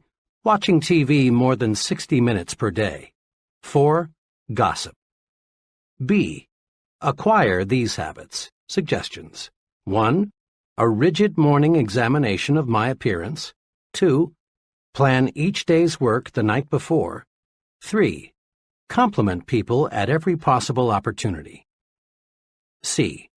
Increase my value to my employer in these ways. Suggestions. 1. Do a better job of developing my subordinates. 2. Learn more about my company, what it does, and the customers it serves. 3. Make 3 specific suggestions to help my company become more efficient. D. Increase my value to my home in these ways. Suggestions. 1. Show more appreciation for the little things my wife does that I've been taking for granted. 2. Once each week, Do something special with my whole family. 3. Give 1 hour each day of my undivided attention to my family. E. Sharpen my mind in these ways. Suggestions. 1. Invest 2 hours each week in reading professional magazines in my field. 2. Read 1 self-help book. 3. Make 4 new friends. 4. Spend 30 minutes daily in quiet, undisturbed thinking. Next time you see a particularly well-poised, well-groomed, clear-thinking, effective person, remind yourself that he wasn't born that way.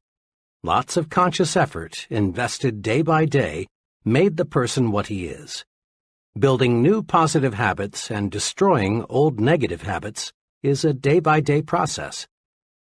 Create your first 30-day improvement guide right now. Often, when I discuss setting goals, someone comments along these lines. I see that working toward a purpose is important, but so often things happen that upset my plans. It's true that many factors outside your control do affect your destination. There may be serious illness or death in your family, the job you're gunning for may be dissolved, you may meet with an accident. So here is a point we must fix firmly in mind. Prepare to take detours in stride. If you are driving down a road and you come to a road closed situation, you wouldn't camp there, nor would you go back home. The road closed simply means you can't go where you want to go on this road. You'd simply find another road to take you where you want to go. Observe what military leaders do. When they develop a master plan to take an objective, they also map out alternative plans. If something unforeseen happens that rules out Plan A, they switch to Plan B. You rest easy in an airplane even though the airport where you plan to land is closed in because you know the fellow up there driving the plane has alternative landing fields and a reserve fuel supply. It's a rare person who has achieved high-level success who has not had to take detours, many of them. When we detour, we don't have to change our goals, we just travel a different route. You've probably heard many persons say something like, "Oh, how I wish I had bought XX stock back in 19 blank. I'd have a pile of money today." Normally, people think of investing in terms of stocks or bonds, real estate, or some other type of property. But the biggest and most rewarding kind of investment is self-investment, purchasing things that build mental power and proficiency. The progressive business knows that how strong it will be 5 years from now depends not on what it does 5 years in the future, but rather on what it does, invests, this year. Profit comes from only one source, investment. There's a lesson for each of us. To profit, to get the extra reward above a normal income in the years ahead, we must invest in ourselves. We must invest to achieve our goals. Here are 2 sound self-investments that will pay handsome profits in the years ahead. 1. Invest in education. True education is the soundest investment you can make in yourself. But let's be sure we understand what education really is. Some folks measure education by the number of years spent in school or the number of diplomas, certificates, and degrees earned. But this quantitative approach to education doesn't necessarily produce a successful person. Ralph J. Cordiner, chairman of General Electric, expressed the attitude of top business management toward education this way. 2 of our most outstanding presidents, Mr. Wilson and Mr. Coffin, never had an opportunity to attend college. Although some of our present officers have doctor's degrees, 12 out of 41 have no college degrees. We are interested in competency, not diplomas. A diploma or degree may help you get a job, but it will not guarantee your progress on the job. Business is interested in competency, not diplomas. To others, education means the quantity of information a person has stashed away in his brain. But the soak-up facts method of education won't get you where you want to go. More and more we depend on books, files, and machines to warehouse information. If we can do only what a machine can do, we're in a real fix.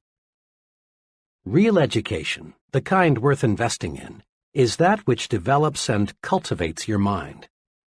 How well educated a person is measured by how well his mind is developed, in brief, by how well he thinks. Anything that improves thinking ability is education, and you can obtain education in many ways. But the most efficient sources of education for most people are nearby colleges and universities. Education is their business. If you haven't been to college lately, you're in for some wonderful surprises. You'll be pleased at the wide course offerings available.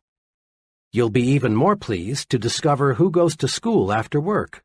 Not the phonies, but rather really promising persons, many of whom already hold very responsible positions. In one evening class of 25 persons I conducted recently, there were an owner of a retail chain of 12 stores, 2 buyers for a national food chain, 4 graduate engineers, an Air Force colonel, and several others of similar status.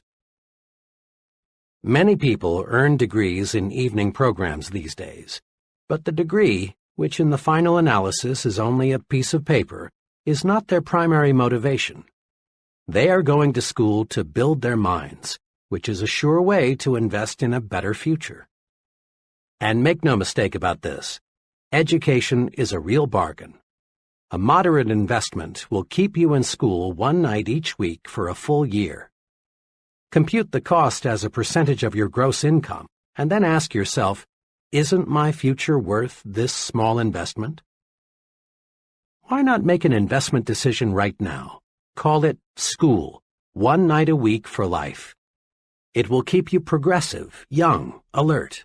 It will keep you abreast of your areas of interest, and it will surround you with other people who also are going places. 2. Invest in idea starters. Education helps you mold your mind, stretch it, train it to meet new situations and solve problems. Idea starters serve a related purpose. They feed your mind, give you constructive material to think about. Where are the best sources of idea starters? There are many, but to get a steady supply of high-quality idea material, why not do this? Resolve to purchase at least one stimulating book each month and subscribe to 2 magazines or journals that stress ideas. For only a minor sum and a minimum of time, you can be tuned in to some of the best thinkers available anywhere. At a luncheon one day, I overheard one fellow say, "But it costs too much. I can't afford to take the Wall Street Journal." His companion, obviously a much more success-minded person, replied, "Well, I've found that I can't afford not to take it." Again, take your cue from the successful people. Invest in yourself. Let's take action. Now, in a quick recap, put these success-building principles to work. 1. Get a clear fix on where you want to go. Create an image of yourself 10 years from now. 2. Write out your 10-year plan. Your life is too important to be left to chance. Put down on paper what you want to accomplish in your work, your home, and your social departments. 3. Surrender yourself to your desires. Set goals to get more energy. Set goals to get things done.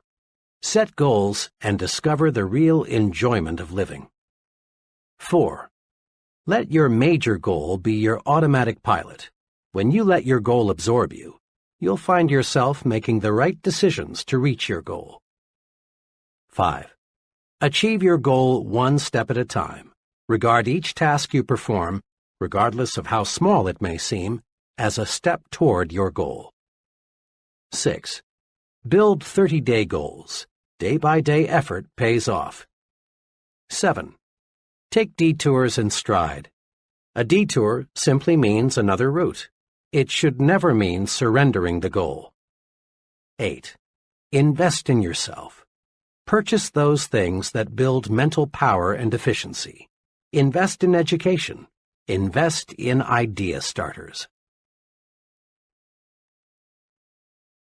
Chapter 13. How to Think Like a Leader. Remind yourself once again that you are not pulled to high levels of success. Rather, you are lifted there by those working beside and below you. Achieving high-level success requires the support and the cooperation of others. And gaining this support and cooperation of others requires leadership ability. Success and the ability to lead others, that is, getting them to do things they wouldn't do if they were not led, go hand in hand. The success-producing principles explained in the previous chapters are valuable equipment in helping you develop your leadership capacity. At this point, we want to master 4 special leadership rules or principles that can cause others to do things for us in the executive suite, in business, in social clubs, in the home, anywhere we find people. These 4 leadership rules or principles are: 1. Trade minds with the people you want to influence. 2. Think. What is the human way to handle this? 3. Think progress, believe in progress, push for progress. 4. Take time out to confer with yourself and develop your supreme thinking power. Practicing these rules produces results. Putting them to use in everyday situations takes the mystery out of that gold-plated word, leadership. Let's see how. Leadership rule number 1. Trade minds with the people you want to influence. Trading minds with the people you want to influence is a magic way to get others, friends, associates, customers, employees, to act the way you want them to act. Study these 2 case histories and see why. Ted B. worked as a television copywriter and director for a large advertising agency. When the agency obtained a new account, a children's shoe manufacturer, Ted was assigned responsibility for developing several TV commercials. A month or so after the campaign had been launched, it became clear that the advertising was doing little or nothing to increase product movement in retail outlets. Attention was focused on the TV commercials because in most cities only television advertising was used. Through research of television viewers, they found that about 4% of the people thought it was simply a great commercial, one of the best, these 4% said. The remaining 96% were either indifferent to the commercials or, in plain language, thought they smelled. Hundreds of comments like these were volunteered. It's wacky. The rhythm sounds like a New Orleans band at 3 a.m. My kids like to watch most TV commercials, but when that shoe thing comes on, they go to the bathroom or refrigerator. I think it's too uppity up. Seems to me someone's trying to be too clever. Something especially interesting turned up when all the interviews were put together and analyzed. The 4% who liked the commercial were people pretty much like Ted in terms of income, education, sophistication, and interests. The remaining 96% were definitely in a different socioeconomic class. Ted's commercials, which cost a lot of money, flopped because Ted thought only of his own interests. He had prepared the commercials thinking of the way he buys shoes, not the way the great majority buys shoes. He developed commercials that pleased him personally, not commercials that pleased the great bulk of the people. The results would have been much different had Ted projected himself into the minds of the masses of ordinary people and asked himself 2 questions. If I were a parent, what kind of a commercial would make me want to buy those shoes? If I were a child, what kind of a commercial would make me go tell my mom or dad that I want those shoes? Why Joan failed in retailing. Joan is an intelligent, well-educated, attractive girl of 24. Fresh from college, Joan got a job as an assistant buyer in ready-to-wear goods at a low to medium-priced department store. She came highly recommended. Joan has ambition, talent, and enthusiasm, one letter read. She is certain to succeed in a big way. But Joan did not succeed in a big way. Joan lasted only 8 months and then quit retailing for other work. I knew her buyer well, and one day I asked him what happened. "Joan is a fine girl, and she has many fine qualities," he said. "But she had one major limitation." "What was that?" I asked. "Well, Joan was forever buying merchandise that she liked, but most of our customers didn't. She selected styles, colors, materials, and prices she liked without putting herself in the shoes of the people who shop here. When I'd suggest to her that maybe a certain line wasn't right for us, she'd say, 'Oh, they'll love this. I do. I think this will move fast.'" Joan had been brought up in a well-to-do home. She had been educated to want quality. Price was not important to her. Joan just couldn't see clothing through the eyes of low to middle-income people. So the merchandise she bought just wasn't suitable. The point is this: to get others to do what you want them to do, you must see things through their eyes. When you trade minds, the secret of how to influence other people effectively shows up. A very successful salesman friend told me he spends a lot of time anticipating how prospects will react to his presentation before he gives it. Trading minds with the audience helps the speaker design a more interesting, harder-hitting talk.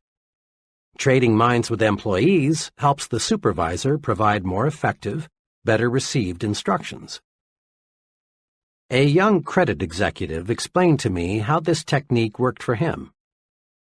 "When I was brought into this store, a medium-sized clothing store, as assistant credit manager, I was assigned the job of handling all collection correspondence. The collection letters the store had been using greatly disappointed me. They were strong, insulting, and threatening. I read them and thought, 'Brother, I'd be mad as hell if somebody sent me letters like these. I never would pay.' So I just got to work and started writing the kind of letter that would move me to pay an overdue bill if I received it. It worked. By putting myself in the shoes of the overdue customer, so to speak, collections climbed to a record high." Numerous political candidates lose elections because they fail to look at themselves through the minds of the typical voters. One political candidate for a national office, apparently fully as qualified as his opponent, lost by a tremendous margin for one single reason. He used a vocabulary that only a small percentage of the voters could understand. His opponent, on the other hand, thought in terms of the voters' interests. When he talked to farmers, he used their language. When he spoke to factory workers, he used words they were easily familiar with. When he spoke on TV, he addressed himself to Mr. Typical Voter, not to Dr. College Professor. Keep this question in mind. What would I think of this if I exchanged places with the other person? It paves the way to more successful action. Thinking of the interests of the people we want to influence is an excellent thought rule in every situation. A few years ago, a small electronics manufacturer developed a fuse that would never blow out. The manufacturer priced the product to sell for $1.25 and then retained an advertising agency to promote it. The account executive placed in charge of the advertising immediately became intensely enthusiastic.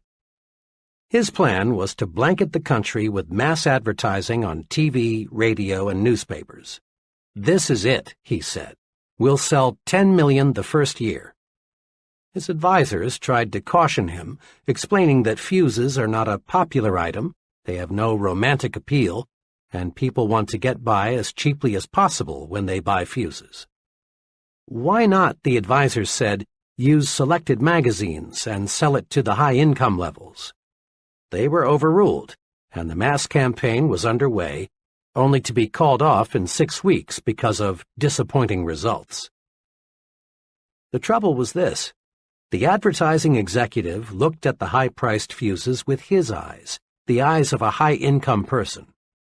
He failed to see the product through the eyes of the mass market income levels. Had he put himself in their position, he would have seen the wisdom of directing the promotion toward the upper income groups, and the account would have been saved. Develop your power to trade minds with the people you want to influence. The following exercises will help. Practice trading minds exercises. Situation: giving someone work instructions. For best results, ask yourself, looking at this from the viewpoint of someone who is new to this, have I made myself clear? Situation: writing an advertisement. For best results, ask yourself, if I were a typical prospective buyer, how would I react to this ad? Situation: telephone manners. For best results, ask yourself, if I were the other person, what would I think of my telephone voice and manners? Situation: gift. For best results, ask yourself, is this gift something I would like, or is it something he will like? Often there is an enormous difference. Situation: the way I give orders. For best results, ask yourself, would I like to carry out orders if they were given to me the way I give them to others? Situation: child discipline. For best results, ask yourself, if I were the child, considering his age, experience, and emotions, how would I react to this discipline? Situation: my appearance. For best results, ask yourself, what would I think of my superior if he were dressed like me? Situation: preparing a speech. For best results, ask yourself, considering the background and interests of the audience, what would I think of this remark? Situation: entertainment. For best results, ask yourself, if I were my guests, what kinds of food, music, and entertainment would I like best? Put the trading minds principle to work for you. 1. Consider the other person's situation. Put yourself in his shoes, so to speak. Remember, his interests, income, intelligence, and background may differ considerably from yours. 2. Now ask yourself, if I were in his situation, how would I react to this? Whatever it is you want him to do. 3. Then take the action that would move you if you were the other person. Leadership rule number 2. Think, what is the human way to handle this? People use different approaches to leadership situations. One approach is to assume the position of a dictator. The dictator makes all decisions without consulting those affected. He refuses to hear his subordinate's side of a question because, deep down perhaps, he's afraid the subordinate might be right, and this would cause him to lose face. Dictators don't last long. Employees may fake loyalty for a while, but unrest soon develops. Some of the best employees leave, and those remaining get together and plot against the tyrant. The result is that the organization ceases to function smoothly. This puts the dictator in a bad light with his superior. A second leadership technique is the cold, mechanical, I'm a rule-book operator approach. The fellow using this approach handles everything exactly according to the book. He doesn't recognize that every rule or policy or plan is only a guide for the usual cases. This would-be leader treats human beings as machines. And of all things people don't like, perhaps the most disliked is being treated like a machine. The cold, impersonal efficiency expert is not an ideal. The machines that work for him develop only part of their energy. Persons who rise to tremendous leadership heights use a third approach that we call being human. Several years ago, I worked closely with John S., who is an executive in the engineering development section of a large aluminum manufacturer. John had mastered the Be Human approach and was enjoying its rewards. In dozens of little ways, John made his actions say, "You are a human being. I respect you. I'm here to help you in every way I can." When an individual from another city joined his department, John went to considerable personal inconvenience to help him find suitable housing. Working through his secretary and 2 other women employees, he set up office birthday parties for each member of the staff. The 30 minutes or so required for this was not a cost. Rather, it was an investment in getting loyalty and output. When he learned that one of his staff members belonged to a minority faith, John called him in and explained that he would arrange for him to observe his religious holidays that don't coincide with the more common holidays. When an employee or someone in the employee's family was ill, John remembered. He took time to compliment his staff individually for their off-the-job accomplishments. But the largest evidence of John's Be Human philosophy showed up in the way he handled a dismissal problem. One of the employees who had been hired by John's predecessor simply lacked the aptitude and interest for the work involved. John handled the problem magnificently. He did not use the conventional procedure of calling the employee into his office and giving him first the bad news and then second 15 or 30 days to move out. Instead, he did 2 unusual things. First, he explained why it would be to the employee's personal advantage to find a new situation where his aptitudes and interests would be more useful. He worked with the employee and put him in touch with a reputable vocational guidance consultant. Next, he did something else above and beyond the call of duty.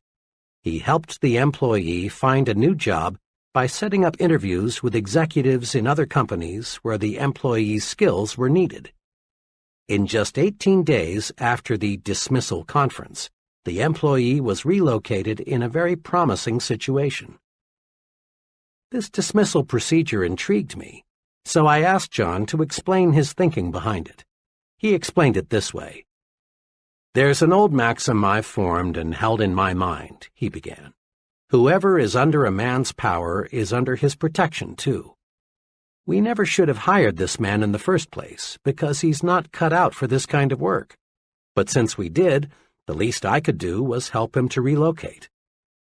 Anybody, John continued, can hire a man, but the test of leadership is how one handles the dismissal. By helping that employee relocate before he left us, built up a feeling of job security in everyone in my department. I let them know by example that no one gets dumped on the street as long as I'm here. Make no mistake, John's Be Human brand of leadership paid off. There were no secret gossip sessions about John. He received unquestioned loyalty and support.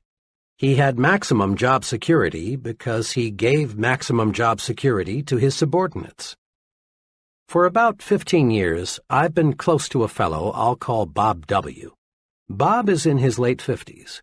He came up the hard way. With a hit-or-miss education and no money, Bob found himself out of work in 1931. But he's always been a scrambler. Not one to be idle, Bob started an upholstery shop in his garage. Thanks to his untiring efforts, the business grew, and today it's a modern furniture manufacturing plant with over 300 employees. Today, Bob is a millionaire. Money and material things have ceased to be a concern. But Bob is rich in other ways, too. He's a millionaire in friends, contentment, and satisfaction.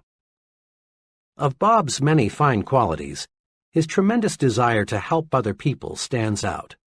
Bob is human, and he's a specialist in treating others the way human beings want to be treated.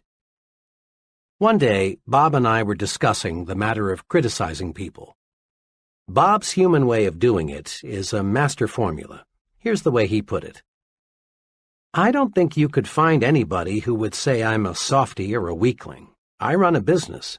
When something isn't going right, I fix it. But it's the way I fix it that's important.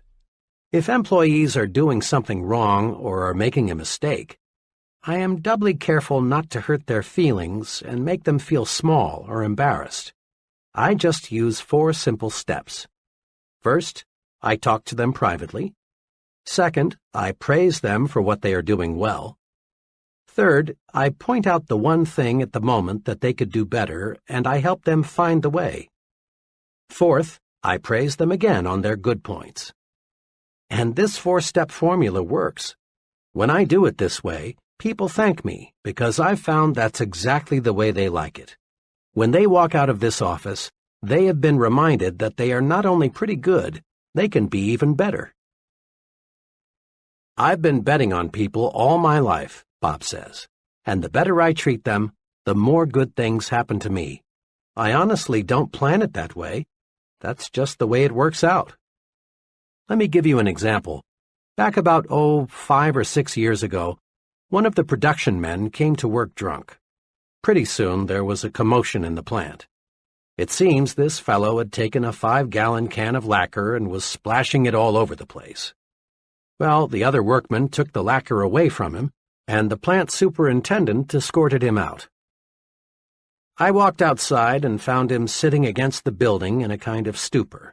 I helped him up, put him in my car, and took him to his home.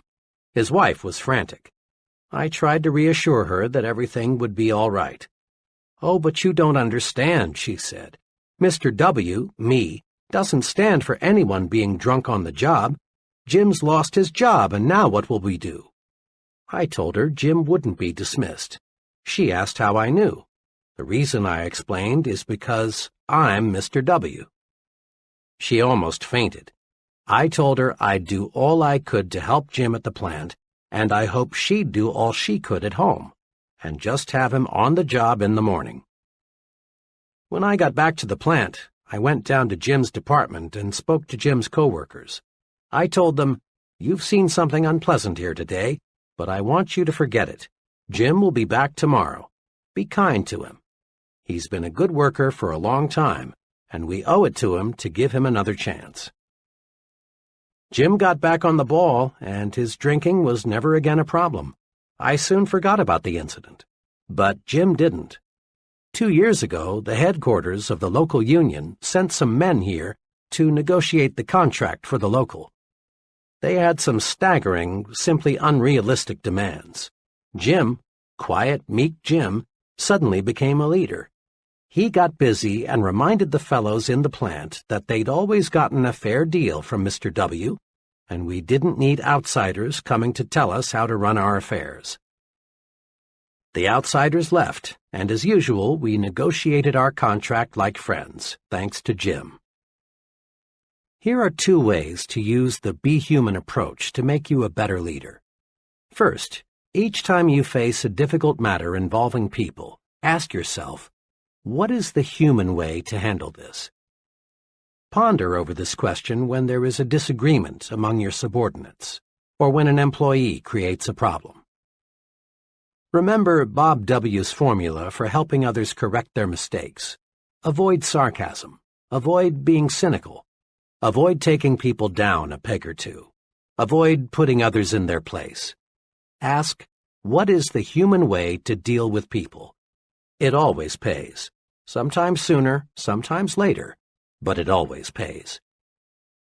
A second way to profit from the Be Human rule is to let your actions show you put people first. Show interest in your subordinates' off-the-job accomplishments. Treat everyone with dignity. Remind yourself that the primary purpose in life is to enjoy it. As a general rule, the more interest you show in a person, the more he will produce for you. And his production is what carries you forward to greater and greater success. Praise your subordinates to your supervisor by putting in plugs for them at every opportunity. It's an old American custom to admire the fellow who's on the side of the little man. Your subordinates will appreciate your plugs, and their loyalty to you will grow. And do not fear that this will lower your own importance in the eyes of your supervisor.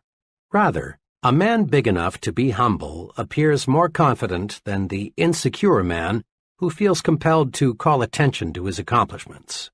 A little modesty goes a long way. Praise your subordinates personally at every opportunity. Praise them for their cooperation. Praise them for every extra effort they put forth. Praise is the greatest single incentive you can give people, and it costs you nothing. Besides, a write-in vote has often overthrown a powerful known candidate. You never know when your subordinates can do you a turn by coming to your defense. Practice praising people. Rub people the right way. Be human. Leadership rule number 3. Think progress, believe in progress, push for progress. One of the most complimentary things anyone can say about you is, he stands for progress. He's the man for the job. Promotions in all fields go to individuals who believe in and push for progress. Leaders, real leaders, are in short supply. Status quoers, the everything's all right, let's don't upset the apple cart folks, far outnumber the progressives, the there's lots of room for improvement, let's get to work and do it better people. Join the leadership elite. Develop a forward look. There are 2 special things you can do to develop your progressive outlook. 1. Think improvement in everything you do. 2. Think high standards in everything you do. Several months ago, the president of a medium-sized company asked me to help him make an important decision. This executive had built the business by himself and had been functioning as sales manager. Now, with 7 salesmen employed, he decided his next step was to promote one of his salesmen to the job of sales manager. He narrowed the choice down to 3, all of whom were about equal in experience and sales performance. My assignment was to spend one day in the field with each man and then report my views on which fellow seemed to be best qualified to lead the group. Each man was told that a consultant would visit him to discuss the overall marketing program.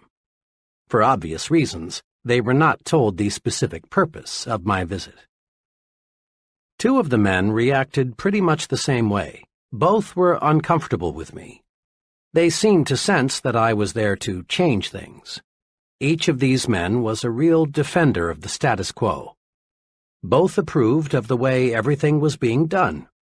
I raised questions about how the territories were laid out, the compensation program, the sales promotional material, every facet of the marketing effort. But on all points, the response was always, everything is okay. On specific points, these 2 men explained why the present way couldn't and shouldn't be changed. Summed up, both men wanted the status quo to remain the status quo. One of them said to me as he dropped me by my hotel, "I don't know exactly why you spent the day with me, but tell Mr. M for me that everything is okay as is. Don't go refiguring anything." The 3rd man was wonderfully different. He was pleased with the company and proud of its growth, but he was not wholly content. He wanted improvements. All day, this 3rd salesman gave me his ideas for getting new business, providing better service to customers, reducing wasted time, revising the compensation plan to give more incentive, all so that he and the company would make more. He had mapped out a new advertising campaign he had been thinking about. When I left him, his parting remark was, "I sure appreciate the chance to tell someone about some of my ideas. We've got a good outfit, but I believe we can make it better." My recommendation, of course, was for the 3rd man. It was a recommendation that coincided perfectly with the feelings of the company president. Believe in expansion, efficiency, new products, new processes, better schools, increased prosperity. Believe in and push for progress, and you'll be a leader. As a youngster, I had an opportunity to see how the different thinking of 2 leaders can make an amazing difference in the performance of followers. I attended a country elementary school, 8 grades, 1 teacher, and 40 children all jammed together inside 4 brick walls. A new teacher was always a big deal. Led by the big boys, the 7th and 8th graders, the pupils set out to see how much they could get away with. One year there was little more than chaos. Every day there were dozens of the usual school pranks, wars of spitballs and paper airplanes. Then there were the major incidents, such as locking the teacher outside the school for half a day at a time, or on another occasion, the opposite, barricading her within the building for hours. Another day, each boy in the upper grades brought his dog into the schoolroom. Let me add that these children were not delinquents. Stealing, physical violence, and deliberate harm were not their objectives. They were healthy kids conditioned by vigorous rural living and needing an outlet for their tremendous pent-up energies and ingenuities. Well, the teacher somehow managed to stay with the school until the end of that year. To no one's surprise, there was a new teacher the following September. The new teacher extracted strikingly different performance from the children. She appealed to their personal pride and sense of respect. She encouraged them to develop judgment. Each child was assigned a specific responsibility, like washing blackboards or cleaning erasers, or practicing paper grading for the younger grades. The new teacher found creative ways to use the energy that had been so misdirected a few months before. Her educational program was centered on building character. Why did the children act like young devils one year and like young angels the next? The difference was the leader, their teacher. In all honesty, we cannot blame the kids for playing pranks an entire school year. In each instance, the teacher set the pace. The first teacher, deep down, didn't care whether the children made progress. She set no goals for the children. She didn't encourage them. She couldn't control her temper. She didn't like teaching, so the pupils didn't like learning. But the second teacher had high, positive standards. She sincerely liked the children and wanted them to accomplish much. She considered each one as an individual. She obtained discipline easily because, in everything she did, she was well disciplined. And in each case, the pupils adjusted their conduct to fit the examples set by the teachers. We find this same form of adjustment taking place every day in adult groups. During World War II, military chiefs continually observed that the highest morale was not found in units where commanders were easy, relaxed, and lackadaisical. Crack units were led by officers with high standards who enforced military regulations fairly and properly. Military personnel simply do not respect and admire officers with low standards. College students, too, take their cue from the examples set by the professors. Students under one professor cut classes, copy term papers, and connive in various ways to pass without serious study. But the same students under another professor willingly work extra hard to master the subject. In business situations, we again find individuals patterning their thinking after that of the superior. Study a group of employees closely. Observe their habits, mannerisms, attitudes toward the company, ethics, self-control. Then compare what you find with the behavior of their superior, and you discover amazing similarities. Every year, many corporations that have grown sluggish and are headed downward are rebuilt. And how? By changing a handful of executives at the top. Companies, and colleges, and churches, and clubs, and unions, and all other types of organizations are successfully rebuilt from the top down, not from the bottom up. Change the thinking at the top, and you automatically change the thinking at the bottom. Remember this. When you take over the leadership of a group, the persons in that group immediately begin to adjust themselves to the standards you set. This is most noticeable during the first few weeks. Their big concern is to clue you in, zero you in, find out what you expect of them. They watch every move you make. They think, how much rope will he give me? How does he want it done? What does it take to please him? What will he say if I do this or that? Once they know, they act accordingly. Check the example you set. Use this old but ever-accurate quatrain as a guide. What kind of world would this world be if everyone in it were just like me? To add meaning to this self-imposed test, substitute the word company for world so it reads, what kind of company would this company be if everyone in it were just like me? In similar fashion, Ask yourself what kind of club, community, school, church would it be if everyone in it acted like you.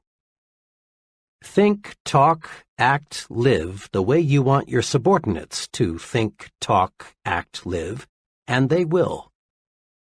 Over a period of time, subordinates tend to become carbon copies of their chief. The simplest way to get high-level performance is to be sure the master copy is worth duplicating.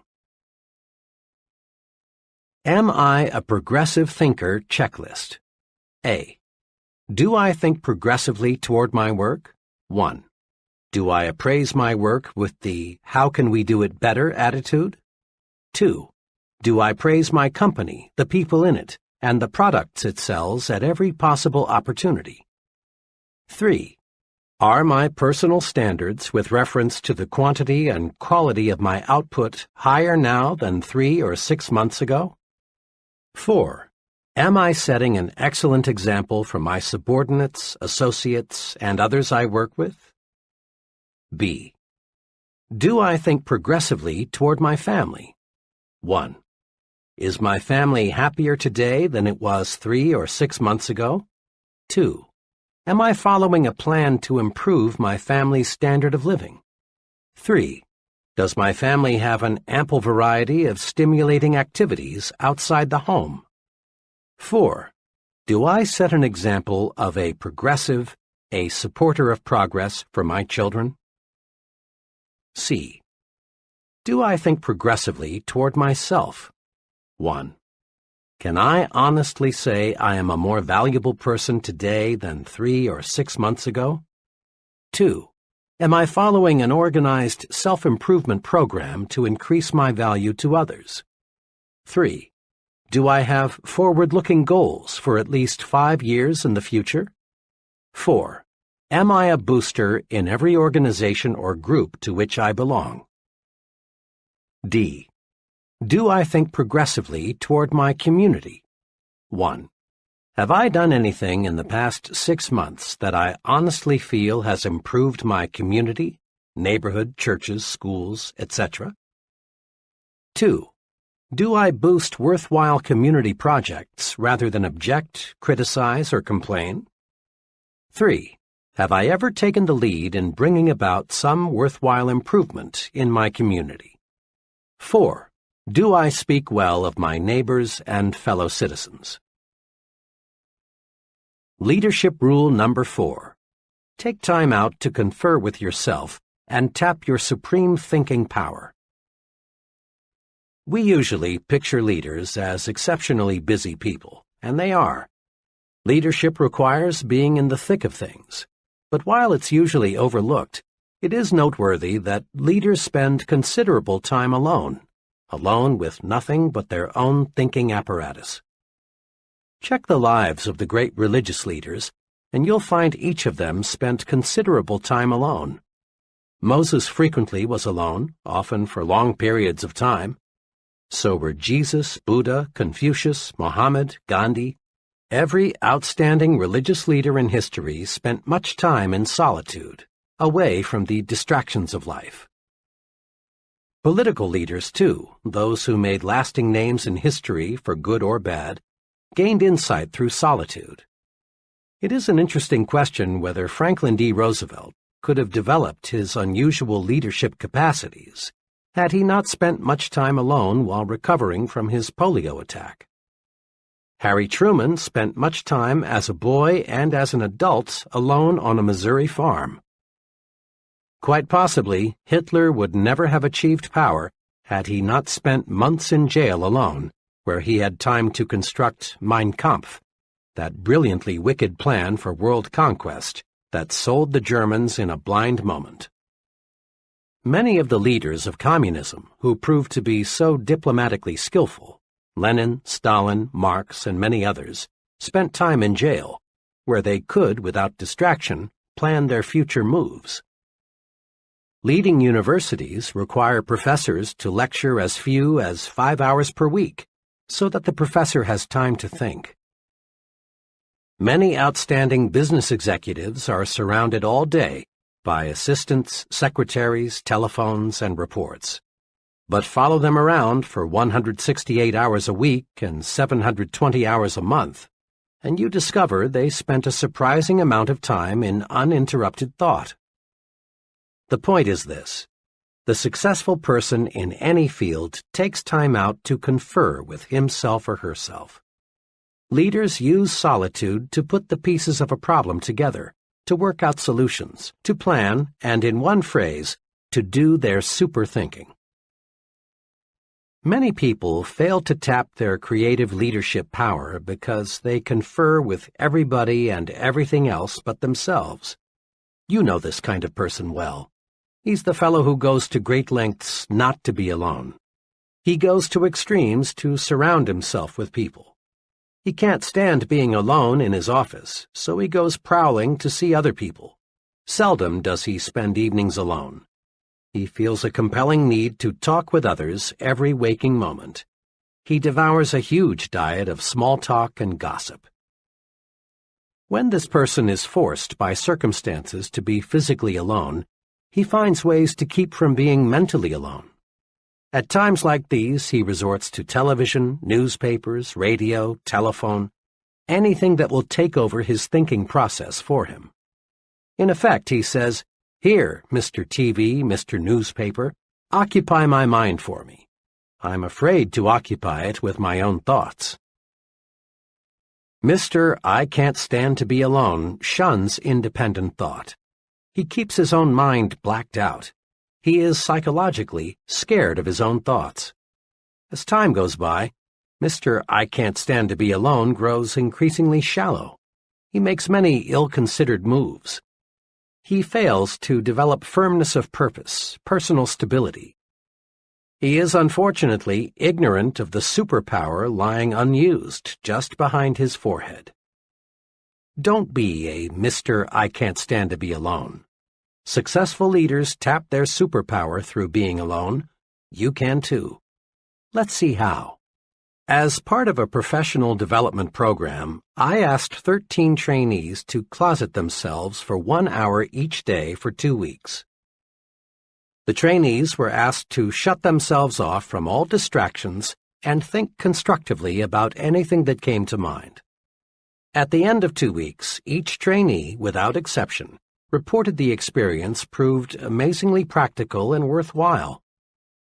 One fellow stated that before the managed solitude experiment, he was on the verge of a sharp break with another company executive. But through clear thinking, he found the source of the problem and the way to correct it. Others reported that they solved problems relating to such varied things as changing jobs, marriage difficulties, buying a home, and selecting a college for a teenage child. Each trainee enthusiastically reported that he had gained a much better understanding of himself, his strengths and weaknesses, than he had ever had before. The trainees also discovered something else that is tremendously significant. They discovered that decisions and observations made alone in managed solitude have an uncanny way of being 100% right. The trainees discovered that when the fog is lifted, the right choice becomes crystal clear. Managed solitude pays off. One day recently, an associate of mine reversed her stand completely on a troublesome issue. I was curious to know why she had switched her thinking, since the problem was very basic. Her answer went like this: "Well, I haven't been at all clear in my mind as to what we should do. So I got up at 3:30 this morning, fixed a cup of coffee, and just sat on the sofa and thought until 7 a.m. I see the whole matter a lot clearer now, so the only thing for me to do is reverse my stand." And her new stand proved completely correct. Resolve now to set aside some time each day, at least 30 minutes, to be completely by yourself. Perhaps early in the morning, before anyone else is stirring about, would be best for you. Or perhaps late in the evening would be a better time. The important thing is to select a time when your mind is fresh and when you can be free from distractions. You can use this time to do 2 types of thinking, directed and undirected. To do directed thinking, Review the major problem facing you. In solitude, your mind will study the problem objectively and lead you to the right answer. To do undirected thinking, just let your mind select what it wishes to think about. In moments like these, your subconscious mind taps your memory bank, which in turn feeds your conscious mind. Undirected thinking is very helpful in doing self-evaluation.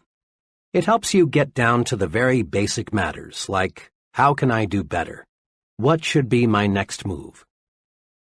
Remember, the main job of the leader is thinking, and the best preparation for leadership is thinking.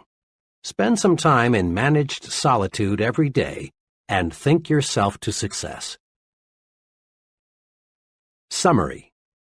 To be a more effective leader, put these 4 leadership principles to work.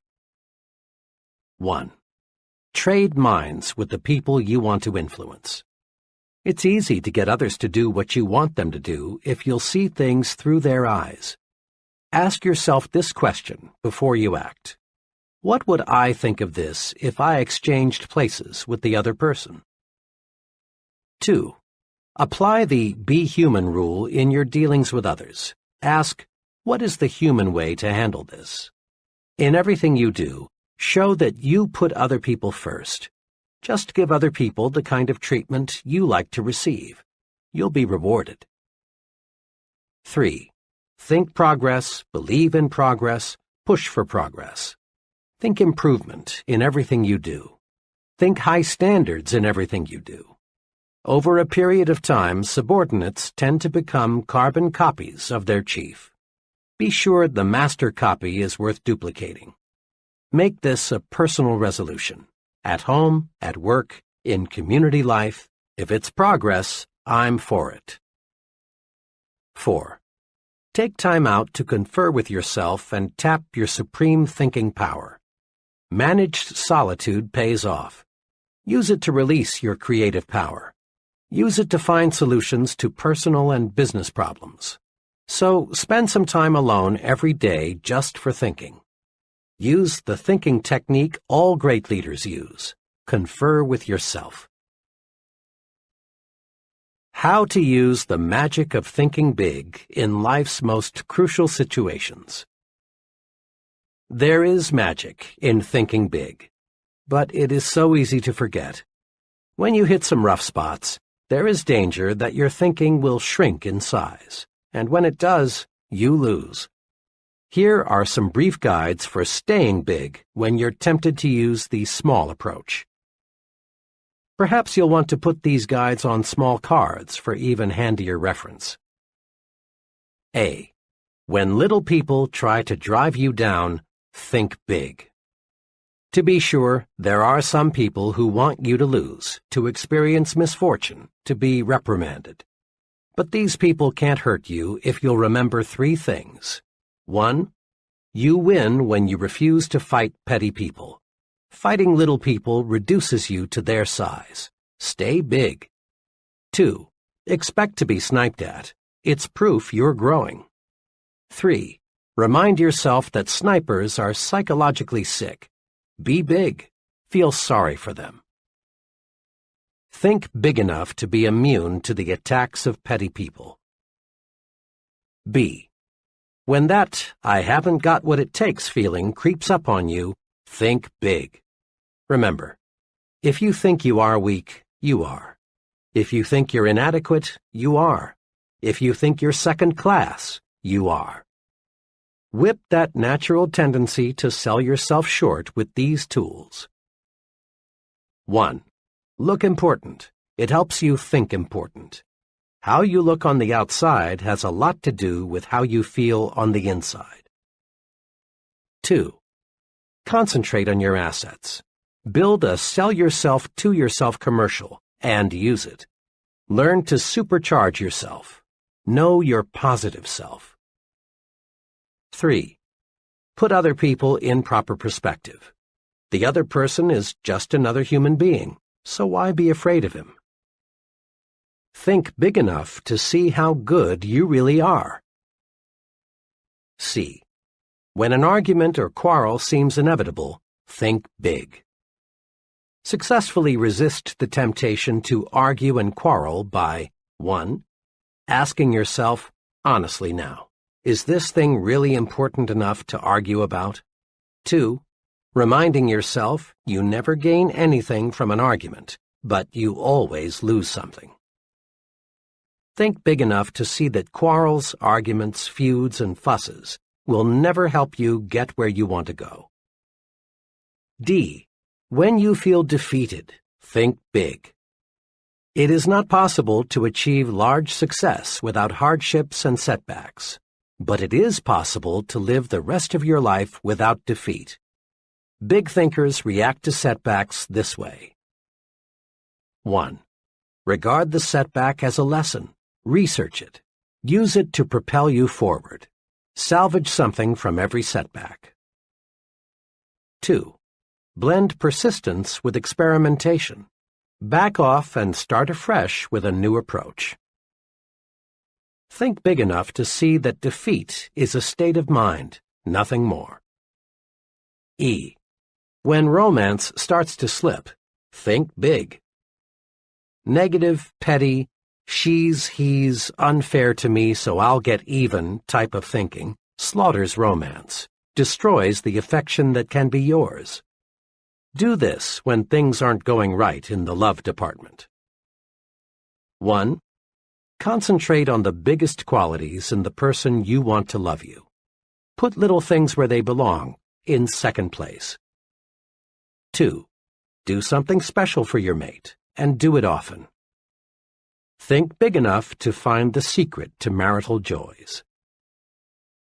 F. When you feel your progress on the job is slowing down, think big. No matter what you do, and regardless of your occupation, higher status, higher pay come from one thing: increasing the quality and quantity of your output. Do this. Think, I can do better. The best is not unattainable. There is room for doing everything better. Nothing in this world is being done as well as it could be. And when you think, I can do better, ways to do better will appear. Thinking I can do better switches on your creative power. Think big enough to see that if you put service first, money takes care of itself. In the words of Publilius Cyrus, a wise man will be master of his mind, a fool will be its slave.